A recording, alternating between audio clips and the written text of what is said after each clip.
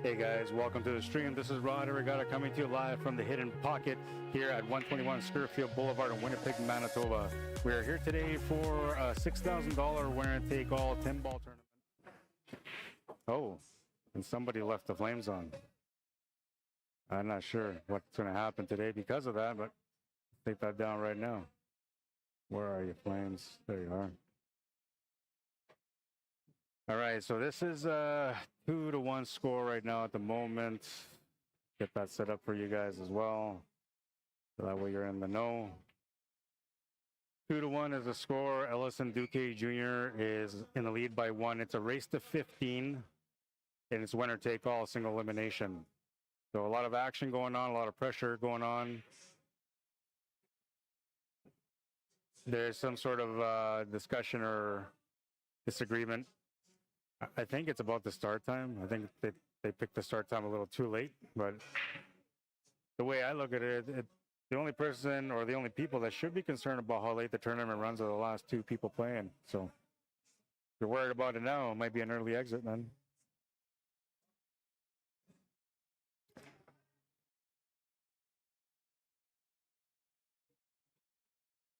I gotta remember how to do all this stuff. All right, so there's a bit of a discussion going on this table, and we got another matchup on this table as well.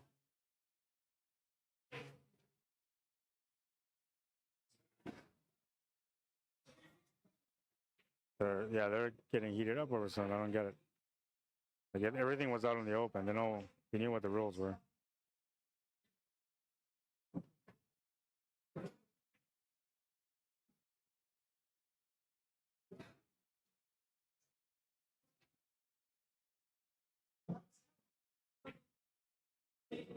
Oh, there's somebody. I get it. There's somebody that's over. So this is supposed to be a 620 and under, and apparently, like, there's one guy that might be over 620, and so that's what the dispute's all about. Just want to get on my phone right now and just see if this. It is for real, man. This is awesome. And, welcome back, Arriagada. Yeah, man. It's good to be back for sure.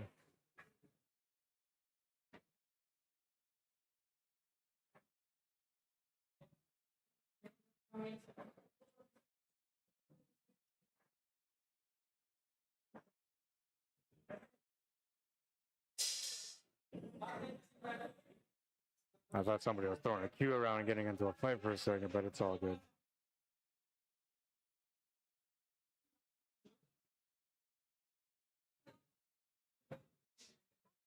Something's going on.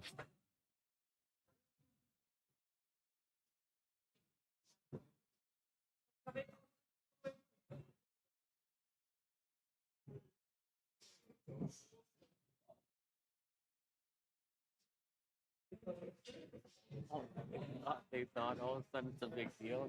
Yeah, something's going on. I'm not sure who's over. Fam's at 630, and now he's on 620 and under. And Fam. Mike was complaining about it earlier, which it is, right? They said 620 or under, and now they're stuck in, like more close to, right? But at the end of the day, they started playing, and as soon as he's down 4-1, like. So who's playing Fam? Nobody's playing Fam yet? Tim was, and Fam was up 4-1. And then Tim got mad and complained. Oh, I see. Mike's mad about it too. You have to tell yourself at the beginning, I think, either be mad at it and pull out, or accept it and then play, because once you get on tilt like that. Well, and once the player starts a match, you can't push him out of the match. You already started the match. See, that's the stuff I don't miss. Getting bitched at. All right. Controversy makes things exciting. Yeah, I guess so. They're still going.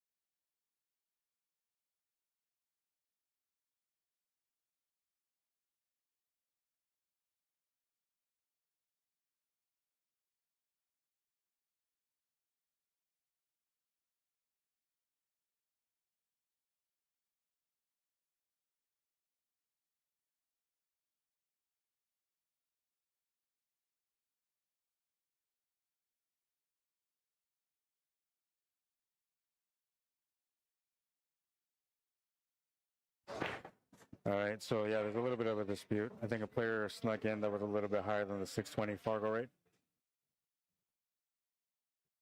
And there's a bit of dispute about it, whether or not that player should be allowed to play or if he should be reimbursed, or if both players should be just reimbursed and taken out of the tournament. That's what they're trying to figure out.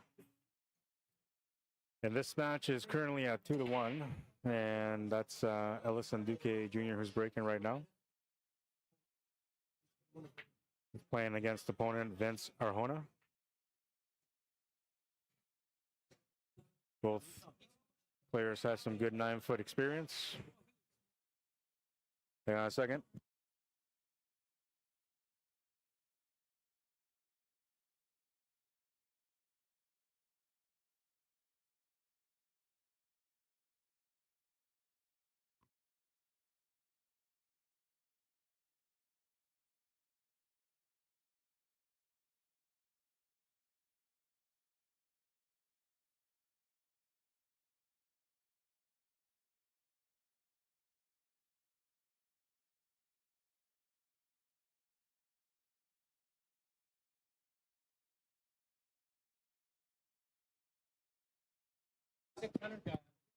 All right, so there's some other stuff going on. I'm just waiting for this all to get settled out. And in the meantime, let's go to this table. All right, so this is a matchup between Mike Valtour and Vince Valdez. And the score on this match is currently 2-2.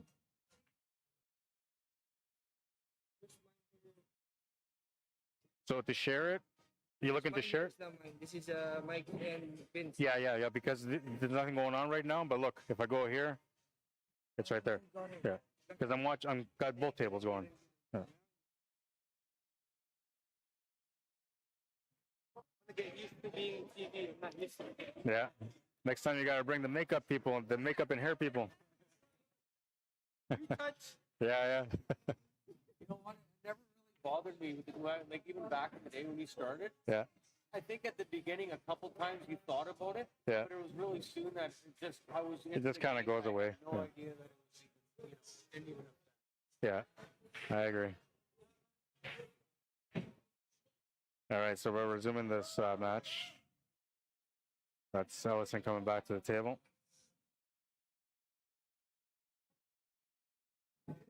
Just a bunch of nonsense So from the get-go. I almost wanted to say I'm done.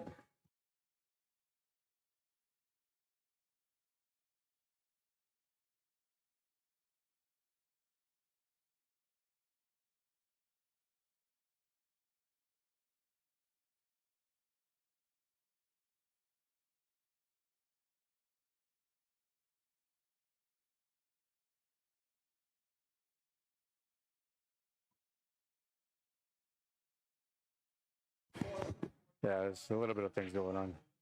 I'm being led into the loop a little bit. I can't share it though because it's tournament director discretion, and I'm not the tournament director, but I try to be discreet. A dozen players for this tournament, $550 entry.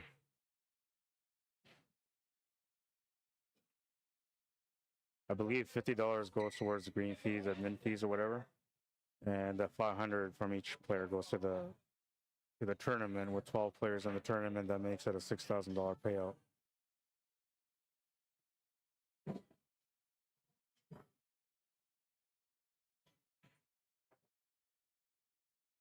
Makes the 5, no problem. Gonna get into that horn of the side pocket, which is gonna make this shot on the 6 ball a little bit more uncomfortable. However, the line to get back into the 7 is pretty natural, so that kind of helps. But there'll be a little bit of deflection on the shot. Yeah, you can see there how much it deflected. Worked out pretty good, rubbing off the 7, gets behind the 9. That's gonna force Vince into a kick shot. Pinball being close shouldn't be a problem, but definitely a little bit of a distraction. Gonna hit it good, nice and firm. It's gonna get some really nice pace on it too. Does it go past the 7 though? It will not. Stops right by the 7, allowing the 6 ball to go into the pocket. ELLISON will have a shot at this table again. And we're still, it's 3-1 right now. Sorry, they have the score updated back there.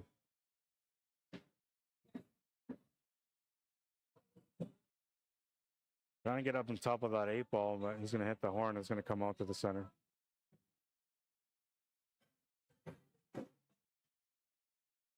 Six ball being where it is only going to allow Vince to do a safety shot, which he's going to do. Standard safety, rail to rail. Small entrance there to the side pocket, but I don't think he's going to go for it. I think he's going to want to play this bank and then take the cue ball up table towards that 8 ball. Or the 6 ball up towards the 8 ball. Cue ball the other way. Yeah, there you go. That's the one I would do.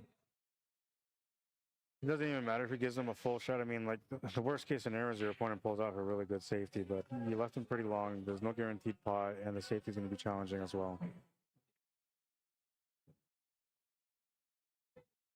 Vince is going to do a really nice shot there. He's not happy about it, though, because I think he's left the 6 ball available. What's Vince's FARGO rate? No idea, man. But I think he came in as a cash 2 or cash 3 player in the tournament last year, and he's been playing sets on 9-foot for a long time. So like he's got to be up there in the 600 caliber. Really did too well the last couple of years. Yeah, I know. But at one time he wasn't pretty. I think like for him the biggest problem is mental. But as far as playing, he's a good player. So. Yeah. And that's like that for everybody, but yeah. Most people, yeah. But that's specifically for him is the mental. I kind of thought that too, maybe a little bit.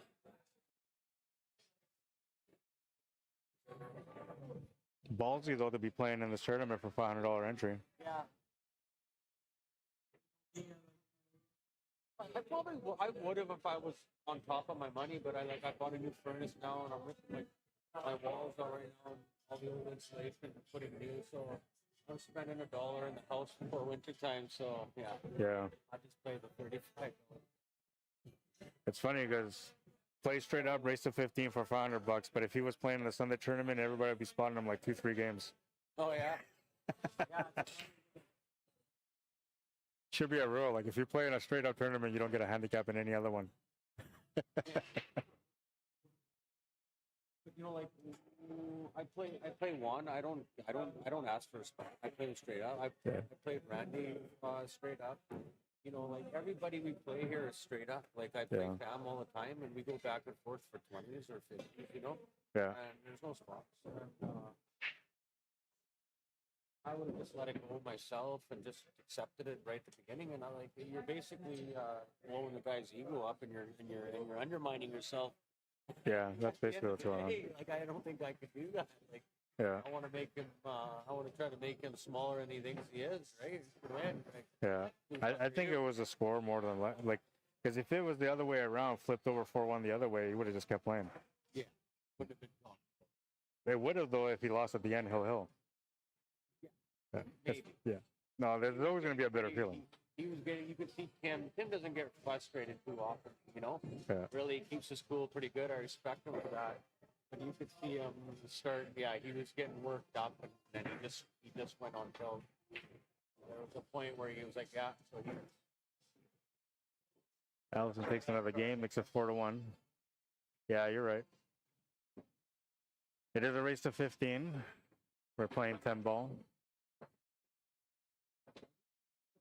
Race to 15, single knockout.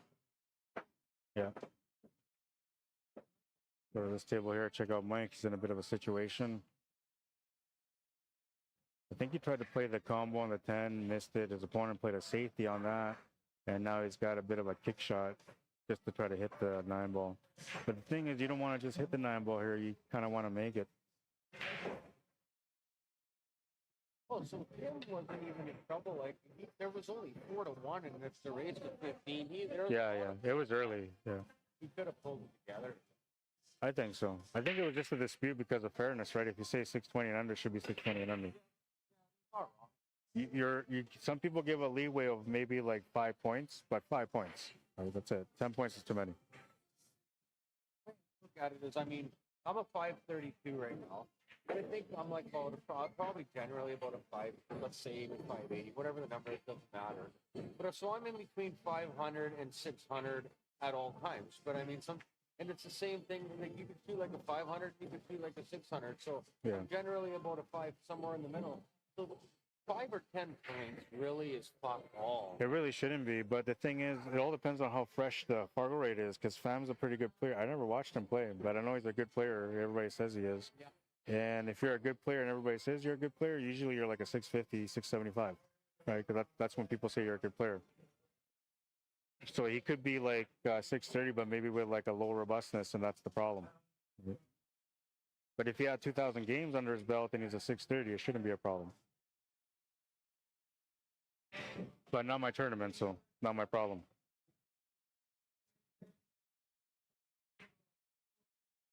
Oh man, Vince Valdez just missed the 9-ball against Mike Valtour, and Mike's gonna come up there to take the lead in the match. They're in a bit of a grinder right now, 2-2. This one here was looking like a bit of a grinder, but now it's starting to look like one-sided. Though it is a race to 15, anything can happen. It is winner breaks as well, so there's always a chance for momentum to get back up on any one of the players.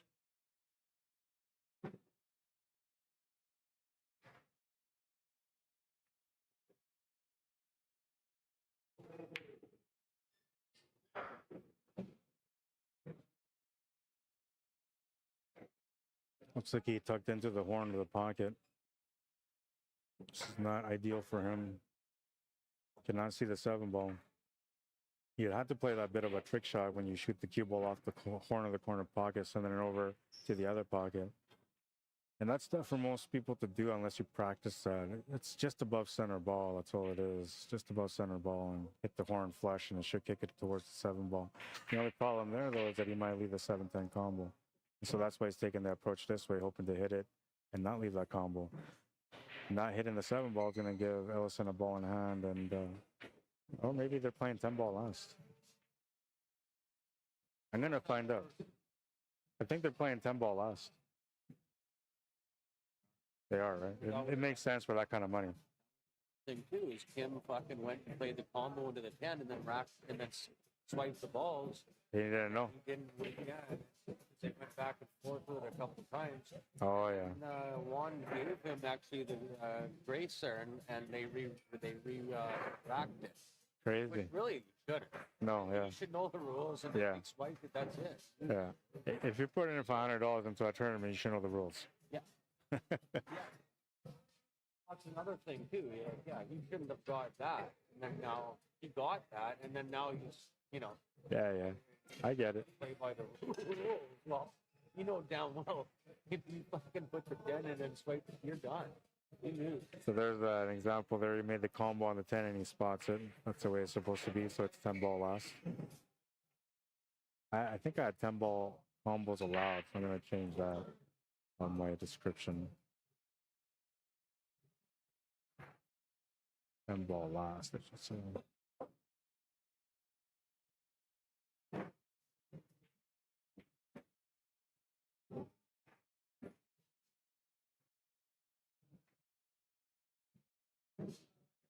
Okay, so that's corrected there. Now I got to correct it here. What's up, Blake? How you doing, man? Kathy Secrets, welcome to the stream. Trying to find the right up here so I can edit it. 10-ball last.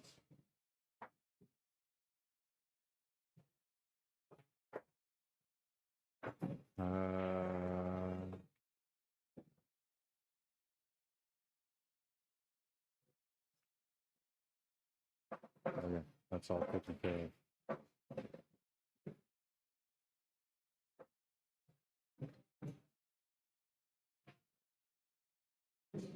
Why would you do that?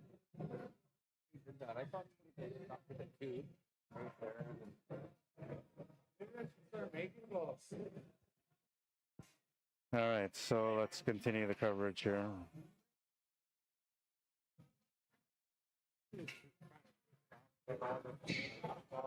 The score is now 5-1 for Ellison and a race to 15. Breaking in rack number 7, it's winner breaks. Balls are not really going to come loose from the pack. So it's going to be a bit of a grinder rack.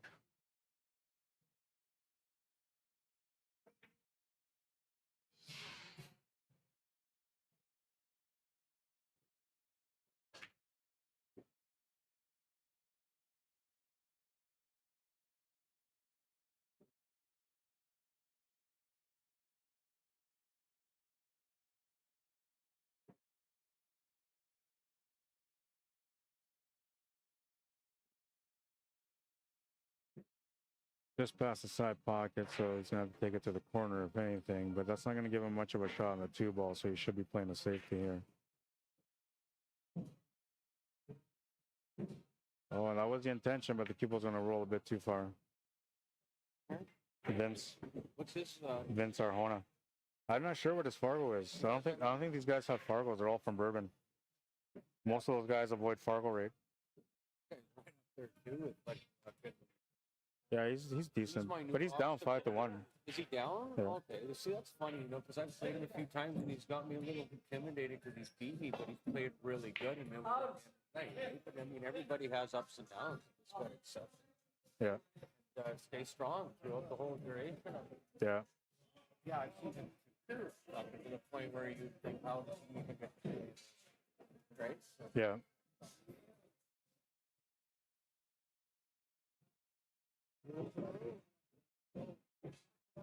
just made it 6, you know, like, whatever. Too bad he didn't say 6:30 and under, so, you know, like, you got to figure out how many guys you have around to do a 620, 630, 650 tournament on 9 foot for that much money, right? Not many people will sign up for it anyway.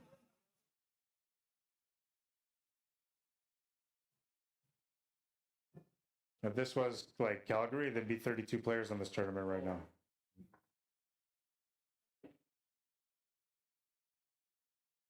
That way, instead of thinking too much. Yeah, it was a bad break. They didn't spread out. I think the ball in the middle. Yeah, a little loose. Yeah.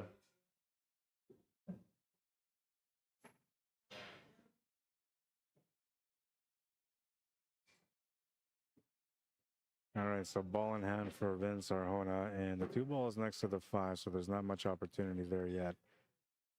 You can try to get on to the 2 ball, or you can try to play the safe off of it.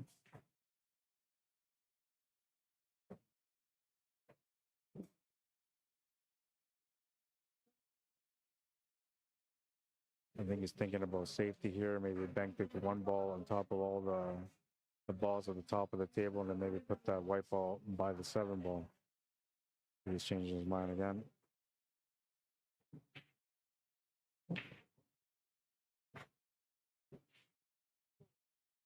Yeah, they canceled them. I said, did they pull you out? You couldn't understand. Cancel. Okay, we'll see. Oh, yeah.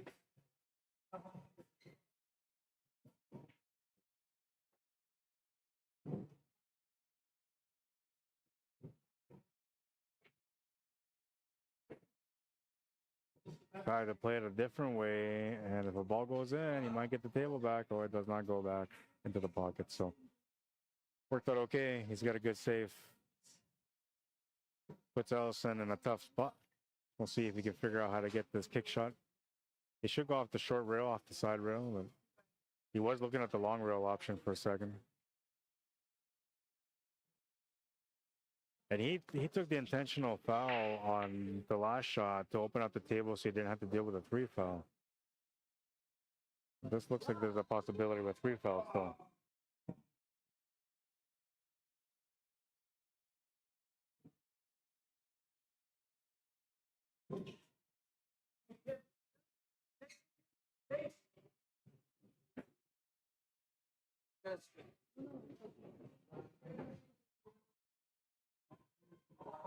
Now, you can go the direct way, or you can go the 2-rail approach, which the 2-rail approach will likely get him the hit. The 1-rail, it could be a miss. He's going to jump the cue ball off the rail. It's going to run to the 10 ball. That's going to be a foul. And I guess, yeah, there is a 3 foul rule. Gets caught on a 3 foul. Vince will take another game here. He's back on the board, 5-2, down by 3 in a race to 15. And wins are interesting, you know, when you're playing long race setup. You get a win, it kind of boosts up your confidence right away.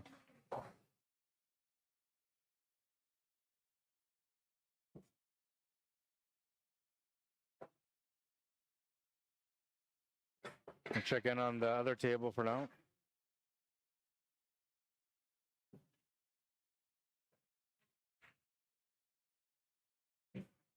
Mike makes the 9. He's got a shot on the 10 ball. It's not the greatest setup, but the shot is available. It's just off the side cushion, so we'll look from the back view. Yeah, it's just off the side cushion.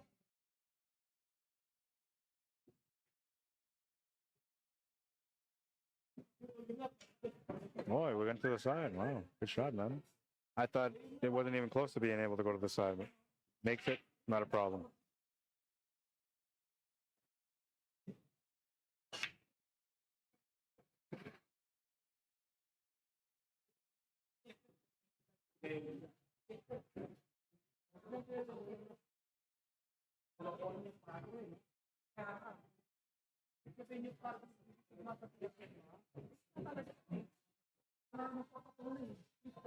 All right, these other guys resumed on their table, so let's go back to that table.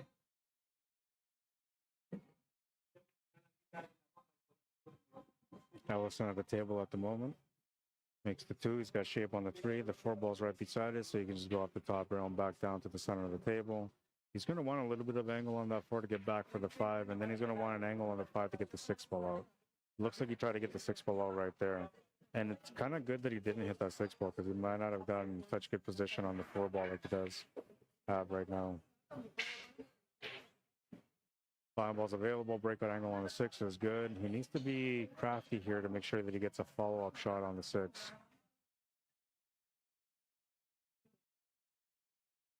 He's going to be able to see the 6. As far as the shot, though, very limited. Got a cut to the corner, reverse cut to the corner, top left corner. A cut to the left side middle, which is pretty difficult. A bank side, which is likely what the shot that most players will play in that situation.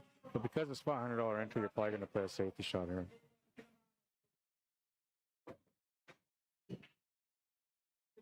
It was a bit of a 2-way. He hit it a little bit late, but that's because he was actually trying to pot it.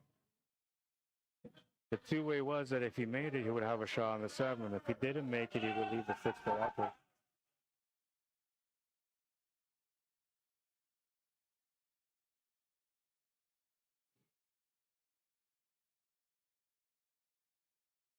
I think Chester got drawn for the 10 ball break.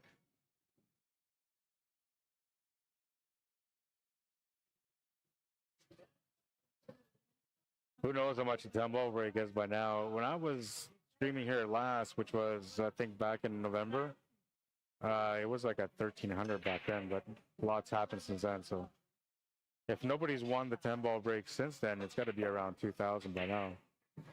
Scratch in the side pocket, a little bit of stress there, and the momentum is starting to shift a little bit. Ball in hand for Vince Arjona.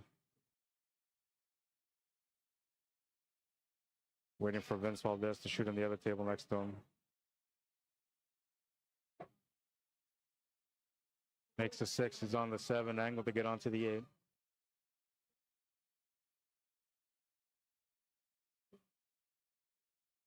Took that for granted, played it a little bit late, and he's on the 8 ball, but it's a little awkward.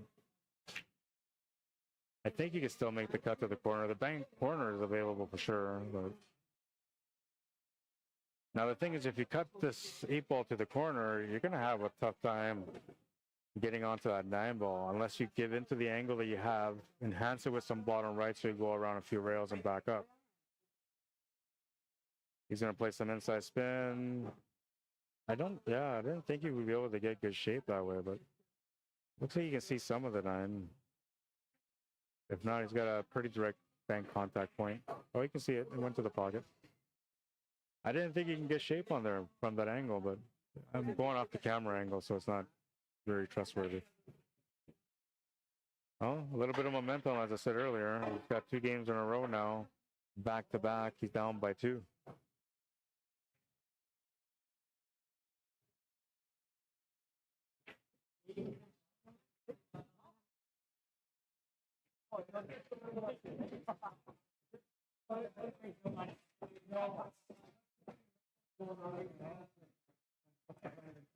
I'll be right back in a second.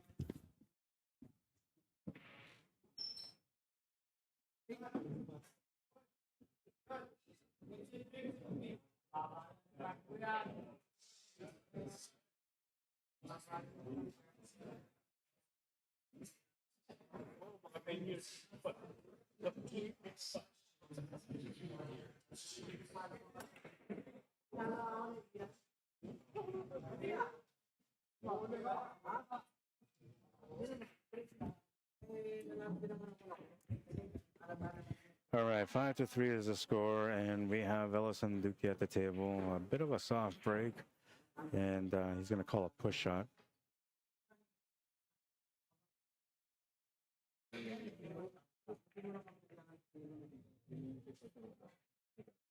Good reply. He's left him just a kick shot on the one. Good kick shot. He's a little bit of luck, but the one ball's going to come on top, giving Vince Arjona a shot on the one. Angle to get on the two as well. Oh, he's going to miss it. Oh, no way. Well, and this is a great opportunity for Ellison to be able to get in there. Speaking of Ellison, if you guys are ever looking for a vehicle, you can come knock on his door. Ellison Duque is a product advisor for Birchwood Honda West. They're located at 3965 Portage Avenue, unit number 75. If you want to get a hold of Ellison directly, you can do so through the dealership at 204. Can't see the number, 888-2277. Via mobile, 431-335-5985. You can also message him via email at ellisonduque@birchwood.ca. Check him out. Good guy. He knows his vehicles. Reputable. A lot of people have come to see him for vehicles. He knows his product. And he's never going to try to take advantage of you. So that's the best part. Nothing better than having a car salesman or car dealer to be able to be straight up with you. There's a lot of loopholes, trust me.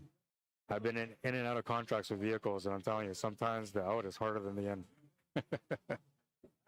What's up, bro? How you doing? Good to be back. Eh? They didn't let you play?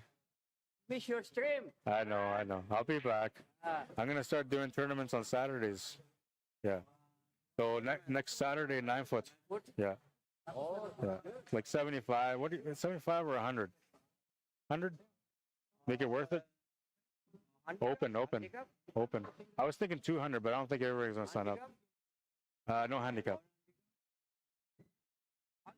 200? Okay. Yeah. Yeah, I got to figure it out. I'm going to work at this all out by tomorrow. Are you playing at the 8-ball tournament? No. No? Just came to watch? Oh, I see. Yeah.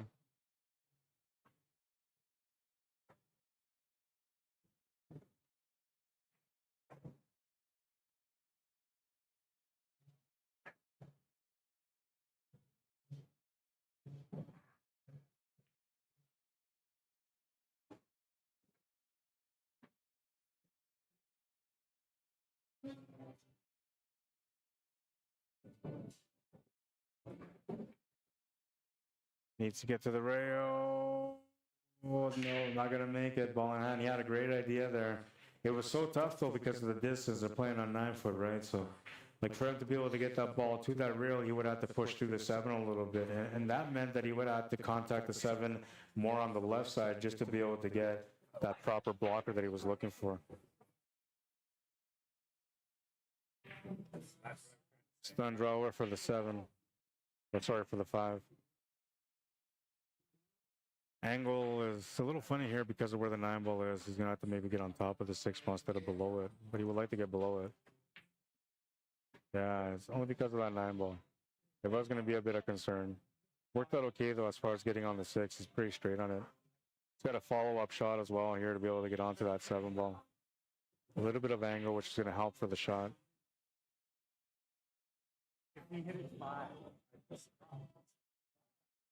The thing is, when you're playing for that kind of money, you know, you put $500 on the line, you tighten up a little bit in these situations.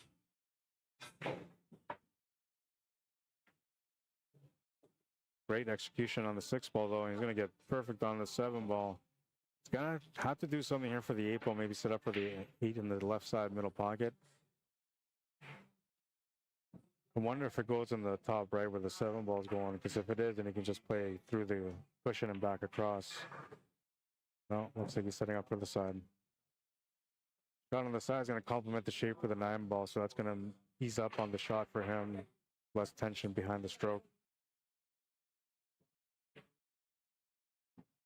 Wanted to have a fall through angle, and I'm not sure if this is what he wanted, but he's got it okay here. He can follow this up for the 10 ball, make the 10 on the side.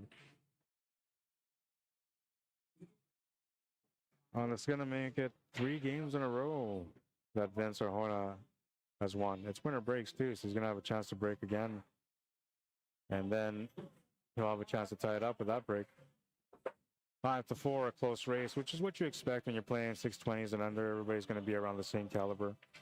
If this was a $30 tournament, then you'd probably see a lot of more variety in caliber, but because it's $500 entry, the calibers are going to be pretty close. Most matches should go either to the hill or close to the hill. We'll check up on this other table real quick. We got Vince Valdez coming to the table. He's currently down 5-2 in this one against Mike Velter. Both players 9-ball players, both players 9-foot players. They got experience in 9-foot. Makes it a pretty fair match. One of them plays on the diamond table more than the other, so I think that might be the separator right now, why it's 5-2. Makes a difference when you play on the table all the time versus playing on it once in a while, only for tournaments. You can be a good enough player to read the speed of the table, to understand the rails enough, but if you're on it all the time, like, it's almost natural. You just look at the shot, you just know how to hit it. And that could be the advantage here for the players that usually practice here on the 9-foots. Tim Sinclair being another one of those players.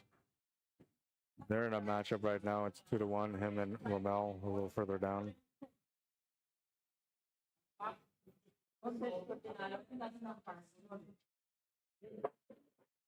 Jump shot is good, and looks like the 1 ball's going to go in the pocket.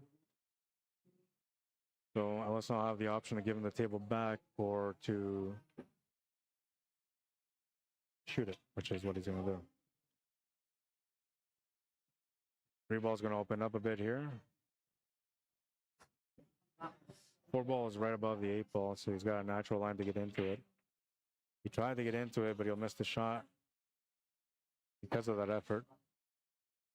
He's a little bit of luck on the leave, and it's going to work out okay. It's not too bad. 10 ball's a little different than 9 ball. Like, 9 ball, there's a lot of luck involved. In 10 ball, like, I don't know, it just doesn't work out the same. I don't know why. Like, adding the 1 extra ball, it just changes everything. I guess the fluke rule too. Removing the fluke rule kind of changes the game a bit.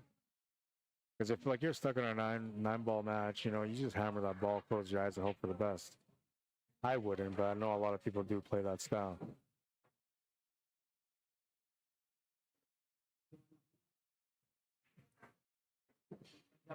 Safety played here. He's got good control of his match at the moment. Being up, you know, on the table, having a chance to get back into this match. Down by 1 at the moment. He's got all the confidence going as he moves through these racks. That's also going to help him to make better decisions. He's going to be a little bit more balanced. Breathing is going to be a little bit more relaxed. Heart rate's going to be a little bit more reliable, right? Because the more your heart rate rises, the shakier you become, the better the chances are that you're going to end up coming up short on the shot. The adrenaline is usually playing a part on it. I'm not sure why he did that. He's got him on the first hook, so, like, this guy's going to play him for the second hook now. He's almost gifted him a chance to get him on 3. Got him on 1. He's going to bury that one there. And now he needs to find some sort of window between that 7 and 6 so he can get in it. But the 5 ball's right in front.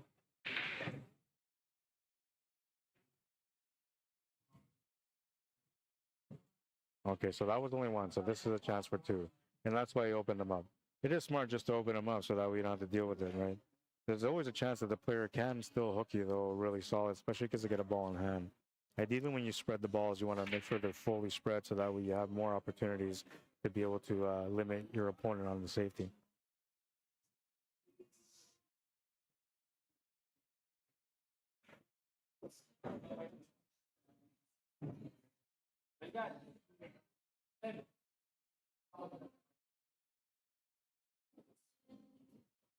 Yeah, looks like he's trying to freeze him up to the 6 ball here. Oh, that was really good because he took away the rail with the 9 ball also. Very, very creative. He did give him the left side rail though. That's the part he didn't want to do. The goal there, I think, was to wedge it between the 6 and the 9, so he had no rails to kick with, but he gave him one. Just a good hit, and he's going to hit it. That's going to reset the table, and he's left the cue ball on top of the 9, which is going to make it uncomfortable to shoot this 3 ball. Bit of an opportunity maybe opening up here for Ellison to get going again. The winner breaks format changes things because it gives momentum to both players as soon as they get a chance to get going. As you can see here, Vince has done his share of getting back into the match. Was down 4-1 at one point, 5-4 now. Just trailing by 1.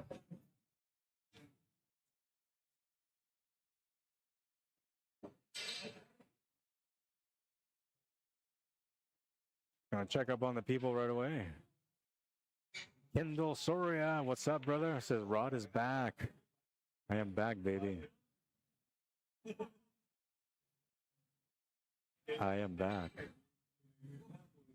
Just don't tell my wife, because she doesn't know that I snuck out of the house to do this.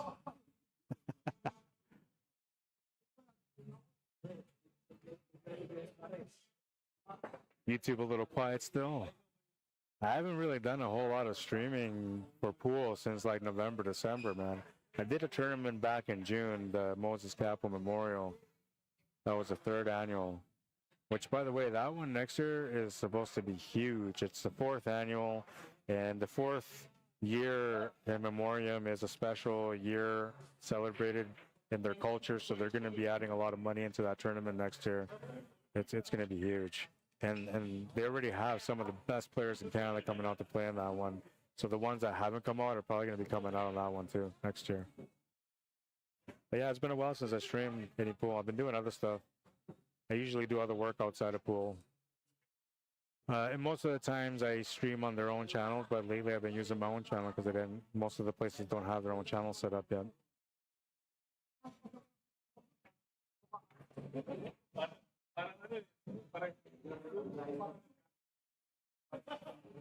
620 and under this one.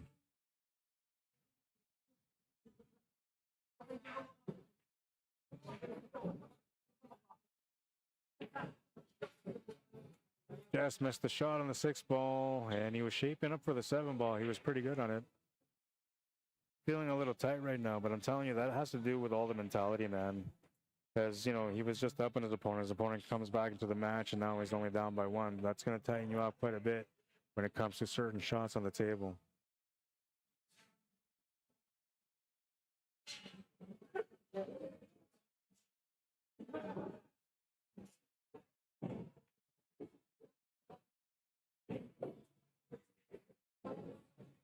He was using the extension on the cue, so he was kind of limited on how much power he could put behind that stroke. But he got some decent draw. He set up for the 7 ball. Good angle set up for the 8 ball.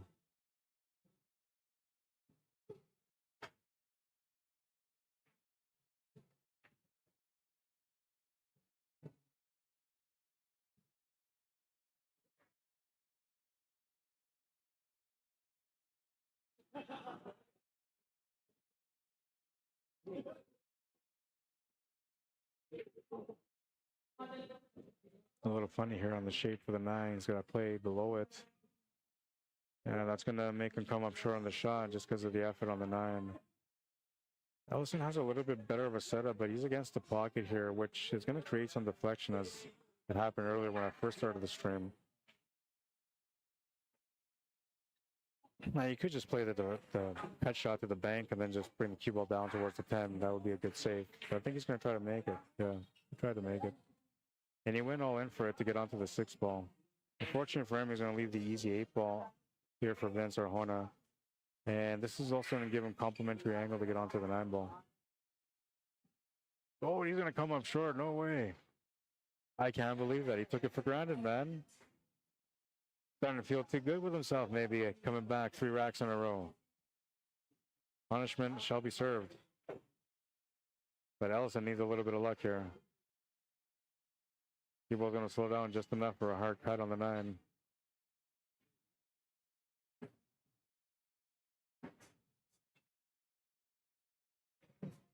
Tries to cut on the 9, is going to miss it. This time he's going to leave a shot on the 9 ball and he's get behind the 10 ball for some luck. No. Gonna set up beside the 10 ball instead, leaving him a shot on the 9 ball. What makes this a little bit more challenging is the fact that he's got to stroke this back for the 10 ball, making the shot a bit missable, unless you're experienced enough to be able to make it. Trick to this one is you got to hit it a little bit thicker.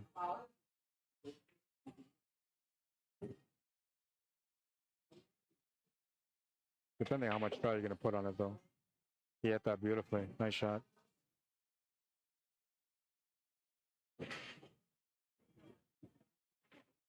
Oh, he's going to miss the 10 ball. Oh, man.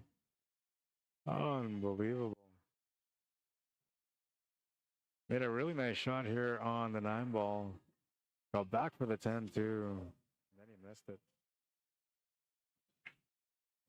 Ellison will take that 10 ball, and that's a lucky break if he ever had one, man. If there was ever a thing where he needed a little bit of a momentum change, he just got it. Up by 2 now, and winner break, so he's breaking next. I'll be right back.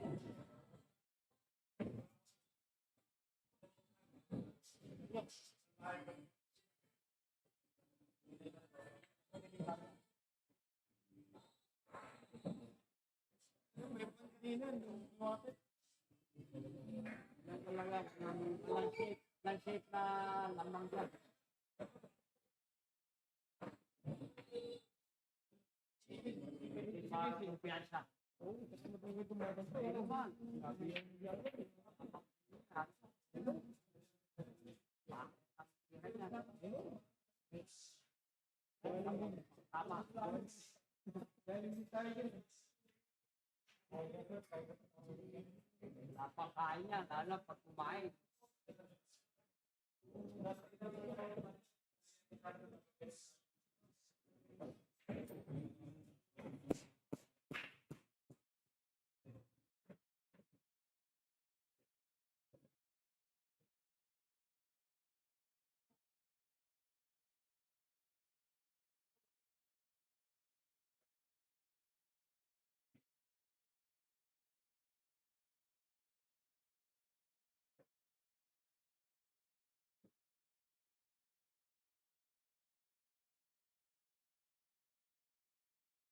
Sakto-sakto. Kaya, sali na.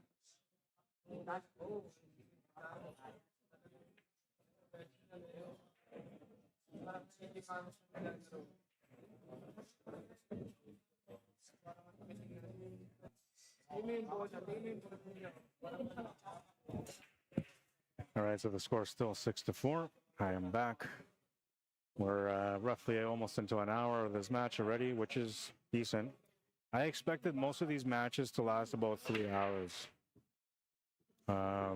Maybe 3.5 hours. One-sided match is 2 hours. That's a race to 15, so you're taking about, on a fast rack, 10 minutes per rack. On an average rack, about 20 minutes per rack.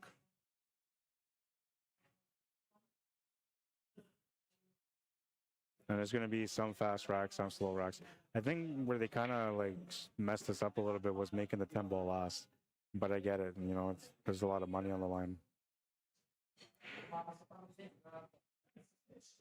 Because the 10 ball last is going to make these matches or these racks last at least 15 minutes. Most racks are going to average about 20 minutes.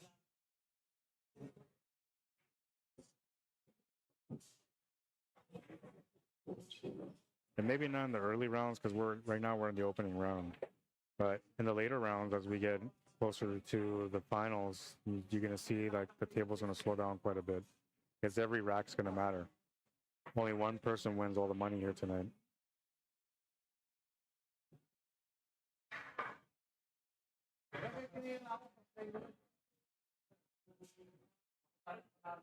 Ball in hand and a great opportunity. He's just trying to figure out how to make this all work.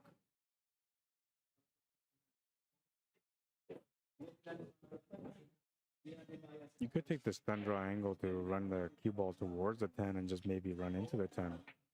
Because then you put your 10 ball up to the corner, making it a little bit easier to finish. Because where the 10 ball is right now, going to make it a little bit extra for him to be able to play the 8, 9, and back onto the 10. I like this better. Yeah, this is much better. Because now you're just playing through the cue ball. I think he's just trying to avoid this because of the scratch on the right side middle. But this is what's going to give him the angle that he needs for the 9 ball. It's that cue ball to bounce off the rail. He wanted it to bounce even more. It looks like he's kind of straight, but I think he can follow it through. Which is basically the only option he has right now. Oh, and he hit that horn. It came across perfect. That worked out pretty good.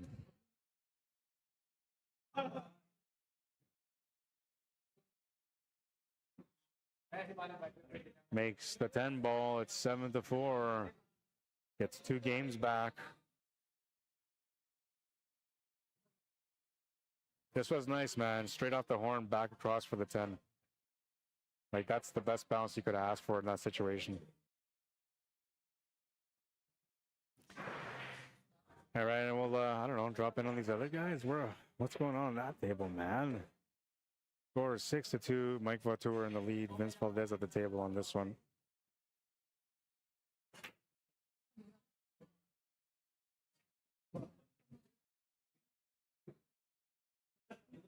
All right, he's going to leave the 1 ball available.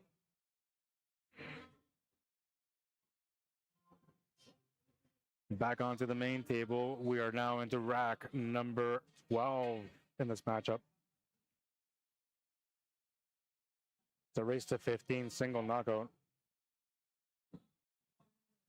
Decent break. 6 ball going over below that cue ball is going to make it harder for the 1 ball.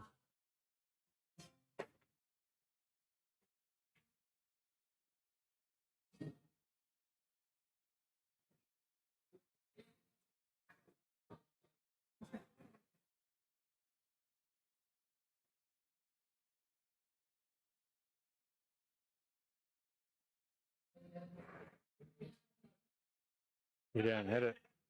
Gonna be a ball in hand. Moving that cue ball out of the way as fast as he did, let that 9 ball keep going. Had he stopped and just not grabbed the cue ball, the 9 ball would have stopped a little bit earlier. Not like it makes much of a difference because we're playing 10 ball anyway, but. Oh, he might be trying to do a sneaky here. There's a lot of cluster in the top left corner. Maybe the start of a three foul setup.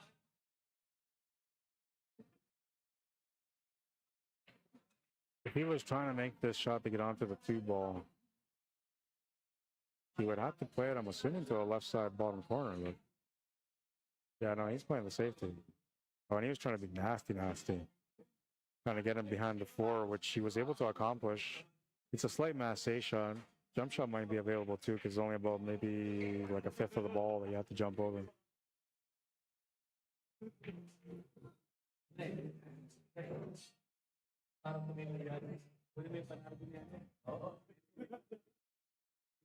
Skewed on the shot.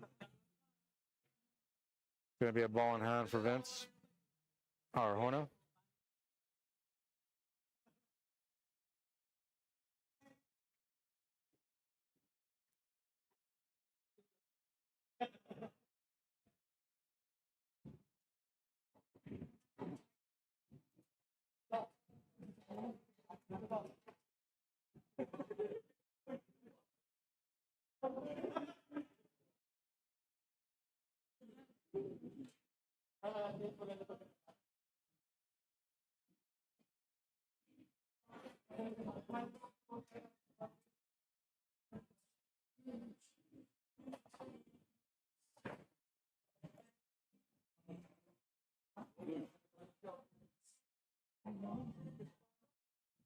Tucking him up against the ball is what makes the safety so good.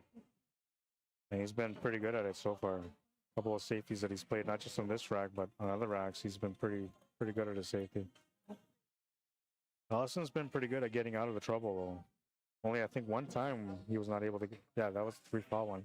There was one rack where he wasn't able to get out of trouble. And there you go. He hits another nice hit on that one. Good leave, too.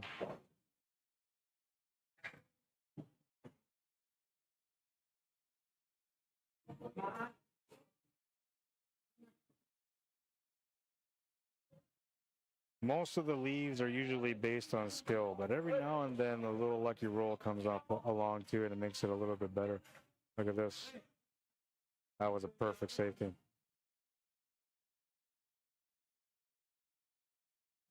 Give him a small window to hit it. He's got to go 2 reels to hit it. No, he spun his way in there. Wow, and he got a good hit too. It's a bit of an important rack here because, you know, it can be 8-4, you're halfway through the set, or it can be 7-5, and now you're trying to get to that halfway point with your opponent breaking. And Vince came back from being down 4-1, made it 5-4. He was down by 1 at that point. So he's got it in him. Oh, this is a 10-ball break.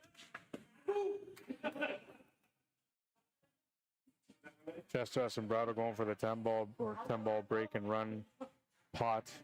He is a 9-foot player. Plays a lot of 9-ball, a lot of 10-ball.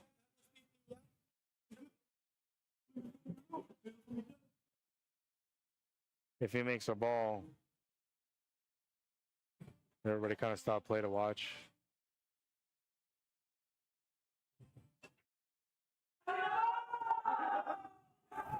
Oh man, he made the 3-ball. Okay, I gotta do something here.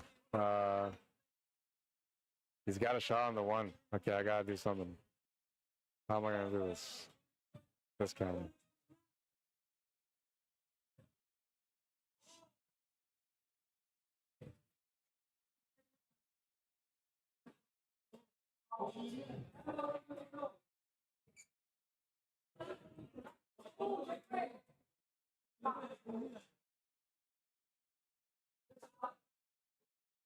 All right, so this is, switch it over here. This Chester Sombrado, 10-ball break and run, made the 3-ball off the break, has a shot on the 1-ball. Everybody's watching because he's a Filipino player. There's a lot of Filipino players here, all very excited about the fact that he can maybe win this 10-ball break and run. The 1-ball is definitely makeable. 2-ball is sitting right next to the 6. It's going to be a bit challenging to get onto the 2-ball only because of where the 5-ball is, but he's got an opportunity. He can maybe play a little bit of a lucky roll off the 5 to get onto the 2-ball. Even if he makes the 1-ball, he can walk away from that and make some money. But everybody's kind of expecting him to go for the full run. Oh, he scratched. Oh, man. Oh, man.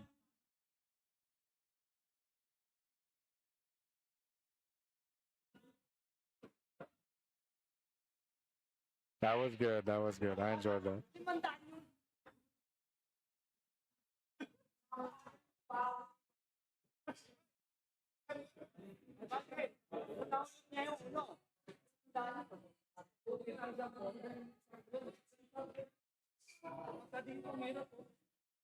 All right, and this one is still 7-4. It looks like Vince is starting to get going on it.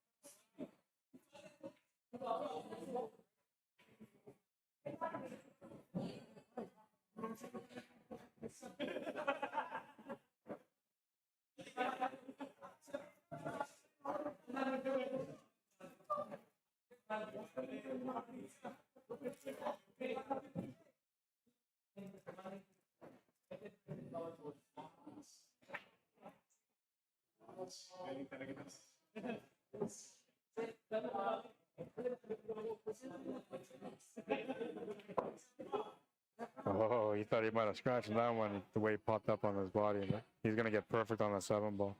And he's starting to warm up. This kid, you know, he's starting to impress me a little bit the way he's surviving and overcoming these obstacles on the table. Was down 4-1 at one point, battled back. Down by 3 now, battling back. And the best thing about it is he's starting to look more comfortable at the table. So that means that he's starting to build up confidence.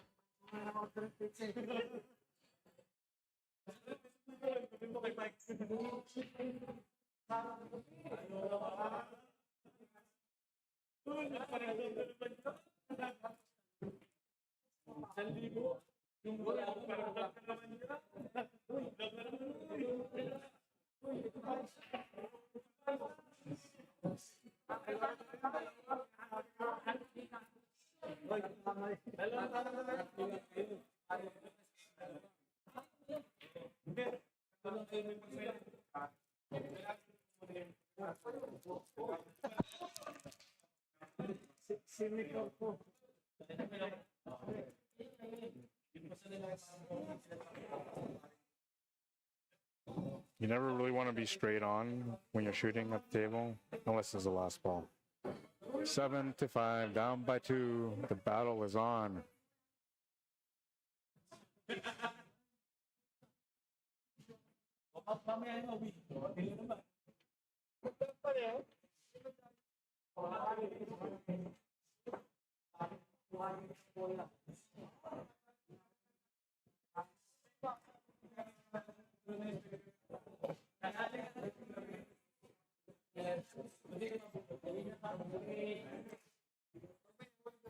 Battle is on, I say.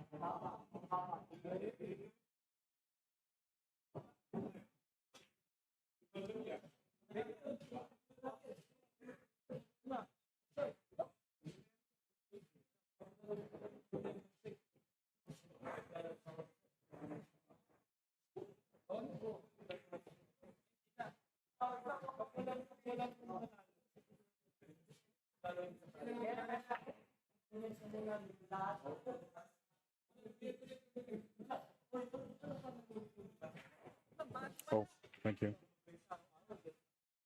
Thank you. Did you forget about the fries? Shouldn't be eating fries, man. I'm a little hungry.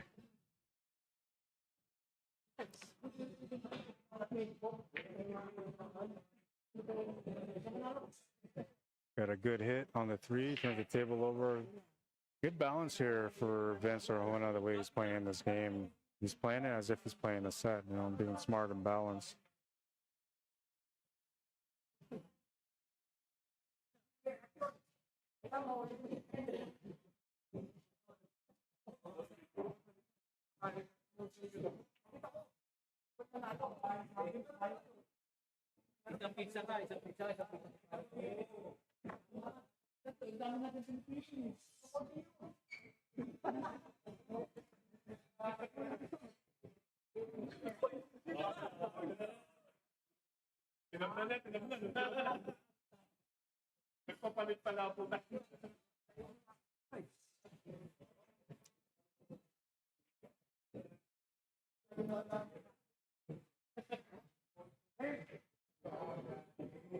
Five's in a tight spot, but there's a combo available, so maybe it's not a bad choice to go for it.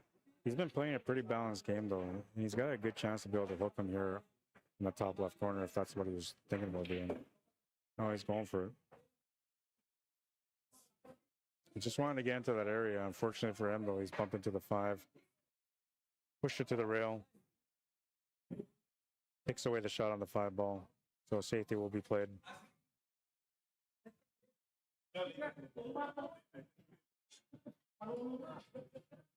You usually want to be the person leading the safety battle, not the person responding. It's always tough to be the responder.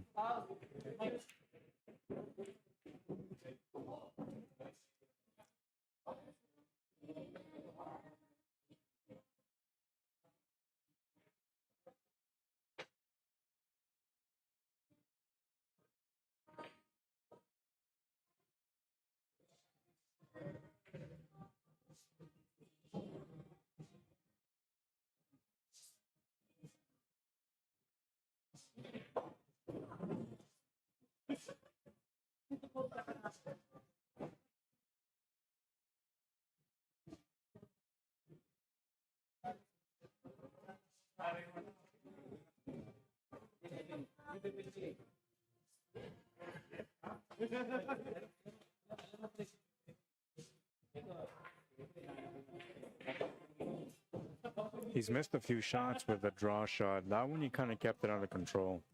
Didn't want to force stroke too much. The only problem for him now is that he ended up on the opposite angle on the 9. Instead of being with an angle where the cue ball will fall to the left side of the 9, the angle on the cue ball is going to the right side of the 9, making it much more difficult for him to be able to make the shape for that 10 ball. I think here you have to almost more or less just settle for a long shot on the 10 ball. Just pot the 9, hold the cue ball there. And I think he's going to try to force stroke it, though, because he has so far. Yeah, and he did. And the worst part about force stroking it here is that he might give the shot to his opponent. Oh, no, he got lucky. Kept bouncing. Got a fortunate roll there for sure.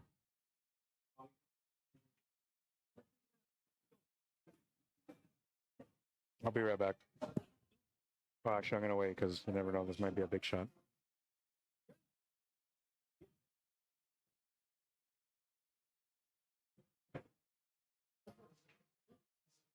Big decision to be made here.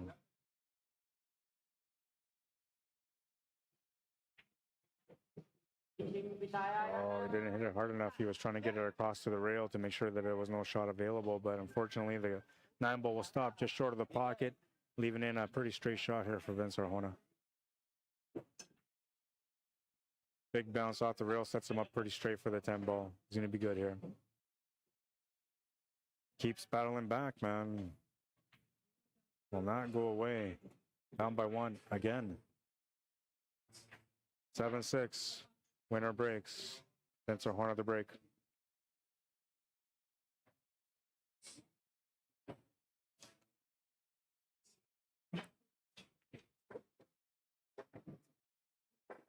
Time to wake up, folks. Let's do it. Like, where the hell did that come from? I'll be right back.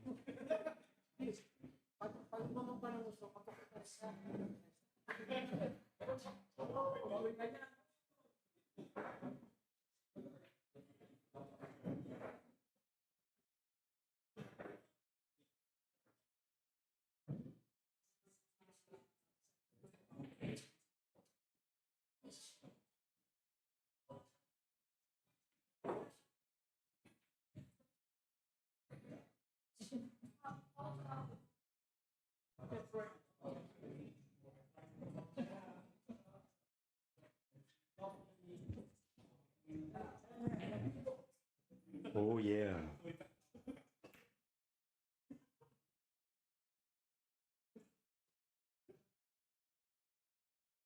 All right, so 7-6, one game difference. Race to 15, so we're almost at the halfway point here. Mike Vartour leading 7-2 against Vince Valdez. Tim Sinclair and Romel Welgas are at 4-2. I'm not sure who's in the lead, but I'll find out soon. And this one here, it's a 7-6 score.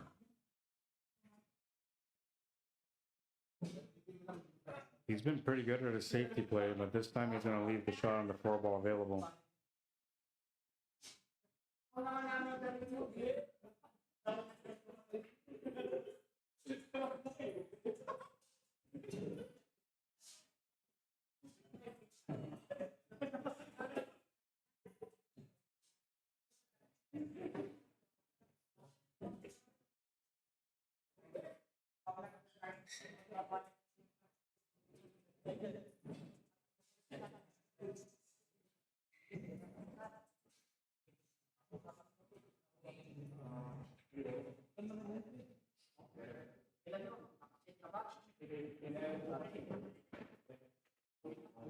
Good hit. It's a good leave. Oh man, Keyball's gonna scratch. Just a bit of an unfortunate roll so far in this matchup for him.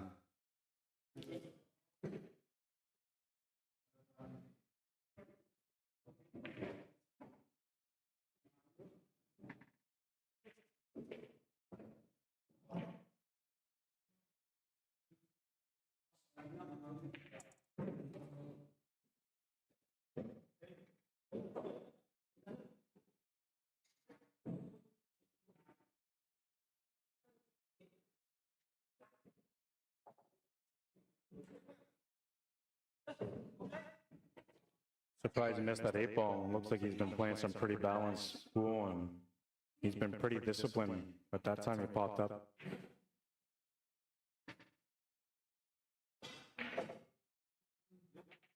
Big bounce off that rail to get onto the 10-ball is going to be perfect. That was a good shot for Ellison. For two reasons. One, he gets the win, gives him a 2-game lead again. Two, he had a chance to get some stroke in on that shot. And when you're letting your stroke out and you're making the shots, confidence builds up. So that was a good momentum builder for him. Winner breaks, he'll be breaking next. He's at the halfway point now, needs 7 to win. His opponent, Vince Arjona, needs 9. Let's drop in on Mike and Vince on this table. 7-2. Vince is on the 7.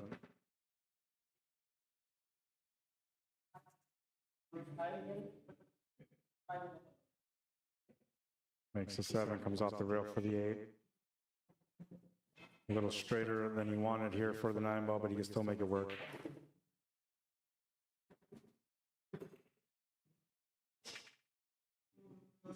It's going to take a minute to walk around, check that out. In the meantime, we'll go back to this here. 8-6, a dry break and a chance here for Vince to strike back again.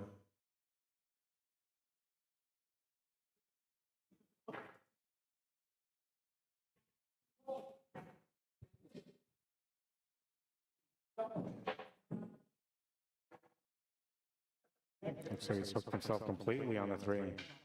Oh wait, he's on the 2 ball. 2 ball's by the side pocket, but he's completely hooked on that too. Just needs a good hit, but the good hit might be the shot in the pocket, and it is. Great execution.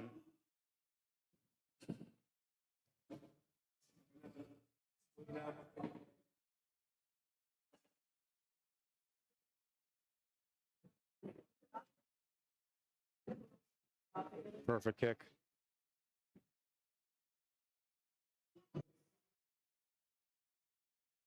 And tough on this 3 ball though, super tough.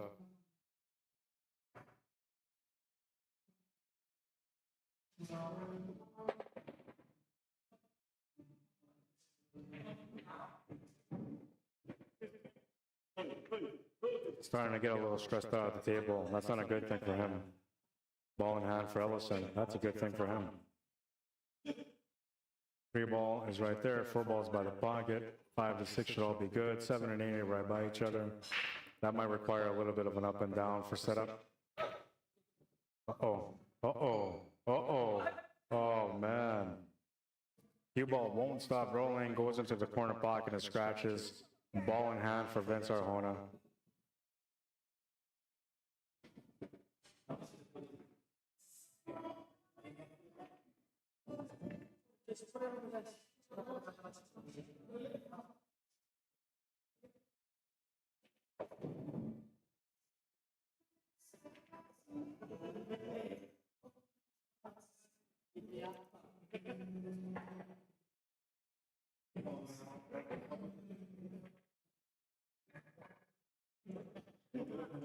Let's see what we got going on here. Jonathan McKinney says, what kind of table? Well, these guys, the main table that we're on right now, they're playing on a 9-foot Predator. The other tables are all 9-foot diamonds. Ben the Wolf, how you doing? Says, good to hear you, Rod. Where you been? Oh man, I've been doing the parent thing, man. I got a little baby. She's now 6 months old. Is she 6 months old? Yeah, she's 6 months old. She's been my world, man, and every day I've just been enjoying her. But on top of that, I've been busy with work. I do a lot of work outside of pool, concerts, sporting events, talent shows, elections, whatever you could possibly think of. I do lots of different kinds of stuff. So I'm currently always busy with that other work that I do. Really haven't had much of a chance to do much pool, but I am, getting into that time of year where pool's starting up again. So I plan to do more tournaments and to do more live streaming, and we'll be back in the scene with pool again. I do miss it. I don't miss getting bitched at. I said that many times. I don't miss getting bitched at by the players, in the tournaments when I organize them. But I do miss being a part of the game, being able to broadcast these guys and to share how good they are when they're at the table. So it's nice to be back. JC Landisho says, how many players was in? They have 12 players. Oops, I don't know why I did that. Almost lost my stream there. 12 players.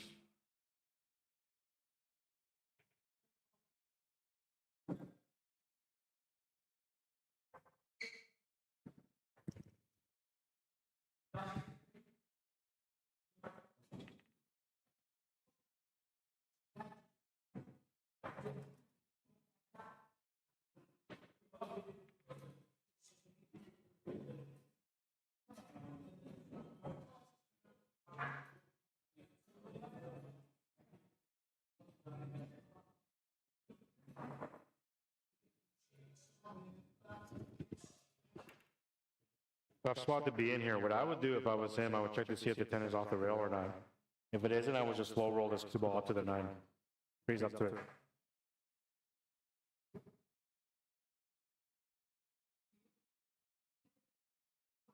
Well, that works out too. Basically the same concept. Leaving them no option.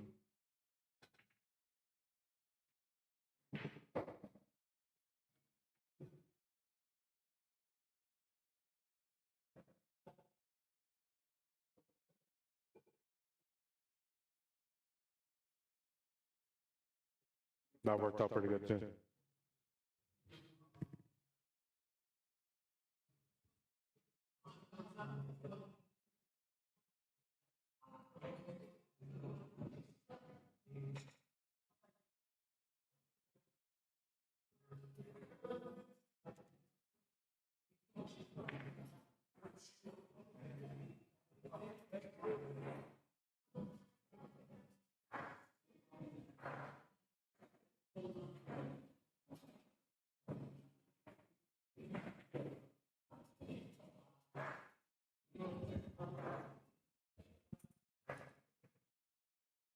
Table's in the way, so they're going to move it.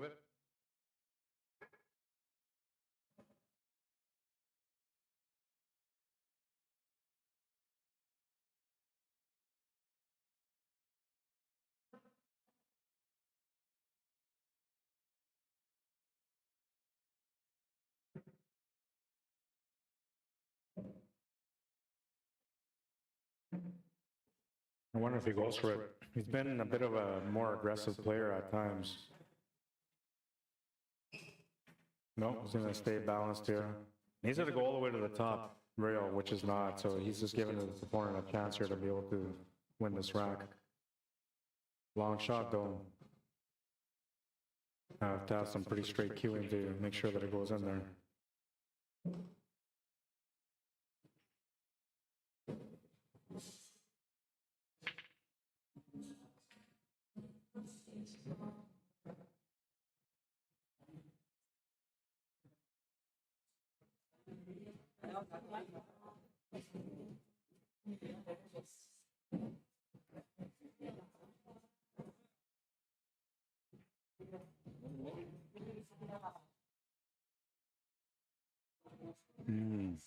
Combo might be there.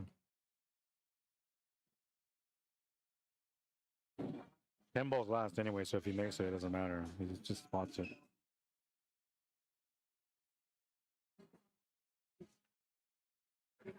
He makes a great shot. Needs a cue ball to slow down. Oh no, it's going to go too far. Oh, maybe not. Maybe it's going to go perfect. Yep, perfect. I thought he was trying to shape up for the top right corner after that, but he got perfect for the left side middle.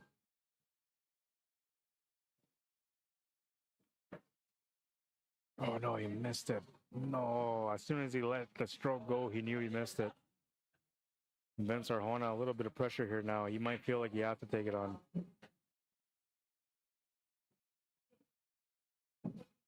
He already tried a safety earlier that ended up giving his opponent a straight 9.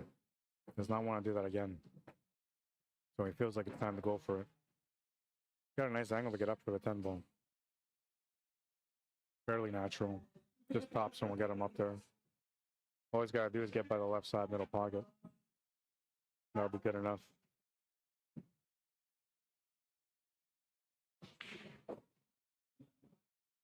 Gonna play the spins to come off the 3 rails, and that's gonna give him a shot on the 10 ball also. Not as easy as it could have been, but still a makeable shot. And I think for most like 9 ball, 10 ball players, this is a makeable shot. They're comfortable with it.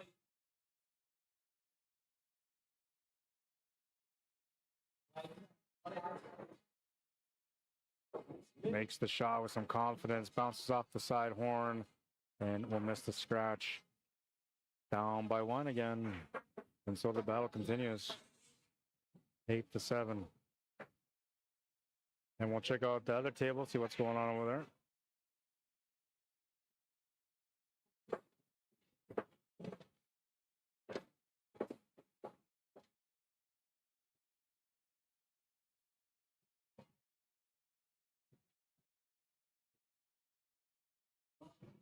Eight to 2 is his match right now between Mike and Vince.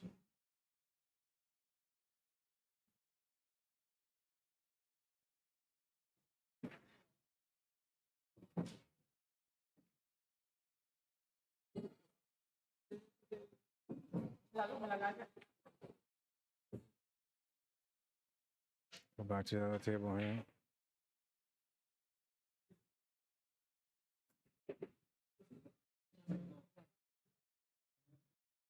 Usually tough to make a ball and 10 ball. It's a couple of spots where you can make it from, but not everybody really knows how to hit it properly to be able to make it from there. A lot of people assume that power is the way that you get your best results for breaking, but it's actually more about the placement and the contact between the cue ball and the pack.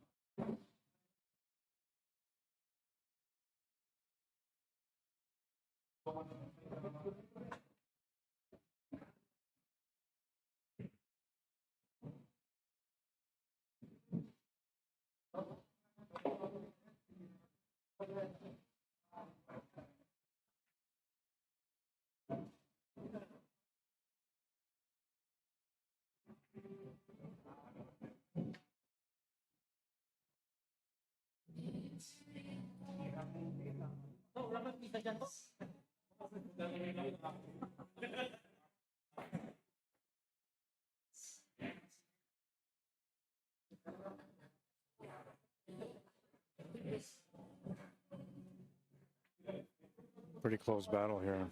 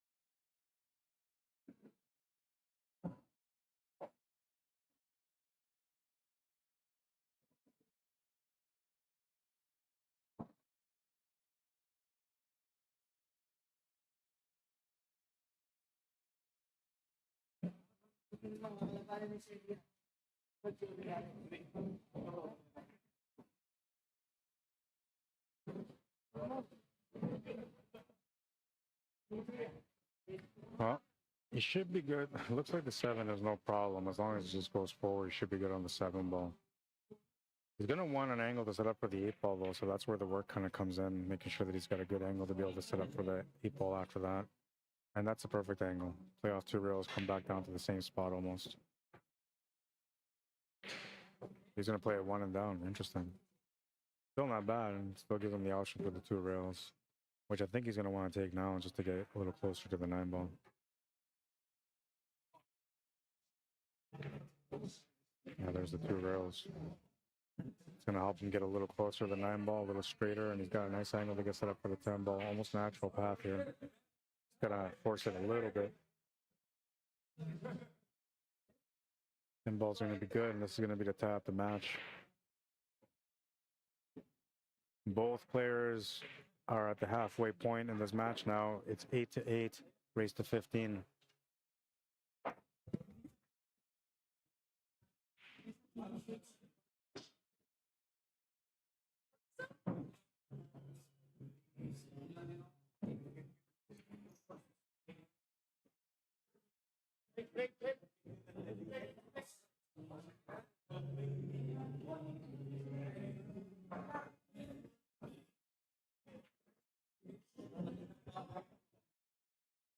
They're doing midway break. So we'll go to the other table, I guess, for now.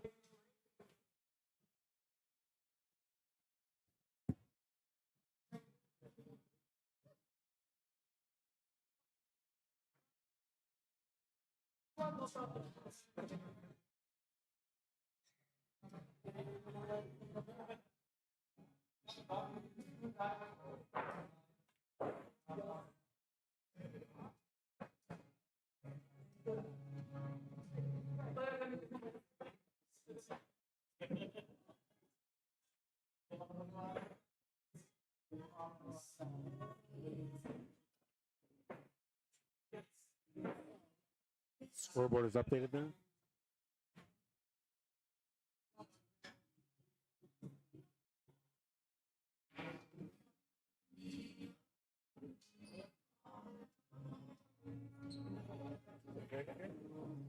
They're halfway point. 8-8. Was down 4-1, came back 5-4. Was down again, came back 5-1, and now they're tied 8-8. It's a crazy safety battle, though. Like every rack.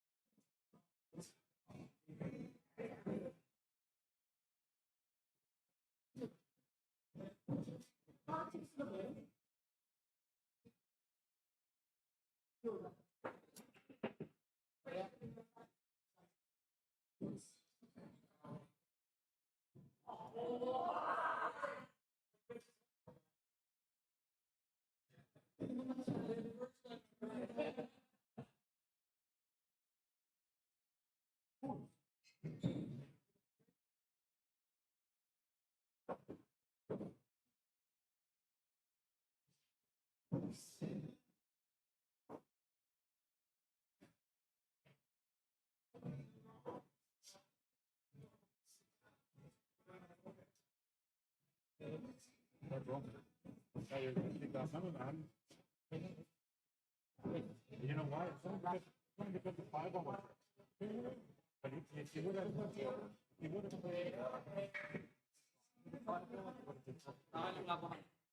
if you tried to avoid the 5 on how much was that? I figure if you want to take off.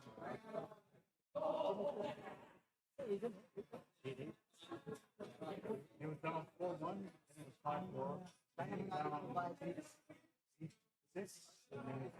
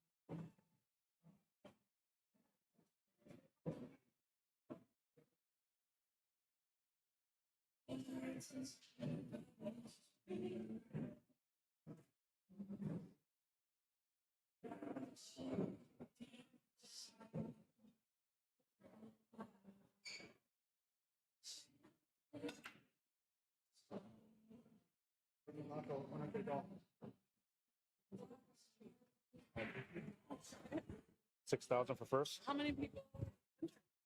Dozen? Yeah, pretty good. Winner takes all. Winner takes all. Yeah. Risky.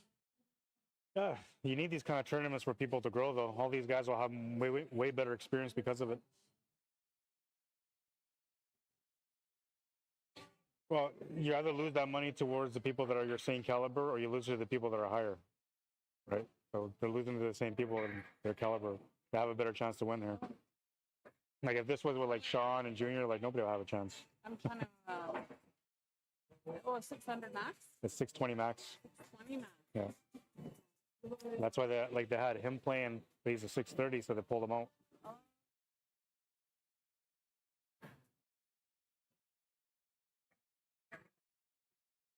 You what?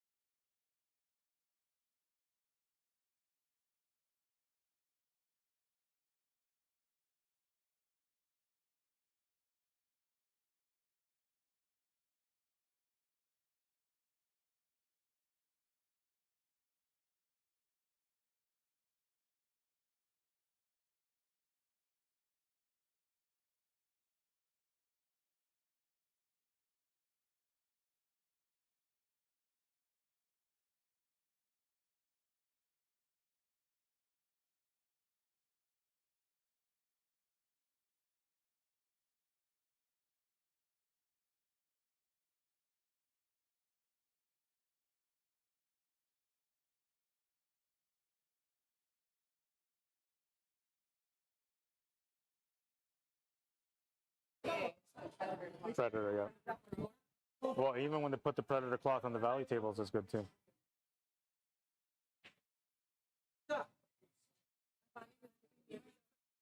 Oh, these guys order pizza for all of them. But he cared to buy. She just snagged it.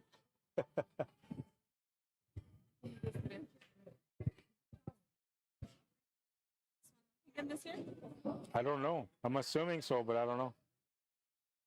I thought I was doing ebb and flow this year. I didn't do it. Yeah, their tournament. I didn't even know when it was. It just happened, and I just assumed that it was already happening, so I just assumed they didn't want me to stream it.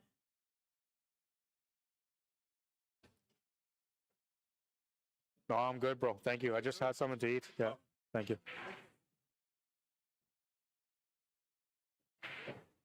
Feel free. Again. Right by you, yeah.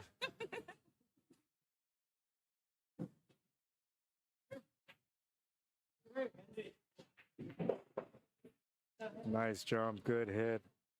Cue ball is going to stay where it is, and the 7 ball is going to line up in front of it.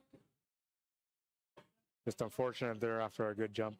That's kind of, so this luck that you're seeing here is what you see more often in 9 ball. You don't see this happen too often in 10 ball, though.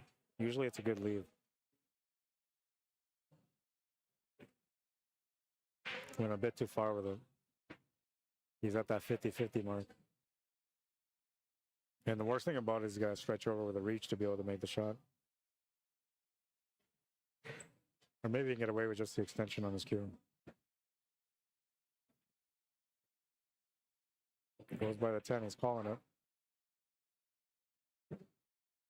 They're at a crucial point in their match now. It's race to 6.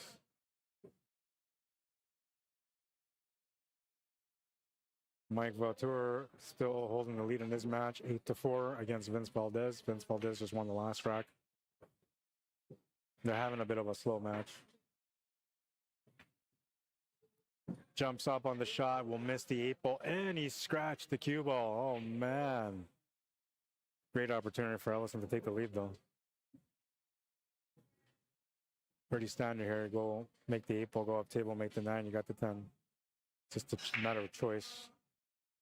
Looks like he's trying to stay away from the 10 ball, but this line takes him towards it. Uh-oh.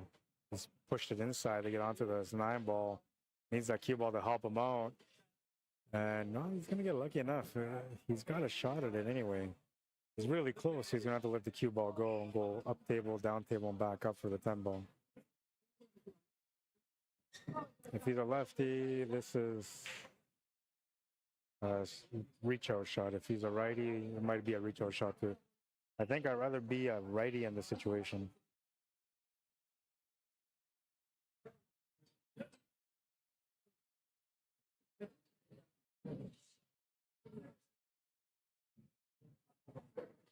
Makes the shot. He's just going to control the cue ball, and that's going to work too. I thought he needed the speed to go up and down just because he was so close to the ball, but he's able to cue it in there smoothly. Gets it up for the 10 ball. We'll take the lead in the match once again. 10-9. He needs 5 more to win. His opponent, Vince, needs 6. It's winner break, so Ellison DUQUE Jr. is going to be breaking next. We'll check up on Mike's table and see what's up over there. Mike Latour at the table right now. Playing into the 3. Gets a good hit on the 3 ball off a great safety from Vince. And he's going to scratch the cue ball. So Vince will get a ball in hand. Go back to our main table. Fresh break here from Ellison, and sounded like it came up dry.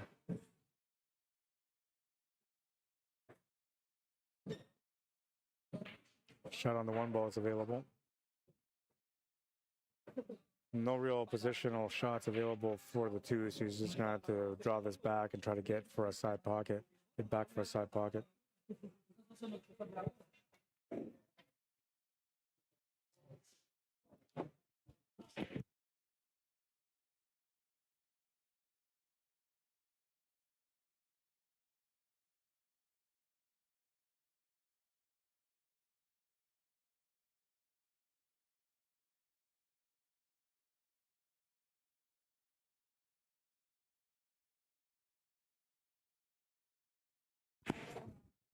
Boom, boom, boom, boom.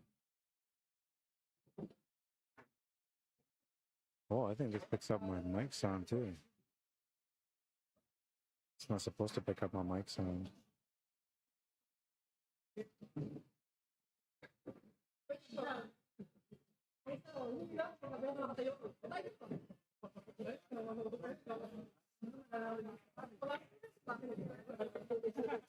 He needs to hit this 5 flush to get a shot at it, and he's going to get it. Had he nicked it to the right side of the 5, he would have been hooked behind the 5, so this worked out pretty good. The 4 is right next to the 7 ball, so he's got to either break it out or get on top of it for position. Gonna try to set up for the combo. It's a bit of a funny angle on the combo, but it's makeable. Should be good on the shape for the 4. Oh, he's going for a bank on the 4. Interesting. It's more of a two-way, I'm pretty sure. Yeah, and it was. It was a decent two-way. I mean, if he'd made it, he might have been hooked on this 5 ball. But it was a makeable jump shot. Smart, smart, very balanced so far. It's the reason why he's so close in this match and why he's been able to make a return or a comeback a couple of times in this set so far.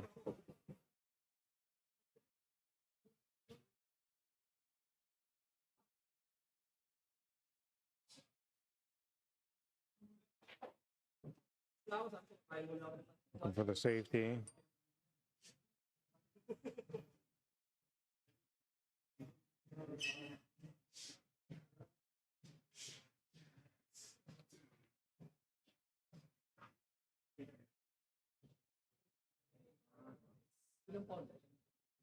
I don't think it was worth it for him to make it. He tried to make it. I don't think it was worth it just because, like, to get back for the 5 was going to be challenging, and you might have been better off just to play safety there, get control of the table. This worked out okay, though, because he's ended up putting the cue ball over top of a ball, making it a little bit more uncomfortable for Vince to be able to make the shot. He got close, though. Not close enough. Now this is interesting, too. The 4 ball goes to the side, but the pace that the cue ball will take off at is going to be too quick for him to be able to hold the shape for the 5 unless he commits to going up, down, and back up. Now, the other thing you can do is to try to draw the cue ball in towards that 6 or 7, which that could be the savior here. He's missed the shot, and because he was trying to run towards a 6 and 7, it worked out as a safety. He was on the 5 ball, though. That's all he was trying to do, was make the 4 and get onto the 5.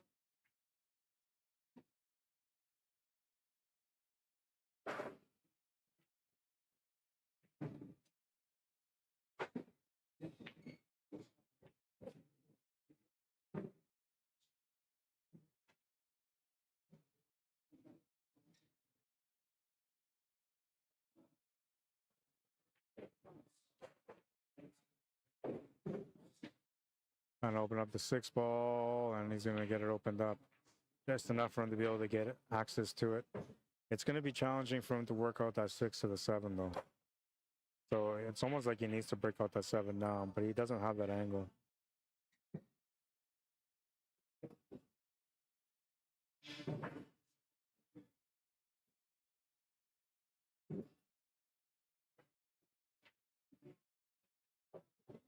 J Ray on YouTube, how you doing, man?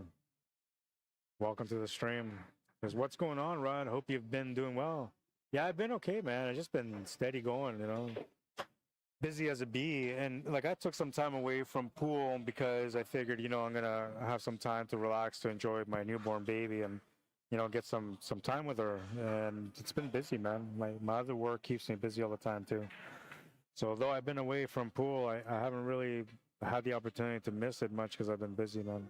And then with my daughter, you know, my newborn daughter, it's been happy day every day. So it's, I don't know, I've been enjoying the time away from pool. But I'm back in action now, man, so you guys are going to see me a lot more often. I usually, like, the way I always work up until now, this year anyway, is that I usually worked all the way through, even the slow season. I'm usually working through the slow season too. But this year, like, I took the slow season off, and it was good for me and my family. I definitely needed the reset. I got better focus now, and I'm going to be doing a lot more important things, I think, with the future, so. It was good. It was a good reset. Something that I needed because it made me appreciate more about what I do when it comes to pool. It made me love pool even more, and I feel grateful to be back. So we're going to be doing some fun things. You'll have some great coverages, and we have some 9-footers here in the building now. 3 9-footers at the moment. The 4th one's going to be coming soon. We'll have 4 9-footers, and yeah, we're going to have lots of 9-foot and 7-foot action coming to you throughout this busy season. Starting next week, well, I might be working out of town next week. So if I end up working out of town, I won't be able to do the event. But if I don't end up working out of town, then we're going to have a couple of tournaments here on Saturday. One on the 9-foot and one on the 7-foot.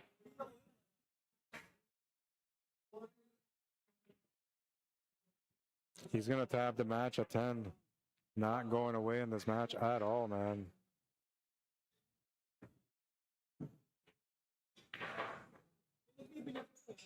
I thought tempo was last.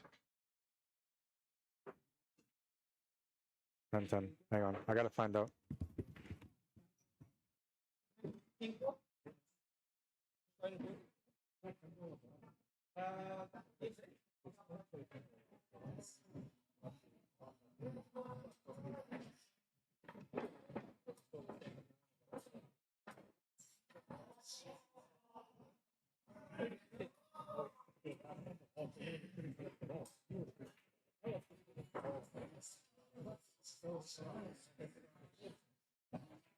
Trying to break the 7.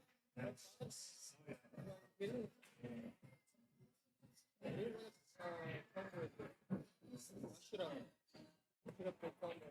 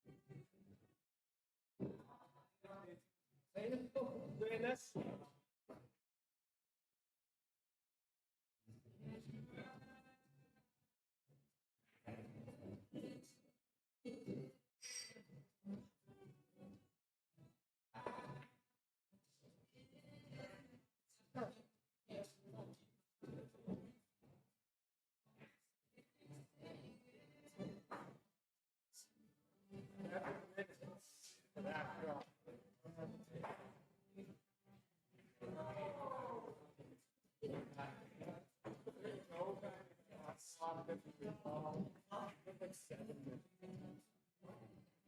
not even joking. I thought, but do not make it hurt. It's where we're at. It's where we're at.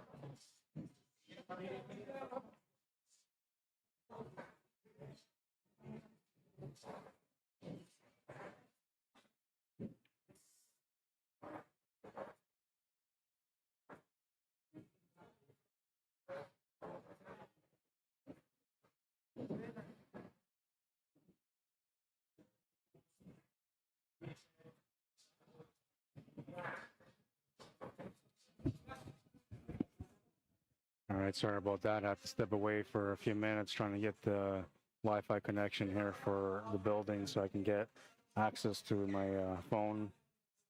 They're busy. They got a tournament going on right now with the Sunday Open.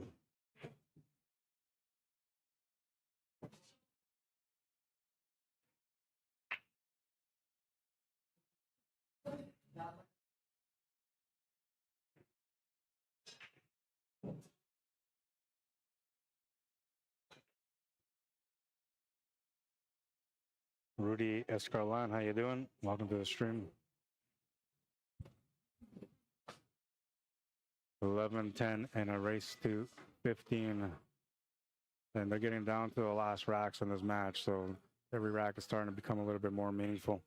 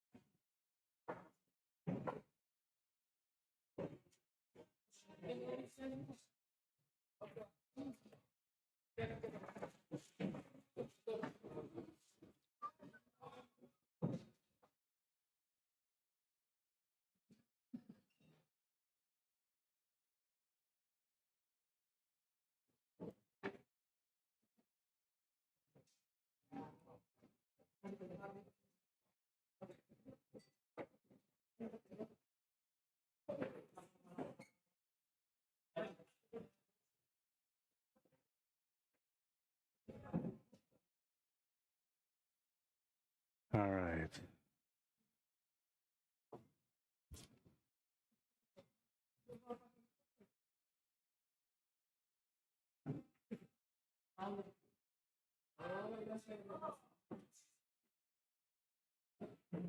Needs to get to the rail. Oh, he's not going to get to the rail. Oh, he almost got to the rail. He had the perfect safety set up. He's not going to hit the rail. It's going to be a ball in hand for his opponent. He had the right idea, just hit it a bit too soft.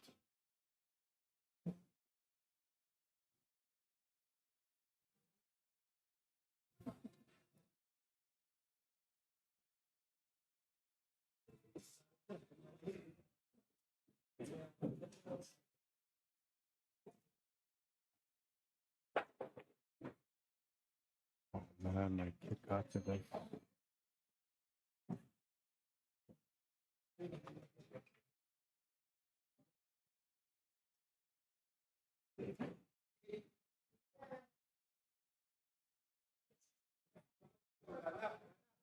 Shooting a bit too fast, hasn't settled into his game, maybe feeling a little bit of that pressure. Maybe it's all the above. Whatever the case is, he's got to shake it off because he's in a match and they're in an important point. He could have just taken the lead there. Now his opponent has a chance to take the lead. These kind of things happen though, and this is the reason why we play these kind of tournaments, is so we can be able to grow from it mentally, get that experience that we're looking for to be able to grow into the player that we know we can become.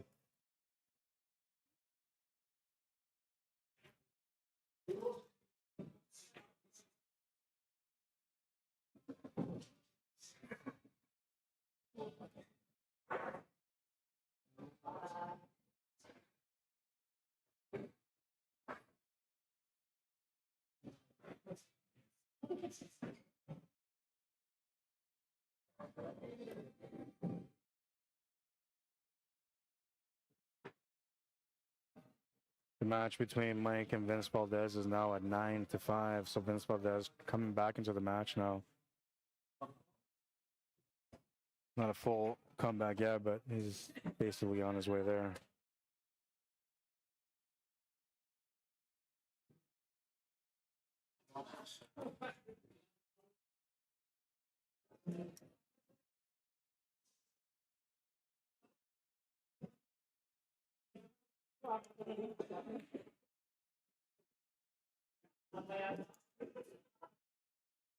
He's a little rattled right now, and if he doesn't shake it off, it's not going to be good for him. One thing that as a player, you have to understand is that like you're gonna go through these moments. There's always gonna be a moment like that.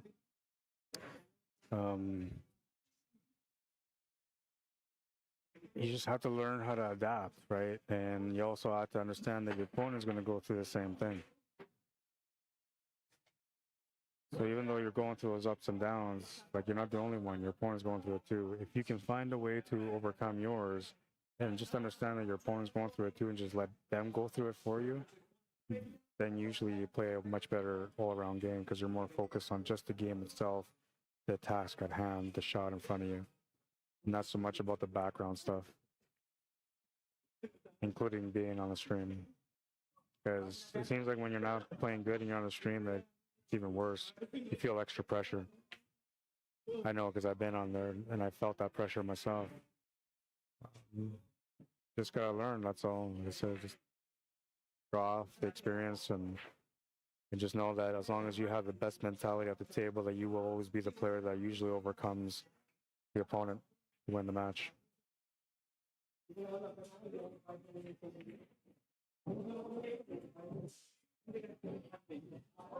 And I always talk about momentum, so like you can tell the momentum is coming your way. And you can also kind of sort of tell when the opponent has a momentum on their side too. It's a little bit harder to read when they first start off a match, right? Because like you could think that maybe your opponent's just shooting really hot, right? He comes out swinging 5 racks in a row, you know, winner breaks 5-0, right? You're thinking to yourself, man, this guy's playing incredible today. But that technically could be just the momentum for him, his moment where he's got everything working for him. Eventually that moment will switch over and come to you, and now you have the momentum. And then usually everything is going good your way, even when you're not playing good. I mean, you can miss a shot badly, but somehow you'll end up playing the perfect lead, right? Like, it's just telling you, man, when the momentum's on your side, you just got to be able to recognize. And usually it's little things, man. Like, say your player that you're playing against is playing really hot, and he hasn't missed a shot at all, but suddenly he misses a shot, and he gives you a chance at this table. Like, that's your momentum opportunity. That's when you're supposed to come in there, capitalize, win that game, keep the game going, and then now you're going to have more momentum develop because of it. A lot of people don't see the momentum swings, and they just kind of play, and when their opponent's hitting momentum, they deflate, and sometimes it's too intense, so they end up breaking down the game to the point where they can't play no more. Pool's a very mental game, so like things like that are the balance between winning and losing.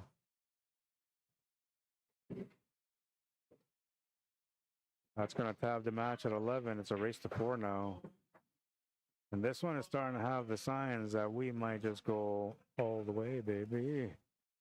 Are we going to go to the last rack?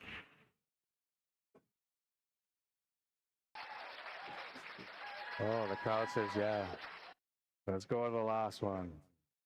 Bring out your best game. This is a race to 4 for both these guys.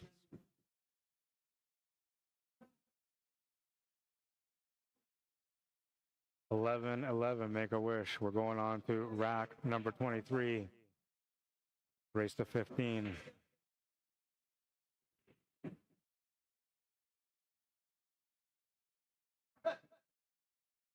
And it's usually a dry break. It's going to be a dry break this time.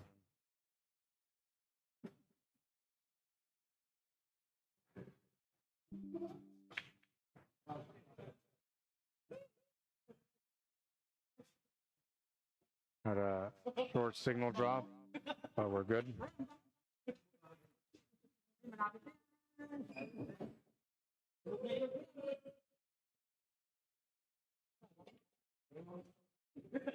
Just missed the bank on the 2. It's going to go to the other pocket. That's a classic 9-ball shot. Ellison gets the option to give him the table back or to play it out.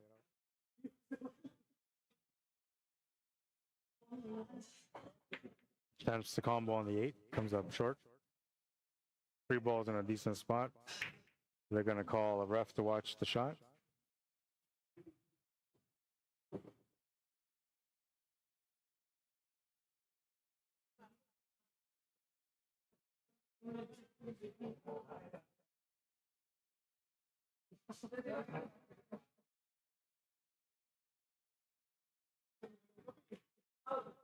That's going to be a foul. Ball in hand for ELLISON.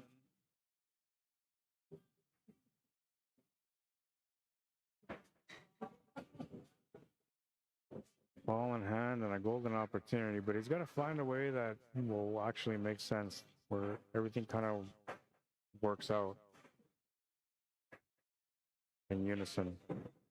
The 3 ball is wherever he wants to put it. The 4 ball sitting at the top, right to the left of the cue ball. 5 balls on the right of the cue ball. All he's got to do is just make this and come right back.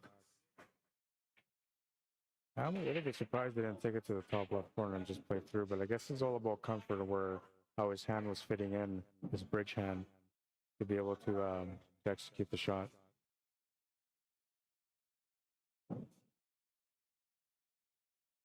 Gonna have to use the rest on this one. Next, the 4 ball.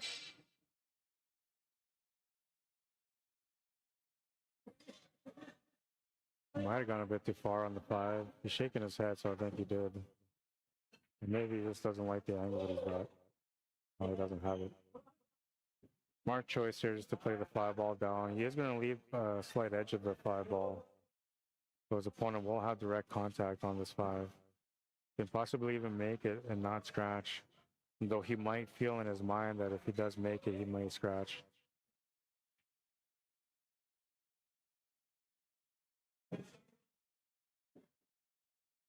Once again, if you guys are looking for a vehicle in Winnipeg, Manitoba, check out ELLISON DUQUE at Birchwood Honda West. You can find them at 3965 Portage Avenue, unit number 75. Ask for ELLISON DUQUE. He's a product advisor. He can help you out and get you into your new ride.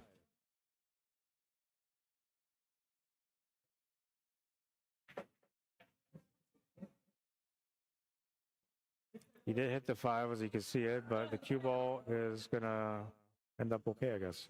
Combination on the 6 maybe, or a safety shot on the 5, or a cut to the corner if you're aggressive. I think I personally like probably go for maybe the cut on the 5. The combo is okay, just because the 5 is, or the 6 is in the pocket. The only problem was that going with the combo, like you had to hit at the perfect pace to make sure that you had the shot to follow up with. Wrong ball. That worked out pretty good. He puts up his hand. It was a fluky leave, but you know, you're getting rewarded for a reason, man. The pool guys want you to take this one to the last rack.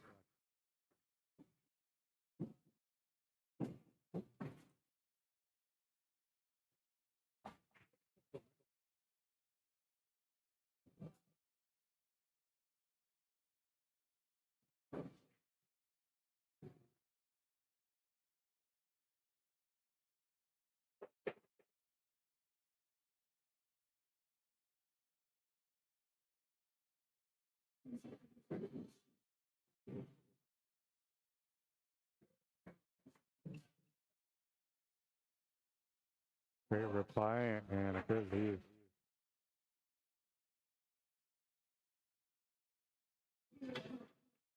Hits the 5 ball flush. Oh, he almost got lucky there with a double kiss onto the 5. Needs to get lucky to get past the 5, but unfortunately for him, he bumps into it, leaving the 5 available to the side pocket. Then Arjona getting to the table.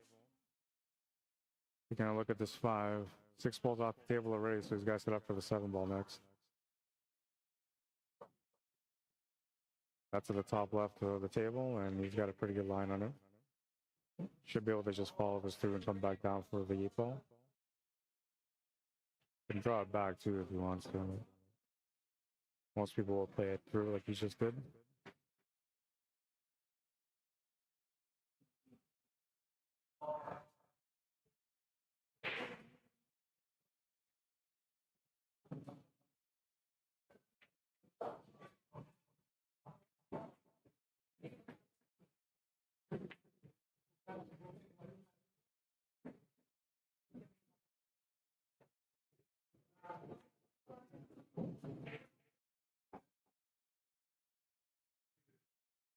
He's got the wrong angle here, so he's trying to figure out what to do.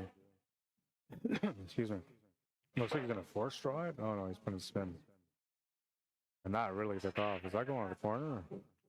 Oh, man. He thought it was going to scratch, but it doesn't scratch. The ball does not scratch, and this is going to give Vince a peek at the 10 ball. He's deep into the pocket against the horn.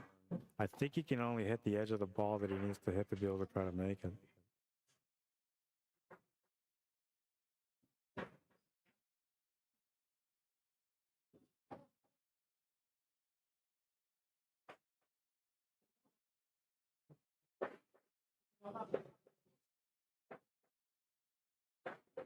Makes the shot to the corner, takes the lead in the match.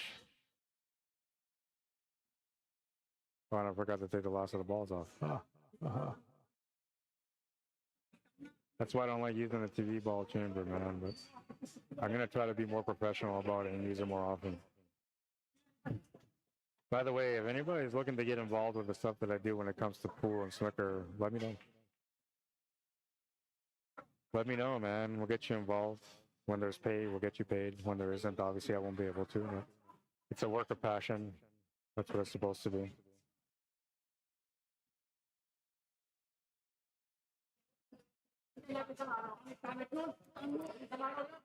Well, 2.5 hours into this match. Well, even a little bit less, I guess, because they went on about 5-minute break. So 2 hours and 20 minutes into this match so far. And well, we're close, neck and neck. 11-12. Race to 3 for Vince Arjona and a race to 4 for Ellison DUQUE Jr. They've both had chances at the table. Both of them had opportunities to be able to capitalize and get ahead. But it's been a tight race right from the beginning. Although it did start off with a 4-game gap. I think it was 5-1 or 4-1 at the beginning for Ellison, and then Vince tied it up where he got down within 1. Then Ellison got ahead again by a few racks, and then Vince came back and made it by 1 again. And it's kind of been the story. And this is the first time, I believe, that Vince has taken the lead in the match. But this is unfamiliar territory for him, and same for his opponent Ellison, who's had the comfort of being ahead all the time. And now he's actually trailing. Is that going to be a good thing for him or not? I don't know, but that safety was a good one. He played a toit. And yeah, he'll be a bit of a thinker here. Got a masse around the ball. Does not hit the 1 ball, so that would be a foul.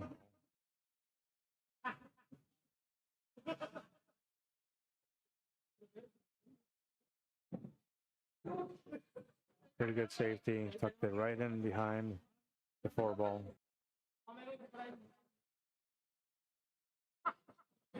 Ball in hand and a chance to do whatever he wants to do here to catch up.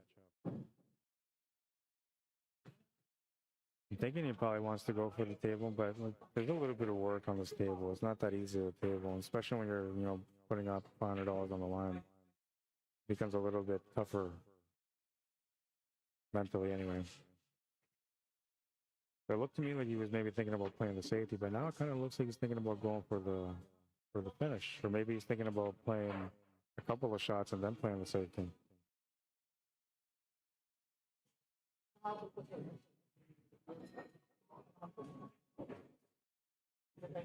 Is he trying the 1 off the 6 into the 5? No, he's trying to hook him. Okay, I got it.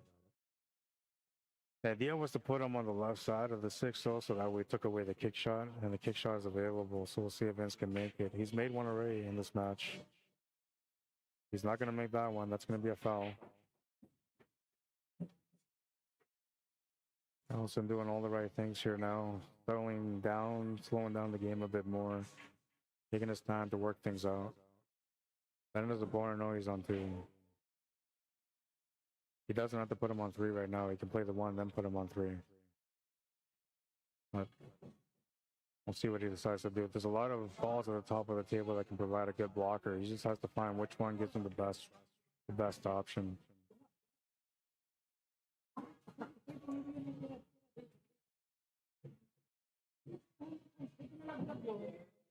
It looks like he's just trying to nick it and put it behind one of the 3 balls on the right. Maybe even behind the 8 ball, that would be good too. Yeah, no, that works. It's going to give his opponent a jump shot, but if he hits any one of those two balls, it's game over because he's got him on 2 fouls already. So this is a must hit.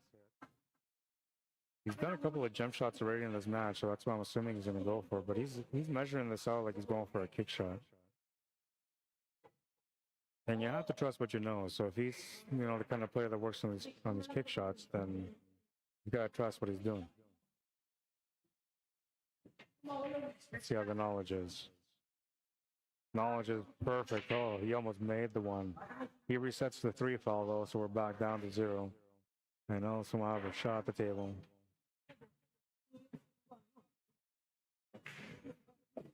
Makes the 1, looking for the 2. 2 balls available.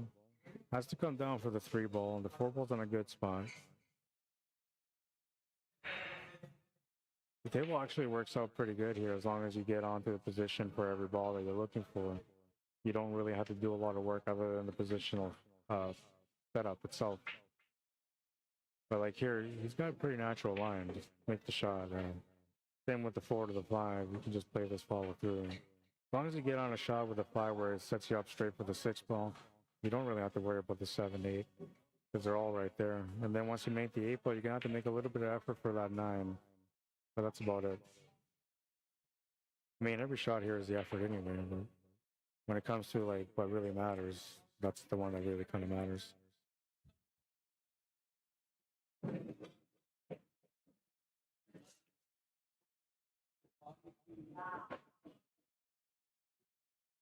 It's got a little bit of angle here on the 5 ball.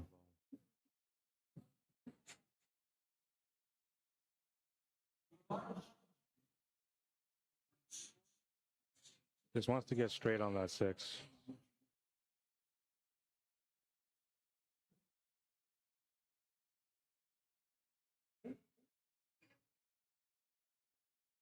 Even if he has a forward angle, that works too. You can actually play this through to the left side of the table, which is what he was trying to do. He's going to overhit it, and that might be a blessing. He didn't give him anything on the 5. There's no combination available either. There's no direct line from the 5 to the rail, I don't think, so that means he has to hit this with a little bit of pace. Not bad, worked out pretty good. Really nice safety. Kind of a straightforward up and down shot, but still you have to focus and measure it out.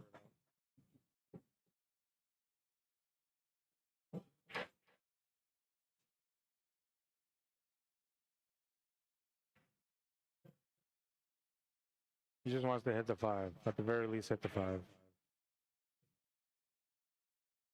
9-5, that match between Mike Vautour and Vince Valdez. So Vince Valdez starting to catch up. He's within 4 now.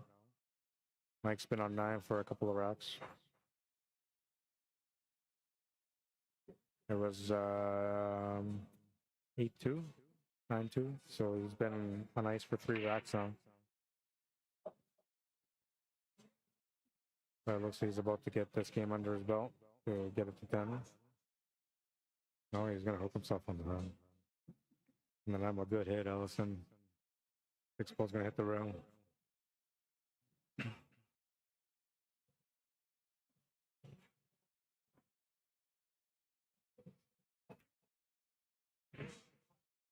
And a safety, good safety. There's Mike. He's just hooked himself on the 9. Almost made the 9 ball into the side pocket. It's going to rest by the corner. Vince Valdez with a chance to make it 9-6. Just 2 balls away from doing so.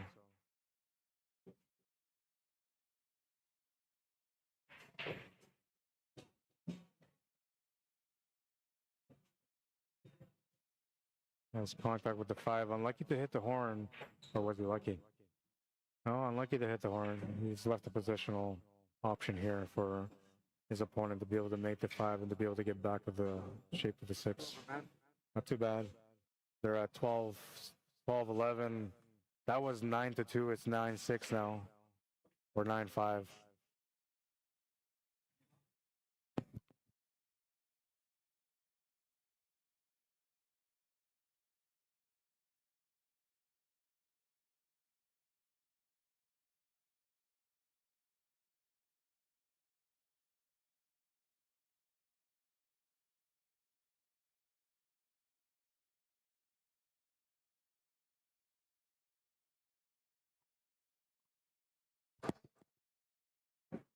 All right, and they're still here trying to figure it out.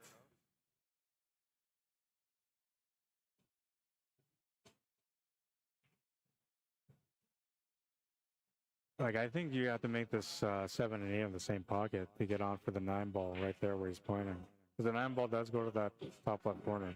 It also goes to the right side middle, but you'd have to be pretty straight or have an angle where you push the 10 ball forward so you don't get into trouble with the 10 ball. He's going to open them up. I like that choice. It shows a lot of discipline to not move balls around unless you have to. But there's moments like that where, like, if you try to play perfect, you could get into trouble. Instead, he opens up the table, and now he's allowed to be able to continue to play the way he wants to play. Good decision on that one. It's going to be the difference maker on the finish on this rack. Might have gone a little bit too far on the 10 ball, but the shot is makeable.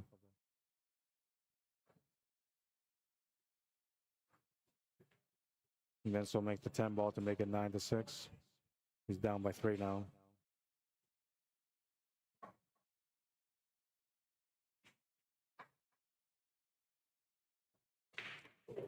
We're here at the Hidden Pocket. If you guys ever want to come check it out and you're in Winnipeg, it's 121 SCURFIELD Boulevard.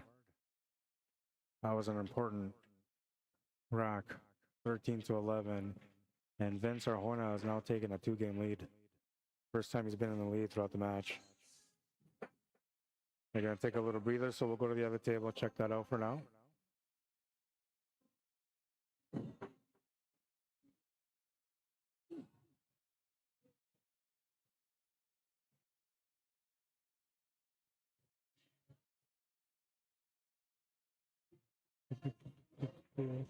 Mike, about to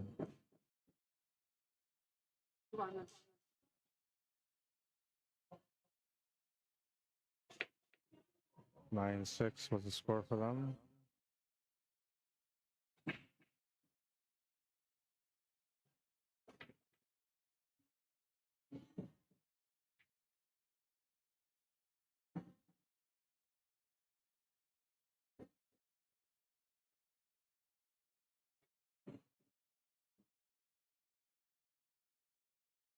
All right, so there's the updated score.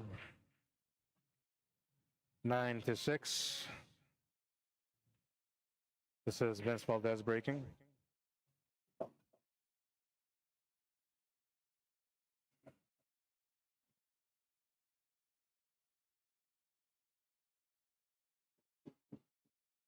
going to be back. Since these guys are on a break, I'm going to find out a couple of details about this tournament.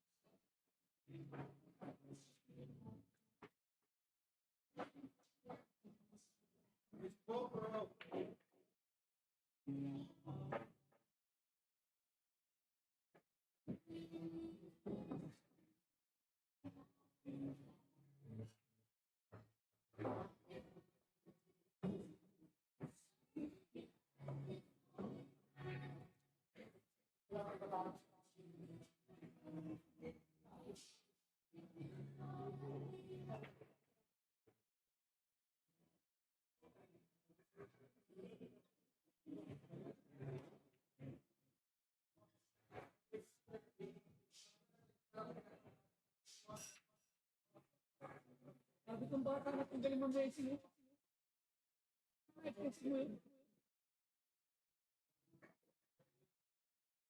Talaga, kapota. Wala yung sumabay tutok.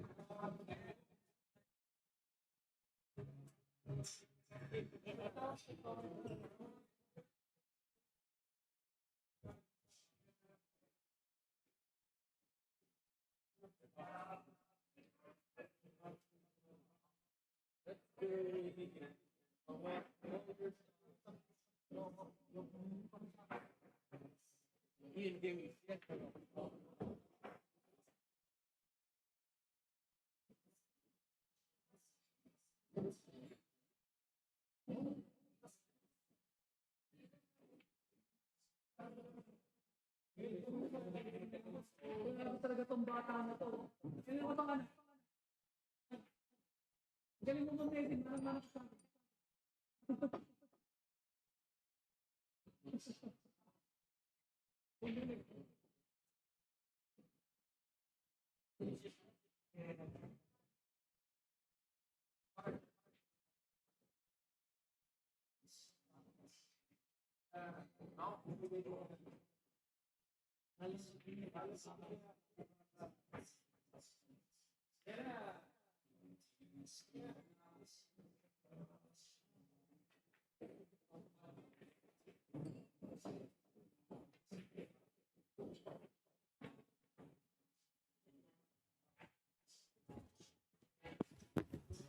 Okay, and this one is 9-6. Still, we're gonna go back to the other table and it's just coming back now. This one is 13-11.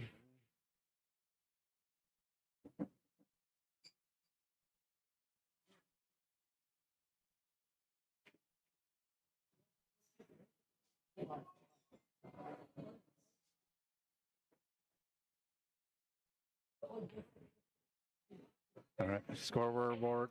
Excuse me. The scoreboard has been updated. That is the proper score. That's what I was trying to say. Twister.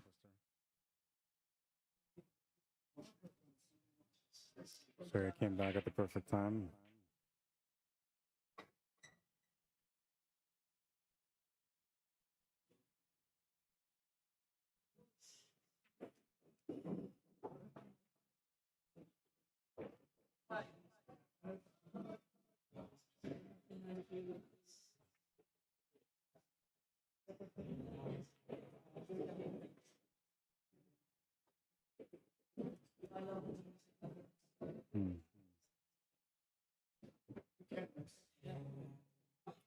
Oh, I don't.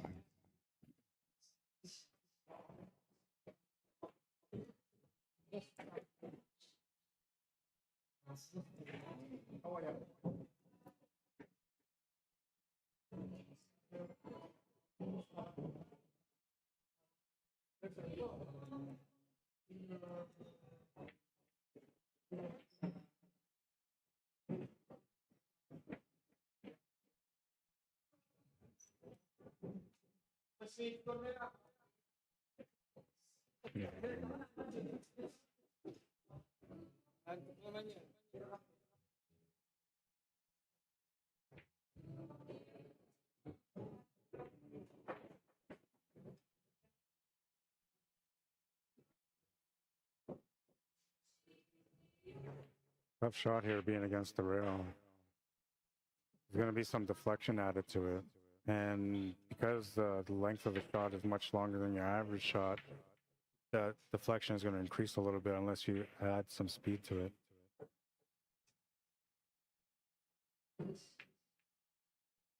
Yeah, that was going to happen. And then the other thing too is that like he's shooting towards the cameras. So kind of reminds him that he's on the stream.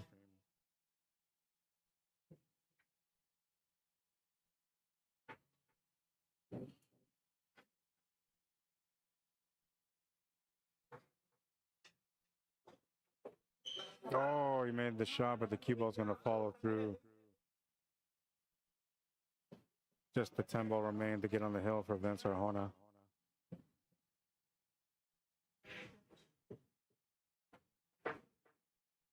He's on the hill.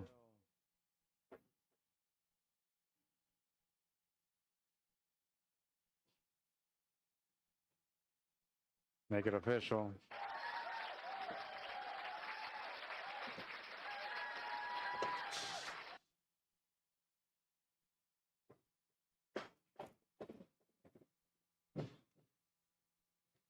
(14 to 11) is a score, and it's winner breaks. So Vince Arjona will have a chance to break for the match.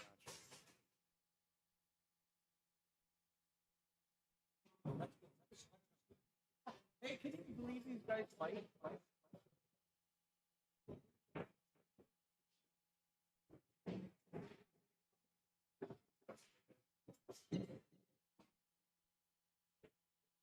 Vince Valdez won another game. It's 9-7 in this matchup. And it's when it breaks, so he just broke. Nothing down. Nothing down this table either. Vince, oh, he's going to make a ball. Look at that. It's the first time somebody's made a ball off the break in this match. That's 25 racks. We're going into rack 26 right now, and that's the first time. I had the shot on the one ball, but he's going to miss it. Perhaps thinking about the win a little too early in that one.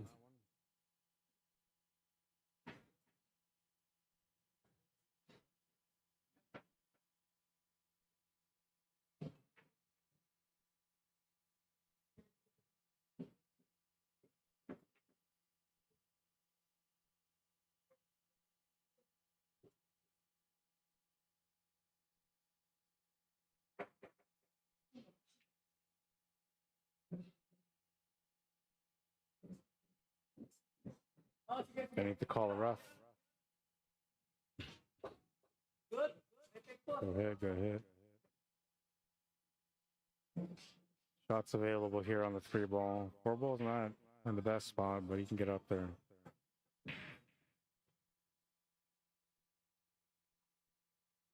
And I want to run to that 8-ball, but he'll still have a shot or a look at the 4-ball. 5-ball's in a tight spot now. I was going to say, you might want to just play safe here instead. It's going to be a great safety. Jump shot's available, and it looks like Vince is grabbing his jump cue. Chance to be able to get a little closer to closing out this first set. We're in the round of 16 right now, so getting into the quarterfinals is all up to him now. He just has to win this rack or the next one.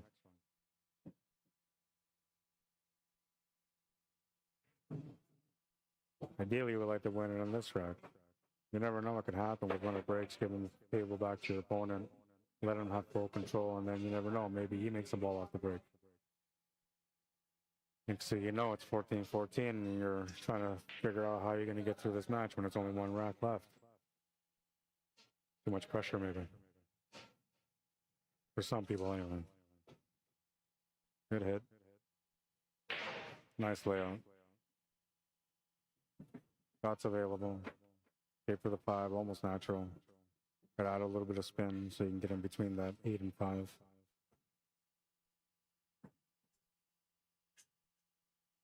Looks like he's going to lose the cue ball. It's going to scratch in the corner and a ball in hand for Ellison. So things like this is where I talk about like momentum, you know. To me, like there's a little bit of momentum happening here. But he's got to capitalize on it.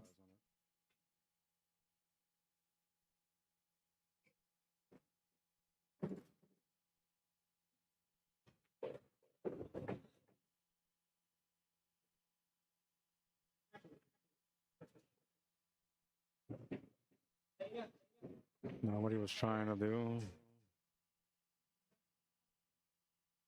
Shots makeable. Shape on the 5 is a little bit more challenging here. He made a really nice effort, and he would have had a decent opportunity at the 5. I think he missed it more or less because he was trying to control the shape for the 5 ball. It's not easy here either. The shot's makeable, but if you want to get onto the 5, you might want to try to make this to the side instead of the corner.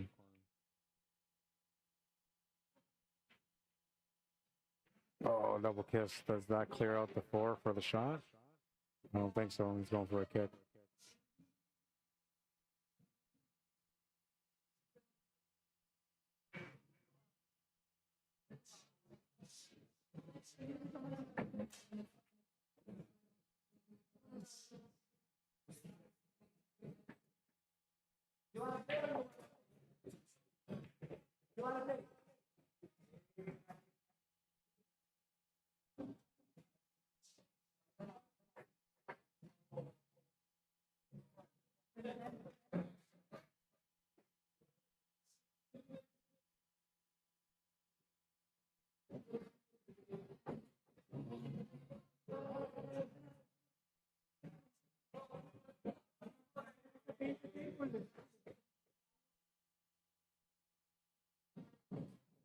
don't think he's got this 5. He might be able to see the edge of it. He might even be able to masse into it. But I don't think you can see it directly to make it. He's calling the bend corner, double bend corner. What's up, Matt Aslan? Welcome to the stream, man.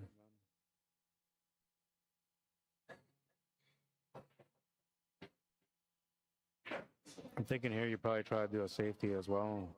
And you can do it 2 ways. You can bank the 5 up, or you can hit the cue ball off a couple rails back up towards the top of the table.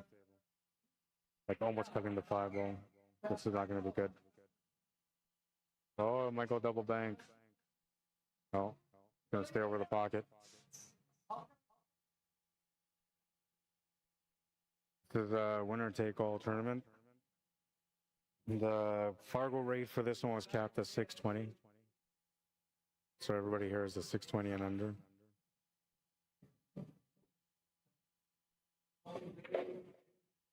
All right, stroke, good delivery for the shot on the 5. And it looks like he's going to get rewarded for shape. No.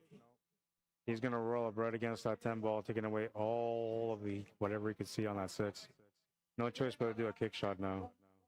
The good thing about this, though, is if he makes it, he's going to have a shot on the 7. I just don't think he'll be able to make the cut to the corner with it. He might have to do a bank with it. And I guess that doesn't matter because he's hit the 10 ball. It's a ball in hand for Ellison. Lucky break here for him. Table is still not quite spread out, so we'll see what he decides to do. It all comes down to basically just getting the right shot from the 6 to the 7. As long as you got the perfect shot on the 7, then you can set up for the 8. The 9 should be good too.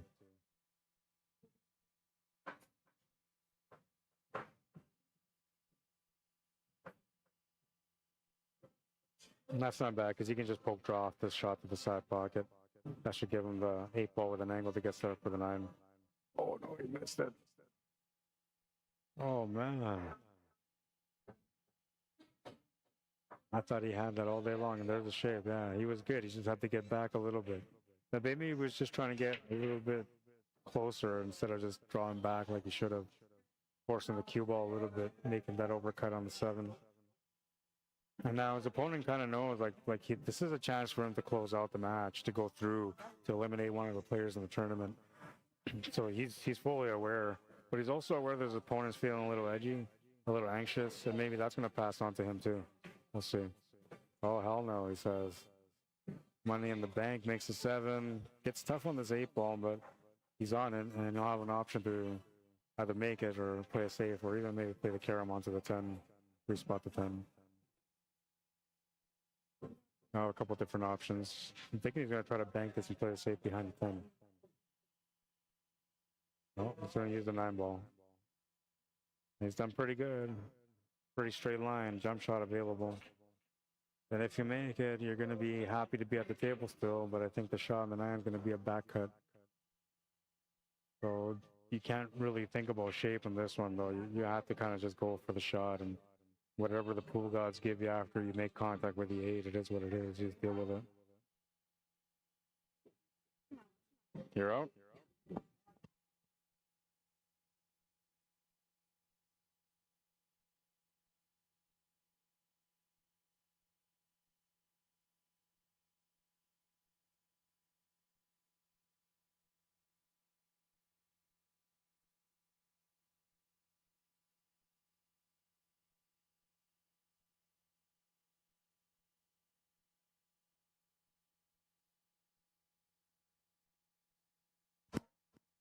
Sorry about that, a little fuzzing noise. All right, well, the moment of truth is here, man. Oh, another great shot. Gets a little funny on this 9 ball, though, man. But, you know, like I said, you've got to be happy to have the opportunity, at least. He's on it. This was the one, you know. This is the shot that mattered in this rack. He made the shot. He had a chance to get out. Going for the back cut on the 9. Oh, he's just playing the safe. Pretty good line, actually. I like that safety. He played that really good. You can see his opponent kind of looked towards this way and his friends and just kind of looked and said, like, how did you play this good of a safety on me? He took all the 9 away on the left side. All he left him was the rail on the right. That's a perfect shot.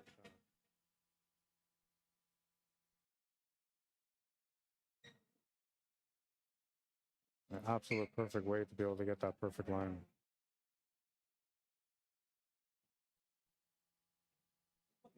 Oh, and Elephant almost made it. He hit the 9-ball. It just rattled off the corner of the pocket.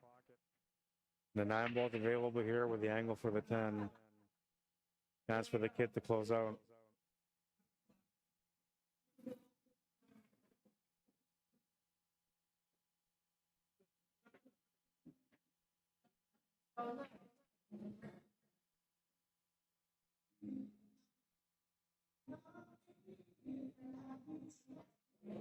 He's gonna make the 9. He's got the 10-ball for the finish now.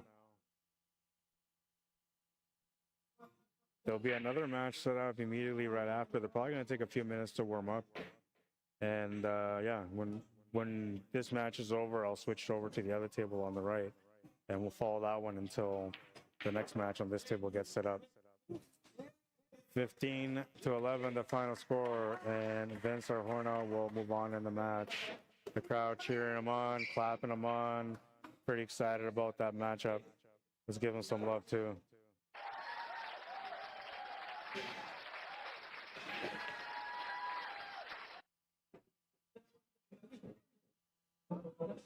All right, and we'll switch over to the other table. That was good. Not the way it was hoping it would go, but it was good. All right, and this is either 11-7 or 10-8. It's got to be 11-7.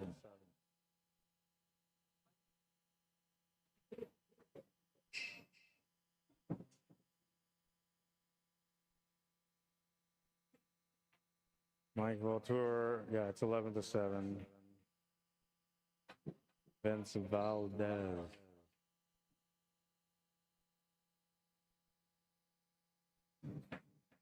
All right, and this timer's still going, so we're just gonna keep it going. Rack number 19. Mike Voltour to break. Smashing into the pack. It's going to make a ball into the side. He's going to make a ball in each side pocket. Has a shot on the 1-ball.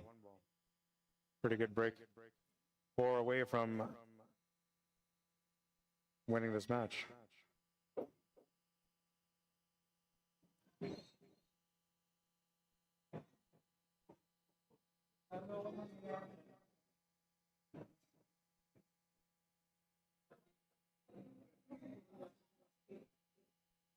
Elmer de Guzman is going to be playing next. It looks like he's warming up. I'm not sure who he's playing against.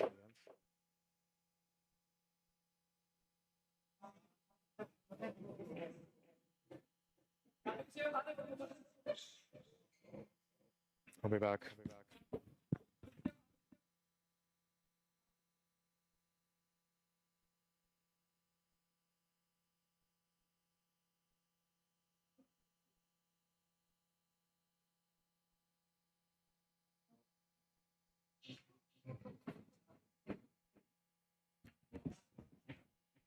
I definitely didn't miss people kicking the tripod. I gotta adjust this camera still. I'll be right back.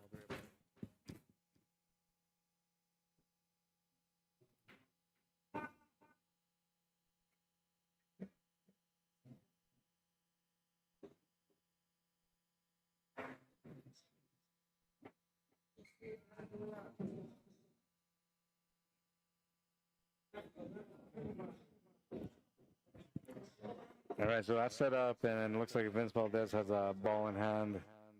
Chance to be able to get a little closer in this match, down by 4 at the moment.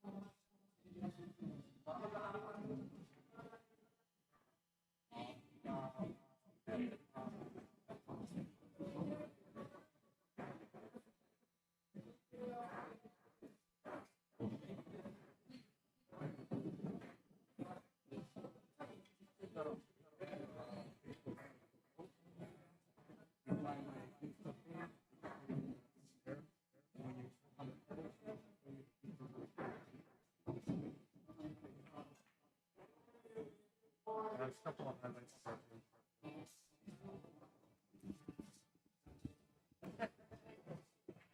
All right, 11-8 in this one. And the other match hasn't started yet. It's going to be Elmer de Guzman against Ronald Allen. That's going to be a really nice match for you guys. Pretty balanced out match. Scratch off the break for Vince, ball in hand for Mike Vautour.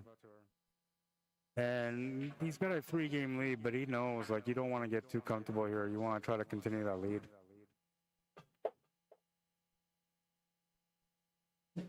Vince Valdez is capable of breaking and running a few racks in a row, so he knows that he's got to capitalize here when he gets a chance. That was a nice little matchup between Vince Arjona and Ellison Duque Jr. That was going on the last rack for sure. Lots of opportunities there for sure to get done to the last rack, but just a couple unfortunate rolls and a turnover or two, and Vince Arjona was able to capitalize for the win. Don't forget to check out Ellison Duque. If you're looking for a vehicle and you're here in Winnipeg or in Manitoba, check them out at Birchwood Honda West, located at 3965 or 3965 Portage Avenue, unit number 75. You can send them a message also via email. Maybe you're looking for, something specific, or you got a specific price range. Let him know. He'll help you out. He's a really good guy too. He's very experienced. A lot of people go to him, and he's not in it to just make profit. He's in it to make sure that he helps you get into the car that you're looking for. You can email him at ellisonduque@birchwood.ca. Or you can call a dealership too, 204-888-2277. And if you're wondering about this place where we're at right now, this is the hidden spot located at 121 Scurfield Boulevard. It's in the south end of town of Winnipeg, Manitoba. If you've never been here before, like to this area, you just hit Route 90, head south, and on Scurfield you'll turn left. There's a Dairy Queen on the left side in the parking lot. Where that Dairy Queen is, it's in the same parking lot, but it's right next to the car wash.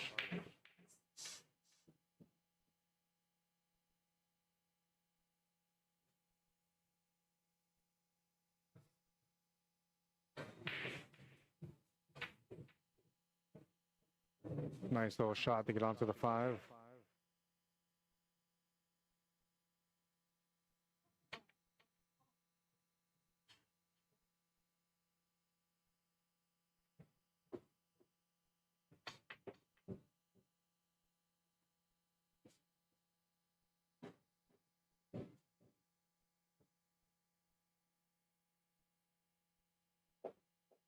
Checking his angle from the 6 to the 7.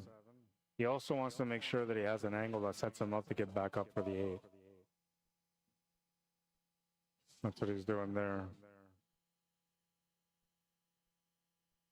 Usually when a player is going through all the steps and they're checking their angles or checking where the cue ball is going to go, they're figuring out the speed ahead of time. When they're doing all that stuff, usually they're zoned out and they're playing their best.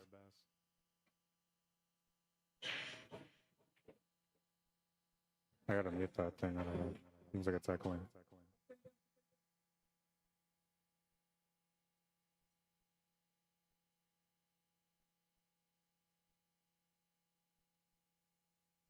Got a nice forward angle from the 7 to the 8. Good pace. If he hits the horn, it's gonna bounce out perfect.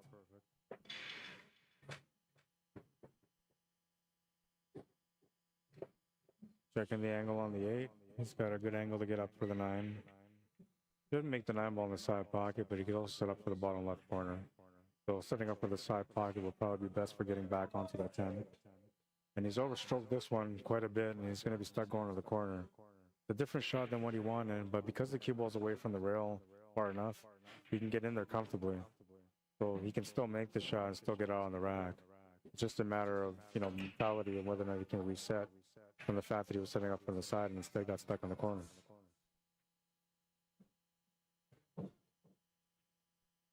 And he resets, makes a great shot on the 9. Set up for the 10 ball. This is to make it 12 to 8.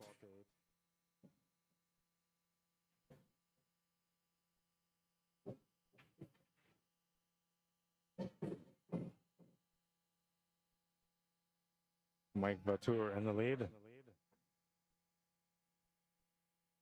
This match just started now.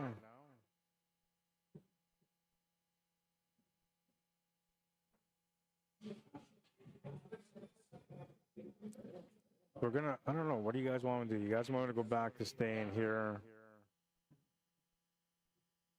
with Mike and Vince? They're getting close to a finish, but this very well could be a lighter. I think, oh yeah, she gave me my lighter back.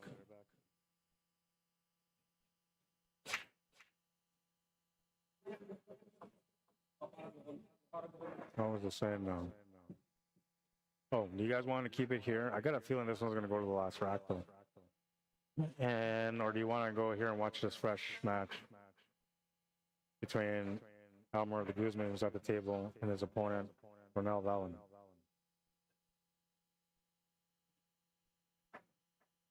Elmer or Mike? Which match do you want to watch? Elmer or Mike? We're on Mike right now here. And I gotta tell you, like this, the reason why I'm giving you guys an option is because this match was taken about an average of 5 minutes per shot. It's sped up a little bit since, but it's gonna slow down again once you get a little closer again. Gonna miss the 1 ball. I'll let you guys pick.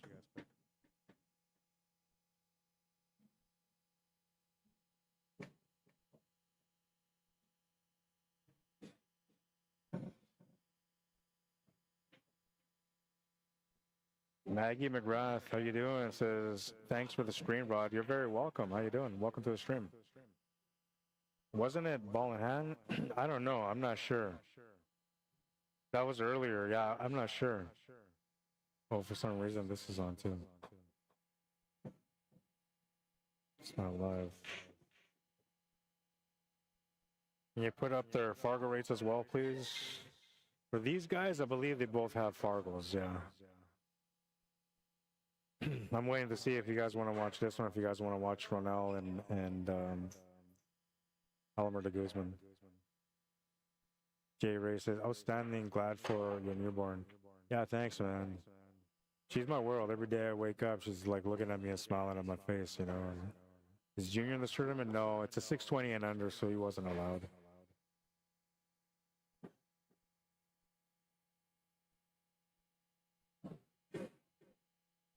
Okay, I'll keep it on this one for now, and then we'll just drop in on the other one.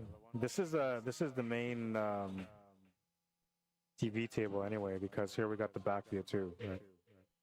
Here we got the back view of the setup of this table.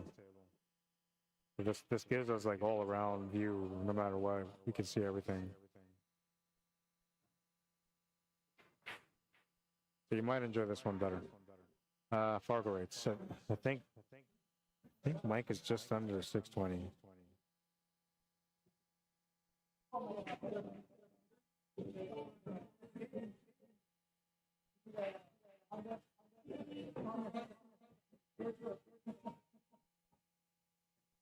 Yeah, Mike's a 609.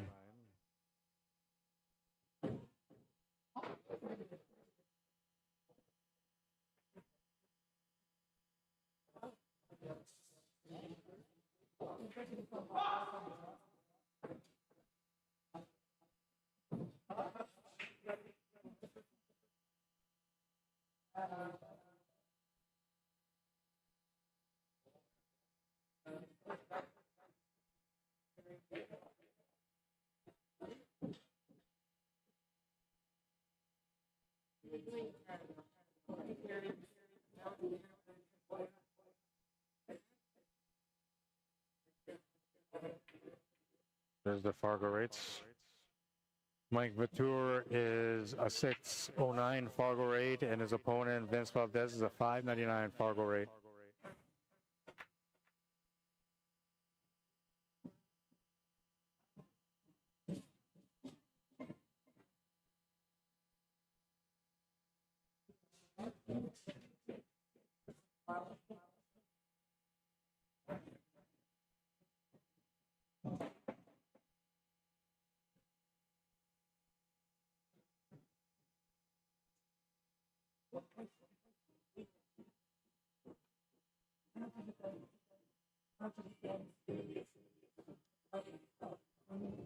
This tournament is probably going to go on all night. There's a really good chance it'll be going on all night. It's a single knockout, and it's a race to 15, but like that last match was 3 hours and like 10 minutes long, roughly, maybe 15 minutes long. This one here has been going for the same amount of time. It's still going, as a matter of fact, and it's 3 hours and 24 minutes in. They're at 12 to 8. If this match went to the hill, this match will go into about the 5 hour mark. And this is only an opening round matchup where I believe they only had a dozen players, so there was 2 extra games that had to be played, and then they had the round of 8. And I believe this is one of the 2 matches. So there's still a round of 8 to follow up on this one. They do have 3 tables going though, and the other one over there is 13 to 8, which I'm not sure if that's for Romel or if that's for Tim. Romel's at the table on that table. You can sort of see him on the right side of your screen wearing the blue shorts.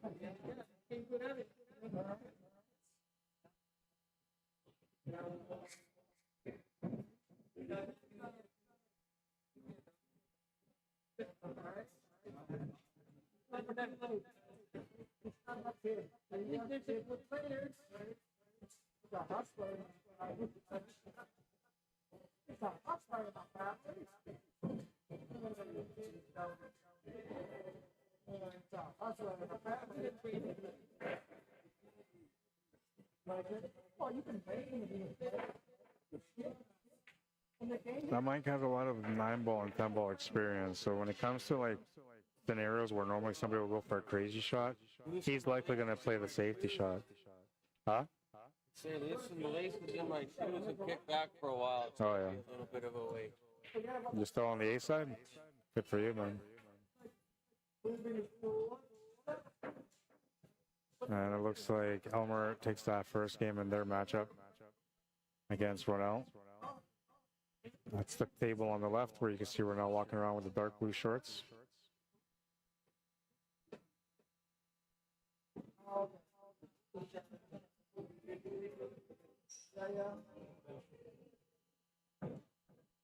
The format for this tournament is race to 15, winner breaks, no 10-ball combo, and the 10 balls last.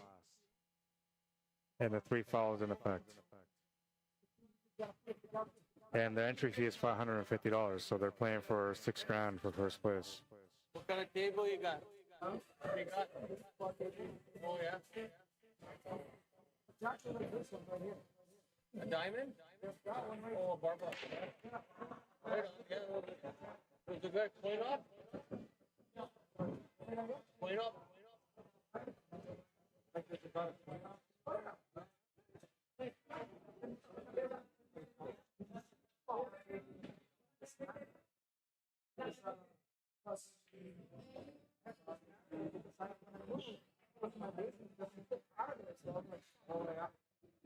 That's easy. Well, not easy, but I've done it. You have to punch draw it off the rail to get set up for the 8-ball. If he put more bongs on it, he could have got below the 8-ball to make it to the side pocket. I'm not sure if that was the intent and he just came up short with that amount of spin that he put on it. Or if he just went too far with this, because he's left himself a pretty challenging shot. He's going to miss the shot. Oh, sorry, no, he's not going to miss the shot. He's going to make the shot. He's looking at the other table. And he's got a shot on the 9 to the side pocket with an angle to be able to get off to rails and back up for the 10. Go to the corner and draw back too, but that's a forcible shot and likely not something you want to take on.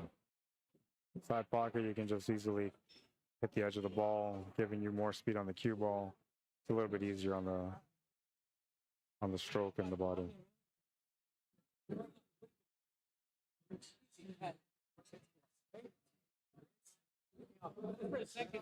Who's in the lead? You or him? Yeah, so Tim's up over the 13-9 right now. Romel's at the table though.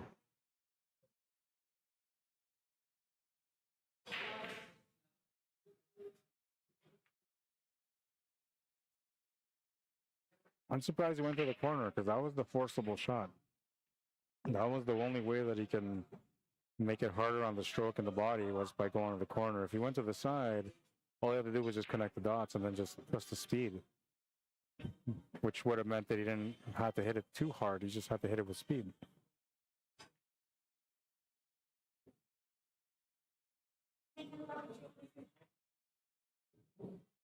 And yes, there's a difference between power and speed. You know the difference because a lot of people try to grow playing pool and they see people do like big draw shots, so they believe that, you know, the draw shot is because people put power in the body behind it. But that's not the reason why. It's the speed of the stroke that's creating the spin that they're doing. So because they're using speed and not body power, and they're limiting the body movement, delivering a cleaner stroke, which is giving them the perfect execution on their spin. Oh, that was good to get it past the side pocket. If he leaves it by the side pocket, there's a kick shot to the side. But leaving it past the side pocket means that as a point, the best he can do is just hit it. And now it's like a Hail Mary type thing. He's just hoping for the best after the contact. He could try to go for a jump shot, and maybe that's what he's looking at. A little bit riskier, but I mean, if you make the shot, you're going to come across and have better control for the shape on 10 ball. Plus, you have a higher chance of making the shot than if you kicked it. It's still a hard shot though. Contact is all on this one. On you. What's up, man? Good to see you. The last time you were all dressed up. Yeah, that's my regular daily. Yeah. But I've only seen you like this, right?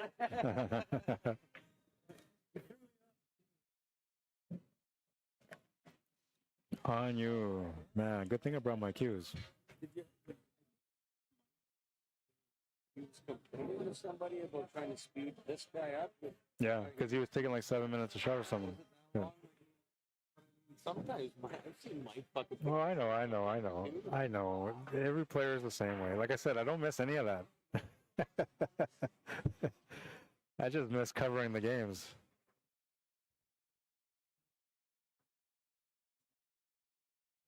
Makes the 9. Big bounce off the top rail for the 10. Oh, magician touch. To the tee. Mike says, you don't have to shoot that. 12-9, he's down by 3. You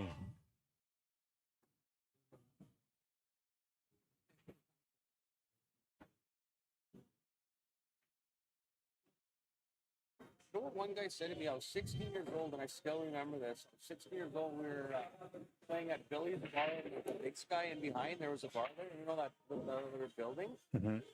And I remember a trucker came in, and he said to me, he said, he'll give you a little tip, right? He said if the player playing is shooting fast, he says slow everything down and shoot slow. And if you're shooting slow, then like it could be It messes them up, yeah. You know? And I've never really ever used it because I just do my own thing anyway. I don't think like that. But Yeah. I could see it. It works. There's people that tactically do that. There's guys that I watch that they play against certain guys, and no matter what, whenever they play those guys, they always play slow. But they play against everybody else, they play fast. Yeah. I couldn't do it. But They're doing that intentionally for those opponents. Trying to make a, you know what I mean, do little hustles here and there, like just kind of like for you know, if he's kind of like a fly by night kind of player, whatever. What did you say? Oh, I was saying that the people that will do it anywhere, but you just give them a chance.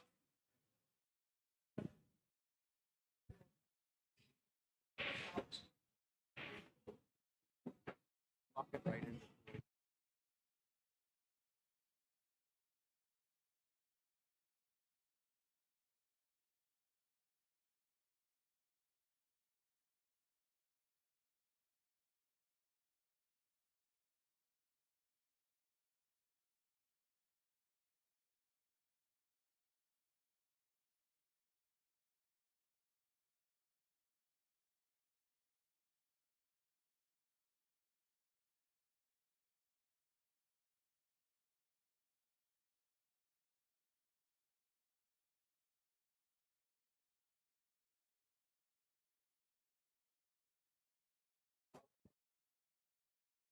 Feel like I was holding myself back a bit, you know what I mean? Like throttled back a little bit, not released. Yeah, just not comfortable. Yeah. I felt like that this last Thursday, but I was playing against guys that were 2s. That there were 2s, so it's hard to play against the 2 because they win one game and they're on the hill. Oh. Right. But yeah, I felt like that, like how you're saying, like just not really in it. Like I was there because I wanted to be there, but I wasn't really there because like I just didn't feel comfortable and like almost intimidated. But meanwhile, I play on 12-foot table most of the time, right? Like there's no reason for me to be intimidated. Catching up with your body or something. Something like that. Man. Time you weren't, It happens, man. And those days, you just try to keep it simple, right? But try not to be too fancy. As soon as I had a couple of hoots out your thing, man, that was it. That's what it was. That and one beer. They're 2-0 for Elmer right now in their matchup that just started.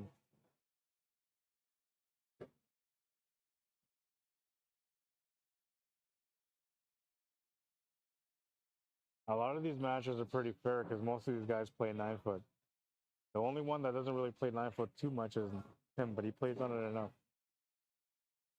Not lately as much, but he has played on it a lot. Yeah, he's going.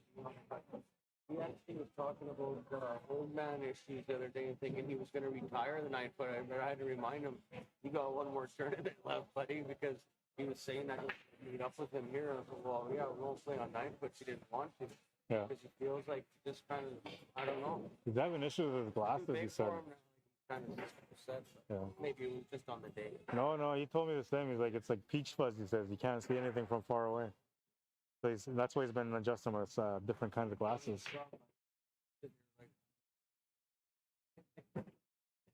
Big blur to me too. Oh, Mike's gonna miss that 2-ball. Gonna leave a shot available here for his opponent. Yeah, he's not feeling good about that. But this is a good chance for like Vince to be able to kind of get into his opponent's head mentally a little bit. And all he has to really do here is just win the game. He doesn't want to do anything spectacular or anything crazy. He just has to find a way to finish here off Mike's mistake. And that should be a little bit, enough to be able to get into his head a little bit. Though Mike has the big advantage, he's up by 3 still. And if he was to lose this game, he would still be up by 2. So it's not that big of a deal. But if you catch him on it, we've seen it before, he may get into his own head. And that's all it really requires sometimes when you play against an opponent. Vince right there, though, he's going to scratch on that one and give Mike the ball in hand. So that's going to be the opposite of that. That's going to give Mike a chance to be able to get a little bit more confidence going on the table. Which that could be a dangerous thing for Vince, man. But win this one, you get some confidence as winner breaks, right? You win the next one now, you break and run, you're on the hill. Vince will be in trouble. What's up, these? Yeah, they follow to the voice or the sound. I've seen him on there, but I've never seen him. I know. I figure I'd bring him out like this too.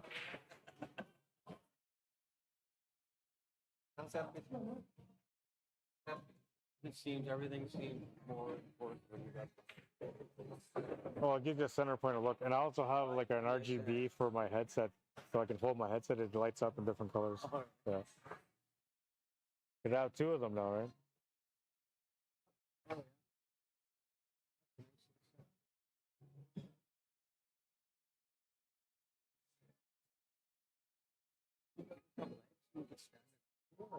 I could do, yeah. I actually have a laptop stand that's like a microphone stand.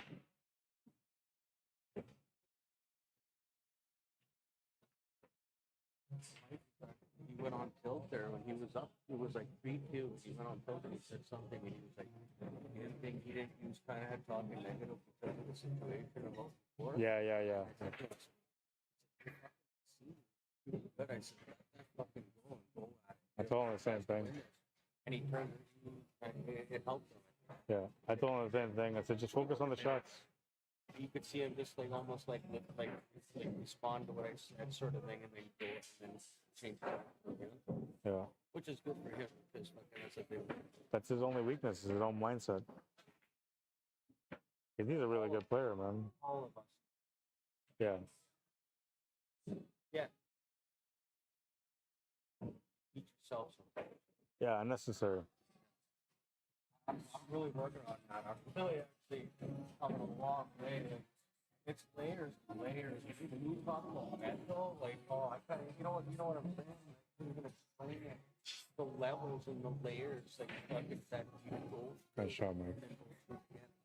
And if you find it. Next thing you know, you're talking about what you don't want to be doing, and you're doing. And it's like, you catch yourself, you get a little smarter.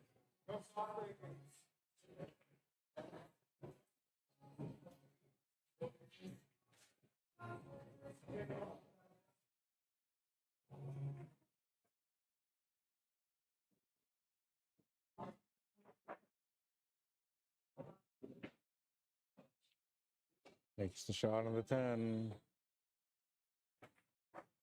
13-9 is the score. He's 2 away from winning this match. It's single elimination, race to 15.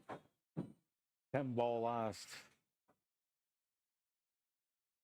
You can do the 10-ball combo, just get spotted back on the spot. And once you make it, and you continue to shoot.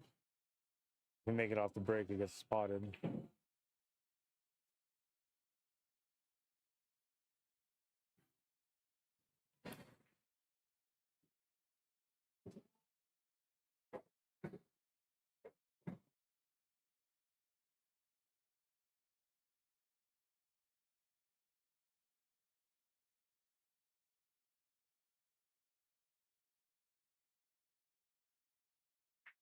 rack 23 of this matchup. Mike for 2 to break. It's a winner break format. 2 away from winning the match. Last break he had, he made a couple of balls. This time he's going to make the white ball. Ball in hand for Vince Valdez, who's going to try to do his best to catch up here.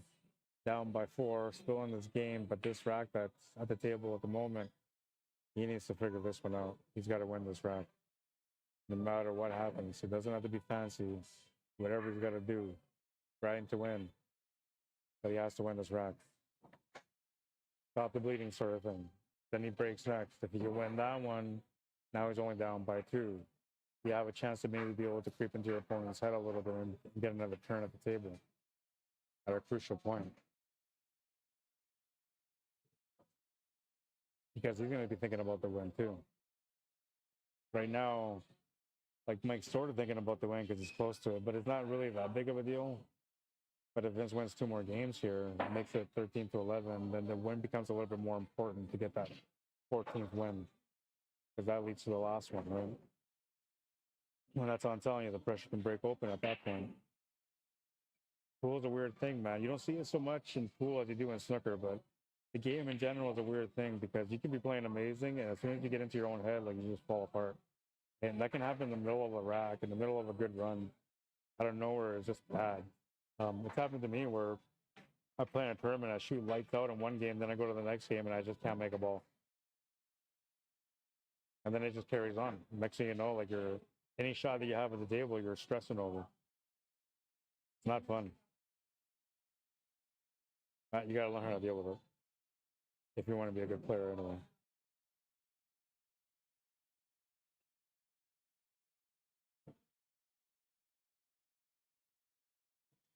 Pretty decent layout. The 4 ball is the one that kind of creates a lot of challenge here.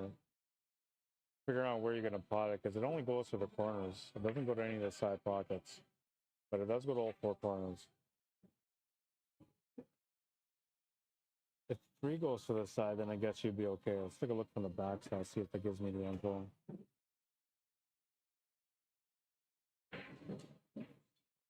It's the 2 ball. I don't think the 3 ball, he's looking at the 3 ball right now. When I was looking at the 4-8, okay, that's what he's looking at.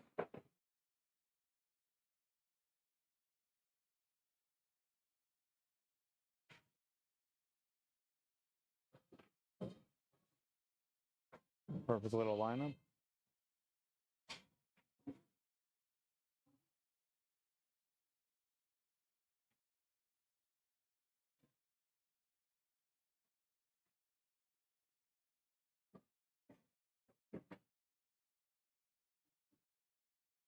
Got a stun over for the 5 ball now, and he's got an opposite angle, I think. Does he? Yeah, he might have an opposite angle, so he might have to stun up instead. Which I think that would work better for the shape on the 6 ball anyway, natural follow-up. But he's got to be pretty picky on the spot here. He's been hitting the ball pretty good all day from what I've seen. It's a nice one there. You can see a nice smooth stroke. Showing his confidence at the table right now.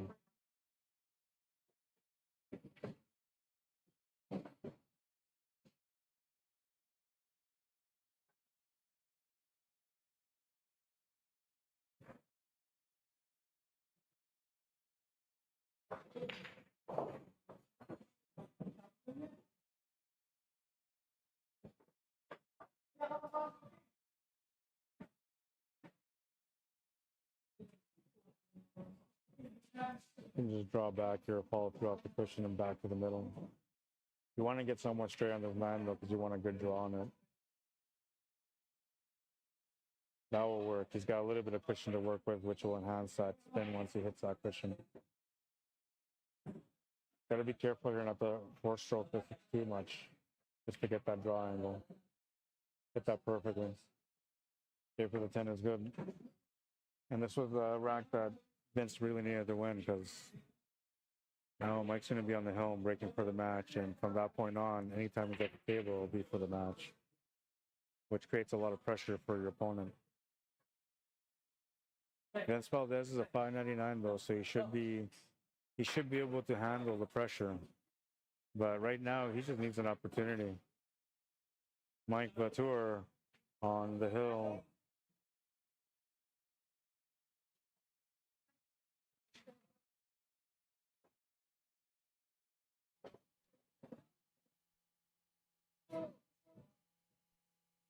Race to 15, and I don't know, they're taking a weird break. Why are they taking a break right now?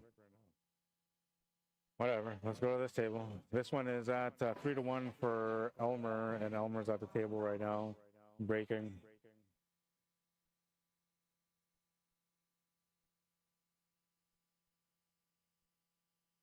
We'll start the timer on that other table. Tim Sinclair on the hill against Romel Welgas is 14-10. Romel at the table. He's got the 8, 9, and 10 available. Gonna play the safety on the 8. Trying to just buy himself another chance at this table. Tim looking for the finish. No real shot on the 8 ball though.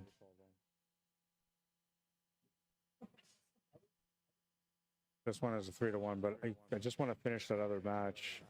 So I'm going to wait till they come back, and then we're going to continue that one. Then I'll update the scoreboard. And after that, we'll just leave it on there for the remainder of that match. We're already 3 hours in, and we're just about to start the second round. I believe this would be the second round matchup, the round of 8. Mike's match, I believe, is the round of 16 match. So it's the first round. And it's single elimination, so it's gonna, like, you know, eventually get to one table, and then that'll be that. But we're all thinking that we're not gonna see that final table till like 1 in the morning. So that means that if you're watching the stream, that this stream will eventually cut off. I will start a stream over again, and then there'll be a part 2. And depending on how long the night goes, it might even be a part 3 for the championship match. It's single elimination though, so the championship match will be one set. And it's winner take all. Depending on who wins, there's probably not going to be a split either. A lot of these Filipino players are friends though, so if it's Filipino against Filipino, there's a good chance they're probably going to split some of it and play for some of it. But other people that are playing here are backed into this tournament, and so if they win, they're likely not going to split. Or if they get into the final, I mean, they're not going to split. They're likely going to want to play for it.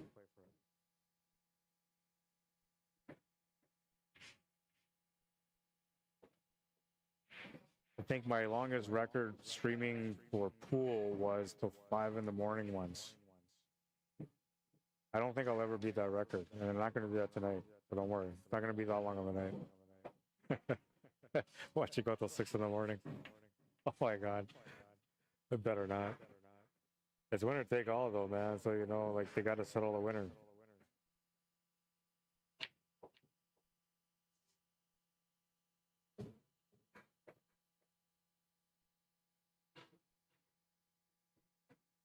Guys, I must be on a smoke break, so interesting that he let Mike go on a smoke break when Mike's on the hill.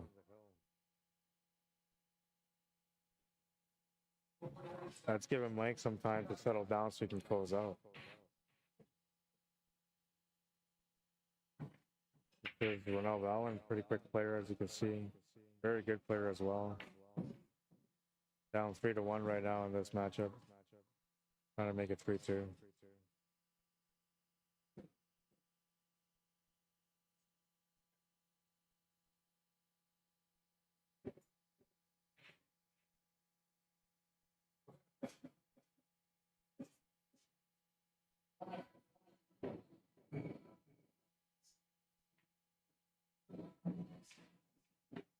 Wow, big shot to the corner.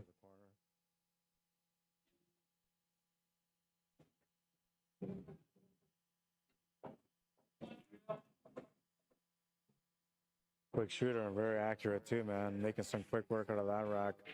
3-2. These guys are back, so we'll resume that match. Mike the break for the match.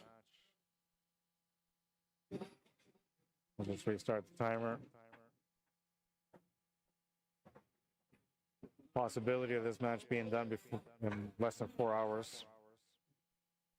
I told these guys when they were talking about this tournament, and I said, you know, like they're starting at 1:30. I said, I don't know why they're starting so late, man, because it's going to take about 3.5 hours to 4 hours average per match. And you can see that already. Like the last match was 3 hours and 15 minutes. This one's closing in to 4 hours. Oh, good man.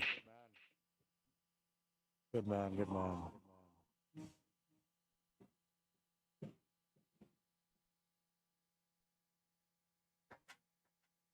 All right.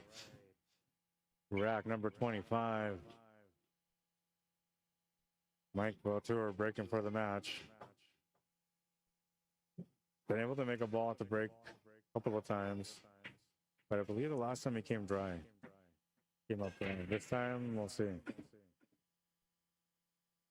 Oh, he's going to make one to the side pocket and one to the corner. The last time he made a ball at the break, he made 2 balls as well, but it was different pockets. Because it's 10 ball, you have the option to push out. I'm pretty sure he's going to try to take advantage of that option.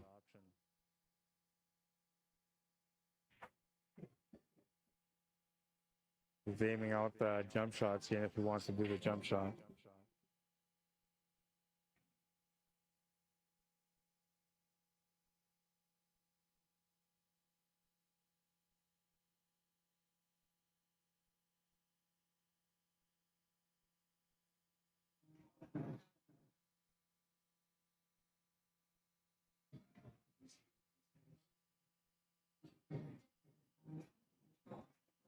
Yeah, pushes through.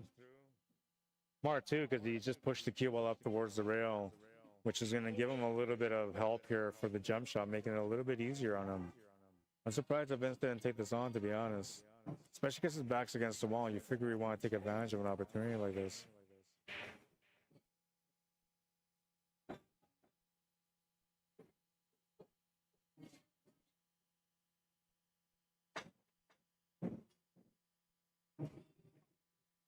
Gonna hit it.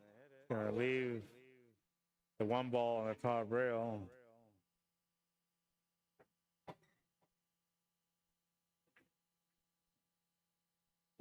He was just looking for a second chance, but not that one. And he's gotten a chance here on this one. It's going to be his first here on the table. Trying to capitalize on it by playing a safety. The 1 ball is going to come out in the open, leaving the 1 ball available to the corner. 2 balls off the table, the 3 balls next, and that's hit him by the side pocket, so he's got a follow-through angle that sets him up for the 3, making the shot a little bit easier on the player. He's going to miss it, though. Oh, and he's going to miss it in a bad way. Vince Valdez with a lucky break. Momentum could be on his side right now.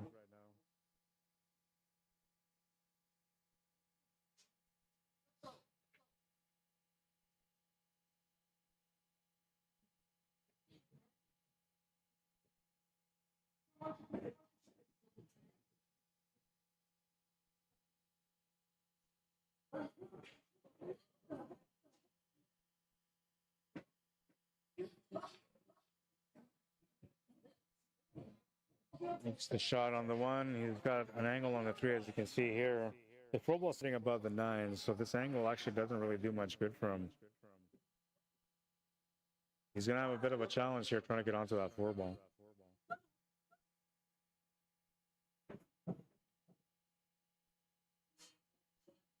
I wonder if we go for it. I mean, you don't really have much choice other than making the 3 ball, but maybe you can run into the 8 ball and just bank the 4 ball for a safety. He's just tapped it in. Left himself a bit of a tougher cut on the 4 ball, but at least he's on the 4 ball. I like it. I'm good with it. Looks like he's got a clear line to get past the 8 ball also. He just won't be able to be as close to the 5 as he would like to be.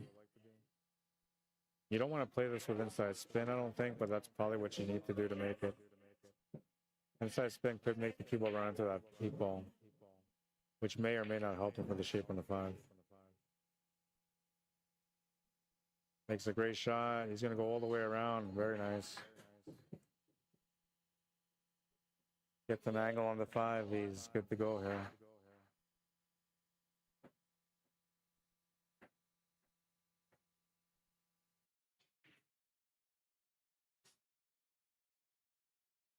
Nice little cut back and forth past the 8.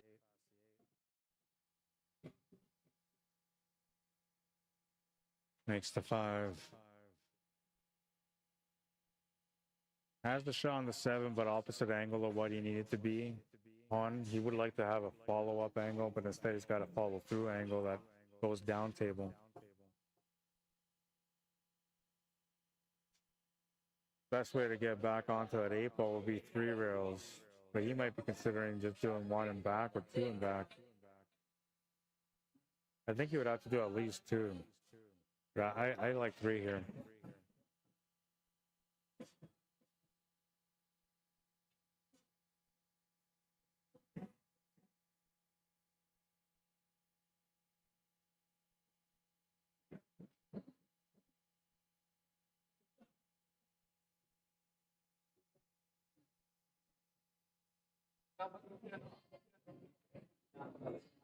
Yeah, 3 rails. Oh, you might have hit too much pace on this. Yeah, it's a little bit too much pace. Still has a shot on the 8 ball to both corners, though, and the one to the bottom left isn't that bad. The only thing is, like, I think by making it to that corner, you're going to rub the edge of that 9 ball, but it's not going to help you out for a setup on the 9 ball. So you have to maybe like, change the shot slightly by adding a little bit of spin, just to be able to bump into the 9 ball in a way where you push it closer to the side pocket. You could just hit this normal and draw back off the rail, leaving a tougher shot on the 9 ball. That's another option too.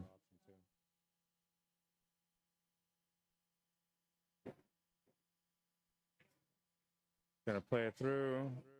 Perfect shot. Got the setup on the 9. His option for the 10. I'm assuming he's just going to pop this back a little bit for the 10 to the side, but going forward a little bit, sitting up for the bottom left corner isn't that bad of a deal. It actually complements the shot a little bit. Makes it a little bit easier on the stroke. Yeah, it looks like he's thinking about following through.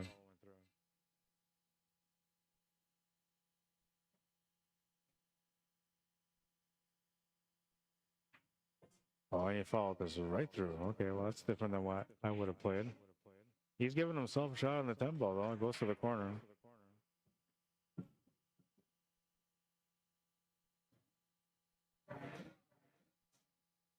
This is the most important 10 ball ever because, you know, if he doesn't make it, it is the last 10 ball. If he makes it, we go on to the next rack.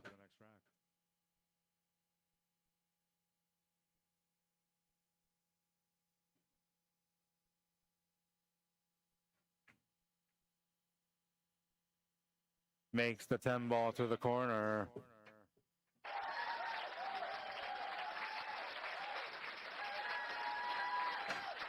Crowd goes wild. 10 to 14 or 14 to 10, whichever way you want to look at it. Mike Vautour on the hill. Vince Valdez trying to battle back. Down by 4.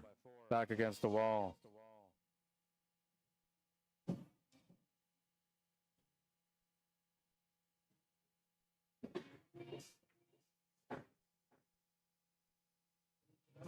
Time to wake up, man.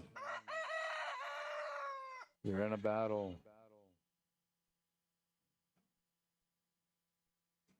Where did that come from? Gotta do it again. Time for me to wake up. Let's go. Let's go. You could probably shoot it right out or what? No, it's for like over the top. Yeah.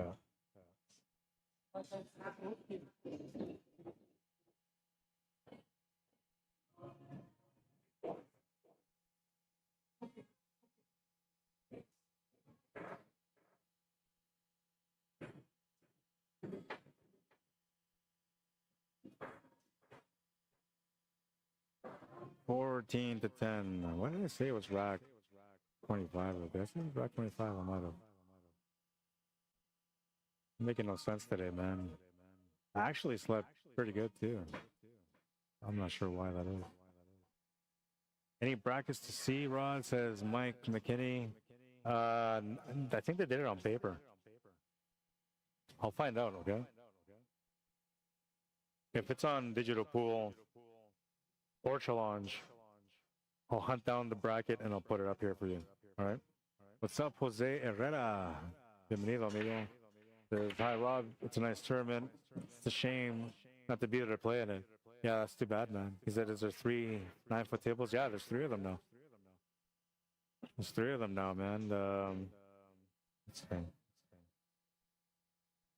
So this is the diamond. There's a diamond on the right, and then we got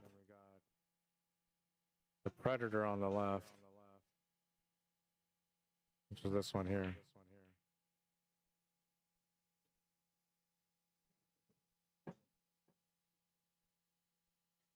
I was going to set up a camera for the third 9-foot, but I don't want to get in the way of anybody.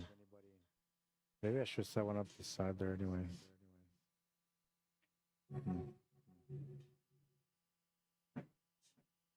This table here is the main table. Oh, and he's going to scratch. That's the worst part, is the fact that he scratched. 2 reasons. 1 is the opponent gets a ball in hand and has a chance to close out. 2, you're on 1 foul. Your opponent has an opportunity here to put you on 3 fouls at some point if they decide to do so, if they get into any trouble along the way.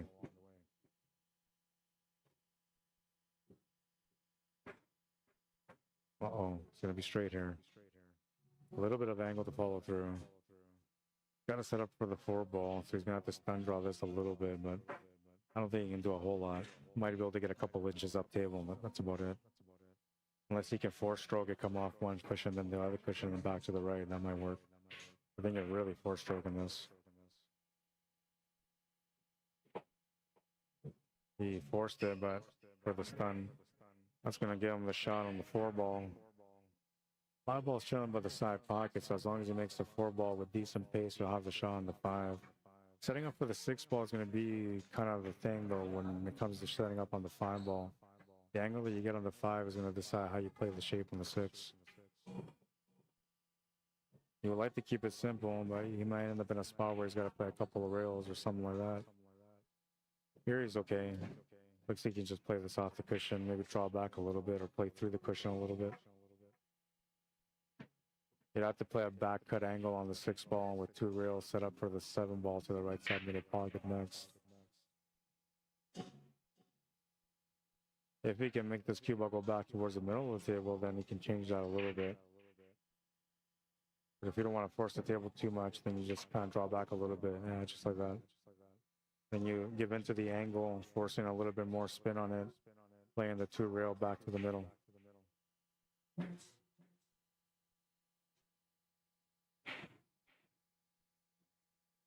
Good players know, like, you don't have to be perfect, you just have to have a shot. And if you have an angle, well, an angle is better than not. So most of the times, players that are good will walk on the angle.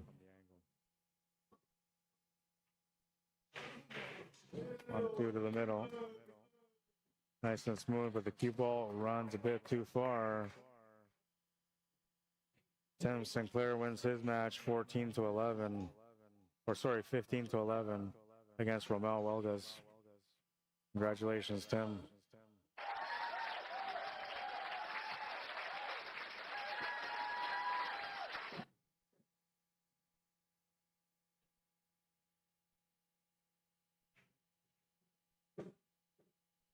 $14-10.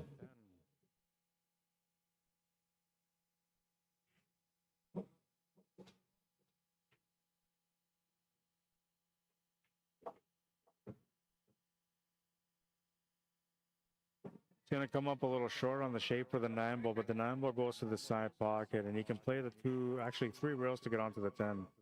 He just has to play at his natural speed.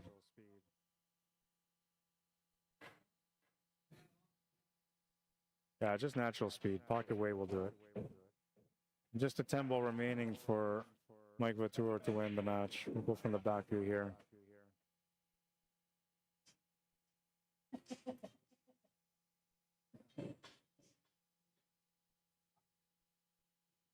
He's going to make the 10 ball. That's 15-10, the final score. And that match was 4 hours and 1 minute. 4 hours and 1 minute. And a race to 15, single knockout. Congratulations, Mike. And we'll switch over to the other table now. And we'll get the scoreboard here set up for you guys. 4-2.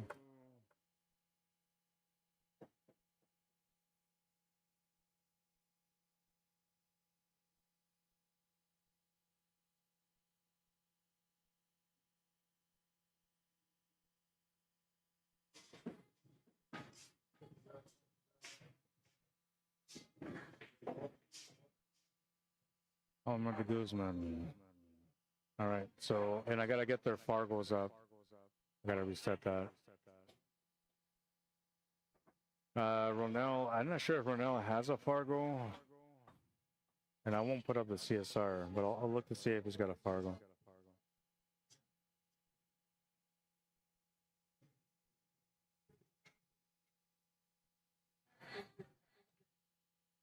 So Ronell's a 590. I'm surprised to let him play, man. But okay, so whatever. He's a 590.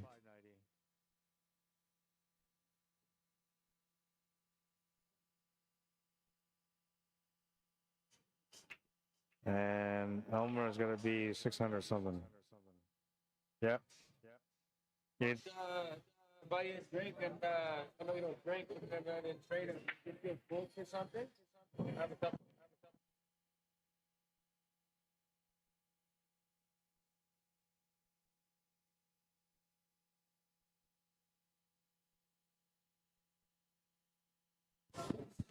Elmer de Guzman.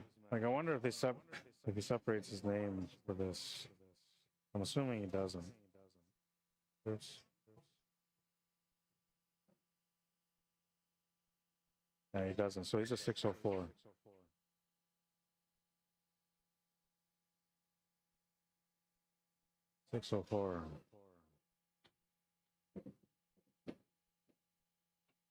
All right, so there's the Fargo rates. 590 for Ronell Vallon and a 604 for Elmer de Guzman. And Elmer de Guzman is currently up 4-2 in this matchup, a race to 15. It's winner breaks, 10 ball last, so no golden break, no 10 ball combo, and there is a 3 foul in effect. Ronell just missed his shot, so Elmer's coming to the table right now. Chance to get up by 1 more game. He's up 2 at the moment.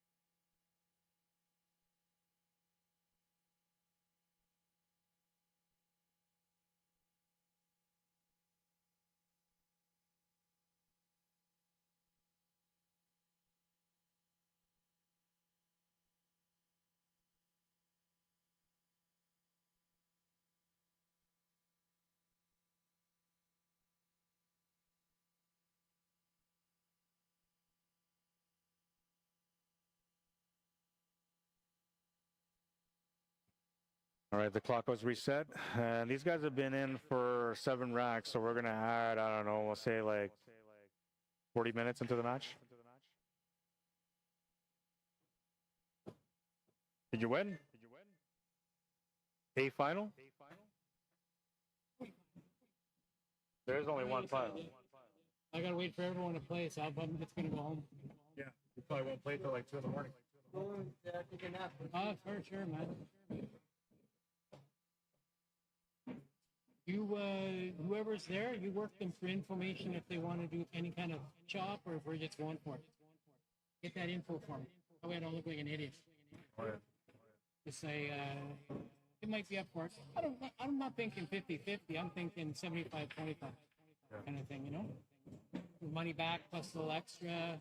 Because I think there's only 4,500 in there. 9 players. Oh, so the people dropped out today. Oh yeah, he had 10, and he had to give what's the name? I thought there was a dozen. Yeah, he did. Some people did.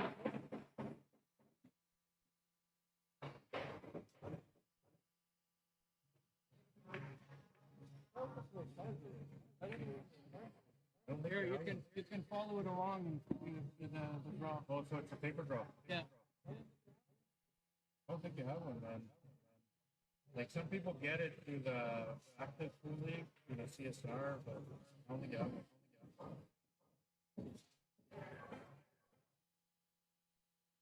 You won't get one from this one either because it's on paper.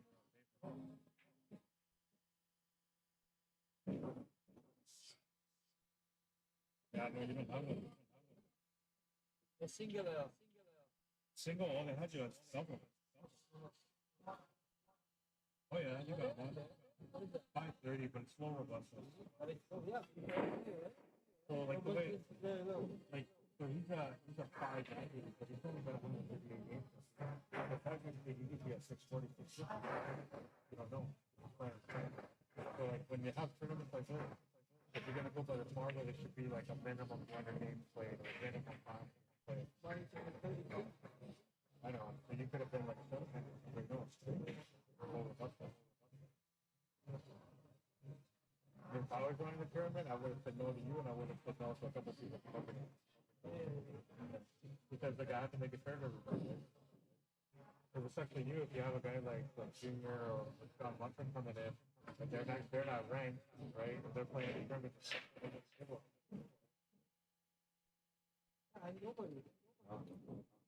And so there's a bit of an identity crisis right now too, because. But how's my game? It was good. I thought you were okay, man. There was a couple of times there where like you could see you were a little nervous. Yeah. And then the other thing is like I was telling you about that rail. So sometimes that rail is being involved and kind of put the weights come up close because of that rail.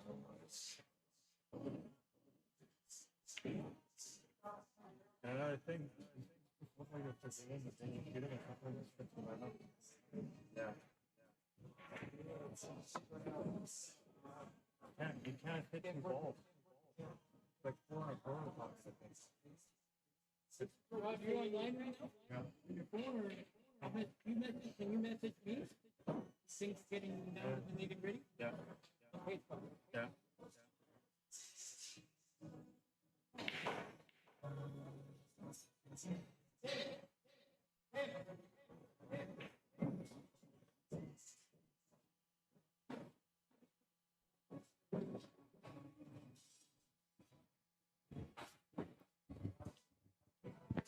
All right, so we don't have a digital draw. We have a paper draw for this tournament.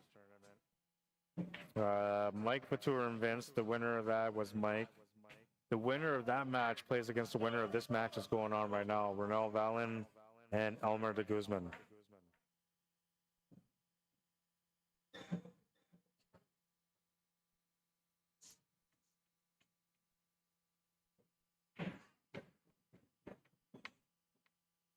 Oh, then Errol and Vince or Hona are playing now their match.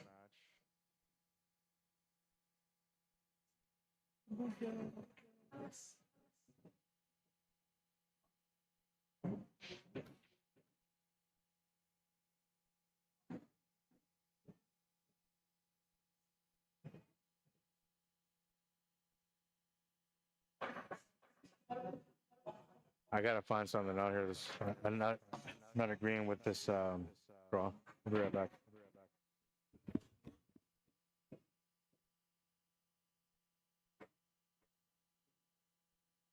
But you could move one in the One in each, yeah. you could move one. Probably just one.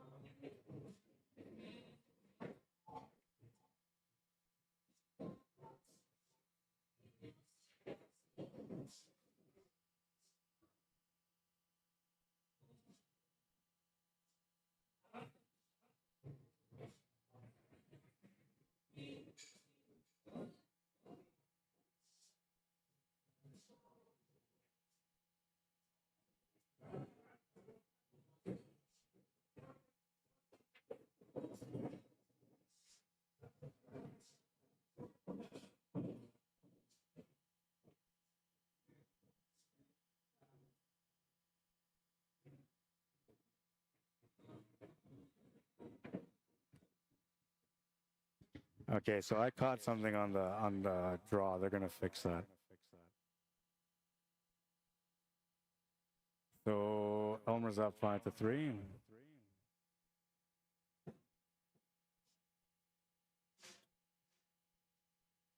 This is Ronell Valen at the table.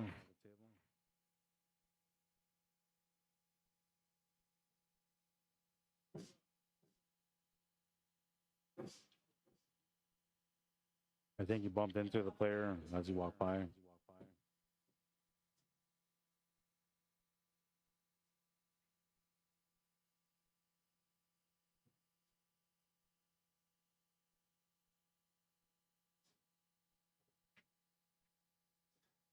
Right idea. Just hit it a little bit too thin. You can't stay over the pocket. This is going to be a good matchup, man. Ronell plays an amazing game. Same with Elmer de Guzman.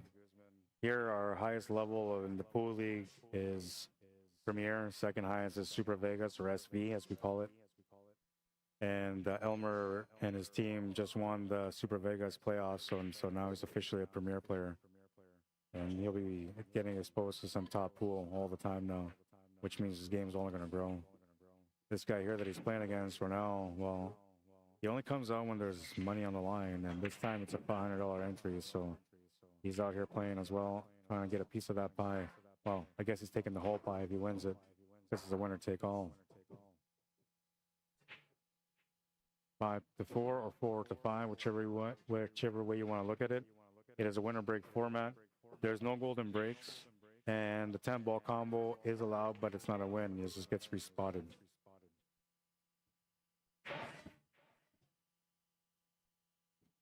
Okay, now there's another problem. No, I forgot only to remove. No, I forgot only to get another paper because even home, you gotta tell him. You cannot do that. You cannot do that. Yeah, you can call him. I only have a space. You cannot do that because you cannot go at the side. You cannot do that.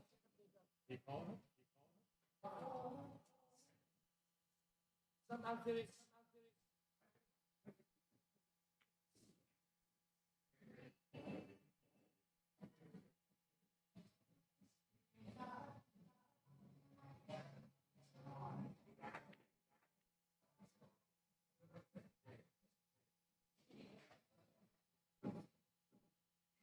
Need to contact him. It's the right one. Hindi, kasi nasira yung ano eh. Oo, utang na dito na siya kagad. Pwede lang siya rito. Hindi pwede yun. Oo, yung kasi. Oo, hindi pwede mangyari. Ibababa ko ito. Pinuna ko lang pala sa nito. Kagad tayo at pwede yun. Kasi matagal sa pagkakas. Diba? Dapat naglalaro kasi. Kaya pa hindi na nasa ito. Nangyayari yun. Kasi ito, yung pagkat kanina, diba ito yung bracket kanina kasi. Yan. Nandito na kagad siya, nilagay yung pangalan niya, ito nangyayari eh. Diba bababa ko siyempre, dahil oo. Gusto niya kagad yung shot, diba? Kaya,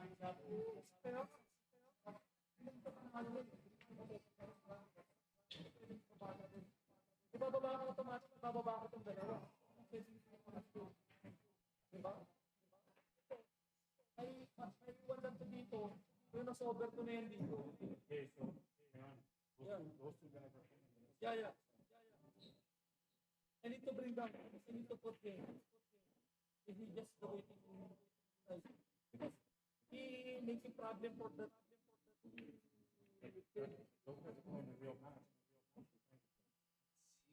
Sumulo kasi. Dapat hindi ito yun. No, I forgot to bring down on this. I need to move out the arrow. Yeah, this guy's good. Yeah, I will put a arrow here. Arrow here. Need to put arrow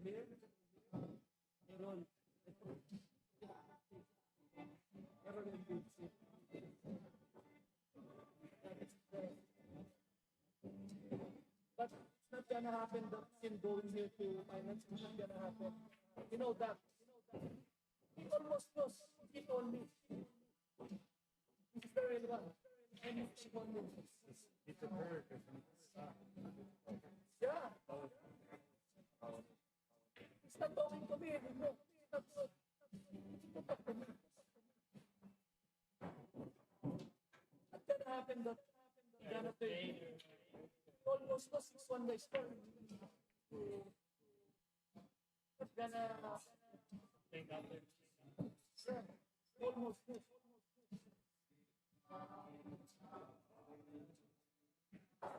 Kaya yan ang tama.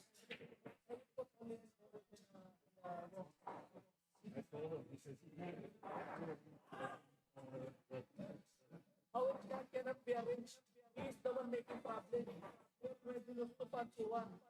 But he wants all the people, all the players facing the outside. It's gonna happen. He's the one making problem.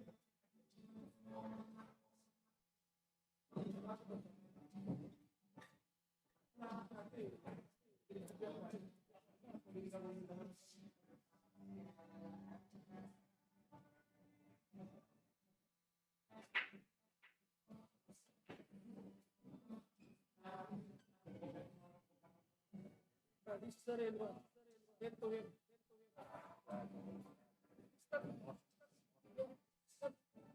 Stop calling me, that's why. Maybe if the one put his name to the winner on the outside, it's gonna happen. Hindi ako pwede yung tama.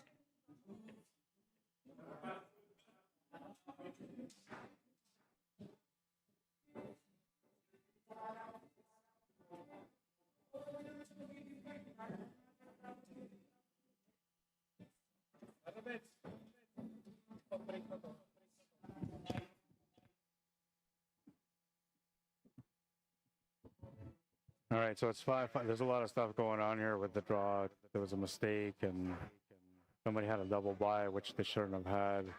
I think there's a bit of a correction made.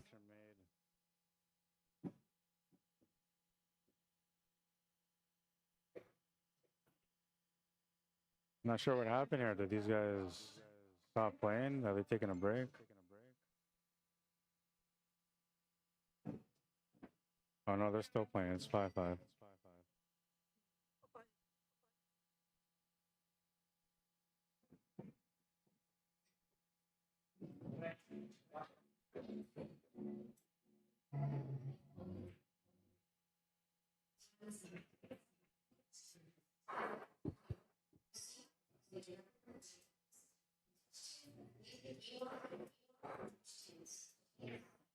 All right, I'm just dealing with what's going on here, getting messages back and forth.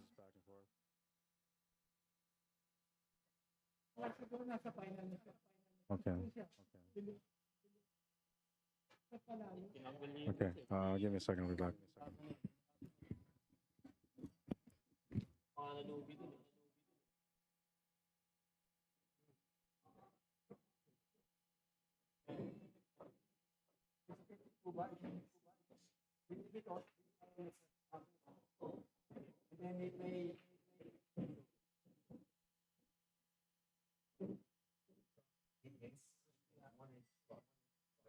And then if there's oh my god, the next game, number one.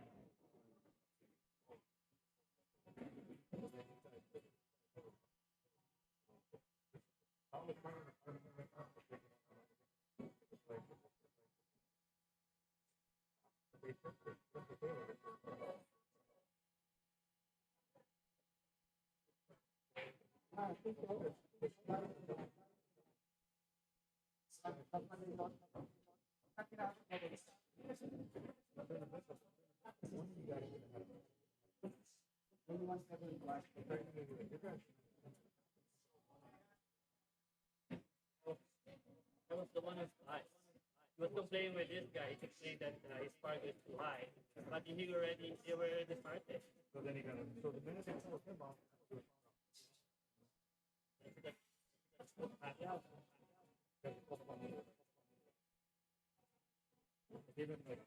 So basically, I completed my 5.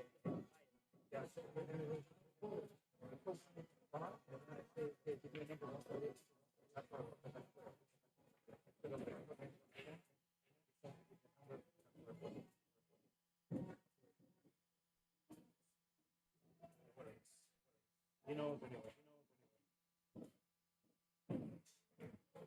he doesn't beat it. Yeah.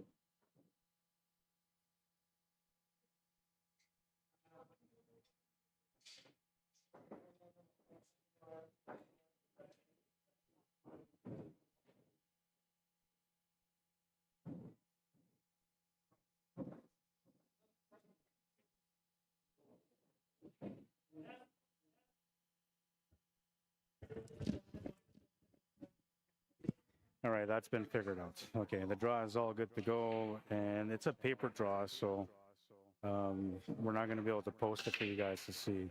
This is a 6-5 game, and the lead has been taken by Ronald Allen, who just came up dry on the break.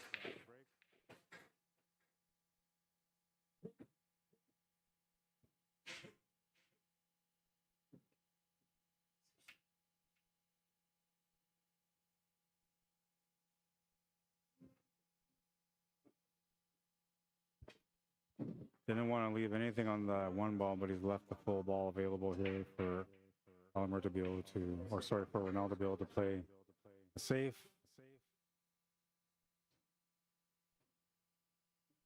Gonna get a good leave here. Jump shot or kick shot is the only option for Elmer.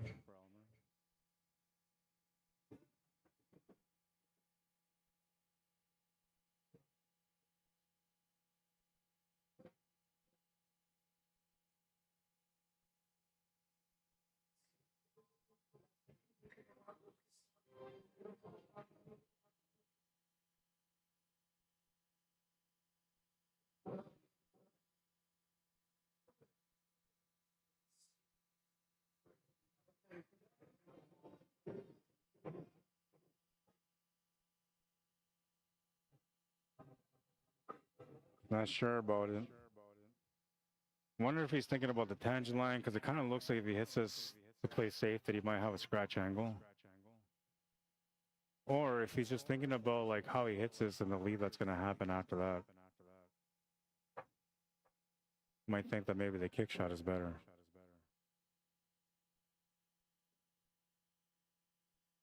Yeah, that's what he's thinking.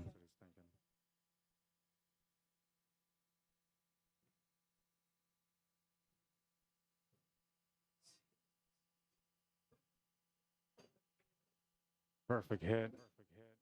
Nothing goes in, so it's just a turnover. If anything had gone in, other than the one ball into the pocket that he was calling, then his opponent, Ronald, would have had an option to either take the shot or give the table back to his opponent. Ball in hand here for Elmer de Guzman. The 3-6 is a problem here in this table, and the 2 ball's not in the greatest spot either, so I think, yeah, we're going to have to resort to playing some safety here. Maybe try to open things up with this 2 ball. That's not bad. He's given him an option to be able to hit a rail, which is maybe too much of an option. Ideally, you want to roll up right against the 5 to take away that rail. It's going to make it a little bit easier for Ronaldo to be able to hit it. And he's going to hit that perfectly. Going to turn the table over, leaving the 2 ball over the pocket. Elmer can make the shot, but there's nothing available in the 3.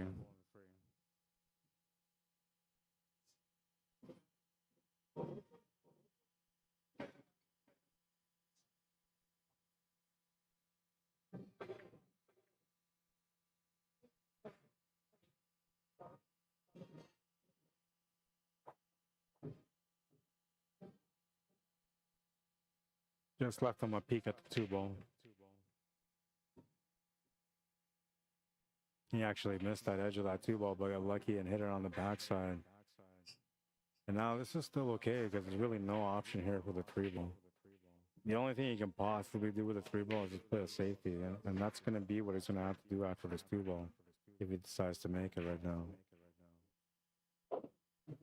tried to make it, was going for the breakout, and he missed the breakout. He also missed the pocket from the scratch, which is lucky. Could have been a bad situation there.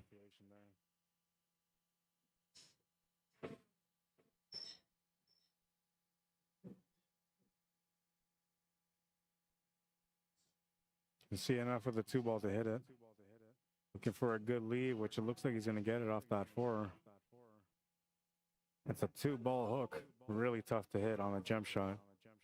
Unless you're Jesus Asensio. Kick shot is available though, and for that he's going to have to use some spin. He's got to hit just below the pocket. He tried. Ball in hand for Ronell. Currently up by 1 in this race to 15 single elimination format.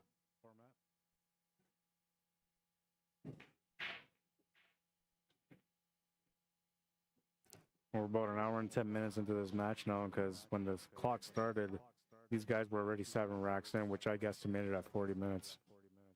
And that was based on that the other table on the right that we were covering at that moment when these guys first started playing. They were about 3 hours and 10 minutes in, and that match finished at 4 hours and 1 minute in. So they were playing for about 40 minutes. Oh, just missed the hit. He's on 2.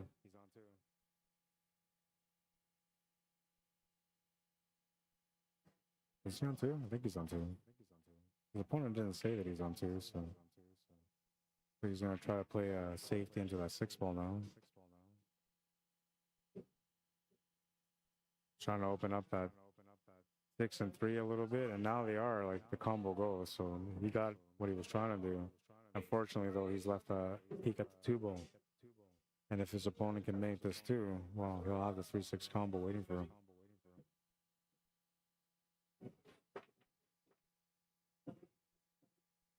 Oh, man. I mean, had he made that ball, he would have turned the table over to Ronell. Ronell would have taken the shot from there gladly because he had the combo. But he's lucky that ball didn't go in. And Ronell's lucky that cue ball didn't go in. Wow.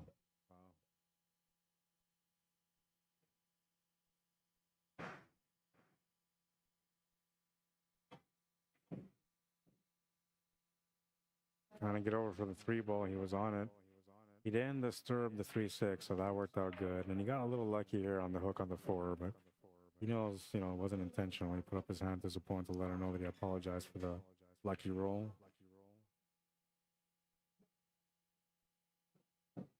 Looks like there's a fly flying around the table.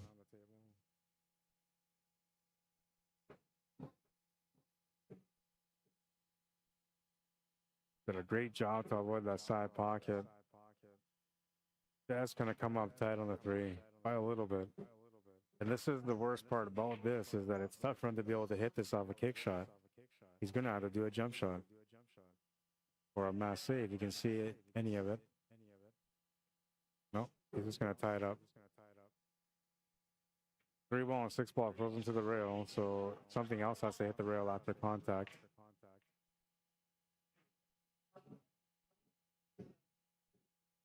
A pretty smart shot, actually.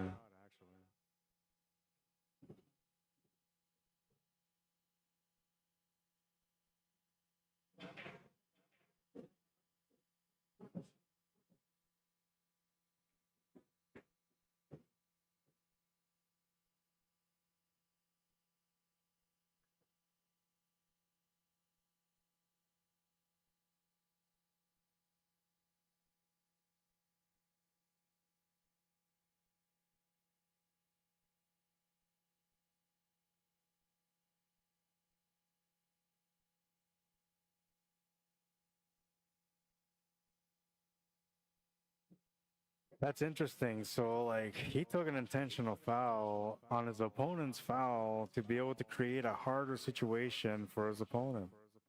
That's some really smart stuff there.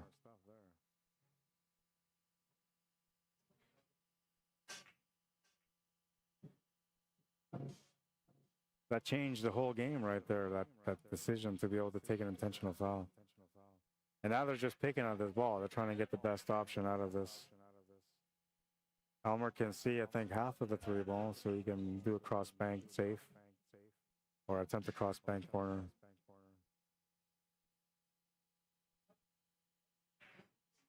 I wonder if he can bank this 2 rails and put that cue ball on top of the 6, so that would be the play right there. He's able to make it. Push that 6 ball off the rail too. This is going to give him a chance at the combo. Good thing about the combo is if he makes it, the 4 ball will sit by the pocket. Angle off the shot here will bring him for a setup on the 4 ball also. Going to miss the shot. And we'll see if that's a good thing or not. Ronald's at the table. Options for safety or a bank.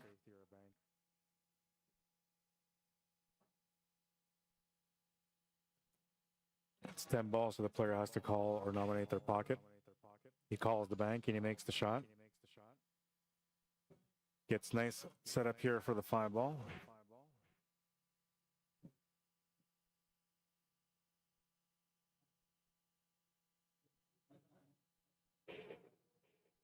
Six ball is sitting over the pocket, not a problem at all. 7 to the 8 shouldn't be a problem because the 8 ball is sitting near the pocket as well. 8 to 9 should be okay. It's the 9 to the 10. That's going to be the work. And depending on how good you get your shape on the 10, well, that's going to be the finish. Uh-oh. Uh-oh. Oh, man. Just when it looked like he had it. Gonna scratch, and the pool guys are in the house saying it's time to have some fun. Ball in hand for Elma de Guzman. Time to heat up this match.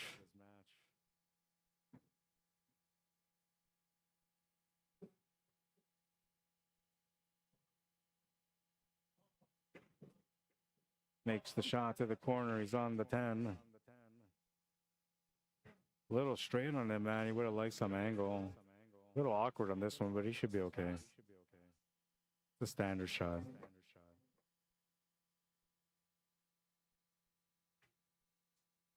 Oh, that was the only problem. Oh, no.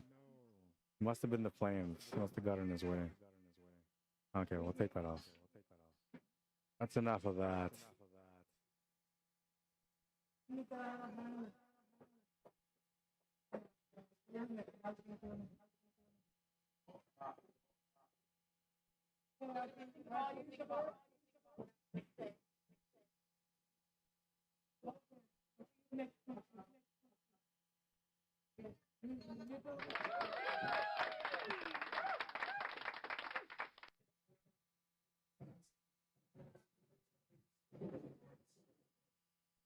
So 7 to 5, rack number 13 coming up right now. Winner breaks. So Ronald Allen will get a chance to break on this one.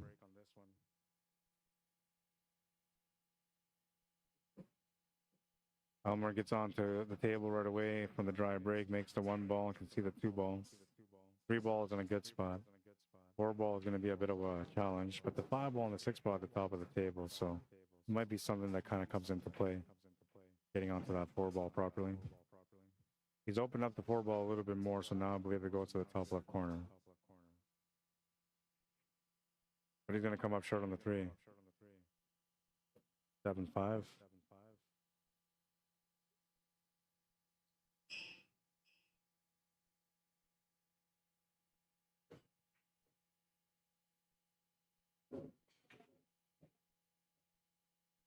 Scratch. If you want to come check out the table here, the Predator table, it's set up now. And it's going to be like a table that goes in and out. Like, they're going to have it here sometimes, but when there's big parties, they're probably going to take it out. So you'll have a chance to get on it, but just not all the time. If you want to come down, check it out. It'll be out now for at least this week anyway. And next weekend. But if I don't go out of town for work next weekend, I'm going to have a tournament on the 9-foots next weekend. I'm going to have a tournament on the 7-foots too. Just not sure what that's all going to be. All depends on whether or not I'm doing this job next weekend.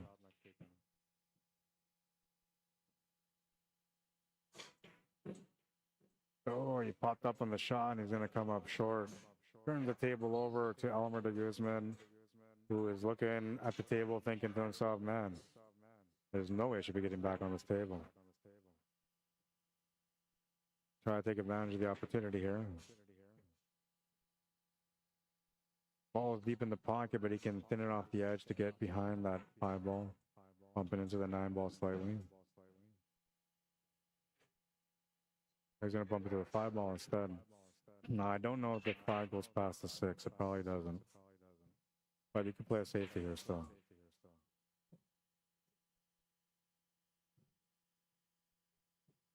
Yeah, that's a good one. Forcing him onto a 1 rail kick where the 7 ball is. That means that he's going to have to reverse the spin a little bit here just to make contact. Going to make some contact out of that though. Fortunately though, he's left the shot on the 5, so Elmer will come up to the table. Shot on the 5 is good. 6 is sitting by the pocket. He's got a good opportunity here to get a little closer in this match.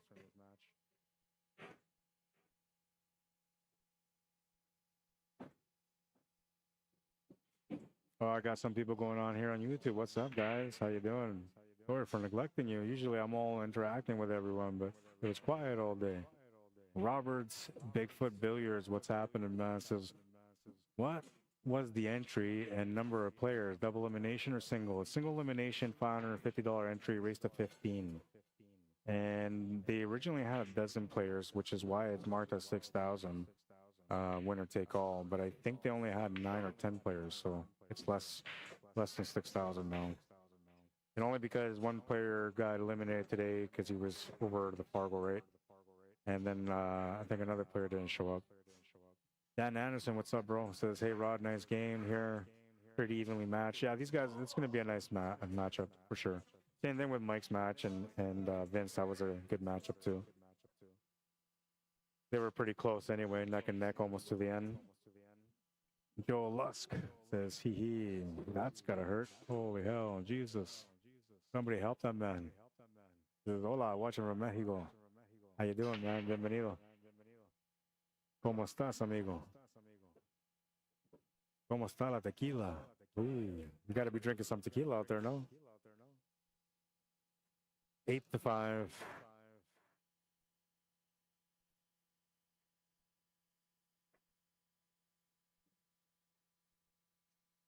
How's this all going? Not bad. They started the second round, and they're about to get going into the semifinals. Matches are taking about between 3 hours and 15 minutes up to 4 hours. The race, the what? 15. Winner breaks. Winner breaks doesn't really matter when it's good players, though. It just kind of goes back and forth anyway. Nice little draw stroke on that one to get into the 2. I think so, yeah. Oh, no, he's going to scratch. Ball in hand for Elmer the Guzman. 4 ball's in a funny spot, though, so he's got to figure this out still. 3 ball won't be a problem. Shape on the 4 is going to be the challenge. I'm thinking we probably play a draw stroke shot off the rail and back on top of that 4. But if he misses it, or runs into the 9, or runs into the 4, or comes up really short on the angle, all those things can change the game for him. I'm not sure he's going to risk it, but we'll see. You got to trust your instincts. That's one thing I know. No matter how much money is on the line, when you're playing, you got to trust yourself.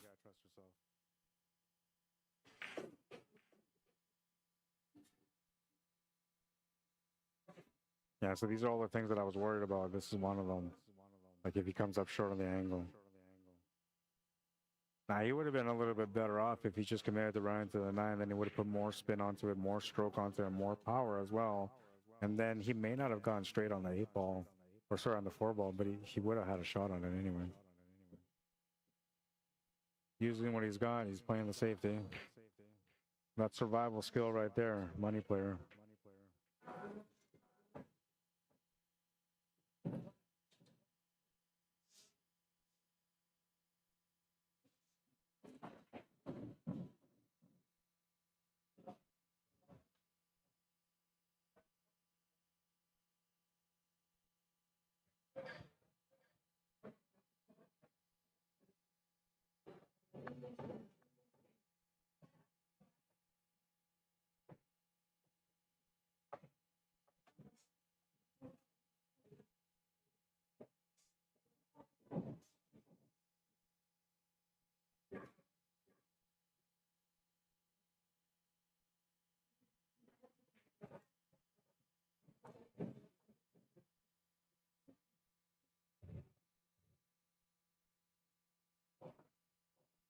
Opportunity knocks. The spread's a little bit better now. The 6-ball's still a little close to the 9-ball, but I'm thinking you're going to be okay as long as you get to the right side cushion. You should have the shot on the 6-ball.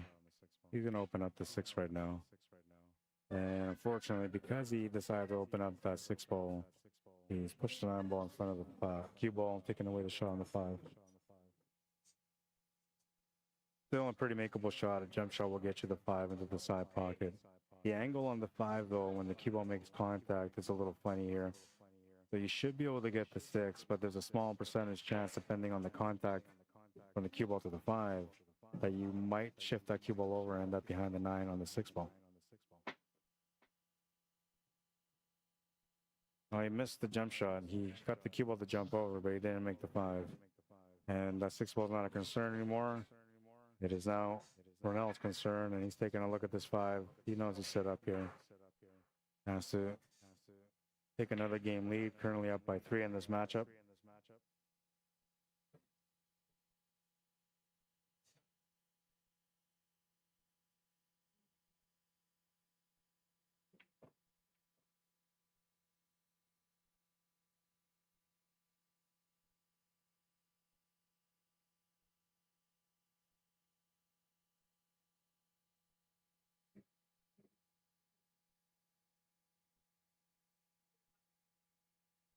Yep. He asked me before we're on the camera, can I say hi? Go ahead, man. You do your thing. Looking at a close cut on this one. It's a back cut on the shot, but he's so close to the ball. It makes it a little bit harder to see. So if you practice enough, he'll just go straight in the pocket like that.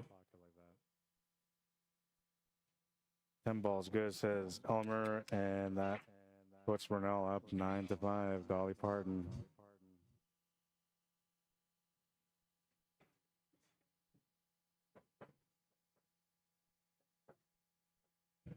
You have to be like an 80s person to kind of get that one. Dolly Parton, 9-5. That's from one of her songs. I think there was like a movie or something like that too. Maybe there was a movie called 9-5. I don't know. Oh, it sounded like a smash and break. Nothing really came off the middle of the pack, but everything on the outside came out. 3-ball went into the pocket also, so that's off the table. Elmer with a chance to get going here, ball in hand, wrap the hop, and rack number 15.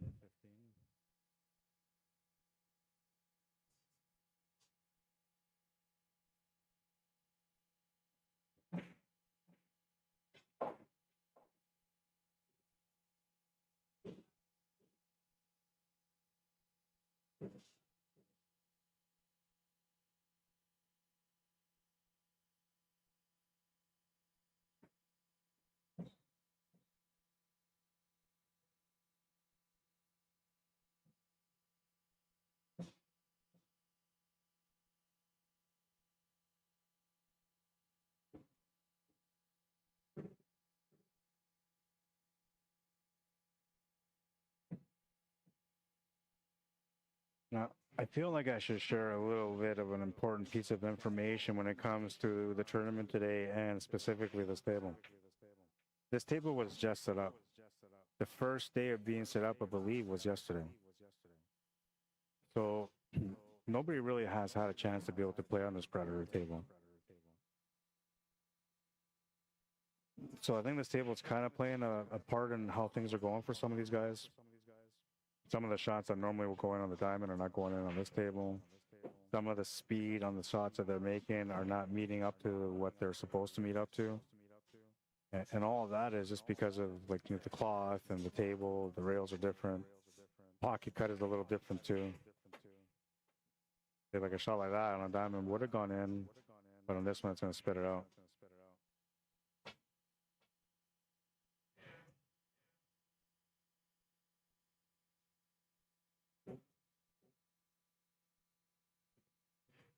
This isn't an easy shot, only because he's got to get back to that 9-ball.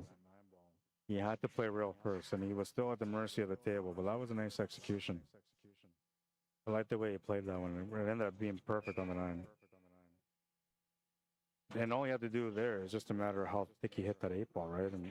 And also how much contact he made towards the horn of the pocket, which he barely touched that. And I'm surprised he missed that 9-ball, man. Because, oh, and he goes back in that pocket anyway. It counts. That's the pocket he was trying to make it in, so it counts. They're kind of picking at him right now, making fun. Whoa, where did that come from? Is it time to go home? Kidding. I had no idea where that came from. I was trying to do that.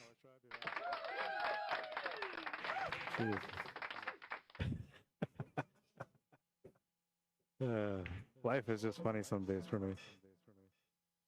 I'm glad that I'm back doing some pool streaming, man. I miss this stuff. That's the shot of the night, yeah. I'm going to show it right away. These guys on a breather.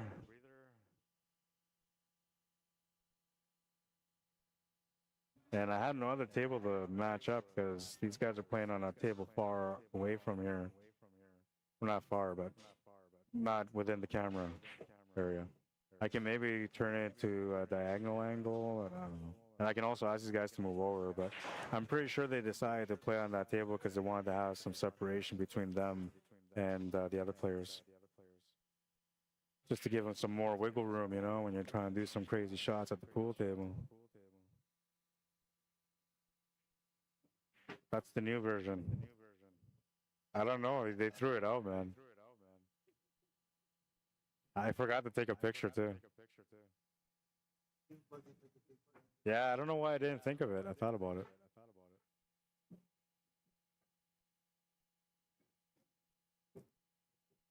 All right, give me a second.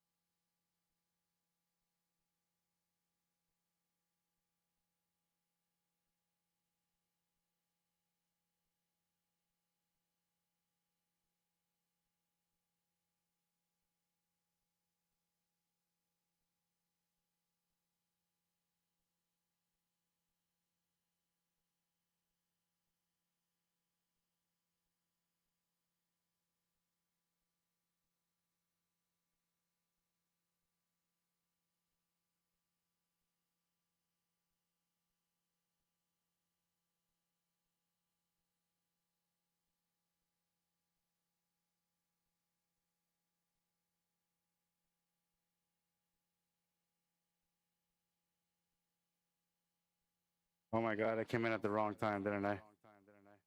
Don't give him the shot. Don't give him the shot. Don't give him the shot. Oh my God. I walked in, I had no idea he was on the 10 ball. I just came to sit down. Oh man, I had no idea. My bad, Elmer. You watch this later. Oh man, my bad, my bad. 12-5. He popped up on the shot too, so I know I threw him off. So like my rules in pool, when you walk by a table, I always tell like servers too, so never stop, just keep going.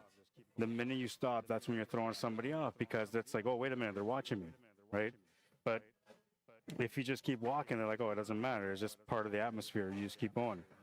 So when I came in here, like I didn't even look his way when I walked through the doors to get into where I'm sitting. And when I got into the area where I'm sitting, I didn't make any eye contact either. But I seen the end of the shot and I seen the body movement. So like I seen that, you know, he missed the shot. That's my bad. If I would have seen he was on the 10 ball, if I would have looked before I came through those doors, I never would have walked in. But I think he might have seen me, and if he did and I stopped, that might have thrown him off too, because pool players are funny like that. Come on. Oh, he's having some bad luck to go with that. Like, what can you do, man? It's just the way it goes.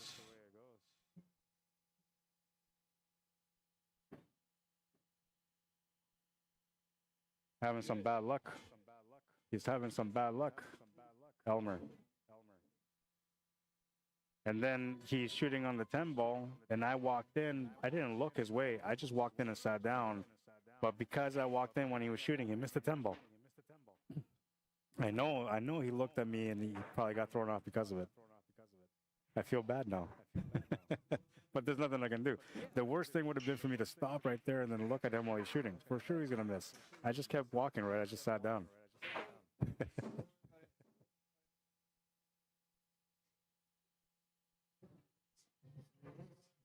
Timing is everything, they say.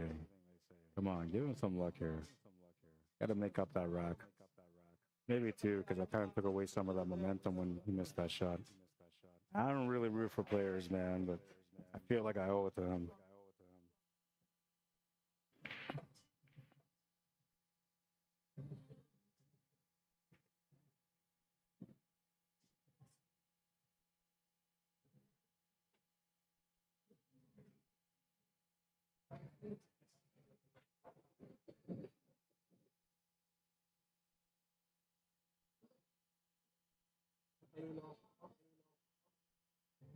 In a tough spot here with the 5 ball.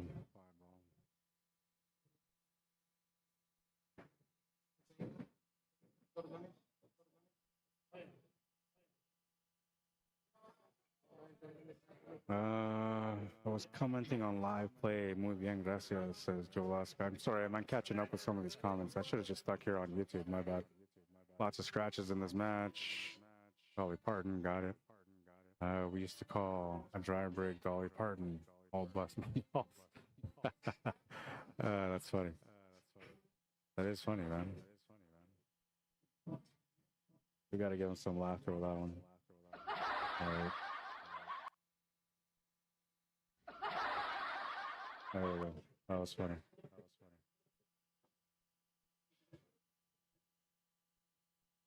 He's a little bit of luck and he's going to get it. 9 ball rolls up in front of the 5, taking away most of the 5 ball. I think he's giving him the right side, just the edge of it.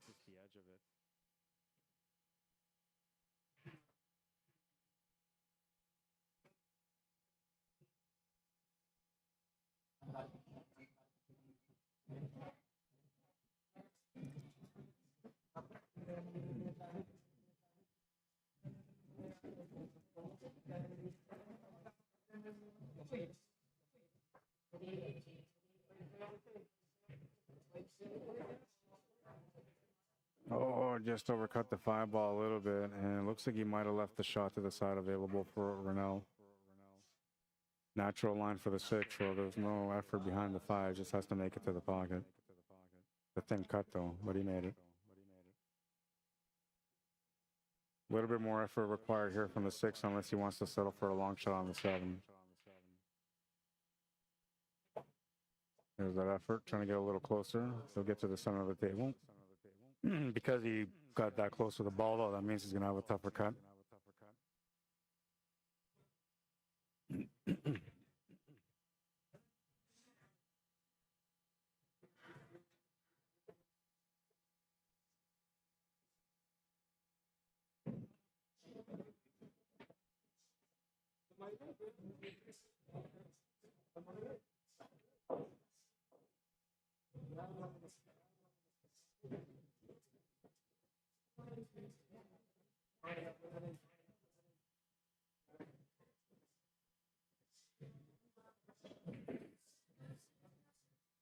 Getting up for the 9 ball. He's in a good area, a good angle.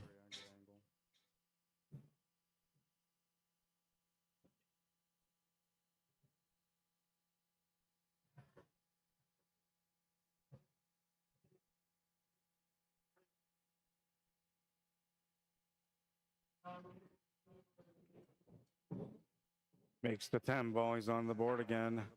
Ball to 6.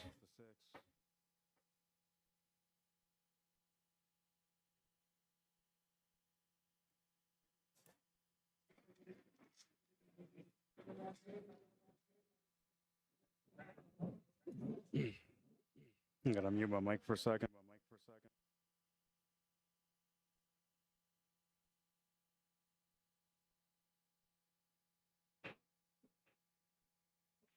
All right. Have to set up another mic just in case if anybody wanted to get on the microphone here with me.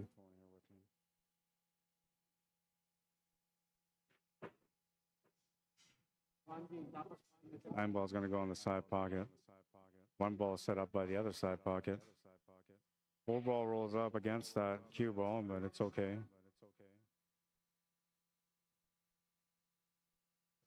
Got to solve for a shot to the bottom left corner on the 2. Give himself some angle, but maybe too much. Now he's at a back cut, and it's going to be a little bit harder to get the shape on the 3, though the 3's sitting by the pocket, so as long as he can see it, he's good. Yeah, you have to 4-stroke that to try to get onto the 3, and he's going to miss the shot, unfortunately. You can see his mind was on the 3 ball, the shape was there. What did you say was paid?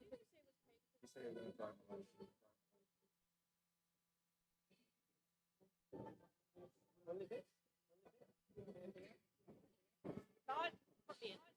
And his bricks? No.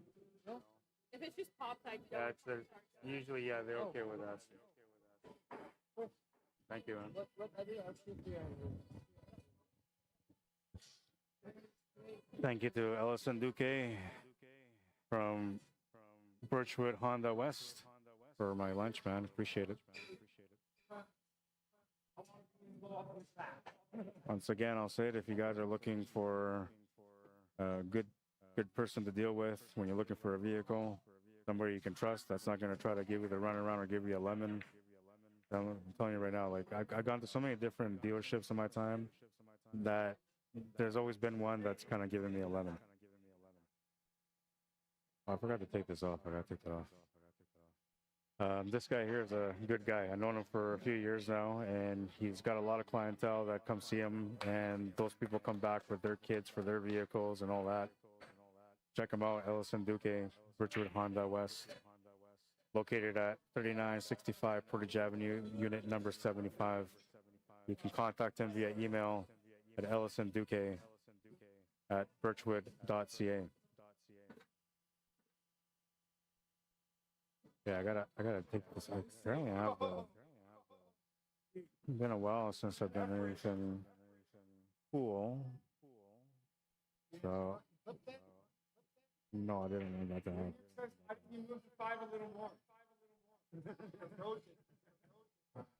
Yeah, take that off. Okay, we're good.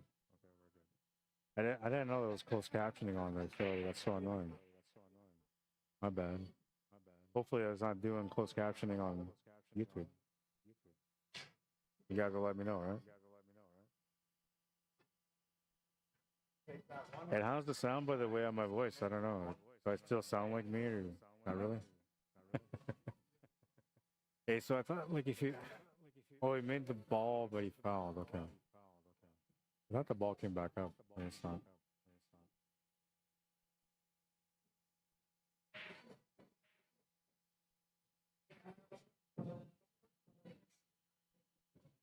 Darnell's got a pretty fast pace.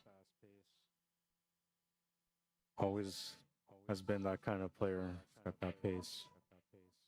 Oh, and he's going to come up short on this one. You can see, though, he was taking a little bit longer than usual, so maybe that's why. Background thinking.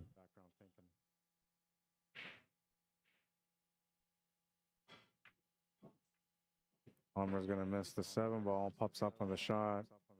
Gonna get a good lead on the 7, though, so he's okay. Shot's makeable still, but a little bit harder.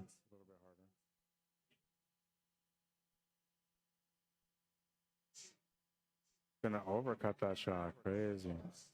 That's gonna leave the ball over the pocket, and the 10 ball rolls up for an easy finish here.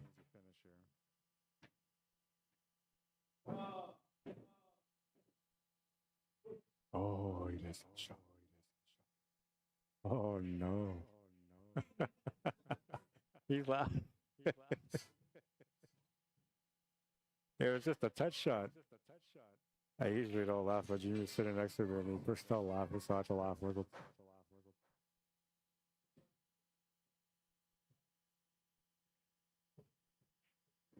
Ronaldo gets up. Another game here, 13-6, a lucky break for him. That ball looked like it was just sitting in the pocket. But I think he was just trying to hit it light, and then he ended up hitting it too light on the contact.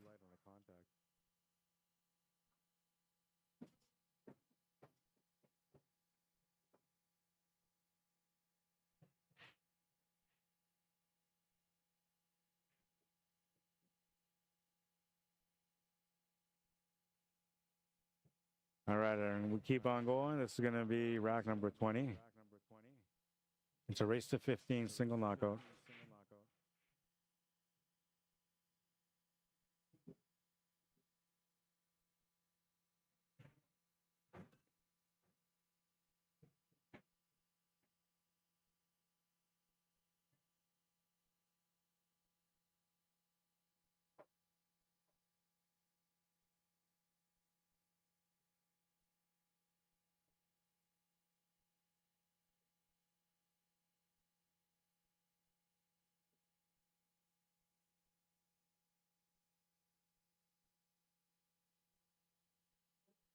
Pretty natural setup here on this table. The break was pretty good.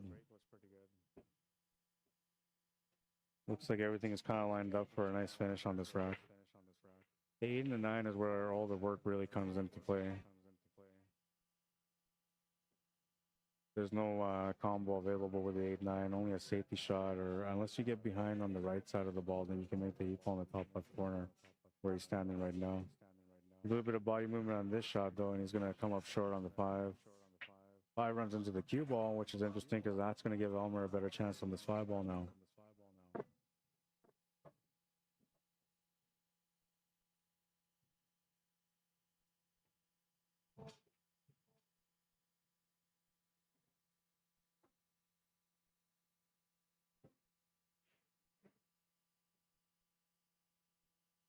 Not bad. He's giving him maybe about a third of the 5 ball available. It doesn't go to the pocket past the 6, so if anything, we'll have to call the 6 ball. But he's just going to try to hit it. Oh, it does go past the 6. Wow. Deceiving, man. Deceiving. I didn't think it did. Makes a nice shot on that 5 ball. We'll take a look at it real quick. It looked to me like he couldn't make it past that ball. Yeah, he had full pocket.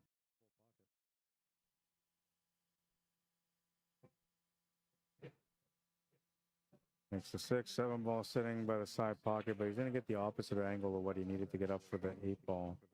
So that means he's either going to have to settle for a safety next, or he's going to have to play a 3 real positional shot to get onto the 8 ball. And he doesn't have a whole lot of angle to work with, so it's going to be tough to do the 3 reels and back up. To get perfect on the 8 ball anyway. Oh, that's going to be good enough.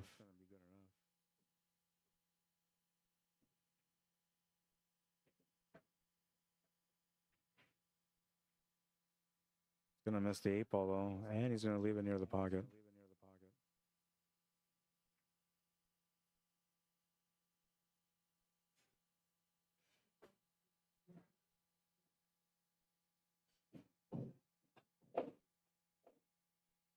Makes the 8 ball, has a shot to the corner on the 9. Looks like the cue ball is going to end up running towards that 10 ball. He has a choice to be able to draw him back and away from it, but then you're looking at a scratch angle, so it's almost better just to run into it if you're going to run into it, or just to commit to go around it on the left of it. Yeah, like that. Jumped up on the shot, it was a little tense, it was a hard shot, and this is going to give him a tough 10 ball here.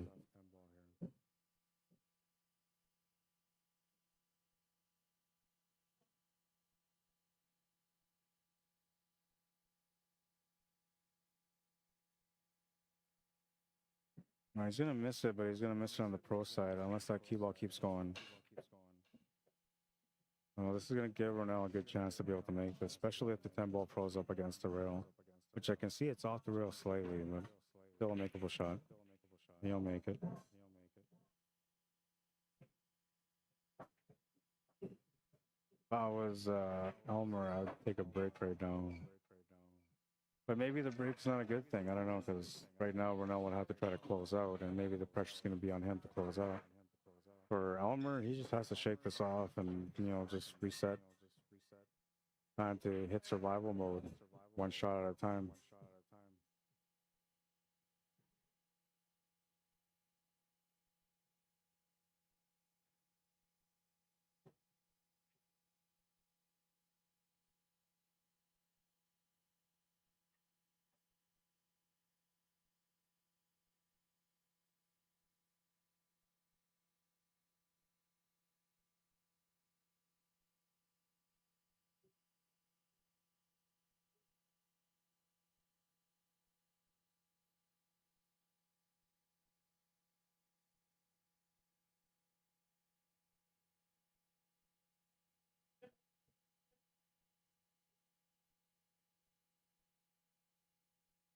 Gotta take a jump shot here.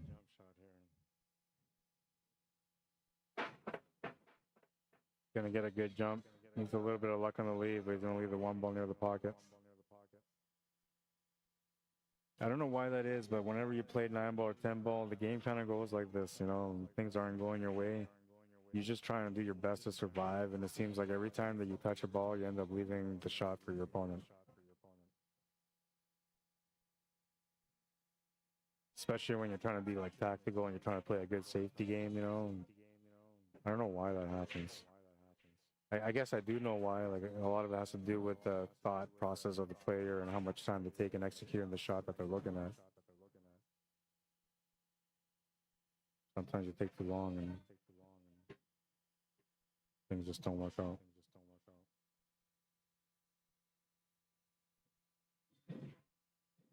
Got a pretty good layout here, but he's gonna have to do a little bit of power stroke here from the 4 to the 5.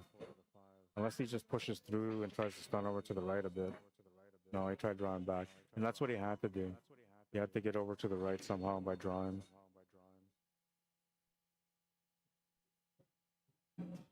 I was thinking that he could maybe play that through and just try to stun over to the right a little bit and just settle for a back cut on the 5 to the corner, because that would have given him a 2 or even 3 rail safety attempt as well. Kind of like a two-way shot.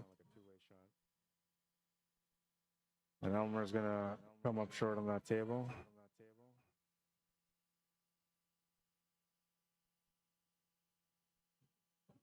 Good lead on the shot though. Oh, and look at that, nice little cut to the corner. No shot available on the 5 ball right now. I don't think there's a combo maybe on the 10, or maybe the 5-8 goes. He wasn't trying to do that, he was just trying to play safe. And that's some good discipline, you know, he's on the hill, he doesn't want to take too many chances, definitely doesn't want to give his opponent a chance to get back in this match. Good hit, he's going to get a bit of luck on the leave. He puts up his hand, but I feel like he deserves a bit of an opportunity, so this is going to be good for him. Yeah, start setting up for the next match. I don't even know who's going to play next.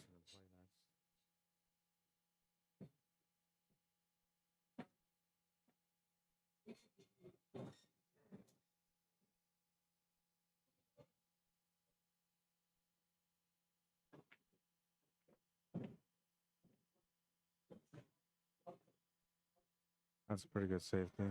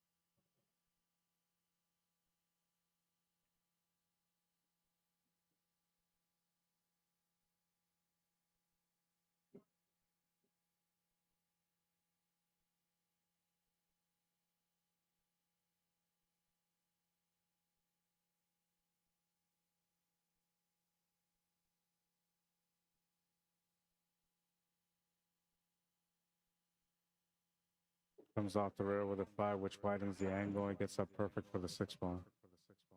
8 ball is still in a tough spot. 7 ball's okay though. That's the one that he's got to get onto next.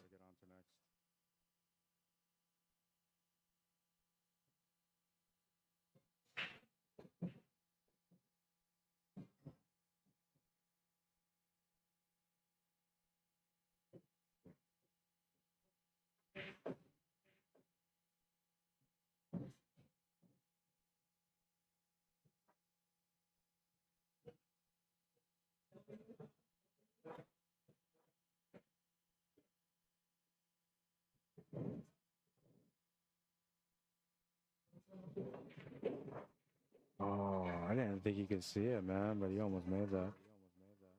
8 ball's going to spit out, and it's going to set up straight to the corner, giving Ronald the chance to close out now. And I know it says 1 hour and 30 minutes on the clock, but it's actually about 2 hours and 15 minutes that this match has been going for.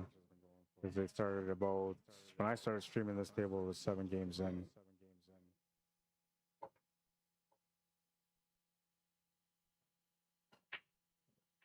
At the time, I think it was 4-3 for Elmer. Elmer had the lead up until the 9th game. On the 9th game, that's when Ronell came back, won that one. Then he won 10th game.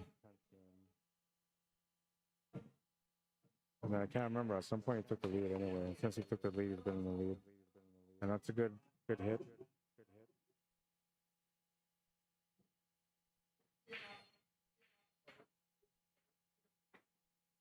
And not a bad reply.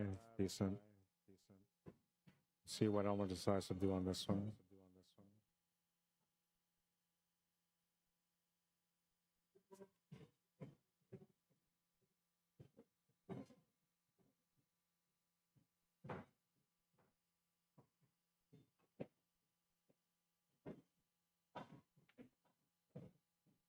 Oh, it just comes up short on the bank, and it's going to go to the other corner. Oh, no. Now, his opponent doesn't have to hit the 8 ball no more, and he's got left on the 9 ball. That's just bad luck, man. When it rains, it pours. That's just the way the game goes. That's going to be the match for that one. 15-6, the final score. And we're going to switch over to the other table quickly.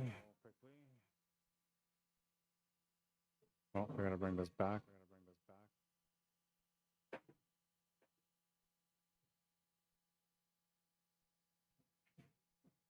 Give me a second here.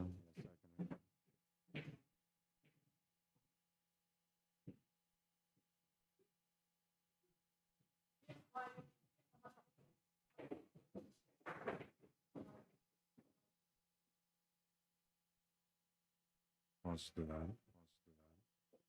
I want to bring it back a little bit. I'll do that.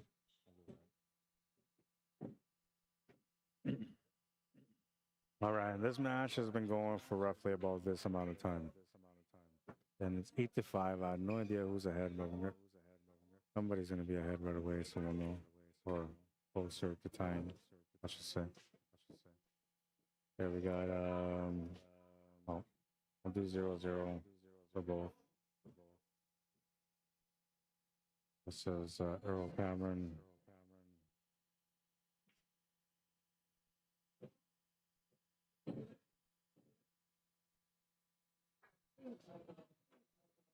Playing against Vince Arjona.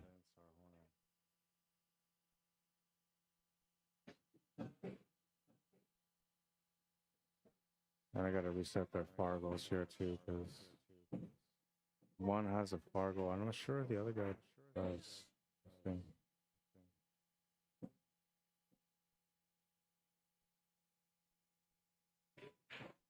Thanks, guys.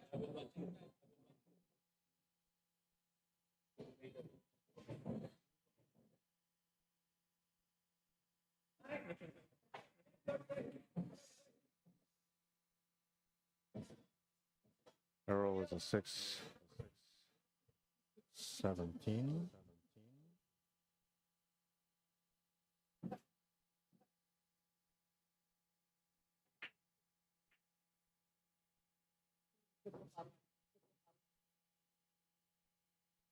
And the guy that I'm not sure has a Fargo rate or not is Vince.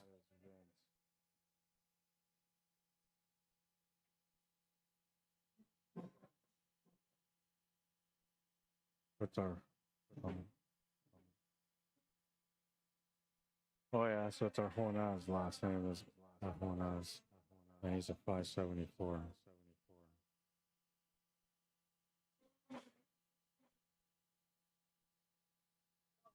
All right, so we'll pop up the Fargo rates, correct his last name.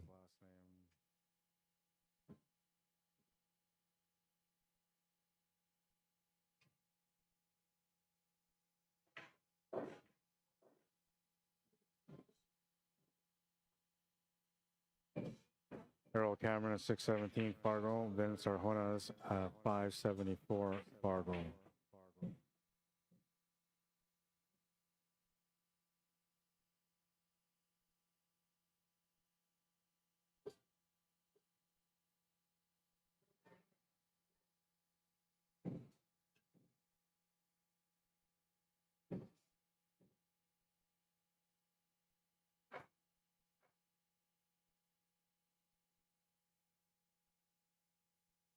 I don't really like this angle right now. I'm not digging it, man.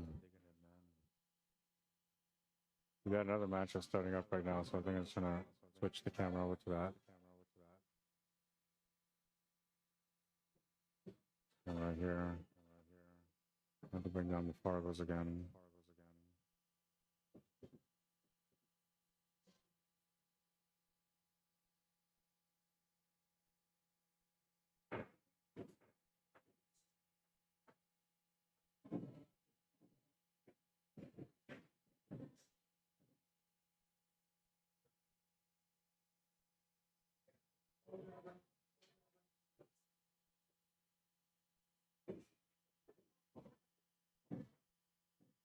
This should be a good match. And these guys are just starting now, so we'll reset the clock.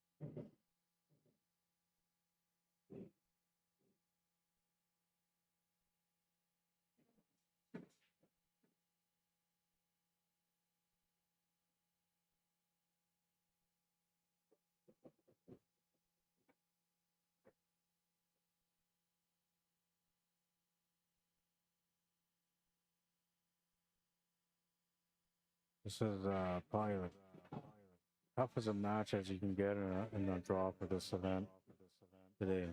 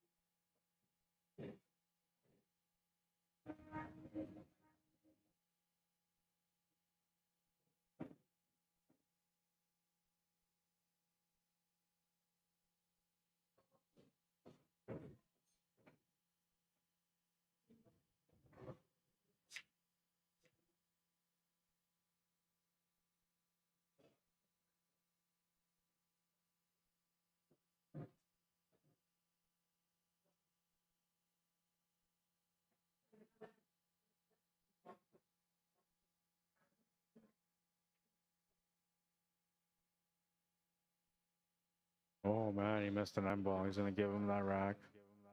I think that's the first rack of the match. Pretty sure.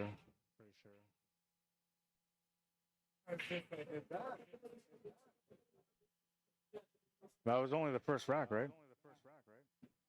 I know. Hey, Yeah. take that ball. Then on the turn. Yeah. Yeah, shake it off, man.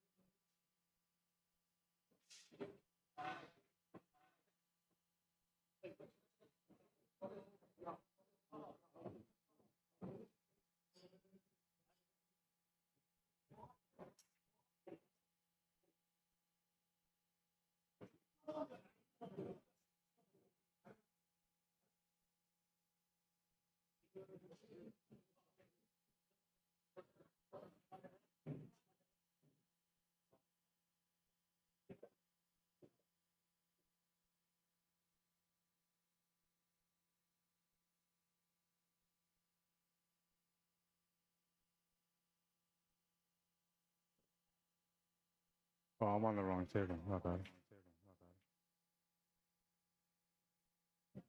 I was on the wrong table. My bad.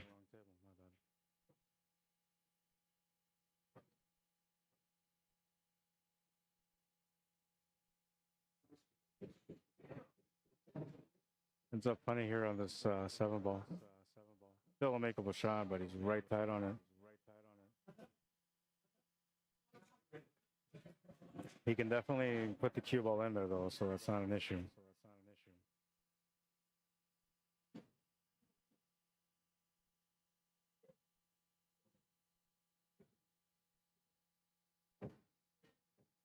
Makes a nice cut on the 7.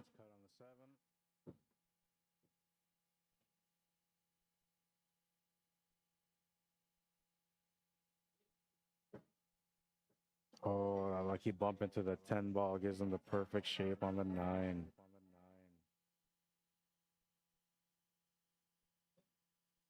A little lucky if you ask me.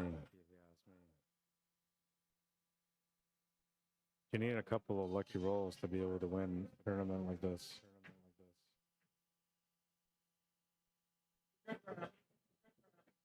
Nick says you're good, Ronaldo.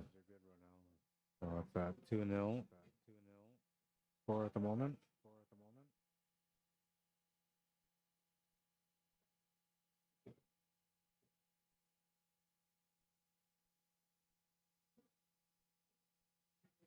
The other match is 5-10 between Earl and Vince Arjona. And I'm not sure who is in the lead still.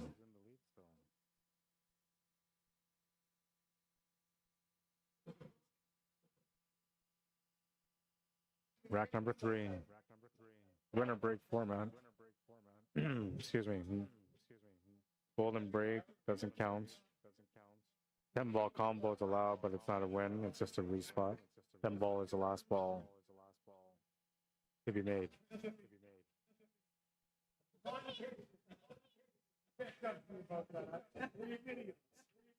Tried to bank that up for a safety. Ended up double kissing off the white ball, and Mike will have a shot on this 1 ball. 2 balls in a bad spot. So I'm not sure if he's going to want to make the shot. I don't think he should. Personally, I probably wouldn't. But he might feel like he can maybe play the shot and get the shape. But I'm telling you, it's going to be tough. The only way you can play shape for this 2 ball is to make it in the same pocket as he's making the 1, bottom left corner. The other way would be to like reverse bank it towards the bottom right corner and having the stun angle to go up for the 2. I don't know if it goes past that 10 and 4 to the top right corner, but I don't think it goes past the 4.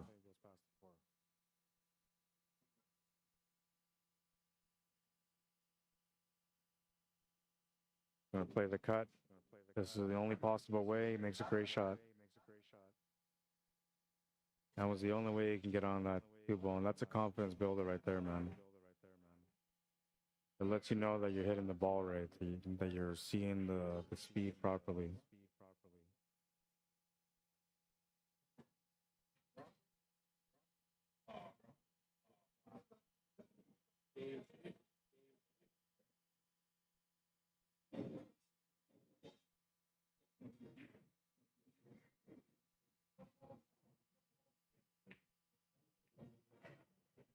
Good shot on the 2 ball, gets on the 3.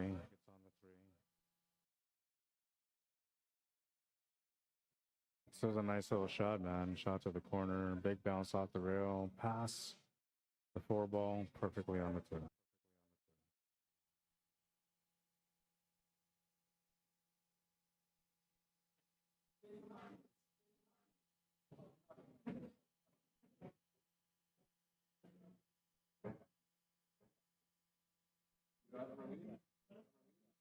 Found the perfect window for the 4 ball. Can separate the 6 from the 10 ball here and gets it up for the 5, but it's a bit of a risk. And it's a bigger risk because the 7 ball being where it is, you know, you can come off the 10, kiss off the 6, run the cue ball into the 7 and not see the 5 ball at all. It might be best just to leave the 6 ball where it is and just play shape for the 5.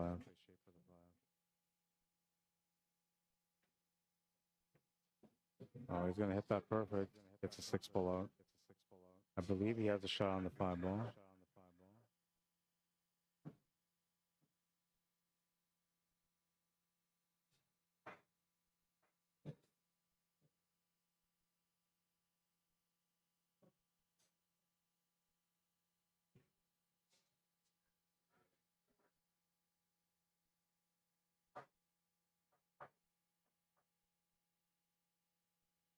Oh, he doesn't actually see it. We can only see an edge of it.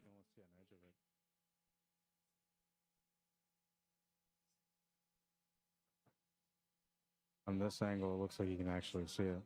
So, I mean, the camera's so deceiving, man.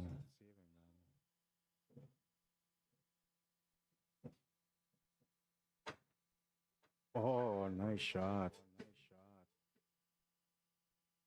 Coming out swinging today, man.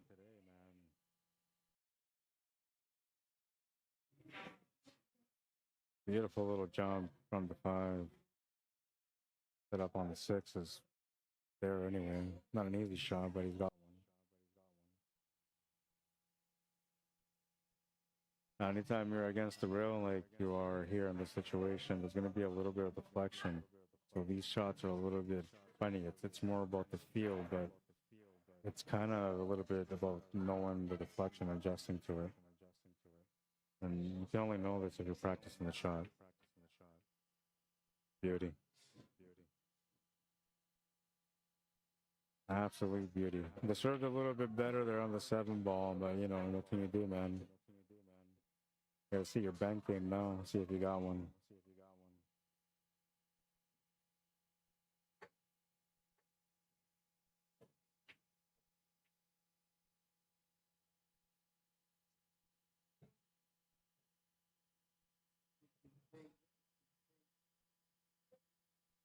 Missed the bank. It's gonna reverse back. And if that cue ball, I was gonna say, if that cue ball gets to the rail, man, that might be a blessing, but it didn't. So there's a chance here for a cut to the side. There's also a chance for the bank. There's also a chance for a save. Two different scenarios here that Ronaldo can play. Currently in the lead, so as long as, you know, he controls what happens here in this situation, he could maybe maintain that lead. It's gonna make the great shot to the side on the 7. Oh, and he gets a bounce off the rail. Perfect shape on the 8. The draw angle isn't very good, so he's gonna have to settle for a long shot maybe. Unless he can force stroke it. I forced it a little bit. I'm giving better shape than what I was looking at.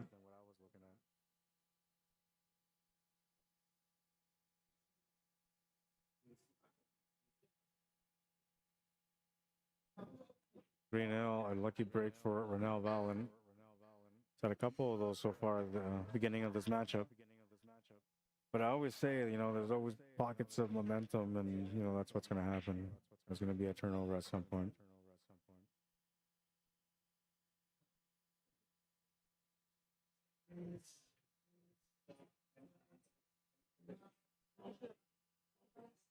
It's a winner break format. So Ronel Valen will get the break here in rack number 4. Hit that pack pretty good, and something's going to go on the side. I believe that was a 9 ball. You can see the 1 ball. It's a bit of a tough cut, but it's available. I don't think the 2 ball goes past a 3, but if it does, then, you know, simplifies the shot a little bit here. If it doesn't, he's got to play the shape into the 2. I mean, he's going to come up short on the shot, and he's left the 1 ball available to the side pocket for Mike to get going. And I'm pretty sure the 2 ball goes to the top right corner, so that's what he's going to shape up for.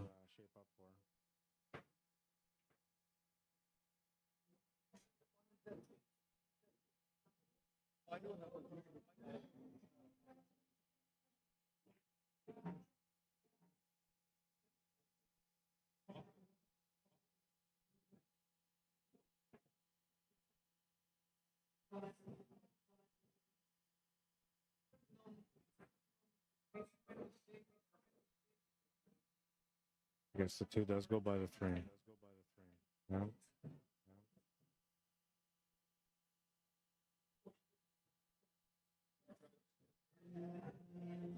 So now he's kind of at the finish line on this rack. He just has to get the proper angle on the 4. That's what he's looking for.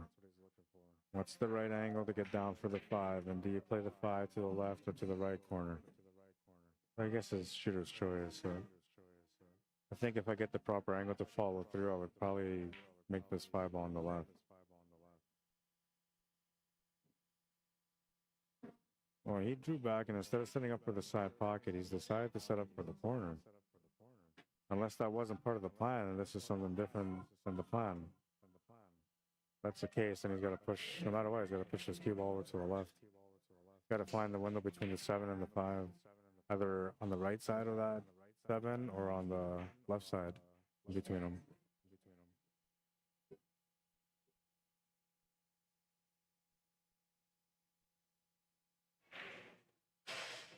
Plays a shot to the corner, looking for the short side shape on the left.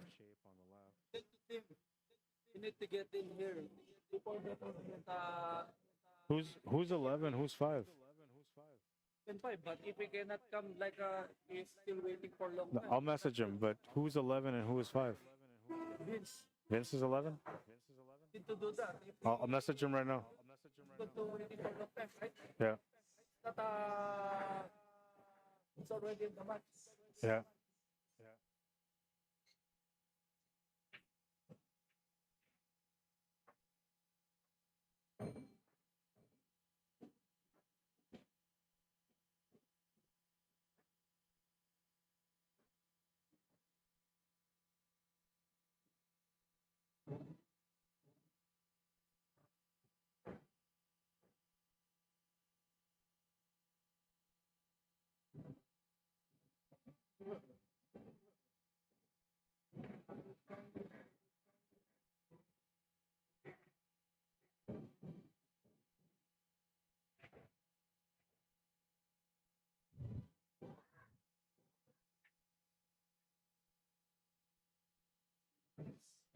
All right, and I didn't see what happened. Did he have the shot on the? Oh man, I just decided to check messages and I missed what happened because he had the shot. He was shaping up for the 5-ball, and I wasn't sure if he actually seen the 5-ball or not.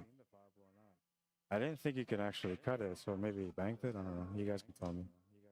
Did he bank it? Can I go back and watch it?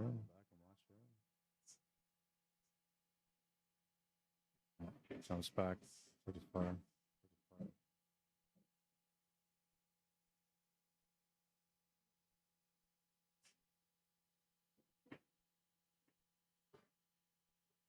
All right, so he's on the board on this one now.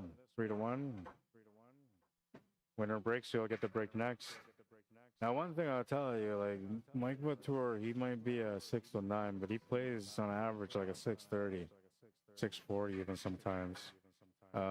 He's pretty good on the bar box, but when it comes to his 9-foot game, he's really good on the 9-foot. Most of his young years of playing, or early years of playing, he spent time playing on 9-footers, so he grew up with 9-foot. But what I do know is Ronald Valen is a really good player as well, and he's the kind of player that only comes out when there's some real money on the line, and he's usually in the conversation for the top 2 spot. He's not necessarily a dark horse, but more like somebody that you kind of sort of expect to win this tournament today. He's got some tough opponents. Mike Beltour being one of them. Really good, experienced player on the 9-footer. The other player that he's going to have a tough time with is Tim Sinclair, because he's got a lot of experience as well. Comes from the old school hustling days, so you know he's going to be ready for a good match. And well, we'll see what happens for the rest of the matches, because right now we got Earl Cameron playing against Vince Arjonas, and that score right now is 12-5 for Vince, and he's at the table right now trying to close out this match. So if Vince ends up winning that match there, he'll play against Tim, and then the winner of that, well, they're going to have to play against the winner of this. It's going to be a really nice championship match. And I'll tell you one thing, like if Mike Latour is the guy that ends up winning, he's not splitting with anybody. He's been backed into the tournament, he told me, and he's already going to be losing a big portion of the money that he makes because he didn't pay for his own entry. So if he ends up winning this match, the championship match will be a legitimate championship match. Now, if it's Filipino versus Filipino in the end, they're all friends, so there might be a small split, like maybe 1,000 each, and then they play for the difference, something like that. I'm good, man. Thank you.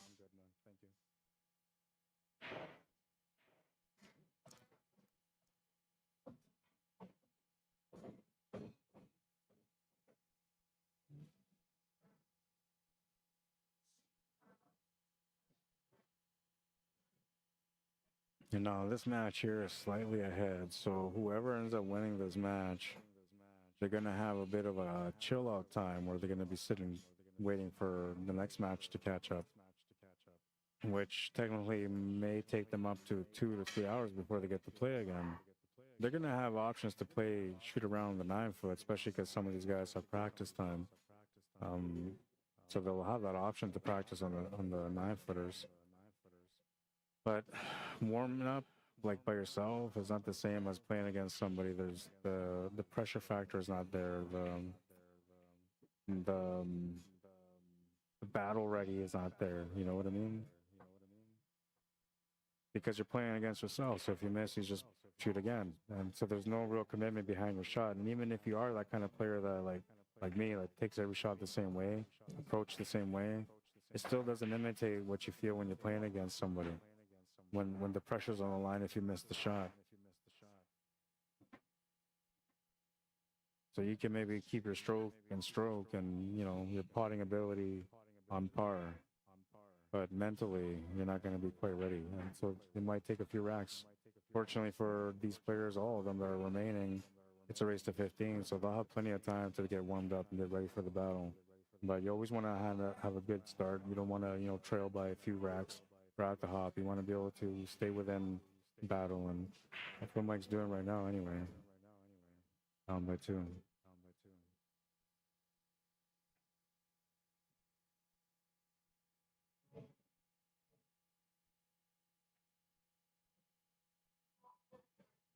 Plays the bank, and it's going to hang over the pocket. Making this 2-ball almost automatically give you shape for the 3, so he just has to make it. He's going to call it into the pocket. And the only thing he's got to be careful with is that he doesn't clip the ball, then the cue, or then the horn of the pocket. He might say that. I thought for sure he's going to jump that. I don't know. I can't really say anything bad about it because, like, I'm a Mass A player too, and I'm not even thought or considered playing the Mass A myself. Especially if he knows how to make Mass A's, which obviously he does because he took the approach on it. So that's a bit of a lucky break there for Mike, and he kind of gave, you know, Ronell a bit of a lucky break at the beginning too. So they kind of square off here on the karma side of things.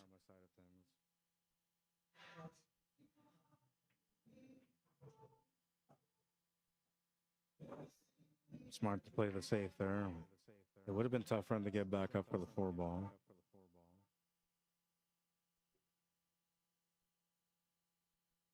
Well, now we'll call the shot to the corner. It's almost straightforward because he's so close to the rail. He got the good hit anyway. Extra bounce here is going to leave a combination 3 to the 4. I was going to say, you know, Mike was kind of near me, so I didn't want to give him any tips because I try to keep the game neutral for everyone. You know, whatever you bring to the table, that's on you. I'm not going to give you extra type thing. But the player that has the most balance in their game is going to be the one that wins tonight. And Mike showed a little bit of that there because he could have made that 3-ball. He could have tried to spin his way around to get onto the 4. But he knew right away, like, no, I got to play safety. He banks off for a safe. The other player that's playing like that right now is Vince Arjona's, and he just won his 13th win. It's 13-5 against Earl Cameron. And so one of the things about Vince is that he has like the most balanced game today anyway that I've seen. He's played safety when he's had to, and he's played aggressive when he's had to. And he's missed sometimes, but he shook it off, which that's the most important part, I think, to be able to like find your reset.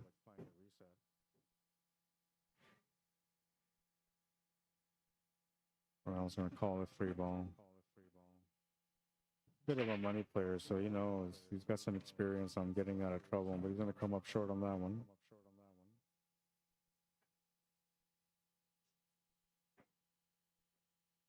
Table is decent, but the 4-ball still in a weird spot, so you have to draw this back to get onto the 4-ball, and then from there, I'm thinking you're going to be okay, but there's actually a little bit of work here. It all depends on the position that he gets from the 4 to the 5.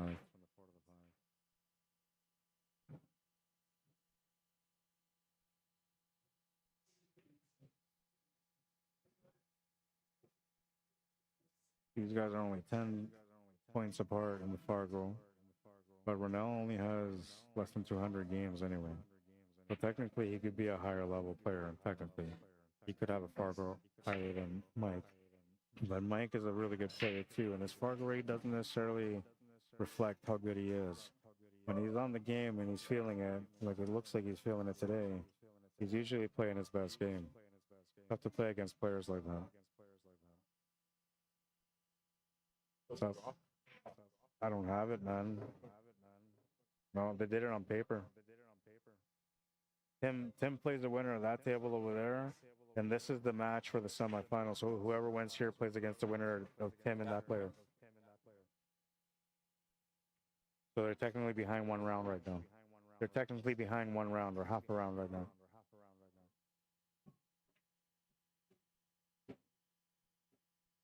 Yeah. Yeah, it's pretty good. He's got good balance to his game. He's got good balance to his game.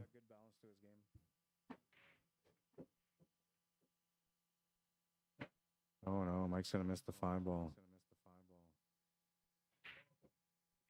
5-ball's gonna come out and the somewhat open.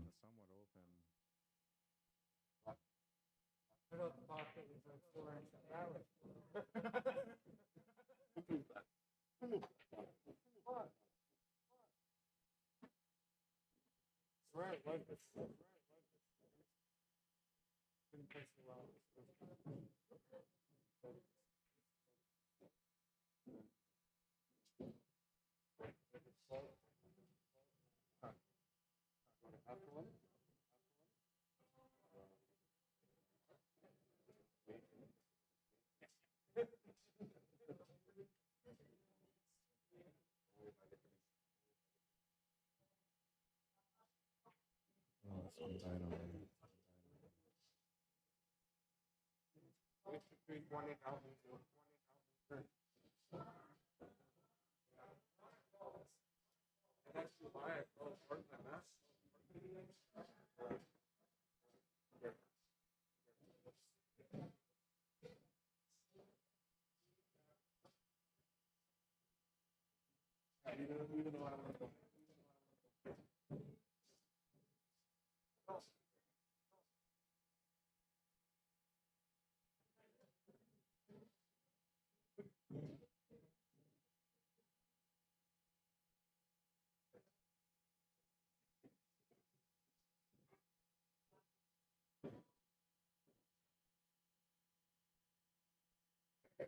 How much you can do with his kick shot, just gotta hit it.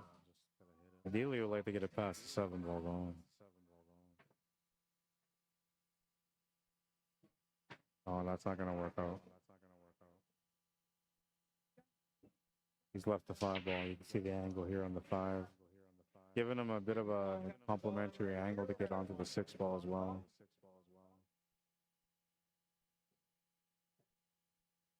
You see, Ronald's got a nice stroke too, so he's smooth at the table, man. Got over perfectly for the 6-ball.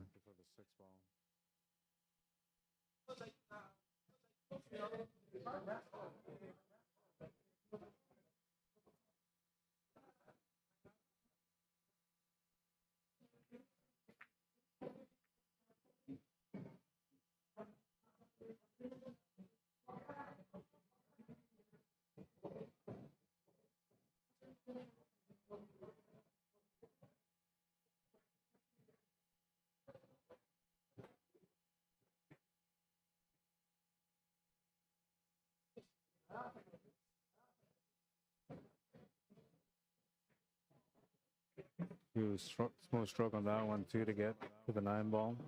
He's slightly against the rail, but it's not that big of a deal because he's got a nice angle to get set up for the 10-ball to the side pocket anyway. And if he hits it soft, he can hit it to the right side middle pocket also. Little rub on the 10-ball.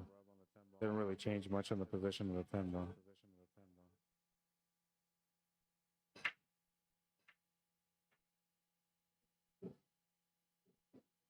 Ronald's going to smooth stroke that 10-ball into the pocket. Takes his 3-game lead back. It's 4-1. 13-6 is a match between Errol and Vince. Arjona's and Earl Cameron's at the table right now. Looks like he just won the last game. Looks like he just made a ball off the break too. He swept on the 1-ball.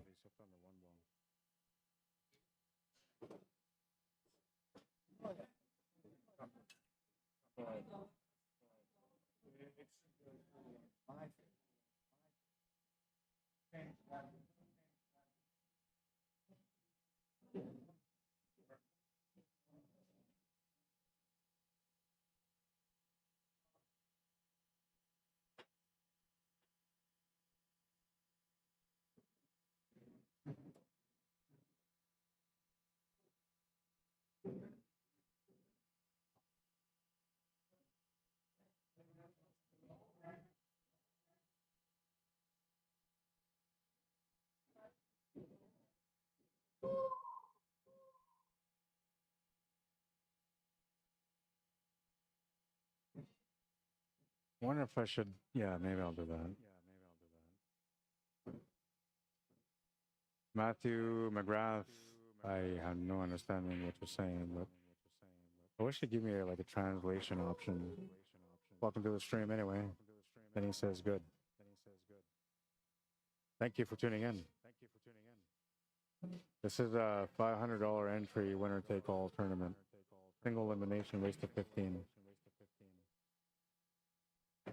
That was a pretty impressive shot from Mike. It looks like he might have to do something similar here on the 2-ball. He hit his last jump straight, and this one he hit it pretty straight too.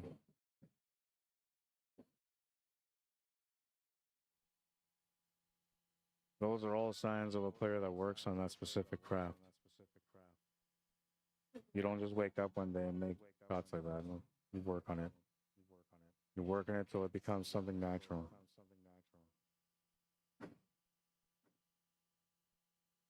And we live in a world where like jump shots are like the thing, right? Jump shots can win you or lose you a match at times, and it can definitely get you out of trouble. But learning how to jump is pretty important.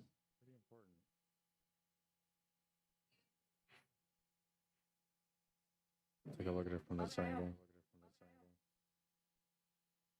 See there, like he's got the jump option. You can also play shape from that 2 to the 3, but I'm gonna go with a kick shot instead.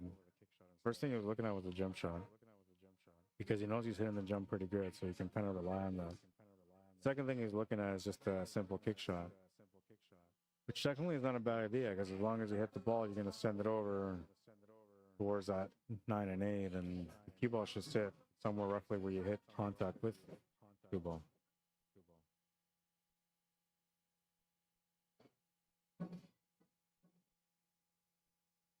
Worst case scenario, I guess, would be if he hit the left side of the 2-ball flush to push it towards the right side middle pocket, and then sending the cue ball off the rail in between that 10 and 7, because that would give the shot on the 2 to the side pocket to his opponent, possibly with an angle to get back down for the 3.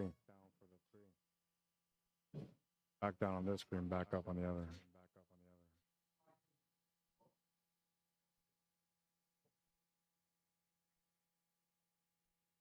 Gonna miss the 2-ball. It's gonna give Ronell a ball in hand. Gonna make it a little bit easier for him to be able to get the shape on to the 3 and then to the 4.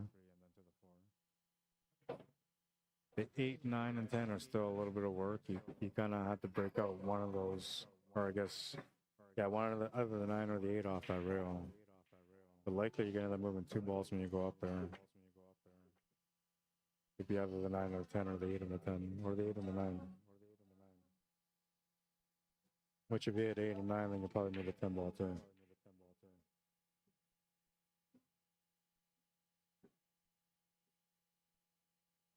Got himself into a bad spot. He was supposed to set up with the side pocket. He's gonna have to play a safety here.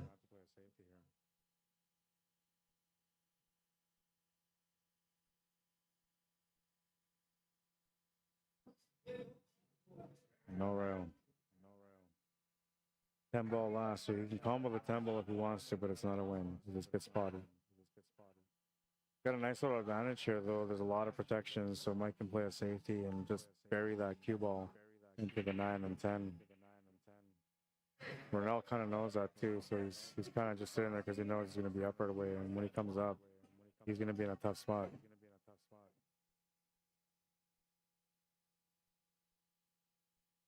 Harold Cameron trying to make a comeback against his opponent, Vince Arjonas, but he'll come up short on the 5 ball, and Vince has a chance to get on the hill now. The only other match we got going at the moment.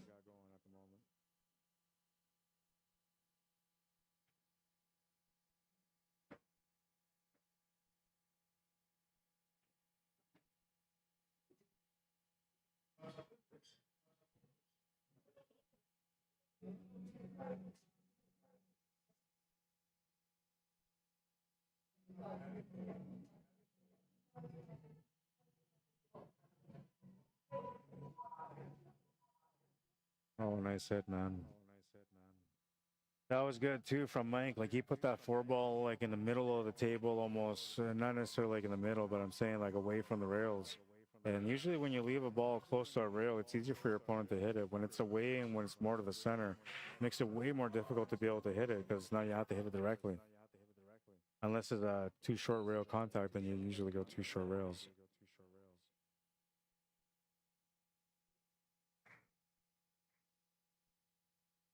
Big strike on that 4 ball, but he's going to come up short. It's going to get spat out from the pocket, and it sets up in a position where Ronell can make this to the side.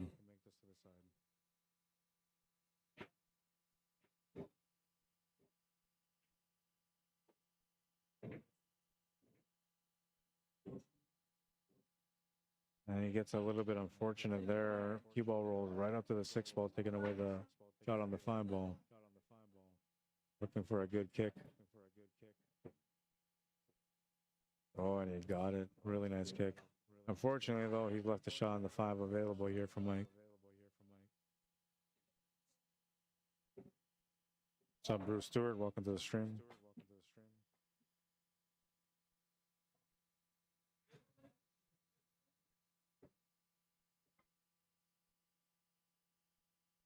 Now, for those of you that are watching right now, I'd really appreciate it if you guys can like the stream on Facebook, you know, just to let people know that I'm back to streaming some pool, weekly pool.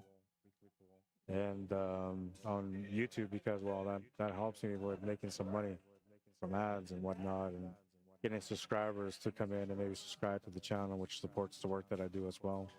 So if you guys can do me that favor and like the stream, I appreciate it. If you're on YouTube, you don't know how to like the stream.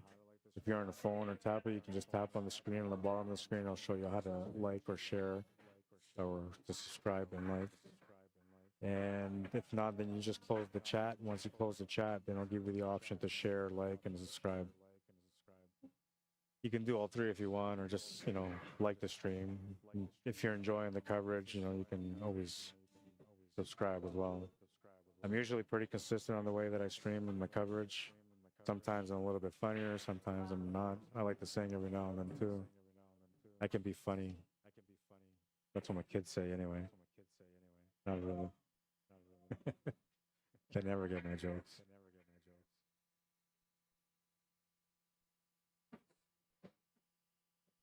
Especially my daughter. She's always looking at me like, what?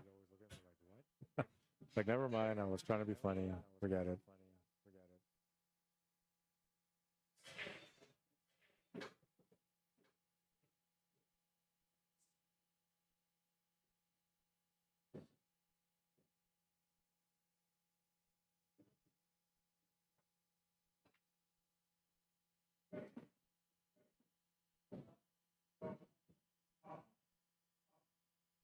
Tough to hold shape for the 9-ball here.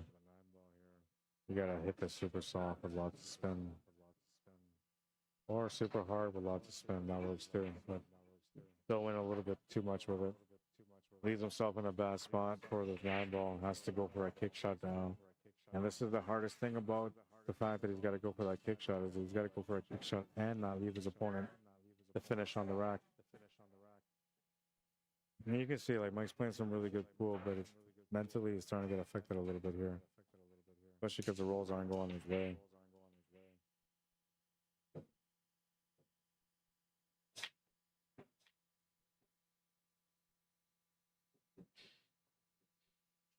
Nice little clip on the shot. Gonna leave about half of that 9-ball available for Ronell. Right up against the rail though, so he gives himself the best chance possible.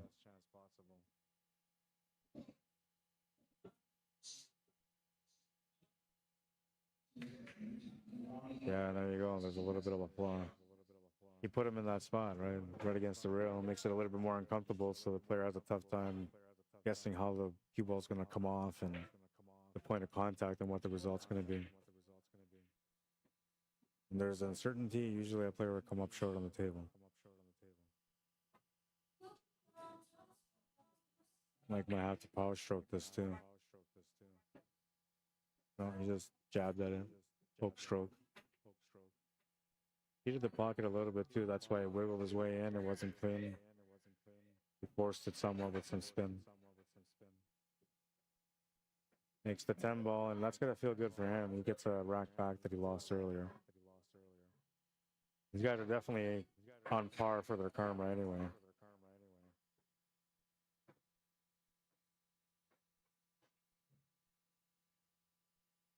Earl Cameron just won the last game as well. He was down 13-5, is now 13-7, but he just missed a 3-ball. His opponent Vince trying to get the closeout.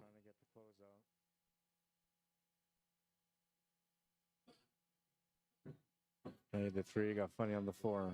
It may not get out yet.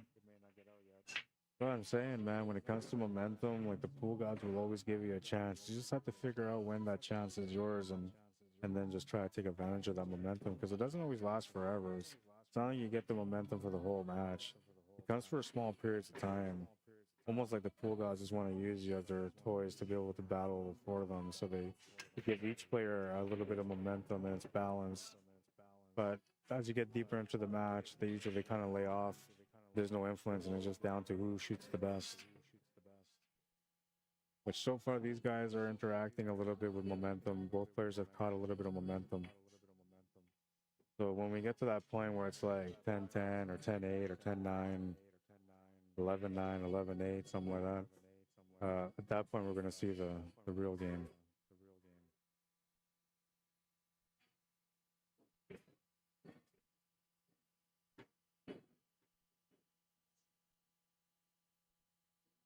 Playing it smart. Got good not to hit that 10 ball. Had he nicked it in any way, he would have left the 1 ball available. But because he didn't make any contact, he's good to go. It looks like Vince is having a hard time closing out this match against Earl. He's turned the table over. Earl's on the 8, makes the 8, gets onto the 9.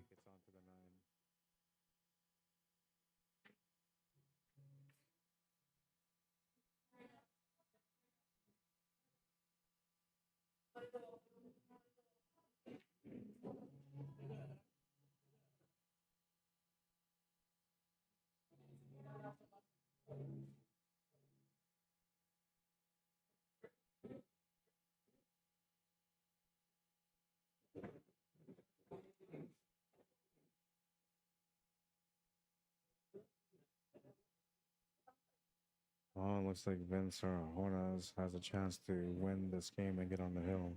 He's on the 10 ball. The makeable shot. And he's going to miss it. Wow. It's going to go into the other pocket. And it's going to hang over the pocket. I can't believe that. I wish I could show you guys this table. Unbelievable.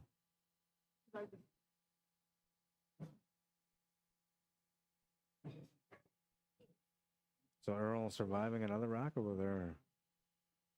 13-8 now. He's down by 5. He's won 2 or 3 in a row. Momentum on your side, I'm telling you. Things like that. See, his opponent could have won. He makes the shot towards the corner, ends up bobbling and leaves it right in the corner. That's momentum trying to be on your side. That's so short. Up straight.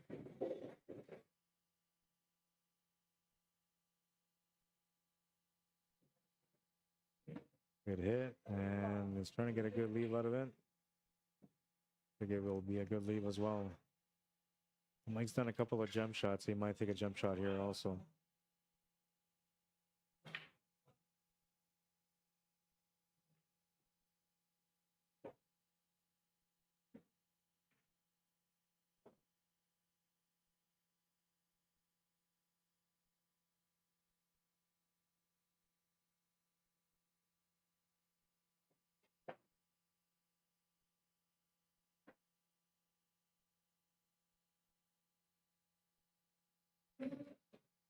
Now looks like he's going for another jump shot here.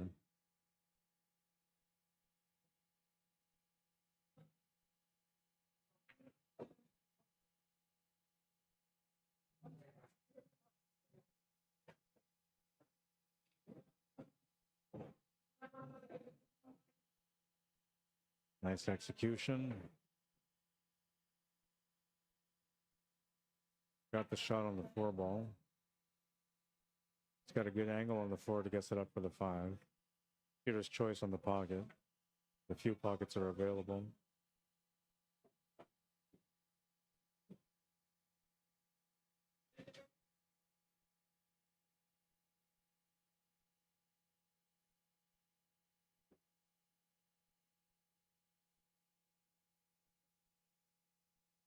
Yeah, nice little lineup here.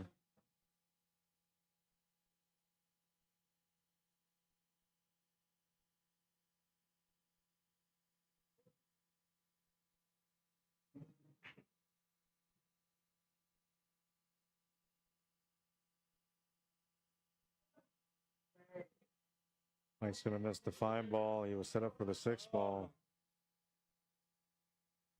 That's a brain fart right there. Dead straight. Yeah.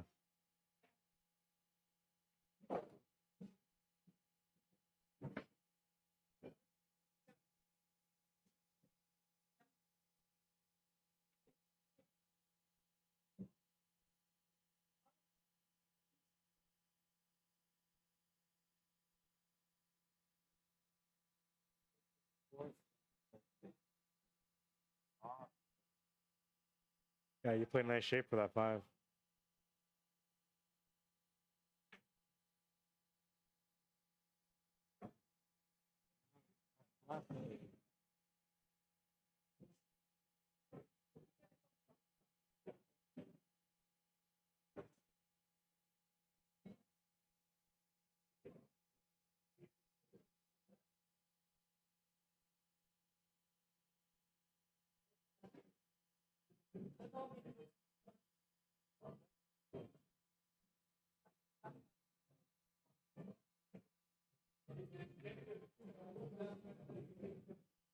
Nice follow through stroke to get set up for the 9 ball. Mike says they're good. He said a 5-2 score.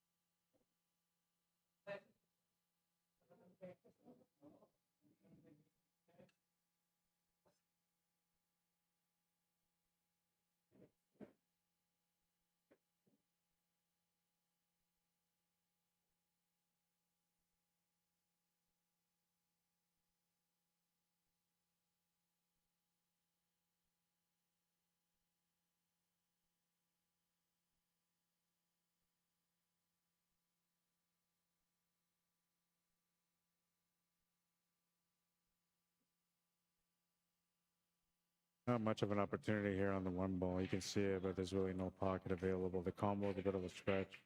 Safety is about the only thing you can really do. And even that's a little tricky.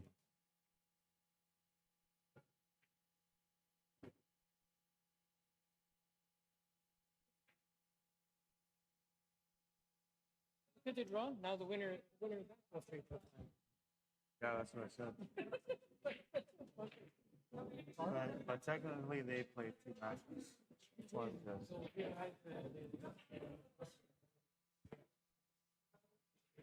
Yeah, man.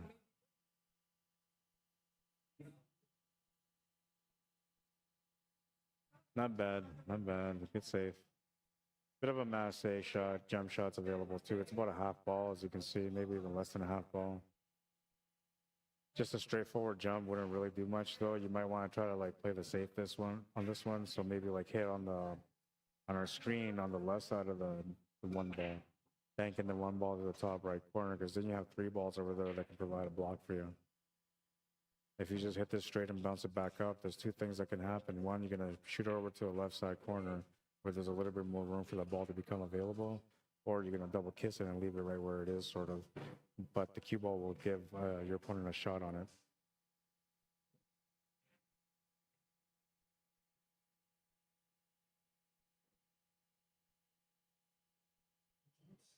I don't think you try getting the cue ball on the top right corner. That would be the best option, but so much harder to get that kind of contact with a jump shot.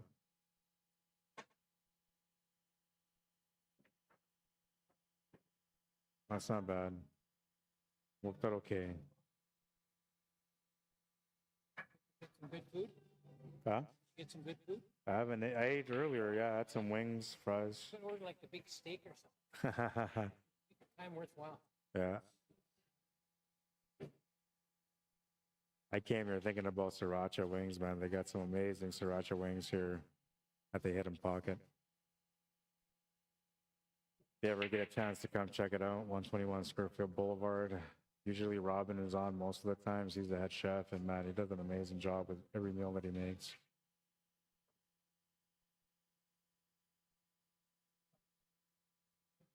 Another thing that I wanted to mention is if you guys are looking to get some tip repair done, the pro shop here is active.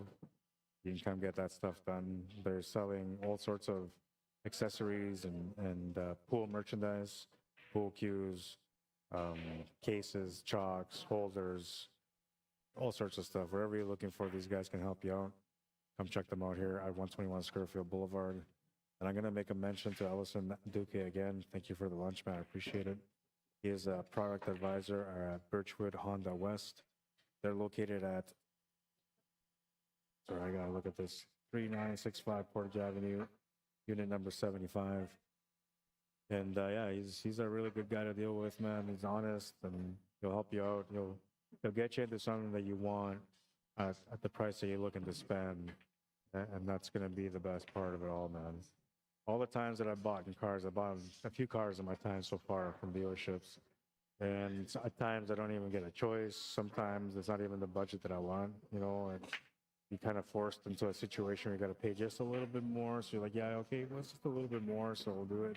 You're not going to get any of that with Ellison. He's going to take care of you. Whatever you're looking for, he'll take care of you.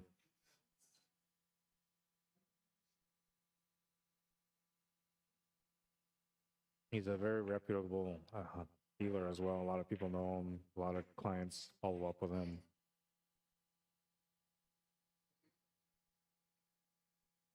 So he's not one of those guys that's going out there just trying to make money off you. He's also behind his reputation of who he is as a product advisor for Birchwood Honda West. And he's been there for years as far as I know. As long as I know him, he's been there.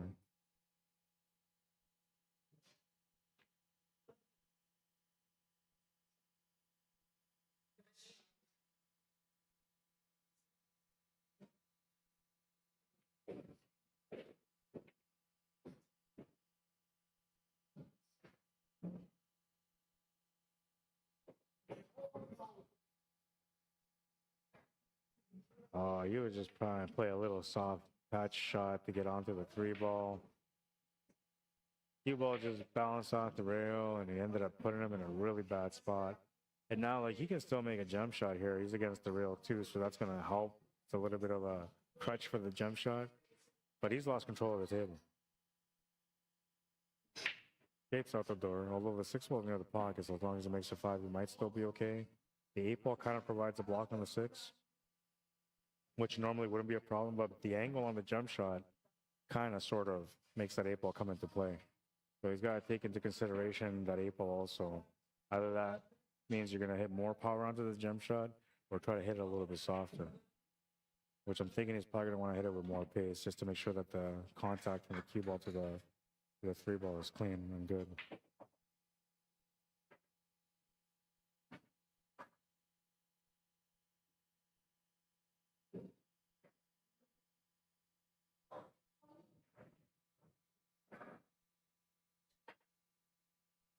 Well, good effort. He's hit every jump so far. He's made most of the shots on the jump too. This one he's not going to make. Table turned over here to Rennell. He's got a good angle here on the 3 to get up for the 4, 5, and 6, but he's going to miscue and might have got a little lucky there on the miscue technically because he didn't really sell out the table. He's left a good look at the 3, but no pocket available. Some pretty tight safety situations up there too, if you're looking to set something like that up.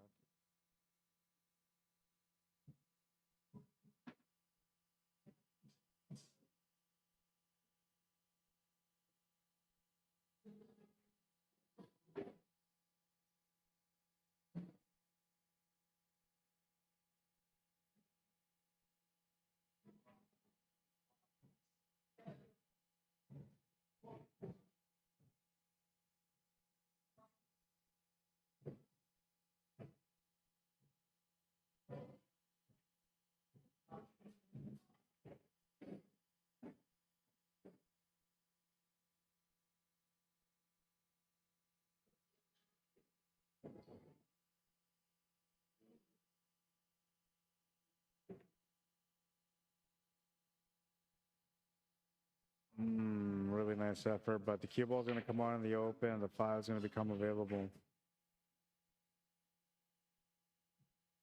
You might have to force the cue ball into this 4-ball unless he can stun draw around it, poke draw it. Oh, he ended up running into it. It's not bad. He can make the shot to the corner. Still has to hold the pace for the 5-ball though. This cue ball is going to slide over to the middle a little bit more, maybe about a foot and a half to the left.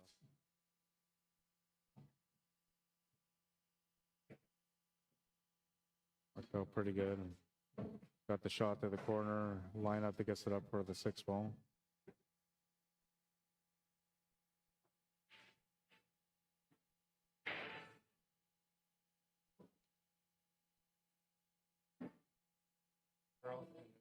Die right now. Oh, yeah. Earl Cameron, it's 14-8 right now, so Vince Arjonas is on the hill. Then Earl Cameron's at the table, and he's in a do-or-die situation. There's only the 9 and 10 remaining at the table. He's got to make the 9 or get safe on the 9, or it might be game over for him. One of the toughest moments for him. I wish I could show you guys that, but they're playing on a table away from the cameras. And I wanted to put another camera over there, but then that camera was going to be in the way of people walking around and playing on the other tables. So I didn't want to do that.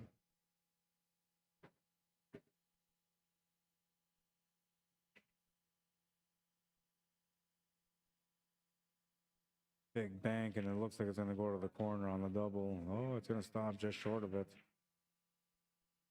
Earl having to play a smart shot on the table. He ends up scratching the cue ball. Misses the shot on the 9 ball. I'm not sure if he was trying to play safe or he was trying to play the cut. Whatever the case, he's come up short, ball and a half for Vince Arjonas. He'll have a chance to win this match. Score of 15-8. Just 9 ball and 10 ball remaining for him on that table. Winner of that plays against Tim Sinclair. The winner of that plays against the winner of this table.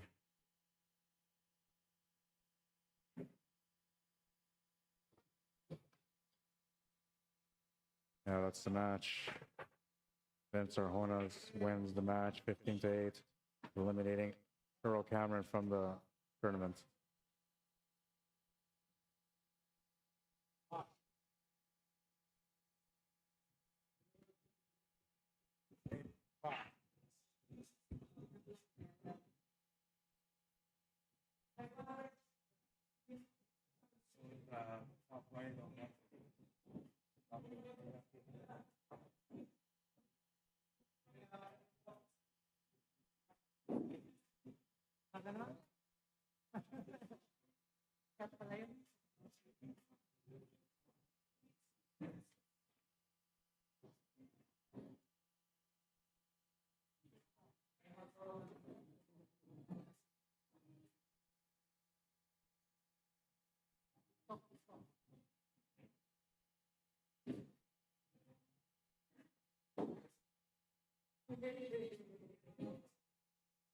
I'll show you one picture. Now, my best, I'll show you one. Okay.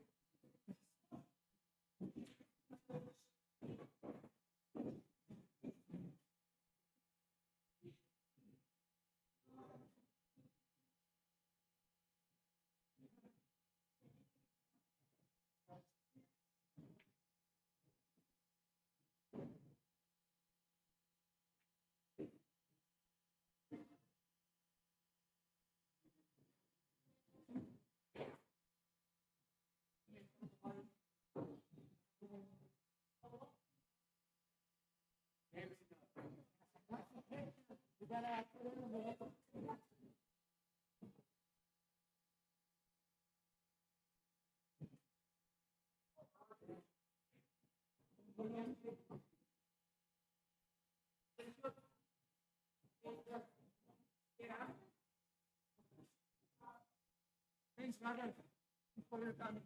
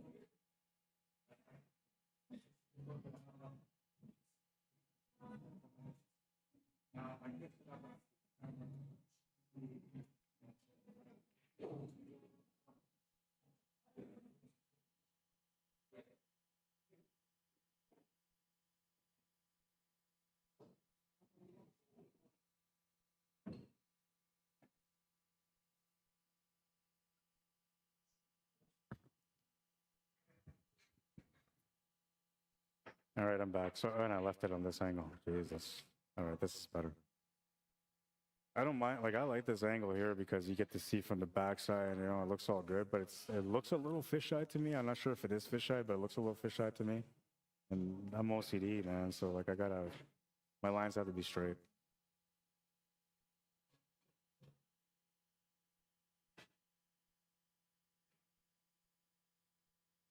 Mike's gonna come up short. It's 5-3 right now in that matchup. Not 5-2, so we'll update that as well. 2-game difference between them. Popped up on that. Felt it.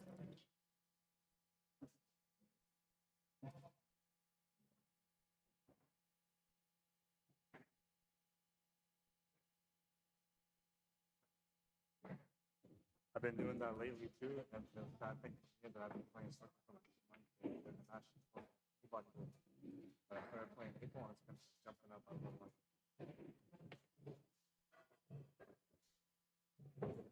Well, a bit of a funny roll there on the 5-ball. He still has an option to make it to the corner and possibly to the side. He's also got the top left corner. And the left side middle, I guess, if you want to take a crazy shot.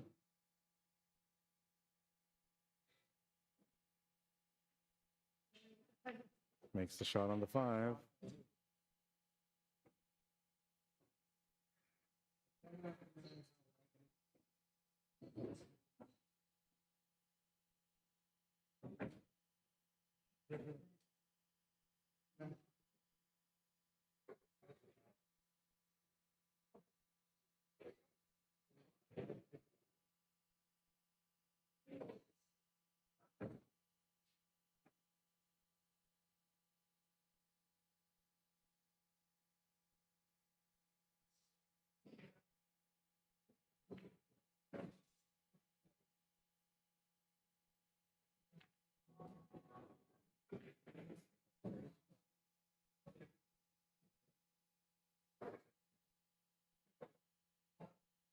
Always on point when it comes to his angles.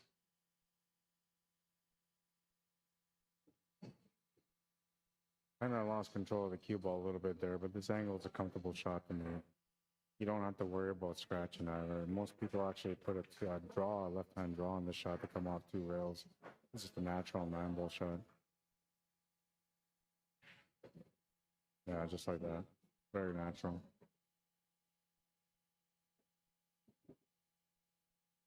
6-3, he's got his 3-game lead. He's been trying to hold on to that lead throughout this match, and Mike's been trying to do his best to get back in, but every time it gets a little closer, something happens, the table turns over, and Brunel gets back on to the lead again.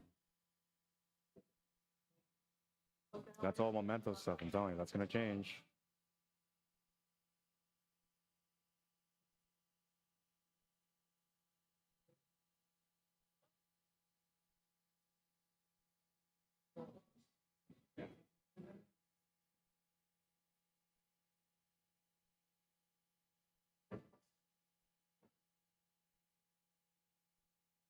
We're at the Hidden Pocket here, Billiards Bar and Bistro. Come check them out if you get a chance at 121 SCURFIELD Boulevard. Phone number here is 560-2929, 204-560-2929.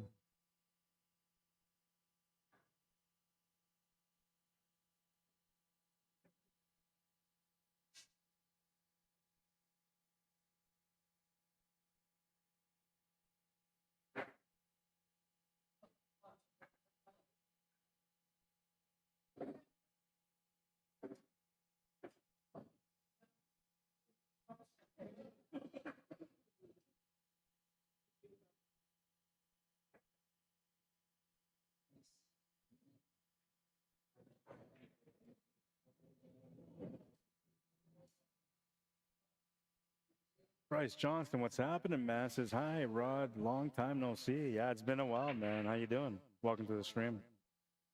Brett White, how you doing as well? Says, does the 10 have to go last? Yes, it's 10 ball last. It's winner take all. So they made it a race to 15, no golden breaks, 10 ball combos allowed, but it's not a win. It just gets respotted. And what was the last thing? 3 foul rule. Yeah, that's in effect. Oh, and it's winner breaks. I don't know if I said that already, though. Winner breaks.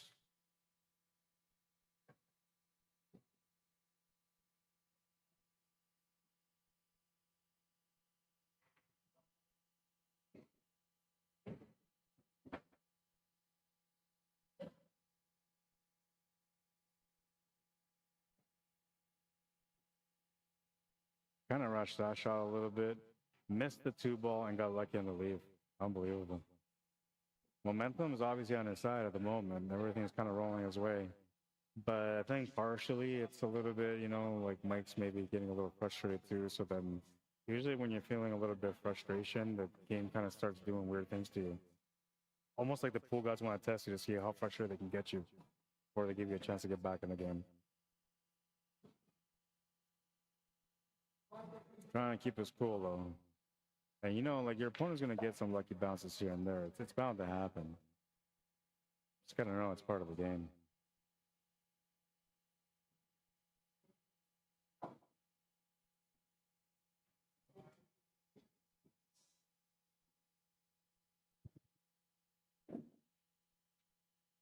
Doing good, Bryce says. Hopefully going to start streaming my league on TikTok starting next Tuesday. Cool, man. I always thought about doing that too, but I don't know. Like so much extra work, man. Kind of drag like hockey bags into the building, set up tripods, put up cameras, get the soundboard going. And then I got to sit down to like start commentating. People are going to be like, hey, your match is up. And then I have no idea what's going on. It's just too much, man. I thought even about doing it just on a phone, trying to keep it simple type thing, but I don't know, man. Like without the scores, it's not the same, you know? Personally, I can do without commentary sometimes, but as long as I know what the score is. If I don't know what the score is, that's a bigger problem than who's commentating and how.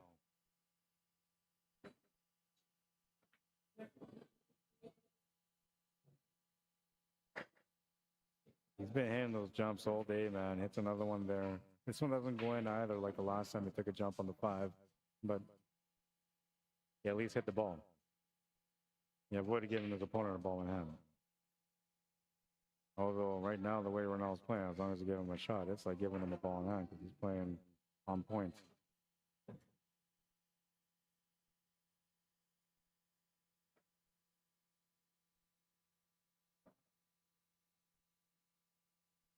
The other match has begun now. On the right side, it's Tim Sinclair against Vince Arjonas.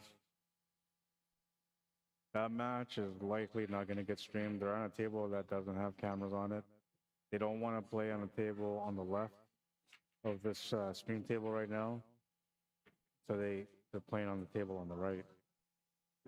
And the stream is going to stop at about 8 hours, so it's 7 hours in right now. It can keep going on YouTube, but I think once it stops, well, I don't know.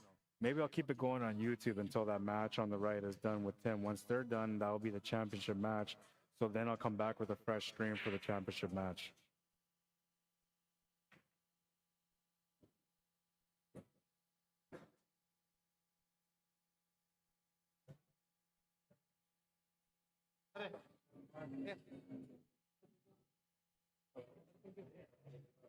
For me? Oh, man, thank you.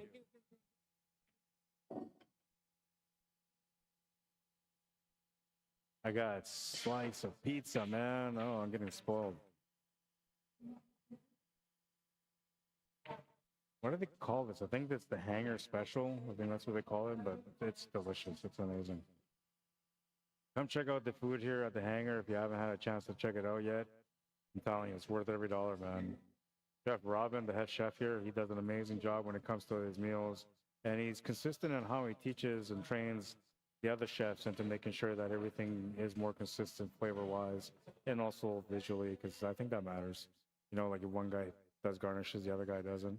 You come in the next time with your wife and you're like, oh, honey, let's go have a romantic dinner. They even garnish the plates, and then Joe in the back happens to be the guy that just doesn't want to garnish the plate. Or you get like one guy's garnishing with like really nice garnish, the other guy's just throwing paprika on the plate. By the way, that's what a lot of them do. It's paprika and parsley. And there's little tricks, like if you want to garnish the plate, make it look fancy, you kind of sprinkle some water around.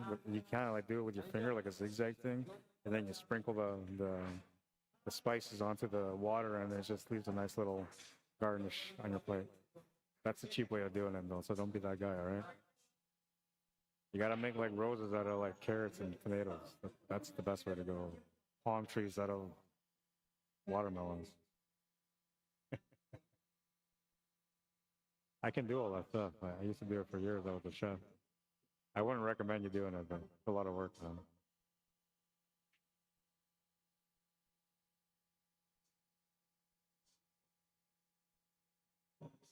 And it's not cheap either. That's another thing. Platters, man, to get people to make you platters in a restaurant, it's way more expensive. You're almost better off just calling me to stream your event, and I'll be cheaper than you getting those beautiful garnish fruit salad bowls and vegetable platters.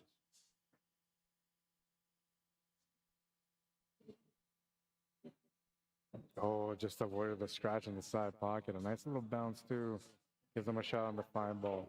He's gonna maybe have to sell for shooting the 6 ball in the bottom left corner though. I don't think he can overstrike this too much, and if he does go off the 2 rails, even 3 rails, he's gonna end up with a funny cut on the 6. So he just has to settle for a long shot on the 6 ball instead. And that's what he's doing. That's just standard pool pattern. Well, I shouldn't say it's standard. It's likely like advanced pool pattern. Somebody's cues got knocked over. That was Mike's cues that got knocked over. That's going to be a little bit of a burn too. Might get him a little bit worked up. Doesn't look like anything got damaged though.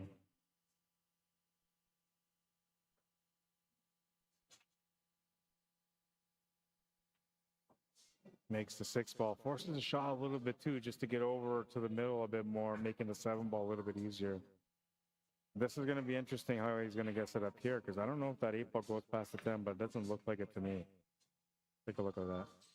If it does go, then he's good, but if it doesn't go, then like the shape that he's got to play off the 7 is taking it towards the 8 ball in the top right corner, which is not what you want to do. You want to set up for the top left. He's going to slow down the cue ball for that. And obviously he's taking the 8 ball on the top left corner, so it doesn't go to the right.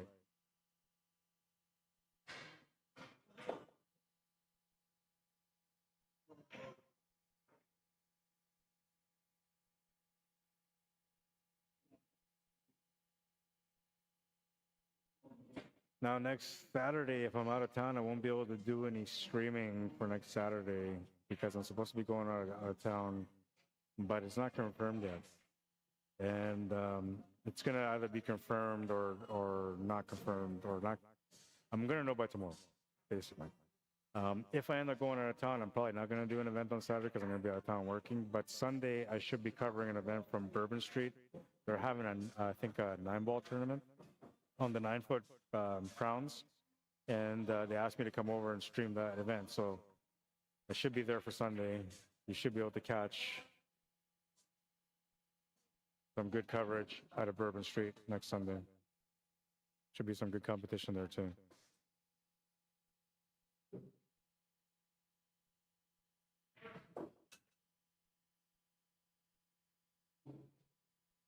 Seven to 3 is the score, and it looks like he's going to come up dry on this break, turning the table over to Mike. We'll take a look at it. One ball doesn't have a pocket, but there's a possibility of a cannon or carom, and also a combo.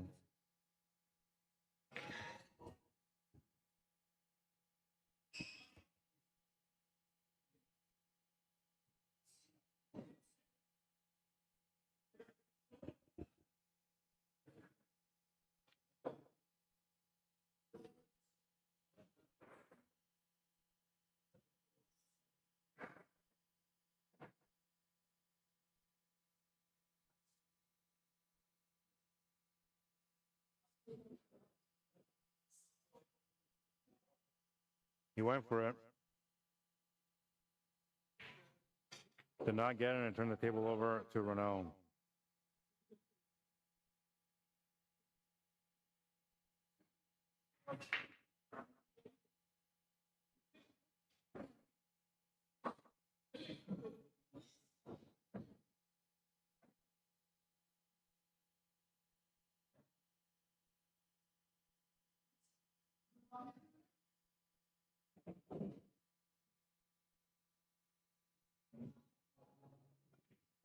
Makes a nice combo on the 10 ball.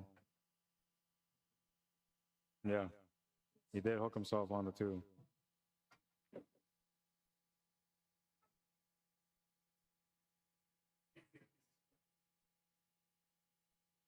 Looking for a kick shot to the side pocket on the 2. Just missed the side pocket, but he got a good kick. Does he get a good leave? Somewhat. I think he's left him good. Let's take a look from the backside and check that out. I don't know. You might have left him just the edge of it. Maybe just the edge. Enough for a good hit anyway.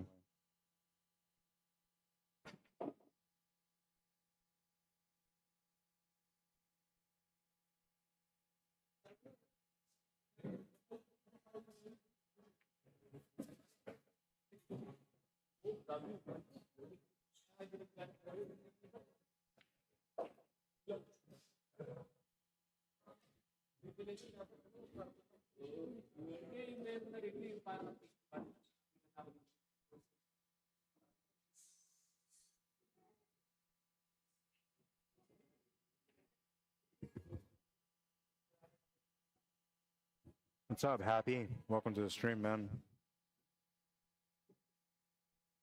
Petra Jane, how you doing? Welcome to the stream.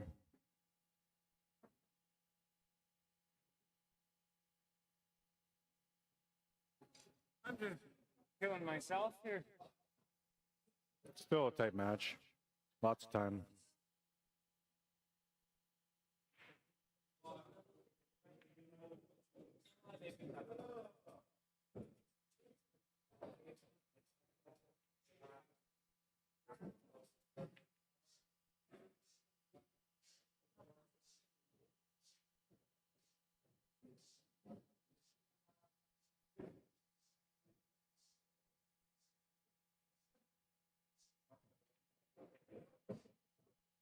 Didn't want to hit anything on the way back, but he's going to run into that ball, and that's going to give him a weird shot on this 4 ball. No bank available without a combo, and safety is going to be more or less a challenge here. I'm thinking you can use a 5 and 6 as blockers, try to bank this 4 ball down table.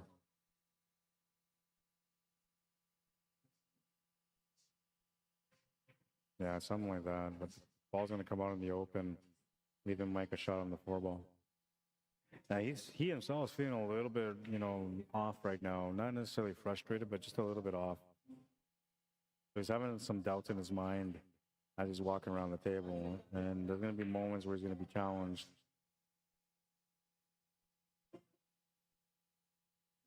But I think he's a good enough player where he can kind of reset, shake it off, and continue to compete the way he's been competing so far today.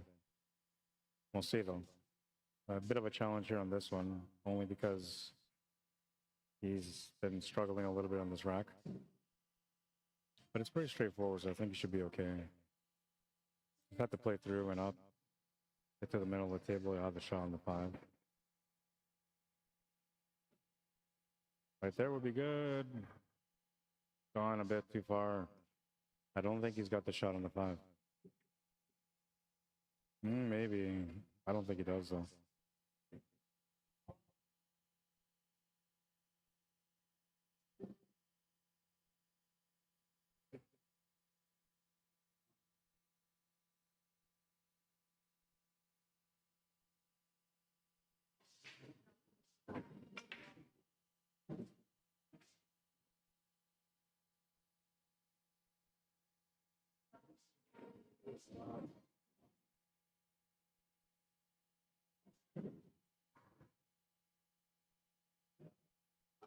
It might be like a slight throw shot. instead of a big masse. Maybe you can see just the edge of it to make it.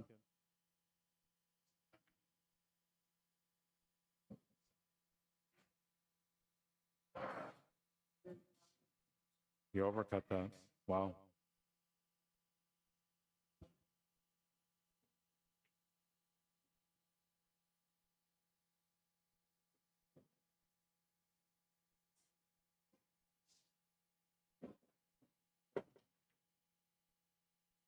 Nails the bank on the 5. Gets a little tough on the 6. I don't know if there's a pocket available. Last time I thought the ball didn't go when it looked like this, it actually went, so it might go. No, it doesn't go. He's just playing the safety. 6 ball's going to come out in the open, though. Just a bit. Enough for Mike to be able to see 2/3 of it anyway.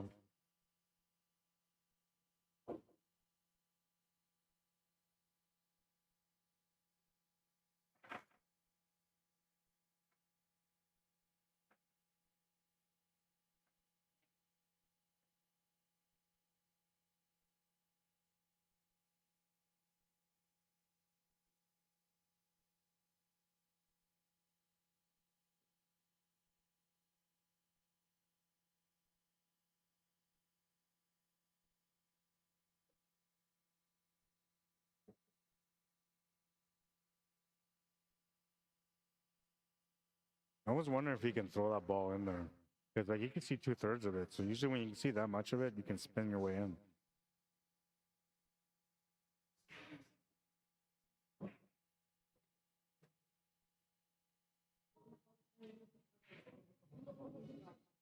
Dodge a tough setup here for the finish because the 8 ball is not in a good place. He's got to come 2 rails back and forth, side to side, to be able to get set up for the 8 ball with a back cut on it. Unless he ends up going perfect for the top right corner. Wow, what a shot.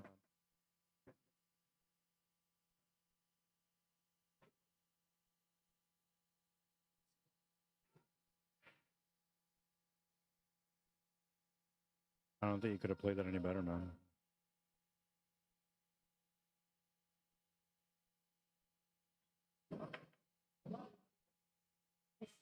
Oh, no, you missed it.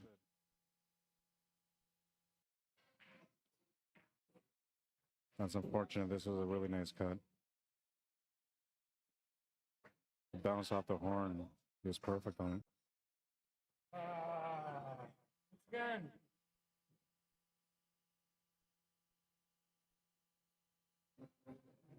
Eight to 3 is the score. Ronel Valen to break. It's winner break format.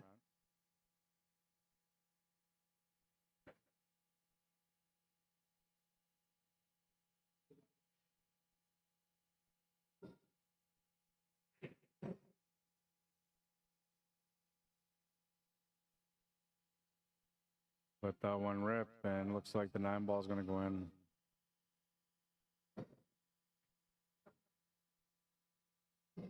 What's up, Puggles Me? What's up, man? Vinny Lathland, how you doing? Good. How you doing, Rod? I'm doing pretty good, man. Been busy, away from the pool scene for a little while.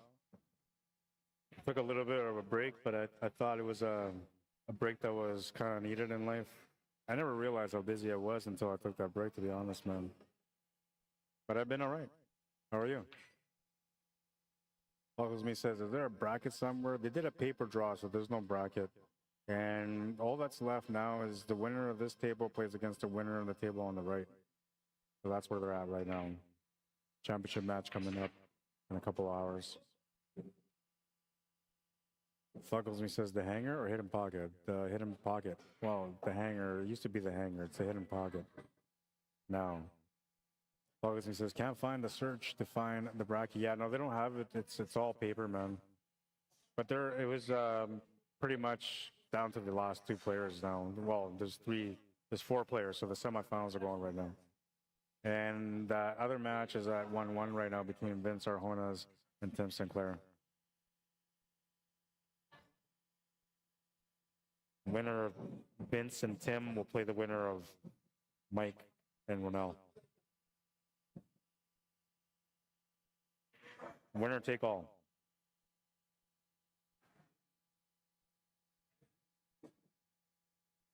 What's up, Andrew Mains? How you doing, man? Easy win, says Rolly Mark. LOL. How come you didn't play, Rolly? I thought you played in this one for sure, man.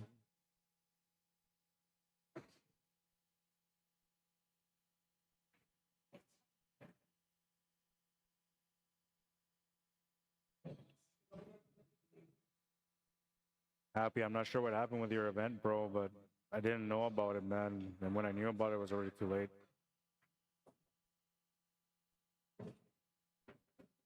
Just so you know, it wasn't on my end. Like, I didn't get anybody to message me to call me or tell me anything about anything, so I just didn't go out there because of that.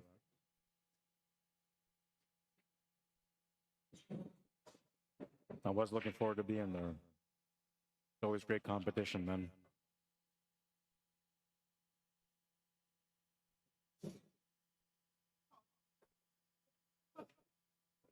Ronald's gonna miss the 1 or the 5. Sorry. That's not something he does often, so I'm surprised by that one.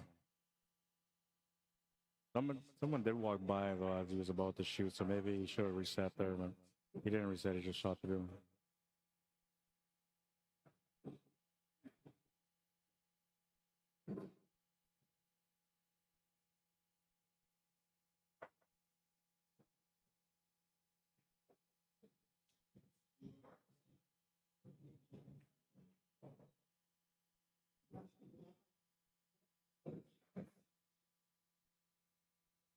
Mike taking his time here, slowing down a little bit. Might be a good thing for him.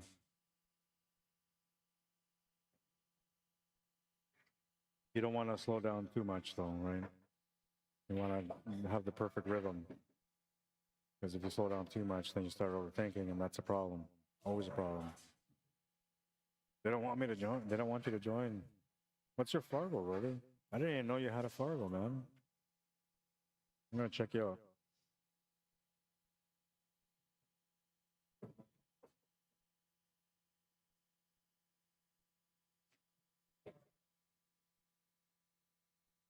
Oh, you're a 609. Yeah, they should have let you play.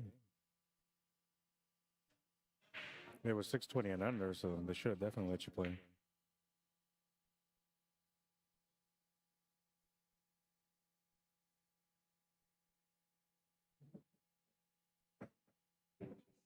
A bit too much distance here between the cue ball and the 8-ball, and he's a little frustrated by it because he wasn't expecting the cue ball to take off like it did. And now he's not in a like do or die situation by any means, but you're feeling pretty stressed out here because you know if you miss this shot and you give the table over to your opponent for him to win, now you're going to be down another game, and that's going to make it a little bit harder for you to be able to climb back mentally, just to get back into the game physically.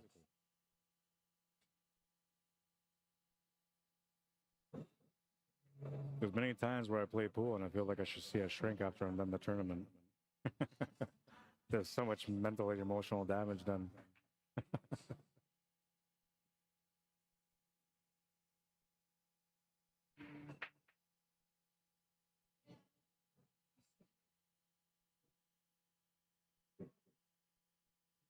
Oh, he's going to tie it up on the shot, and he's going to miss the 8-ball. He's hoping to get a good leave out of it, and he's left the cue ball on the top of the table. Definitely a lot of distance on this shot. The only thing that kind of helps Ronell a little bit is that if he does make the shot, he's not going to scratch. And he's also going to get a natural line to get set up for the 10-ball. It will automatically come off 2 rails for the setup on the 10-ball. But it all depends on how tight he is to the rail. There might be some deflection on there. Yeah, there was some deflection there. Now he's hoping to leave it against the rail to make it more difficult for Mike. Which Mike has a shot now on the 8-ball, and if he was smart, I'm thinking he's just going to pot this and sell for the longer shot on the 10. You don't really want to 4-stroke this, miss the shot, then turn over the table. That's just going to build up more frustration. You want to get some confidence going behind your game. So even if you end up coming up short on the 10 by having a longer shot, that's still better than missing the 8-ball and turning the table over for a loss, I think. He's going to make the shot, though. Nice stroke, man. Gets up for the 10 ball. He's got a makeable shot. I think he wanted to get a different angle than what he's got here on the 10 ball, but he's got an approachable shot. He can make it. It's within distance of the pocket. You don't have to worry about scratching on it either. You can actually play the 2-rail positional shot that most people play on the finish when it comes to 9 ball or 10 ball. And that's going to complement the shot a little bit too. So he's actually in good position here, even though he feels a little bit like he's not. Oh, and he wasn't feeling comfortable. For sure, he wasn't feeling comfortable. Gonna miss the shot. Ronald will have a shot on the 10 ball. And from this, it looks like, you know, it's a pretty makeable shot. You look from this side, this angle, you can see how far the 10 ball's away from the rail. So it's definitely a makeable shot. So this is the reason why I like this angle, you know, because you get to see little things like this where if you go from here, like you can kind of tell that it's away from the rail, but you just don't know how much. Here, you know how far it is from the rail.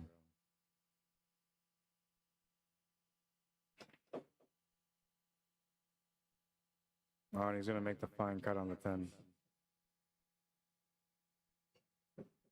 Going to steal that game because that game was not supposed to be his. 9-3. Looking for 6 more to win the match. Mike Vertua looking for 6 just to catch up on the match and to tie it up at 9. It is winter break, so, you know, there's always a chance that he can get going off a break after winning a game.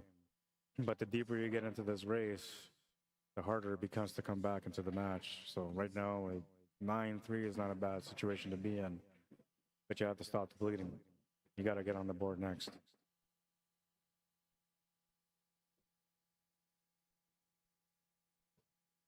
Looks like a bit of a dry break, so an opportunity here for Mike, but he doesn't really have a whole lot with this one. Maybe a combination on the 2 if the 2 goes past the 4, which I think it does. I think if I go with the other angle, I can see it better.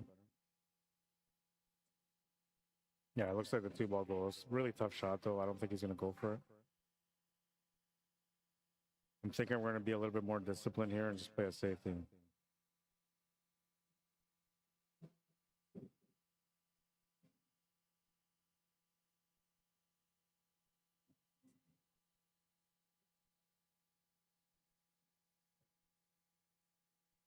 Play the safety. The 7's supposed to be the blocker. It's a good shot.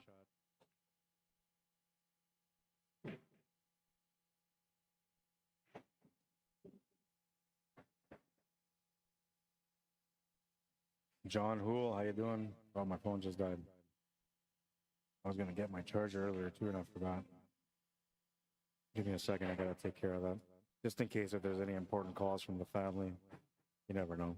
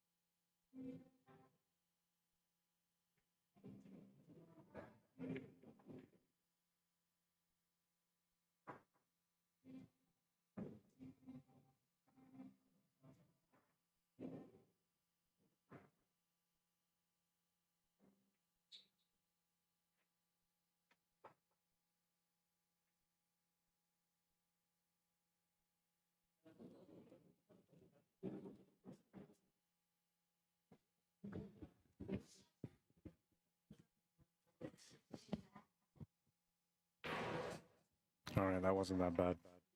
I have my bag right next to me, so it's easy to find the cord. All right, and so Mike's at the table. Looks like he just made the 3 ball. 4 balls in a good spot, so is the 5 and 6. 7's actually decent too to set up for the 8 ball, so he's got a nice little spread on the table right now.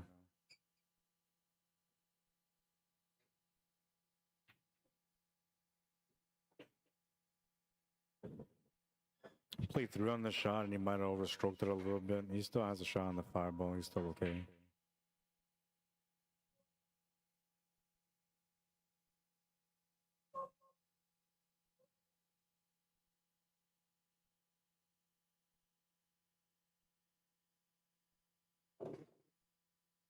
Oh, and he was already going to the 6 ball, but he missed the 5. It's sitting over the pocket. And Ronald with another lucky break on this one. get a chance to get going on this. I believe you can see the fine directly. Looks like he has to hit maybe half the ball, but he's hitting it on the right side. Well, maybe not. You have to actually punch draw this to get set up for the 6 ball in the same pocket.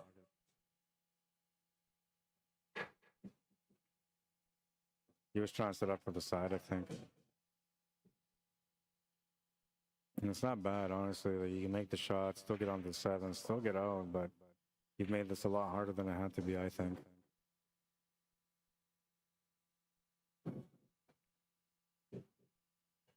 Not playing for the shot, playing for the safety, and he's left the shot on the 6 ball. I wouldn't say natural line from the 6 to the 7. It does look like if you played the 6 naturally that you would just come over to the left side of the 7, just barely missing it. I think because the angle is available, he might want to play a draw shot and try to play into the right side cushion and back to the left. We'll see. I would just follow through myself. Yeah, that's what I would do. I like that better. And he put some spin, came over to the right side of the 7 ball instead. That's going to give him a good angle to get set up for the 8 ball as well. Makes it a bit tough on the cut on the 7, but because you got to use the inside spin on it, that's going to complement the shape for the 8 ball. And you should get a nice check here off this shot, depending on the pace. Yeah, he gets a nice little check shot there. And this is what he needed. He just needed a rack where he can just kind of like get back into the match. And it happened at a good time because he had turned his table over. It almost cost him another rack. Instead, he's at the table and working it out. A chance to get a little closer in this match. But most importantly, it's a chance for him to be able to get over the mentality situations that he's been going through so far. Which I gotta say, man, he's been handling it pretty good. It's been a kind of stressful ride so far through these 12, almost 13 racks for him. But he's maintaining his calm. He's still competing at every rack. Still trying his best. And this is going to be a good rack for him, like I said. And gives him a chance to settle down, to remind himself that, you know, he's a good player and he just has to work things out and take his time on it. 9-4.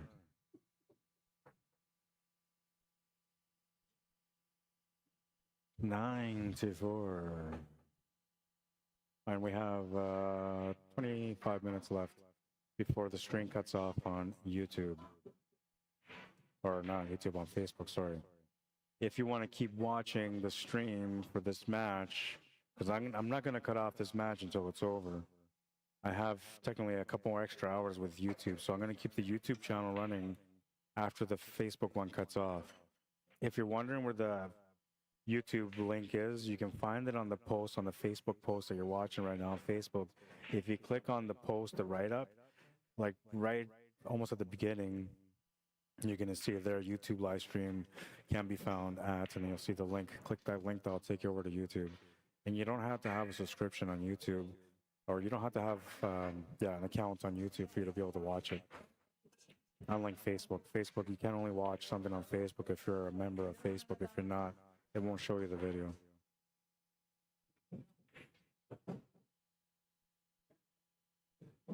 And if you're new to watching on YouTube, you never watched this before, and you're enjoying the coverage, maybe you want to even support me a little bit.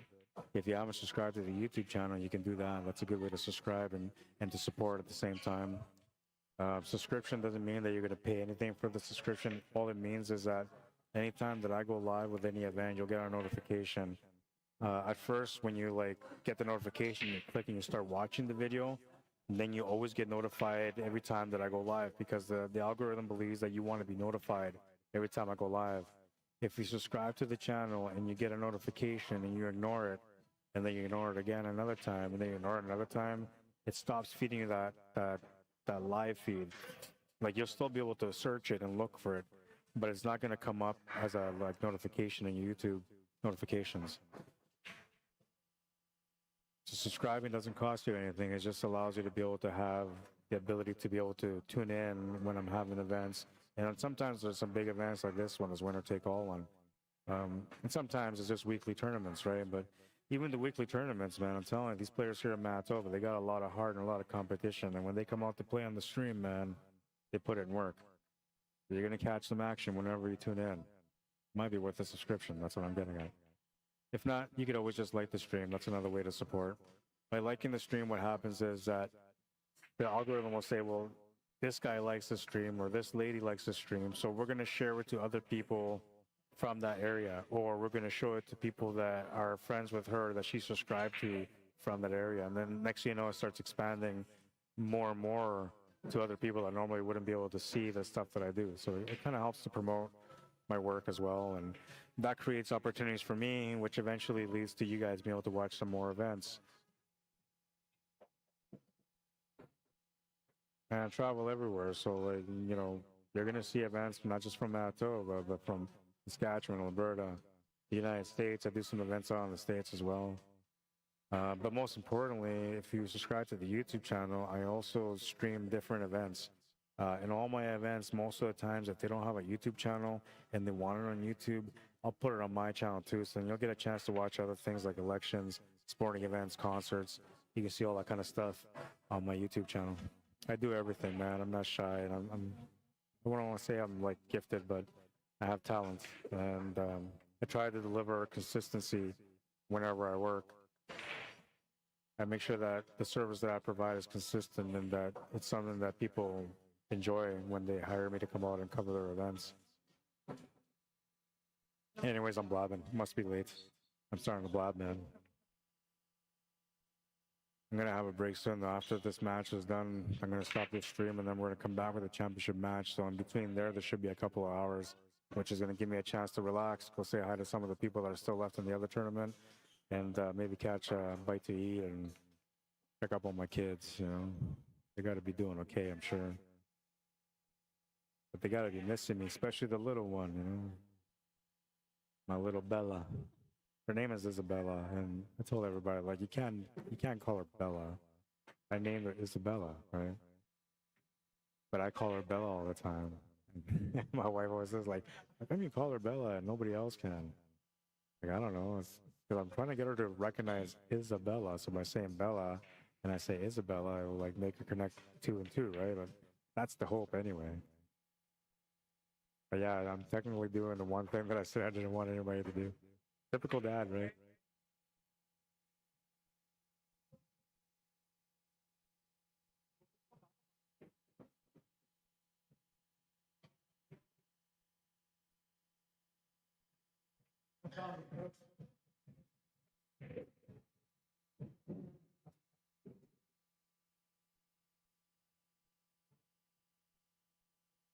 He's in a tough spot, but the 3 ball is sitting in the pocket, so as long as he makes contact with it, he's going to be good.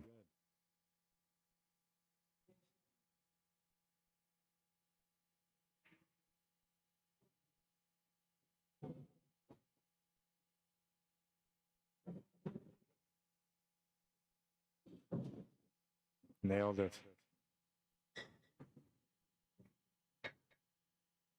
Made the shot on the kick shot, and he doesn't really have anything on this 4 ball though, so he's got to figure out what to do here. Likely a safety shot. Maybe just roll up a bit, take the cue ball down table, try to use that 5 and 6 as blockers.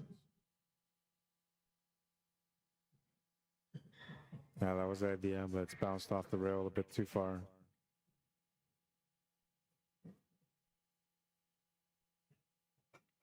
So now with a golden opportunity to be able to play a smart safety here.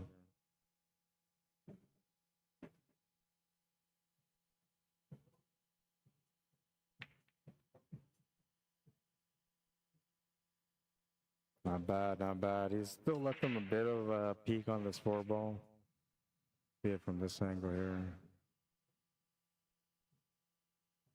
But it's not a lot. You know, though it looks like it might be enough to be able to pot it. But at the same time, it also looks like there's a tangent line that takes you on a scratch. So when you play this, you got to play this with top and hit it thin, which is going to just miss the scratch, if anything.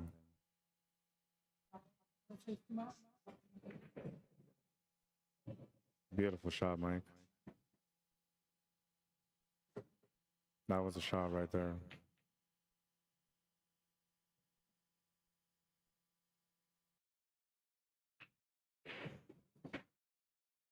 Just have to hit it super thin to avoid the scratch.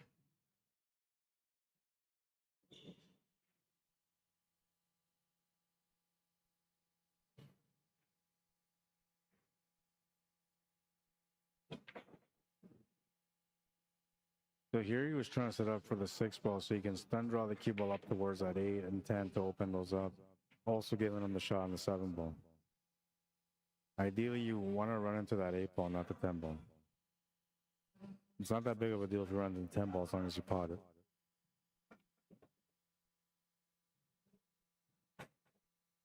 Actually, it might be better to run into the 10 ball than to run into the 8 ball, to be honest.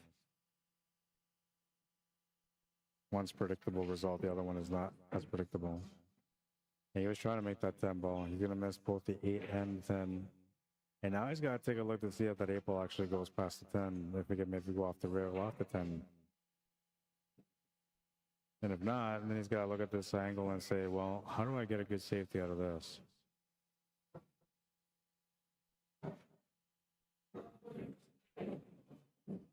Maybe a bank shot to the top right corner with an intentional miss to get that 7 ball to go off the top rail and behind the 10.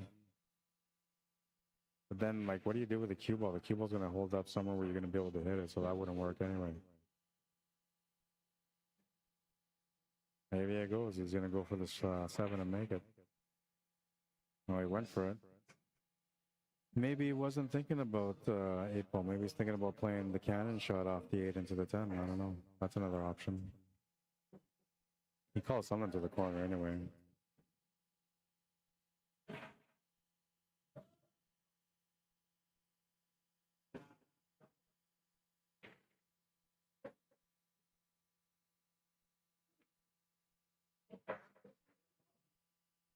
I'm not sure what happened, but I saved the replay in case I didn't need to know if it was a good hit or not. We'll take a look at it.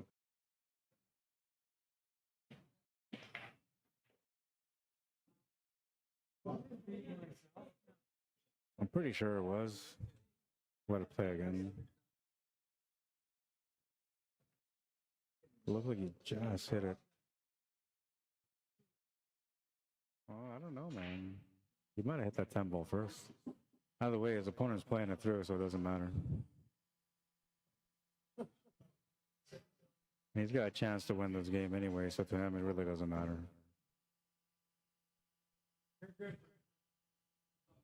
Mike says a good one now. That puts him at 10. 10-4 is the score. The race to 15, winner breaks. And the match between Tim and Vince Arjona is 6-1.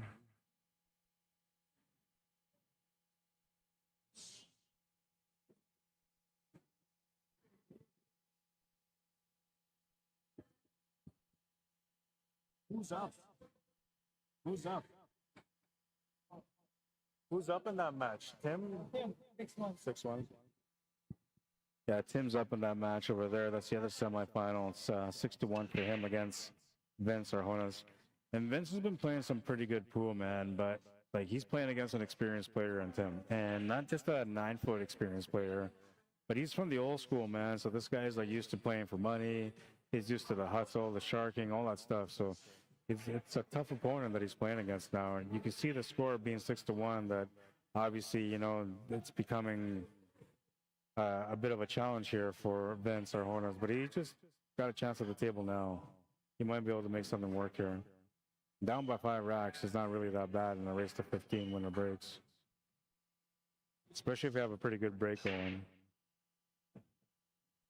Mike playing the cannon shot here on the table, ends up hooking himself behind the 5. Just not getting any rolls going his way right now, and it's becoming a bit of a frustration, but he's doing his best to keep his cool, and I got to commend him for that.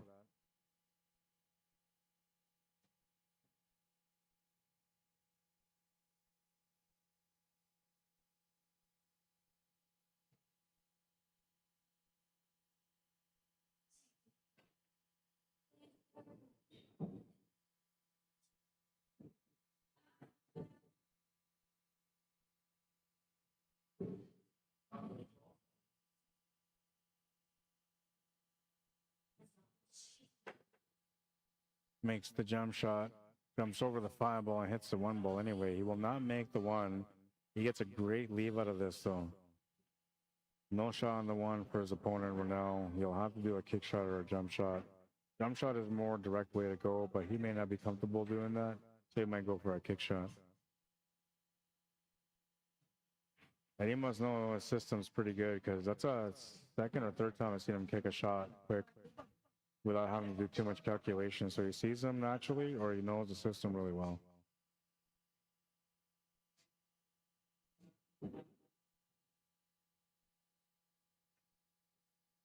Stuck to the one, so there's no shot available.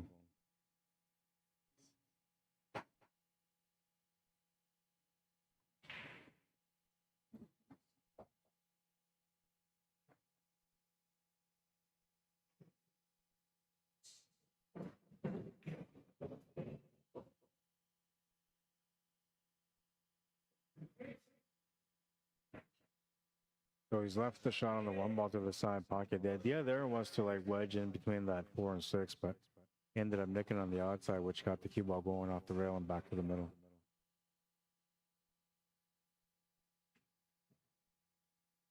He's trying to get an angle that can set him up from the 3 or the 4. He can see the 3. He can set up for the 4, but he's limited on the angle that he can get for the 4. I'm thinking he probably won't even play the 4. He might just bank it for safe.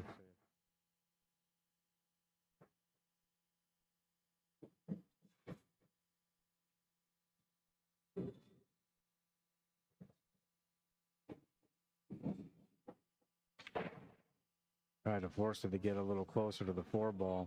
Just missed the scratch. And he's lucky he didn't make that ball, because he didn't have the shot on the 4 ball. Mike's luckier though, because he's got a shot on the 5. Have to get onto the 6, so I don't know if he's going to go for it here. He might just play a safety. If this was like a $30 tournament, these guys are going for everything everywhere. But it's $500 entry. It's actually $550 with the green fees. So there's a lot of money on the line for each player. That means they got to play the game differently. Mike's going to turn the table over here on the 5. He had a chance to be able to make it. Did not make it. Turn the table over to his opponent. Gives him a weird cut on this 5 with a limited angle on the cue ball. So now we'll bounce it off a couple of rails and send that 3 ball up to the top corner. And now it's a playable shot. And I said 5 earlier, but they're still on the 3. My bad.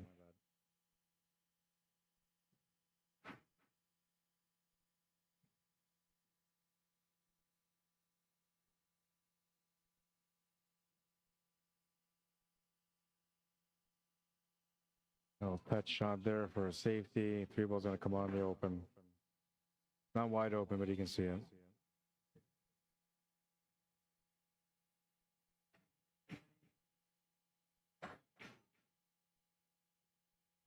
Needs a little bit of luck here on this one, but it looks like he's going to leave the shot on the 3 as well.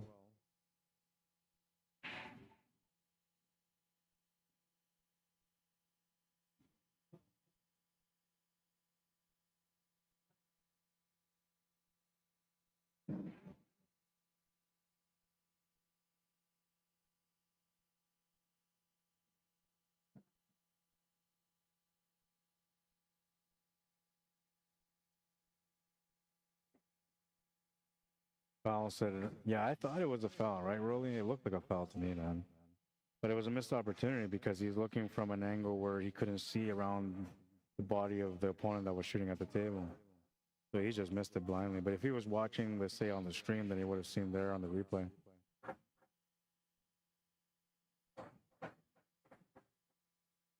It didn't really affect anything, though, because Ronell ended up winning that rack anyway. But had he lost that rack, that would have been something that, you know, he would have considered afterwards. Oh, man, that should have been a foul. I should have seen that. But right now, he won that game, so it's irrelevant.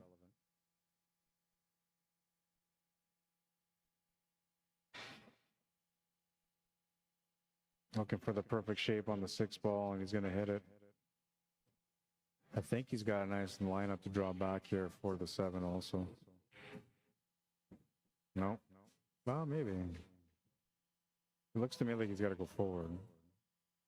And if he wants to draw, he's got to put some spin.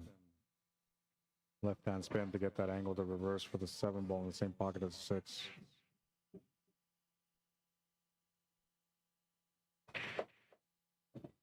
He forced it through, extra power. He's going to get the shot on the 7 ball.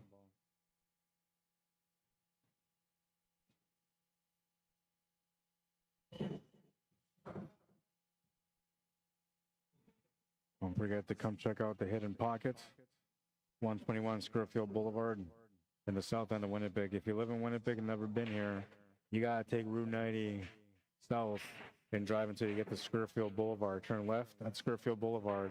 There's a Dairy Queen parking lot on the left side. In that same parking lot, you're gonna find the hidden pocket.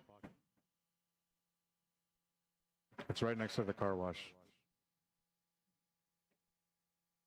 Kid friendly, family friendly, good atmosphere, safe atmosphere on the weekends as well. Don't have to worry about any troubles. You can't believe you missed that one. I can't believe you missed that one either.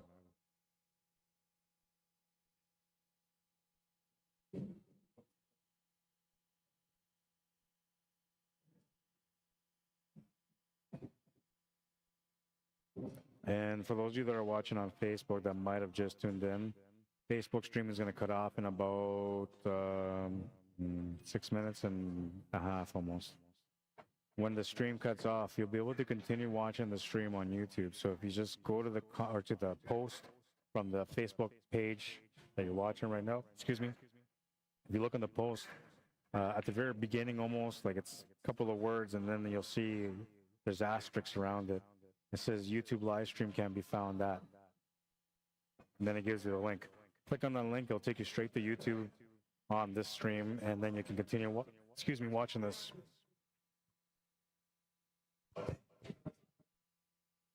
The stream on YouTube will continue for a couple hours. My plan so far is that once this match ends on YouTube, because it's going to end on YouTube, it's not going to end on Facebook, it'll cut off on Facebook.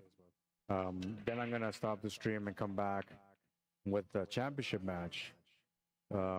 That match right now, the other semifinal between Tim and Vince is at 6-2. So that could be another couple hours before they're done. It could be done in another hour, hour and a half.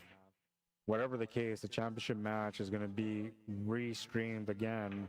I'm going to start another stream, part 2. And it's going to have just a championship match. So you'll be able to tune in and watch the championship match only if you want to at the end. You don't have to follow the stream onto YouTube to watch the rest of this match. But if you've been watching this much of the match, then trust me, you're going to want to watch the rest. There's always a chance that this match gets evened up because of the winner break format and because of the experience. And another thing too, Mike's had a lot of unlucky rolls. Those unlucky rolls have to come to an end soon, and then the good rolls will come.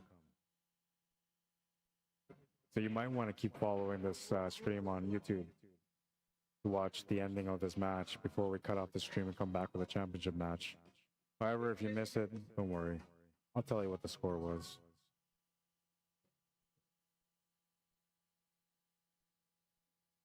Currently at 10-4 though. And imagine if it ends up being something like 15-14 for one of the two players, and you missed out because you didn't follow the stream to YouTube. I don't know how many times I've seen a shot or a match that looked like it was one-sided to eventually turn into like a crazy battle. I'm gonna make that happen right now. I command the pool gods to work with me to make this a really great finish in a match, no matter who wins. Bam, bam, bam. Oh yeah, the pool gods heard me. We're gonna have some action, baby.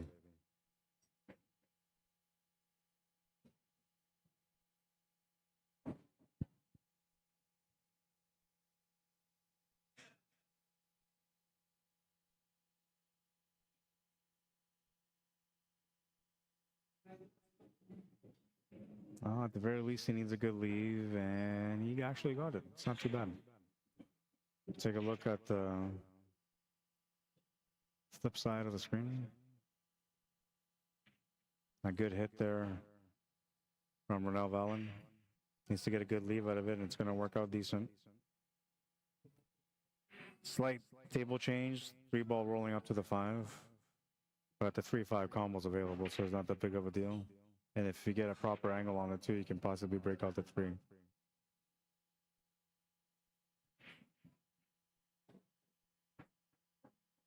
Got on a 2-way, and I don't think he got it. Looks really tight, but I think you can actually see it. Oh, he hit the pinball. Crazy. I guess he couldn't see it. He was just trying to light mass say that, so to me that tells me that like he was just barely hooked. But it is what it is. Ball in hand for Mike Vautour. A chance to get back in this match. Trailing by 6 at the moment. Feeling the frustrations of battle throughout this whole match so far. Looking for a little bit of the bright side of things. Ball in hand can create that for him.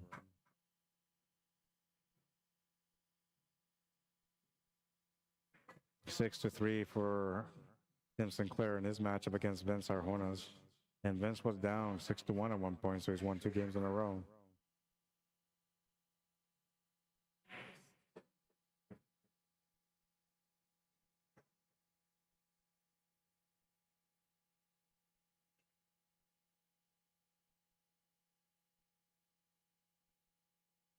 I don't think he can break this out. And if he does, he's likely going to get hooked. Yeah, that's the best he can do is just draw back, sell up for the combo. The combo was a possibility the whole time, and it's really not as difficult a combo as it could be. It almost looks like it's natural cut to the 3 under the corner. Will automatically give him the 5 to the corner. Oh, and he overcut that. Crazy. And he played through for shape, which he does have the shape on the 3 ball, but not what he was trying to do. He didn't want to miss that shot.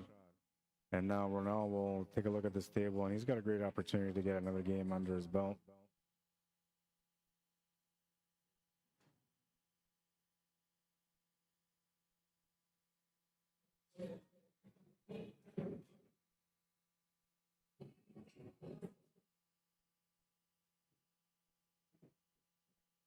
Made the shot, broke the 5 ball off the rail. Try to get up for the 6 ball, is going to get hooked. Jump shot is not available because the 6 ball is too close to the 4, so he's got to kick it. He's been pretty accurate with his kicks all day, and he's going to be accurate on that one also. He did leave a chance here on the 4 ball, though, and Mike will have a chance to capitalize here. Down by 6, can make it 5 just by winning this rack. Somebody bumped into the camera.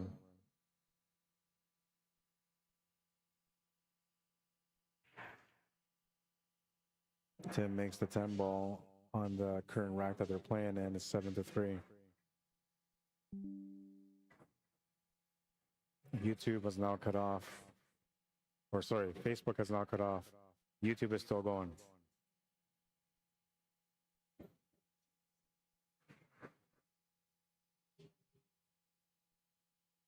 Thank you for tuning in on Facebook, those of you that did tune in. Thank you for those of you that liked the stream on Facebook as well. I really appreciate it.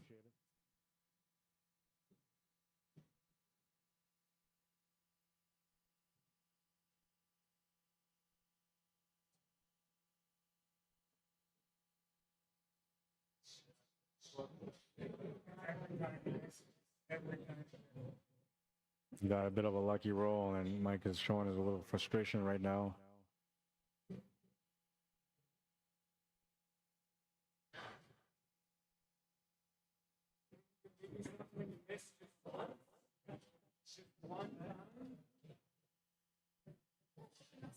Buggles me, says, can't find the search to find the rack. Oh yeah, no, it's not available, man.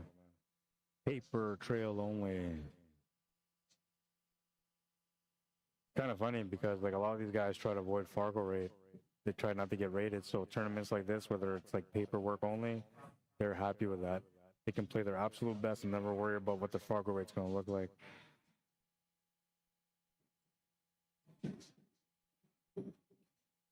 One thing that's kind of sort of changing when it comes to the rating. Nice hit. The opponent will have the option to turn the table back to him or to shoot it.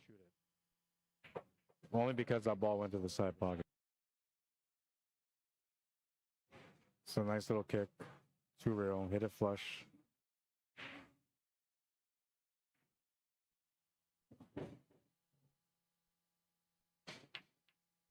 Takes on the shot on the 5, will miss it.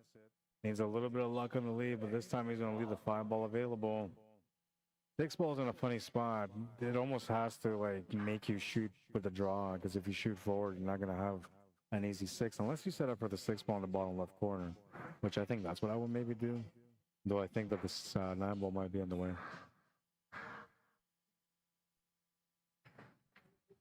It's going to miss the 5 ball as well. And unfortunately for him, the 5 ball's ran into the 10 ball, which has left the 5 ball available to the side pocket.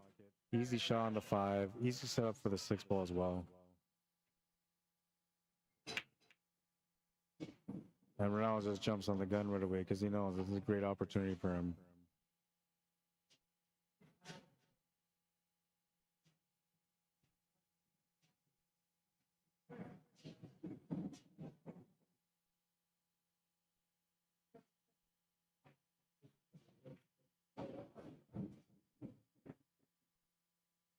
Jan Lee comes over for the shape on the 7 ball. He's got a shot to the corner. The 9 ball is going to be a bit of a challenge still, especially because he's kind of straight on this 7 ball. But he can kind of maybe poke draw it a little bit.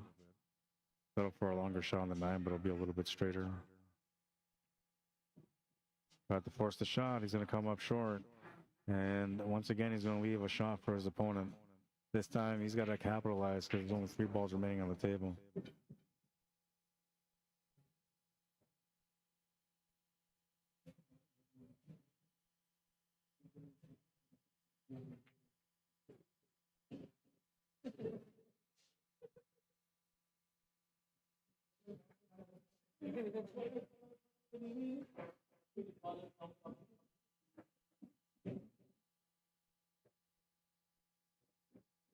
Did good there to make sure that he got around for the 9, but look at this. Cue ball is going to roll up right on top of this 10 ball, making it excellent. Can't even say it. Absolutely difficult for the shot. The worst case scenario. Gonna watch it from this angle. Big chance of miscuing here, very uncomfortable. But you limit the cueing and you can pot it. And that's gonna be a great shot from Mike. Made some really nice shots so far in this match. Score doesn't justify the way he's been playing. And I think what I'm impressed with the most so far is his mentality, how he hasn't broken down mentally.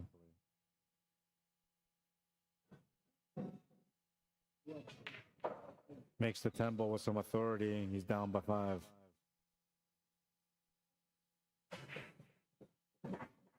(7-3), the match between Tim and Vince Arjonas.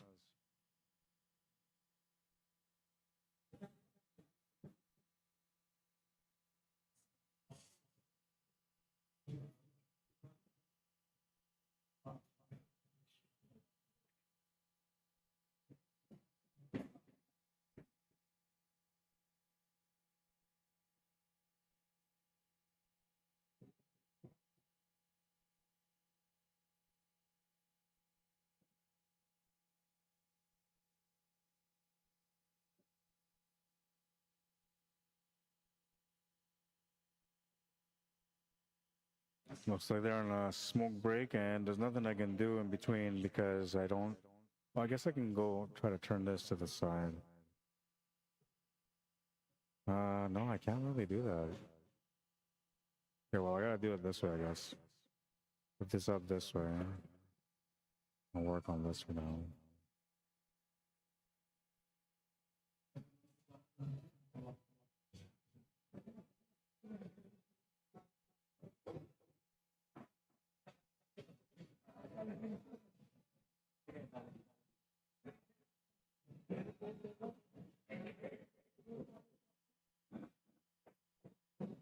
So this is the other match. I think I'm gonna take a little break too. While these guys are on their break.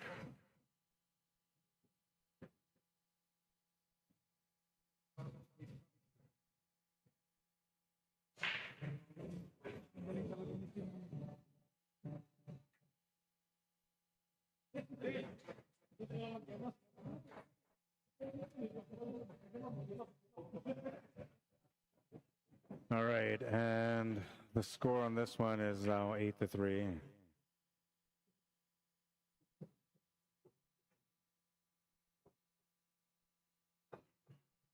Bring down the FARGO rates.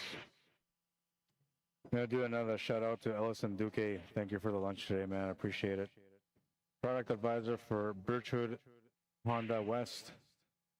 You can check them out at 3965 Portage Avenue, unit number 75, or you can email Ellison directly at ellisonduque@birchwood.ca. He's somebody that can help you out if you're looking for a vehicle. Good guy. Somebody that will make sure that they take care of you. Sorry, I'm stuttering today, man. I'm telling you, I need that break. I'll be back in a few minutes. You can see the score in the background, the orange. It should say 8-3, even though it says 7-3. It should say 8-3 right now. It hasn't been updated, so that's what the score is. The score that's here right now in front of us on the screen, that's the score for the Mike Valtour matchup, which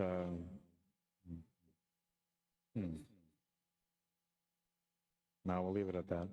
I'll be back.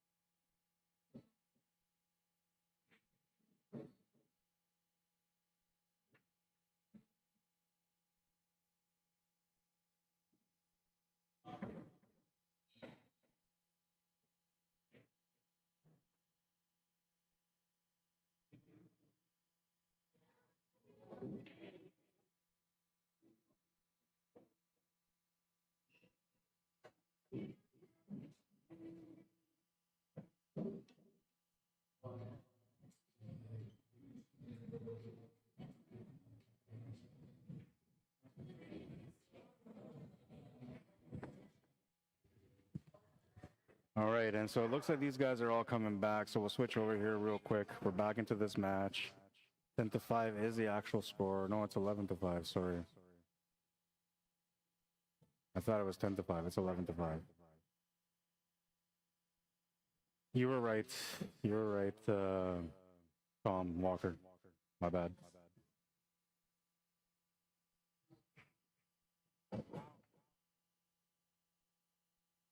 What a fucking shot that was.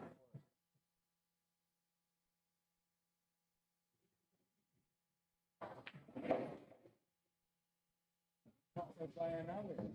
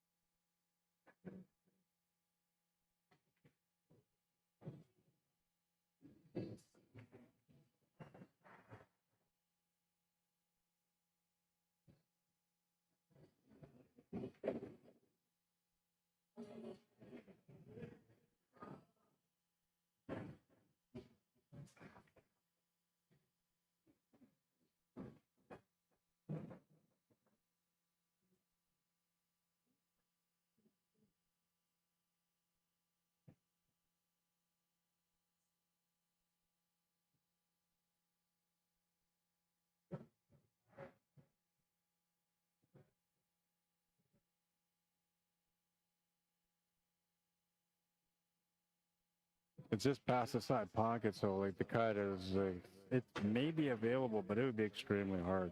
Like you're talking like nicking the edge of the ball with tons of speed. It's just too much effort. It's not gonna happen. But you can hit the ball, per se. Maybe take the cue ball up towards the 10 ball.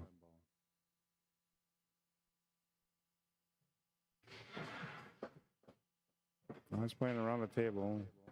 Trying to avoid anything so you can get a good safety out of it, but unfortunately for him, he's ran to the 9 ball.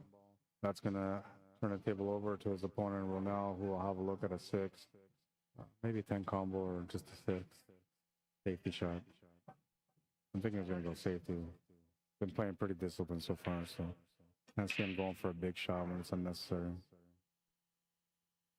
And that's pretty good. He didn't scratch the cue ball. He left it deep into the jaws of the pocket, limiting how much room Mike has to be able to even get his hand into the pocket for the shot. It's going to make it extremely difficult. There's going to be a lot of deflection in here. Might even curve a bit just from the deflection. Unless he decides to just hit it straight, just play for a save, then maybe not.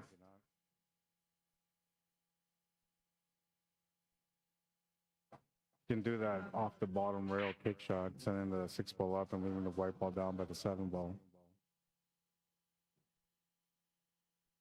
I think that's probably the way that I would go.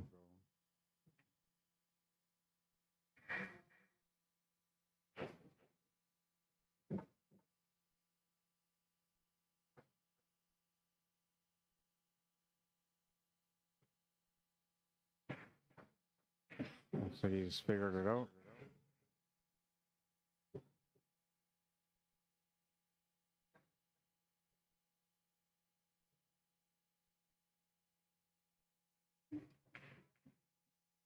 Tries to play the safety. Cue ball's following the 6. And that's going to turn the table over to Ronell. He'll have a shot on the 6. He will also have a bit of an angle that might be able to get him onto the 7 naturally.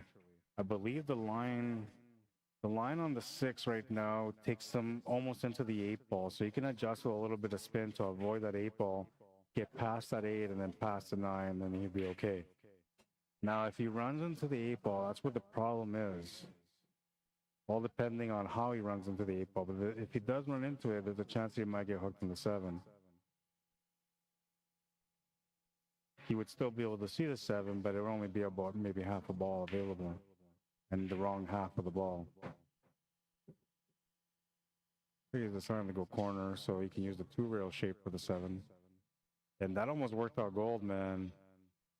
Mike's lucky that there was a double kiss there on the cue ball because that was going to work out really nice. Cue ball was trying to go down towards the 7 ball, leaving Mike with nothing but a bank shot. Instead, the double kiss is going to provide an opportunity here for Mike to be able to capitalize and get back in this match slowly. It was 11-4 earlier, so Mike was down by 7 racks at that point. But he won that game, so now he's only down by 6. And if he can win this one, well, he'll only be down by 5. And slowly you start feeling more confidence and things start working out for you. And it's just the beginning of the process of trying to get back into the match.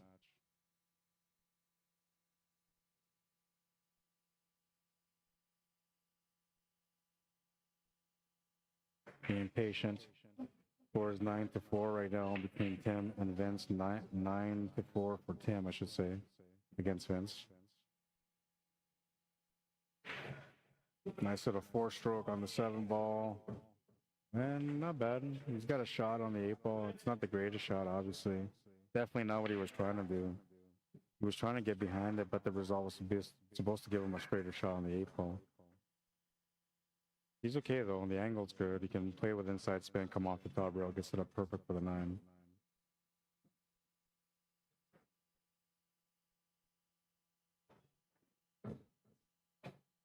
And here it'll be the shooter's choice. You can play it straight up or play off the 2 rails. I think most people play off 2 rails here.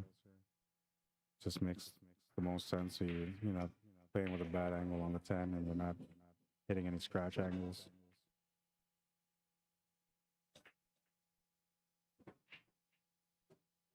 Yeah, most people play it off too. You hit that pretty good too. You got close enough where it's comfortable.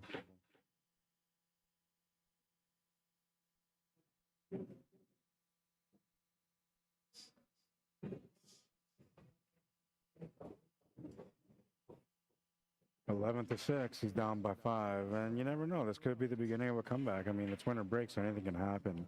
One thing I can tell you is that Mike is relaxed now. He took that little break, smoke break, and just that few minutes of being out there having a smoke, resetting his mind, seems to have helped. Now we'll see if Ronald can stop it from happening. For that, he's going to need an opportunity at the table, and he's going to have to win at least one more game just to put a little bit extra pressure on his opponent.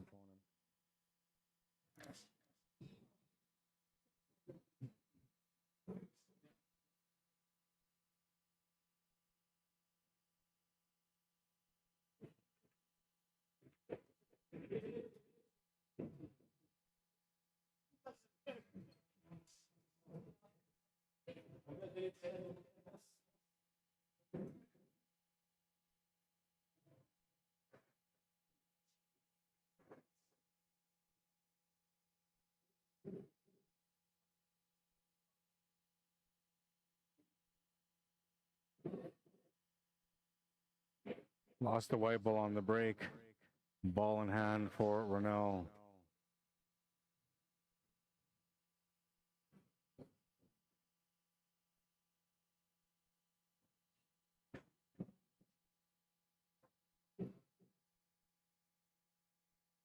Looking for the 3 foul possibly here.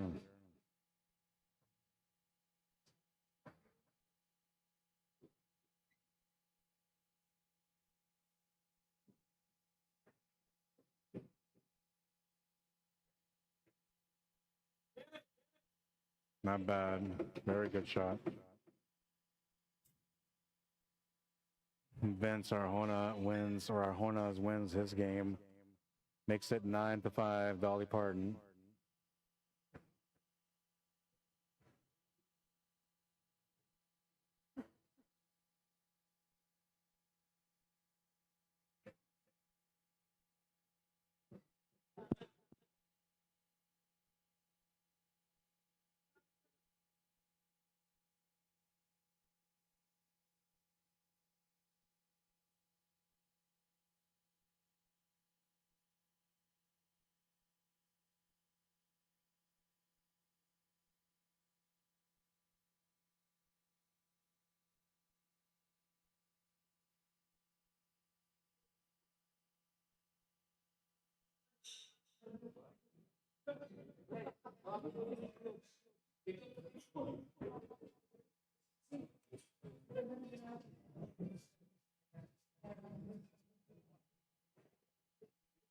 Nice hit, Mike.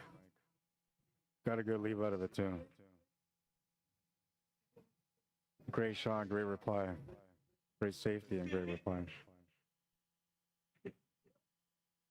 Well, it looks like he left him the window on the 1 ball, so he was able to hit it. Anybody's game still. Bank shot available on the 1.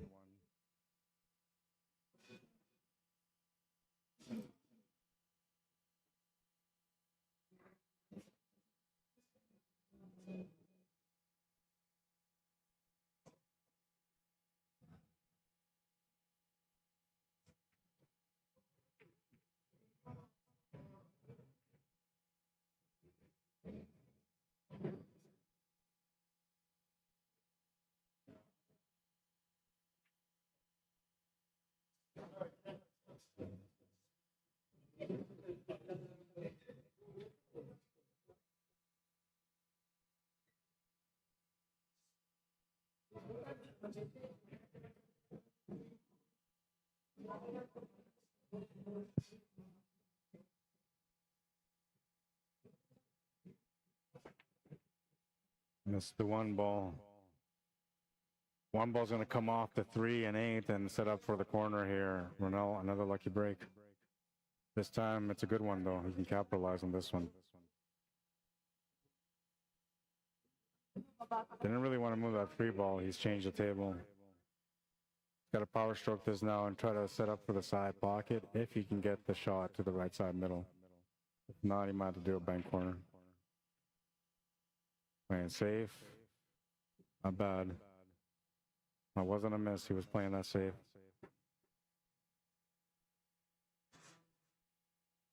Oh, I forgot. I take this off. That's why I never use this thing. I always forget.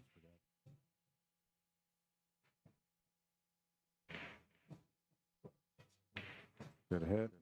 Looks like the lead's going to be good too. Little running into the 8 and 3 is going to help out for sure. And this has opened up the table quite a bit, so now it's important to hit this ball. It's important for both players not to give up an opportunity, because if they do give up an opportunity, that might turn into a win for their opponent. And there's the opportunity here. 3 balls in a weird spot, but it's makeable.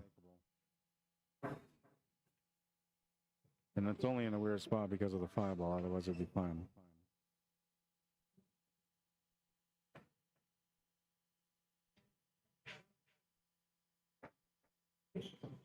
Gonna have to play the draw and try to avoid the 7 and 10 here, I think. If he tries a 2-rail shape for the 4 ball. Yeah, the option was to play it through. I like that. He played that perfect. Came around right on point for the 4. I'm telling you, I always forget, man.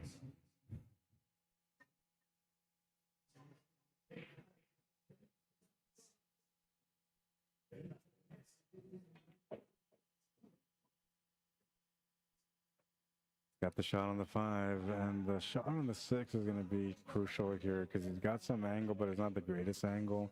However, you can draw back off this 5 onto the left side to make the 6 ball on the right side middle pocket, and that would work.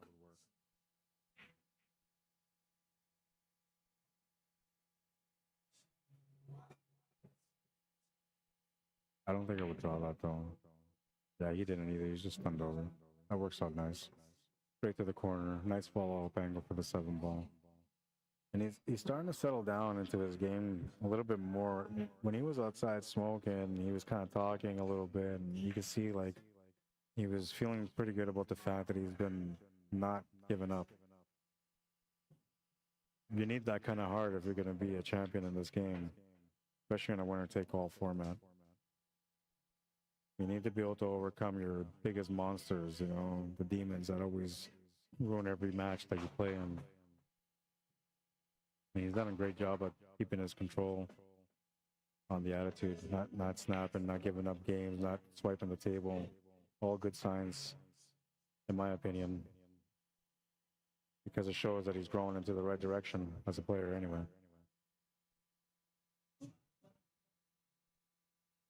And you can maybe think like it's because of the money on the line, like so there's $550 entry, right? So you're thinking because it's a $550 entry, that's the reason why. Like he's got his discipline, but that's not the reason why. He's backed into this tournament, so he's not sweating a dollar on this if he loses.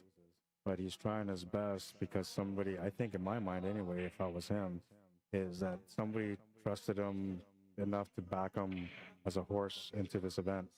And so now he's got a chance to be able to do well for that person by representing him the way that they expected. So him not giving up is more or less, I think, respect to the person that backed him. He's trying his best for that person because they believed in him. But he's frustrated. You can definitely tell he's frustrated, man. Who's that? Andrew Dice Clay. Andrew Dice Clay is the only other guy that I've heard swear more than Mike so far tonight. Andrew Dice Clay, I don't know if you guys know who that guy is. He's an old school comedian. Always smoked the cigarette. Little Bo Peep, you know, that was that guy. Anyways, he's a really funny guy, but this guy swears like all the time. All the time. I wish I could say the jokes that he says, but I'd probably be like canceled through Facebook. They would just say, sorry, community standards, you can't do this, bro. But anyways, yeah, so Andrew Dice Clay, like that guy swears all the time. That's Mike right now. Every time something goes wrong, like you hear him swear, and now he's frustrated. Yeah, last time he's frustrated.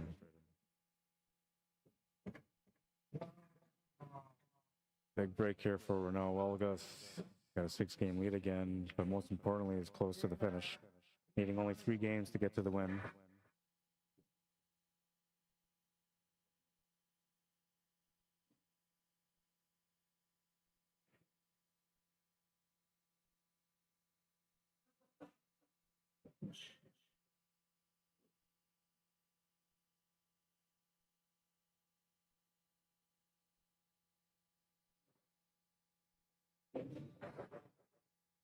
Looks like it's going to be a dry break, and that's going to turn the table over to Mike. We'll have a chance at this rack now.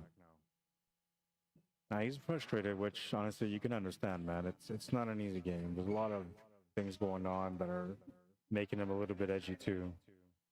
But he's been pretty good at holding it. And I know, like, I was just talking about it, and he just kind of like scrapped that last rack. But seriously, the opponent was going to win that game. Everybody that was watching this at the moment, you guys all knew that his opponent was going to win that game. The Nambo was in the pocket already. Nambo was right there in the open. Very limited opportunity that something can go wrong, and I'm sure it could have, but most of us thought it wasn't, including Mike, so he scrapped the game. This will be the test now, like how he plays throughout this rack and the next rack. We're going to see where he's at mentally, if he's overwhelmed or if he's still cool, calm, and collected like he's been so far in this match.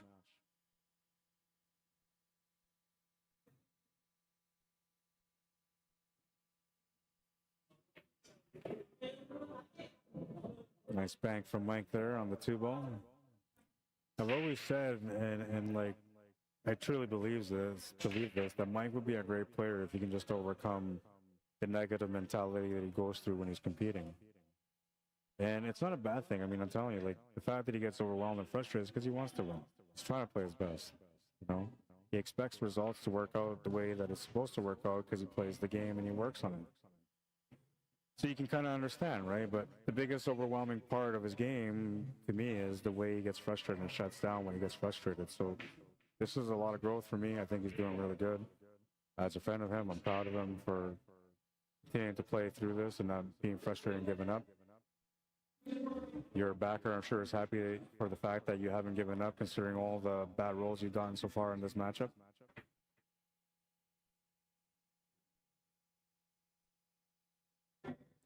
One thing I can say, though, is that if you can find a way to overcome all of this and get to that pocket of momentum that you've been looking for, you're going to bloom, because then, like, you already had all the frustrating things going on. All that's left now is just to shoot your best game. That's the best case scenario there for Mike. But he's going to miss that 5-ball. Back up, sorry. And he needs a little bit of luck on the lead, which I'm sure. I think he might have left him some on that 5-ball. He might have left the whole 5-ball. This angle doesn't tell me anything. The other angle won't tell me anything either. Pretty sure, but we'll take a look at it. Oh, I don't know. He might have given it to him. From this angle, it looks like he's got the shot.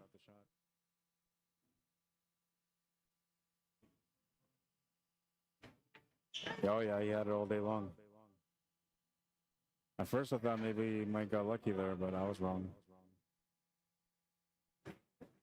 And Ronell will have a shot at the 6-ball now.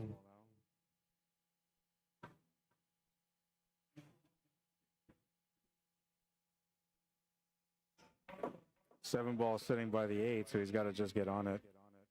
Looks like he's got a good touch on this one. Beautiful shot. Gets perfect onto the 7-ball. He's got the proper angle to make it and gets it up for the 8-ball. This is one of those things that in poker they would say you're sitting pretty. A little bit awkward here on this one. He's straight, so he's going to have to draw back here.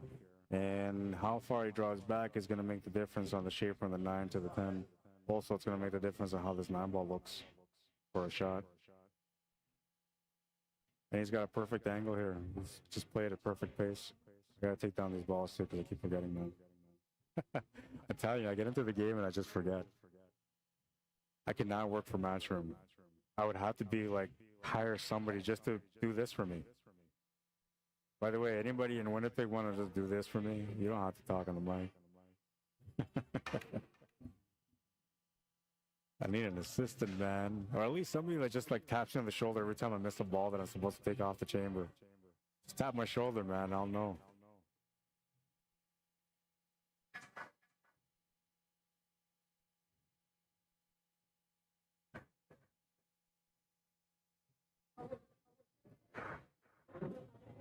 Seeing the shaft of his cue. It's a bit of a tight shot. Maybe he's just taking some time. Maybe there was a little bit of background thinking going on, and he wanted to shut the noise down. That's usually when people grab the towel and clean their shaft. It's either that, or if they're using, like, you know, baby powder, or if it's like a humid environment, then we'll use our towel. But other than that, usually it's to buy a little bit of time so you can calm down the nerves. That was a good shot. Just missed the scratch in the side pocket too. He bowed about it. 13-6, 7-game lead now, 2 away from winning the match. Mike Vautour, honestly, man, I don't really choose sides. I never cheer for people because I try to be neutral. But I'm hoping that you get a chance to get back in this match, man, because I've seen all the bad rolls you've gotten. I've seen all the good rolls you left. It just seems like, I don't know, man, you got a monkey on your back, you got to get it off. And you're in a dangerous spot right now, man, because, well, your opponent is almost on the hill, and he's breaking for a chance to get on it. Let's see if the pool gods will be kind to Mike and give him a chance to get back in the match. At the moment, it looks like it. They gave him a shot on the 1-ball anyway. Get up for the 2-ball as well.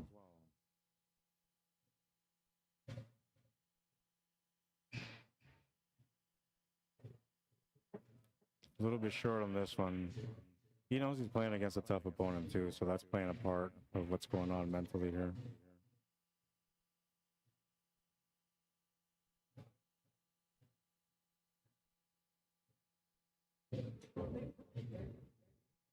We're organizing the Gordo Black Memorial as well. That's going to be happening October 17, 18, and 19. Just getting the format ready, and I'm going to be doing the poster this week. Hopefully by the end of the week I can accomplish that goal. It all depends on whether or not I go out of town for this job like I'm supposed to. If I do end up going out of town, then I may not get that poster out till the middle of next week, because I got a lot of graphic work I got to do for this job. But I'm going to get the job done, and I'm just letting you guys know, those of you that are local from Winnipeg, if you wanted to play in the tournament, it's going to be a good tournament. October 17, 18, and 19, Friday, Saturday, Sunday. They're doing the high-low again like last year, so all the high-end players, Super Vegas and Premier, are all going to go in one bracket, and all the Vegas and under are going to go in a different bracket. I think he's looking at something like $4 or $5 grand added so far, so it's going to be some really nice payouts too. If you're interested in signing up before I even get the poster up, just let me know and I'll add your name to the list. Last year we had 96 players for the Gordo Black Memorial, and we got it done in 2 days.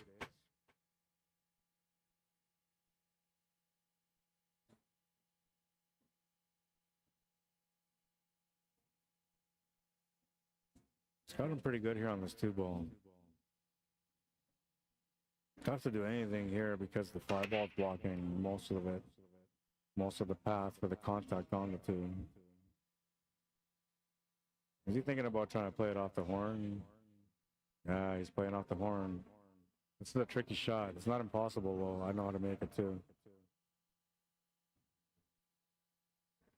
Oh, man, I was so hoping he would have made it, man. I mean, I'm rooting for Mike because he's my friend, too. But, I mean, both these guys are friends of mine.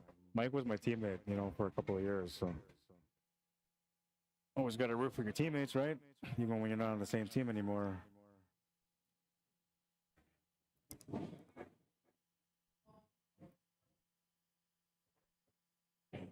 Plus, honestly, the only reason I'm really rooting, because I never root, even if it's like my best friend. It could be like my kids playing at the table, and I'm still not rooting for them. I always try to be neutral, honestly. And the reason why is because to me, it's about the game. The players are a big part of the game, don't get me wrong, but it's always about the game for me. So I never pick sides.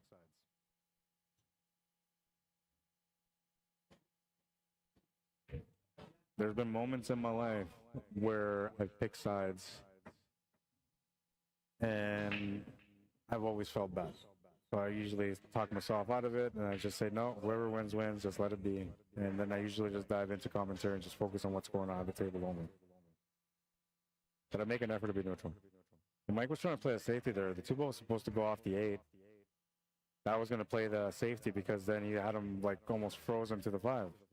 But unfortunately for him, that didn't work out. And now he's turned the table over with a chance for his opponent to make the 3. So he's feeling frustration for sure now. And he hasn't played swipe the table, but you know, that might come up here depending. I'm hoping it doesn't go that way again, because honestly, he's putting in a real effort today, and I'm proud of him for it. Oh, look at this little roll, man. Like the perfect nick. If he doesn't nick that ball, he doesn't make that ball. Crazy. And that perfect nick gave him the shape on the 5. So once again, like the rolls are just going Ronald's way. And it's not like he's like this really lucky guy or anything, but they say usually good players get the lucky rolls.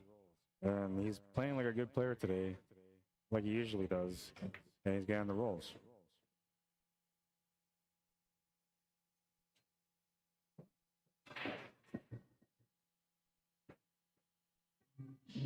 I'd say that's the worst thing too, as an opponent, like when your opponent is getting the rolls and they're playing good, or they're a good player and they're getting the rolls. It's like the most frustrating thing ever, man.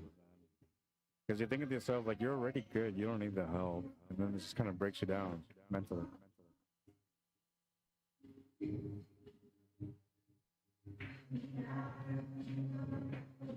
Oh, and look at that. He's going to turn the table over. That's very rare. But he must have been thinking about the, you know, the fact that he was going on the hill. I'm thinking that's what he was going through. There was a mental, we'll call it a brain fart. That's really what it was. And I'm thinking, because he was just thinking to himself, like, oh, I can't believe this, you know, I'm going to be up 14-6 and I just need to win one more game or something like that, right? You're always thinking something like that. Next thing you know, you miss the shot, man. Doesn't take a lot to miss on these tables either.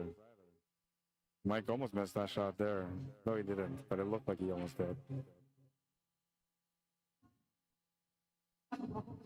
And he's got to feel a little bit of relief here because, like, he's frustrated. He was almost at the point where he felt like it was over already. But here he is shooting at the 9. Still in the game, still with a chance to be able to win this match. To be able to get into the championship round and to play for all the money, man.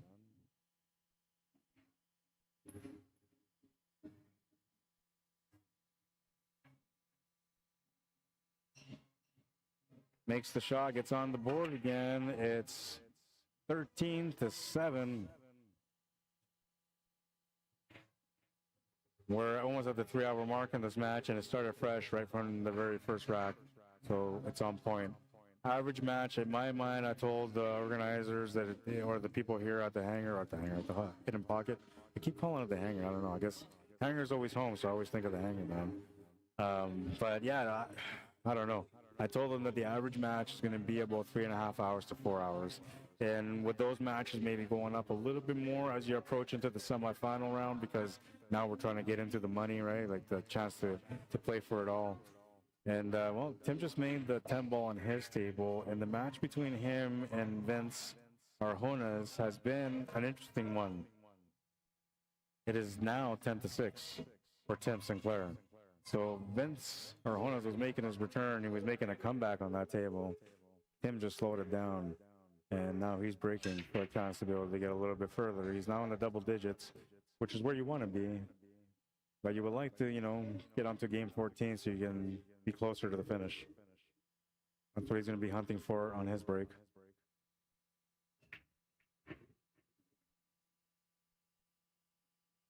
Weird spot here for the 1 ball.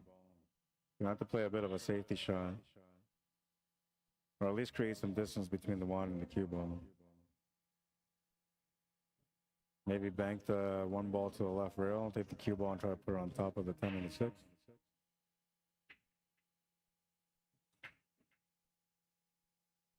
It looks like if he was to hit just the edge of it, he would be able to spin his way on top of those 2 balls. If he was to hit it with any kind of spin though, like right hand draw or anything like that, it would, any kind of right hand actually would put him right into those 2 balls, which would defeat the purpose of the safety.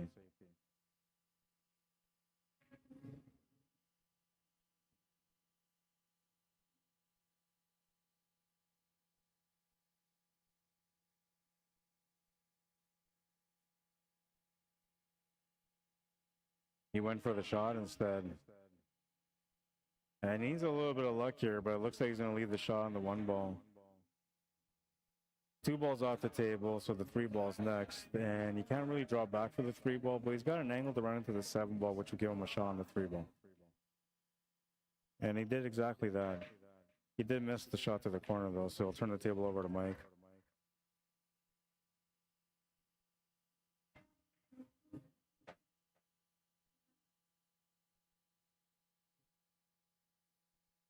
Told myself I'm going to be more professional.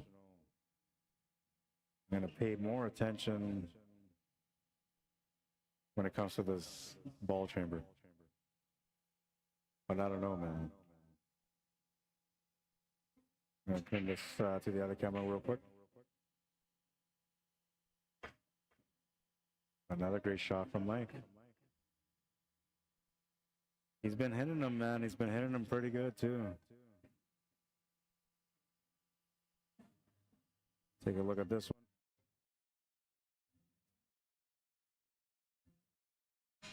Nice little jump shot. Even came off the cushion a bit.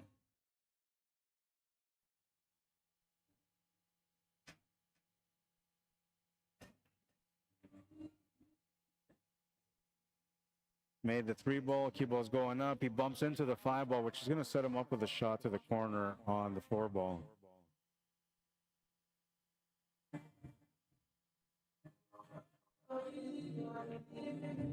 I'm paying attention. I know you guys look at the chamber, you think like, I wonder if he's going to leave it up there, if he's going to catch it. Those of you that watch me all the time know, like, I'm usually going to miss a few balls because I get into it.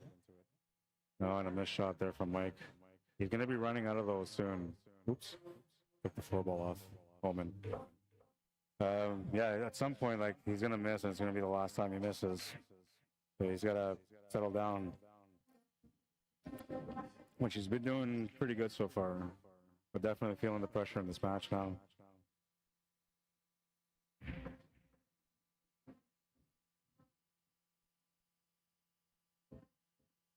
We got a cheer for Mike. Let's see if we can get him going.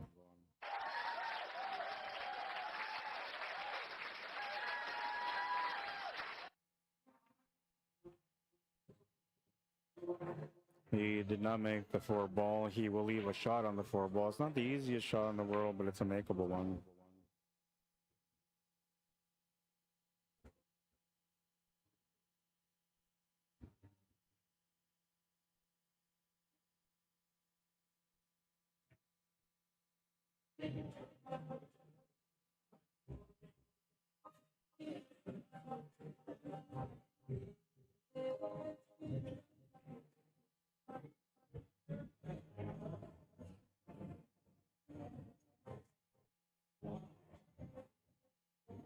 Oh, that's going to come out in the open. He had the right idea.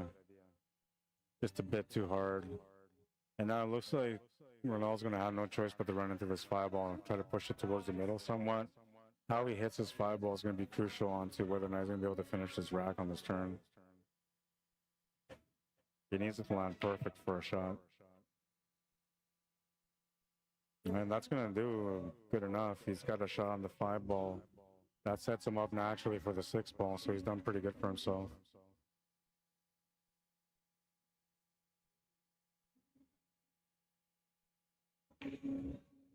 Makes the 5. Gonna come over for the 6. Perfect shot too. He's just away from the 8-ball, giving him perfect queuing room for the 6-ball. He's doing all the right things when he's at the table. Can't take anything away from him. He's playing some pretty good pool. But I'm really proud of the way that Mike's handled himself so far.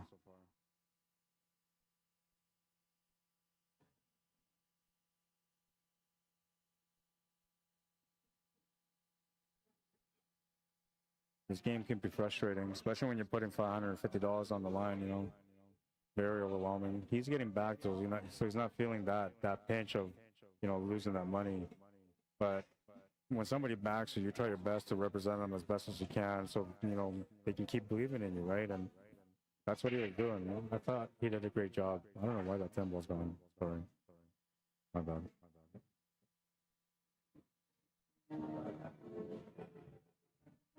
I didn't even realize the 10-ball wasn't there. That's probably what you guys were looking at when I said earlier. Like, they're probably wondering if I took the ball out. They're probably all saying, like, hey, where's that 10-ball? Missing the ball, man. I'm not paying attention to the chat, so, like, I can't even see if you guys are warning me. On the next stream, when I come back for the championship match, we're going to have the chat included into the stream. So that way I can keep up with you guys. You're like my kids, man. I just can't keep up with y'all. Well, he's on the hill. He's done his part to get to the finish line anyway. We'll give him a cheer. We'll give him a cheer.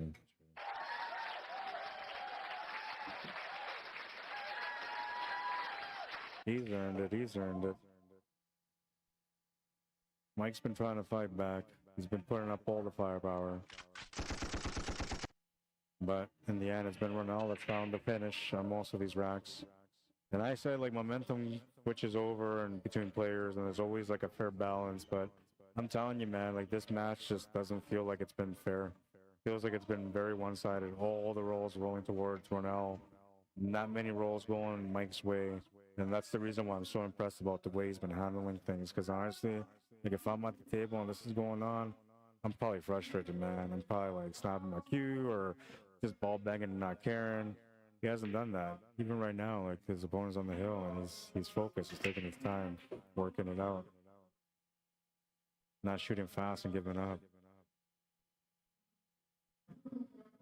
For me, as somebody that promotes the game, that's all I ever want to see from the players. I just want to see them try their best, man. I know myself, if I try my best and I come up short, I can't feel bad about it because I know I tried my best. You know, the other guy just played better. But if I like give up early and start like slopping balls because I just don't care, I feel like it's over already, I never feel good about myself, man. So I'm proud of him. I'm proud of him for the effort, man. And maybe he got a lucky roll there. I don't think so, though. I think he's got the 2.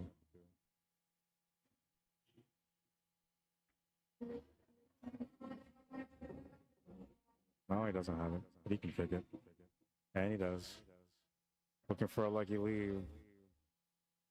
Oh, man. I mean, he left on the edge of the 2 ball. He can actually even play the cannon shot into the 4 ball. It's almost a natural shot. Almost.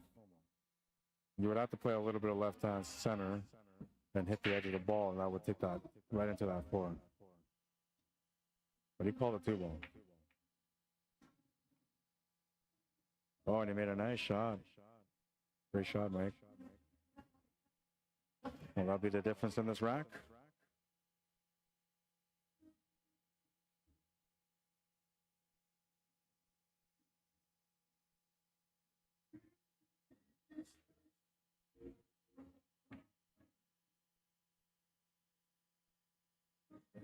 Made the 3, didn't get what he wanted for the 4, so he was not too happy about that, but he's still at the table, so we're okay. Hey, what's up, bro? How you doing, man?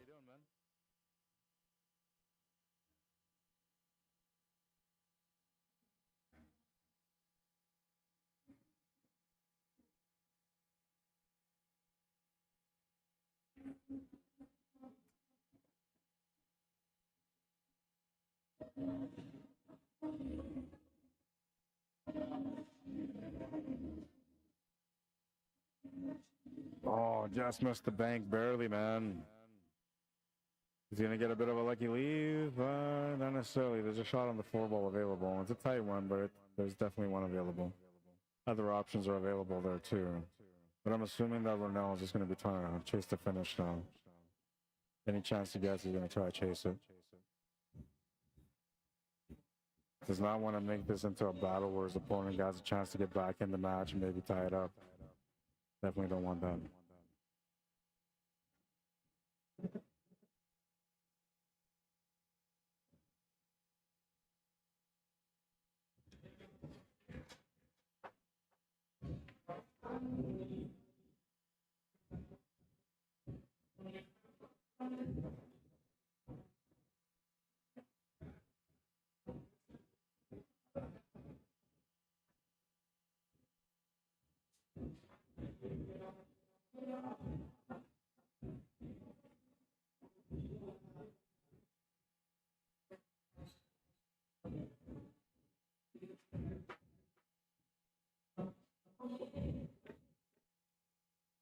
Oh, that fireball did not want to go in, but it crept into the pocket.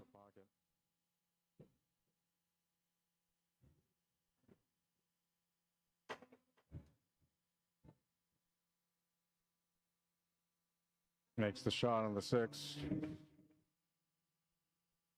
Good on the 7. Gonna have to stun down or draw for that 8 ball. I wonder if he could just play it through the rail with some left-hand spin, come up where the 9 ball is. That way you don't have to force it too much. That's what he was trying to do. Oh, and he would have got the bad roll there. I would have been mad there. At that point, I'd probably throw that rack and just get mad. So he's unfortunate there. He played the shot the right way to be able to control the cue ball properly, and like had he made it, he wouldn't have been rewarded. That's horrible. Maybe this is a reward. Maybe this is the opportunity he's looking for. See what his opponent does. On to the 7. Tries a shot to the side, he's going to miss it. Cue ball's trying to go off the 9 ball, but it'll stay in the spot where the 9 ball was. So Mike with a chance to be able to make the 7 ball. It's a pretty straightforward shot. Cue ball comes off the top rail, back down for the 8 ball. That's all set up there. He's feeling a little bit of frustration though, so he's got to watch out not to let his frustration kind of become a part of the shot. You want to make sure that you're clean on the shot. Yeah, and he was just trying to get down for the 8 ball. Kind of lucky on the leave. I mean, the shot's available, but he's kind of lucky on the fact that it's not an easy shot.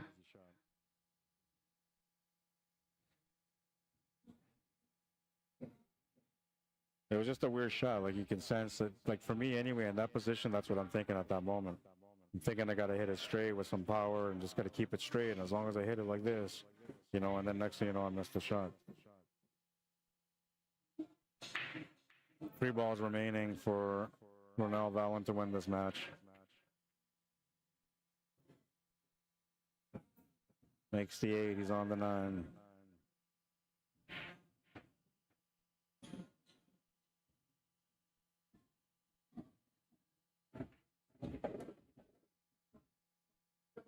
Makes the 9. He's got the shot on the 10 ball. Mike Vautour says, that's enough, man. Shakes the hand. They call it a match. I thought he did good, man, honestly. Congratulations to Ronell for winning the match.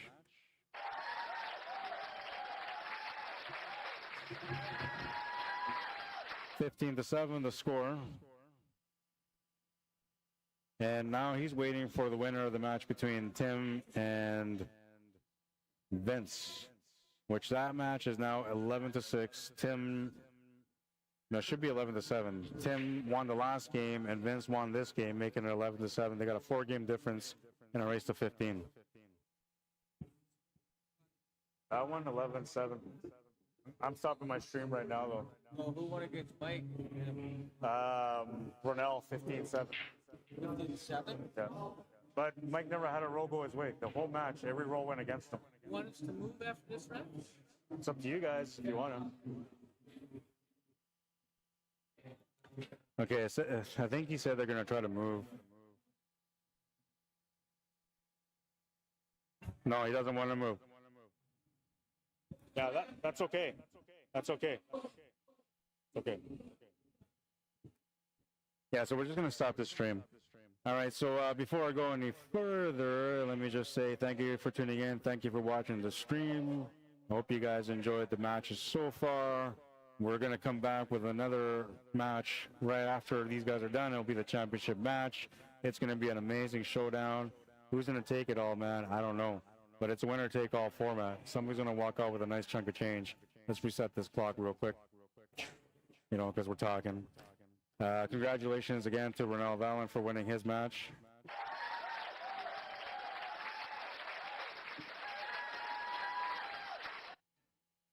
And Mike Vautour, you did a great job, man, honestly.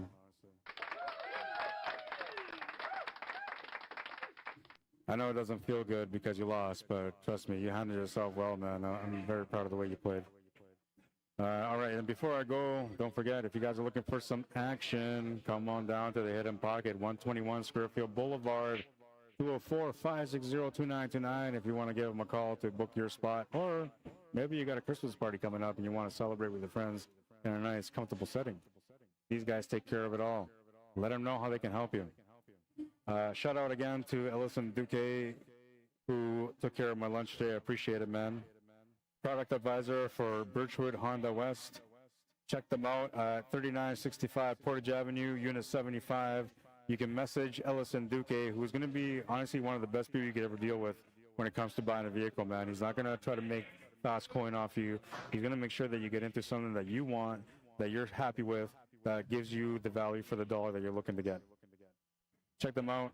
You can message him via email, ellisonduque@birchwood.ca. All right, and that's Ellison with one L, because when I had it on the stream, I had double L because that's the way they had it written down on the paper. But I should have known it was only one L. He's my friend on my Facebook, man. Anyways, that's it for now. We will be back, championship match. It could be anywhere from a half hour to an hour and a half from now. We'll see you guys when I come back. Thank you for tuning in. And, well, before I go, well, we'll do that as I go out. Let's check out the last shot, though, before we do that. Beautiful shot from Mike. Tough cut. Deserved a lot better in this match, honestly. The more you sweat in practice, the less you'll bleed in battle. And what that means is the more you go out there and work on your game, the less you're going to suffer when you're competing against other players. Given that sometimes you're going to play against other players that are a lot higher in caliber than you are, and you're probably going to feel like you have no chance, don't worry. Those are the moments where you're supposed to grow even more. The problem is that you're focusing too much on the win-loss and not enough on the learning that's at hand. Watch the opponent. If they're doing something you normally wouldn't do, that's growth. Learn from it, and you'll become the champion within, I promise, man. Anyways, we hope that you enjoyed the stream today. At least I do. I was on my own, but it used to be a job that I used to work with like a bunch of different guys, so it was always like, we hope you enjoyed. Now it's me, and it kind of makes me feel like I'm a crazy old man talking to myself. Anyways, we'll be back with another stream shortly. Don't go too far, but you got enough time to grab a snack. You know, maybe you need to have a quick smoke break. Check up on your kids, man. Your kids might be out there doing crazy stuff right now, and you're not even paying attention to them, man. All right, let's, yeah. Oh, man. I'm feeling so good to be back and doing this again. I mean, I missed it. I always say I don't miss the bitching, but I missed it. Message me at CSLMANITOBA@gmail.com if you want me to cover your event, or if you have an event that you are organizing that you want to get some exposure on. Maybe you want to get more people to be aware of the event, even if it's not pool related. Send me the poster, send me the date, a little bit of the details, and I'll plug it in here. You'll check it out. Everybody else will check it out, and we'll help you. You know, all I ask for in return is that you support me and my time, you know, just by liking the stream, maybe sharing the streams, and obviously subscribing to my YouTube channel, because that's where I make money, man. I make no money from Facebook whatsoever, but I do make money from YouTube. So support me on YouTube if you guys can. Those of you that just tuned in, you were forced to come here to watch that match, to finish the match, well, you're welcome. I hope you enjoyed it. And yeah, subscribe to the channel if you want to support. Don't worry, it's not costing you anything. But I am going to annoy you with notifications every time that I go live. Not really. It's only going to be once. They'll say, hey, this guy's going live. If you want to enjoy a great pool, hit this button. Anyways, I'll be back, guys. Cheers. Thanks for tuning in, man. Appreciate it. And oh yeah, is that thing working here? Oh yeah. I can't laugh like him. I just can't. I'll see you guys in a bit. Cheers.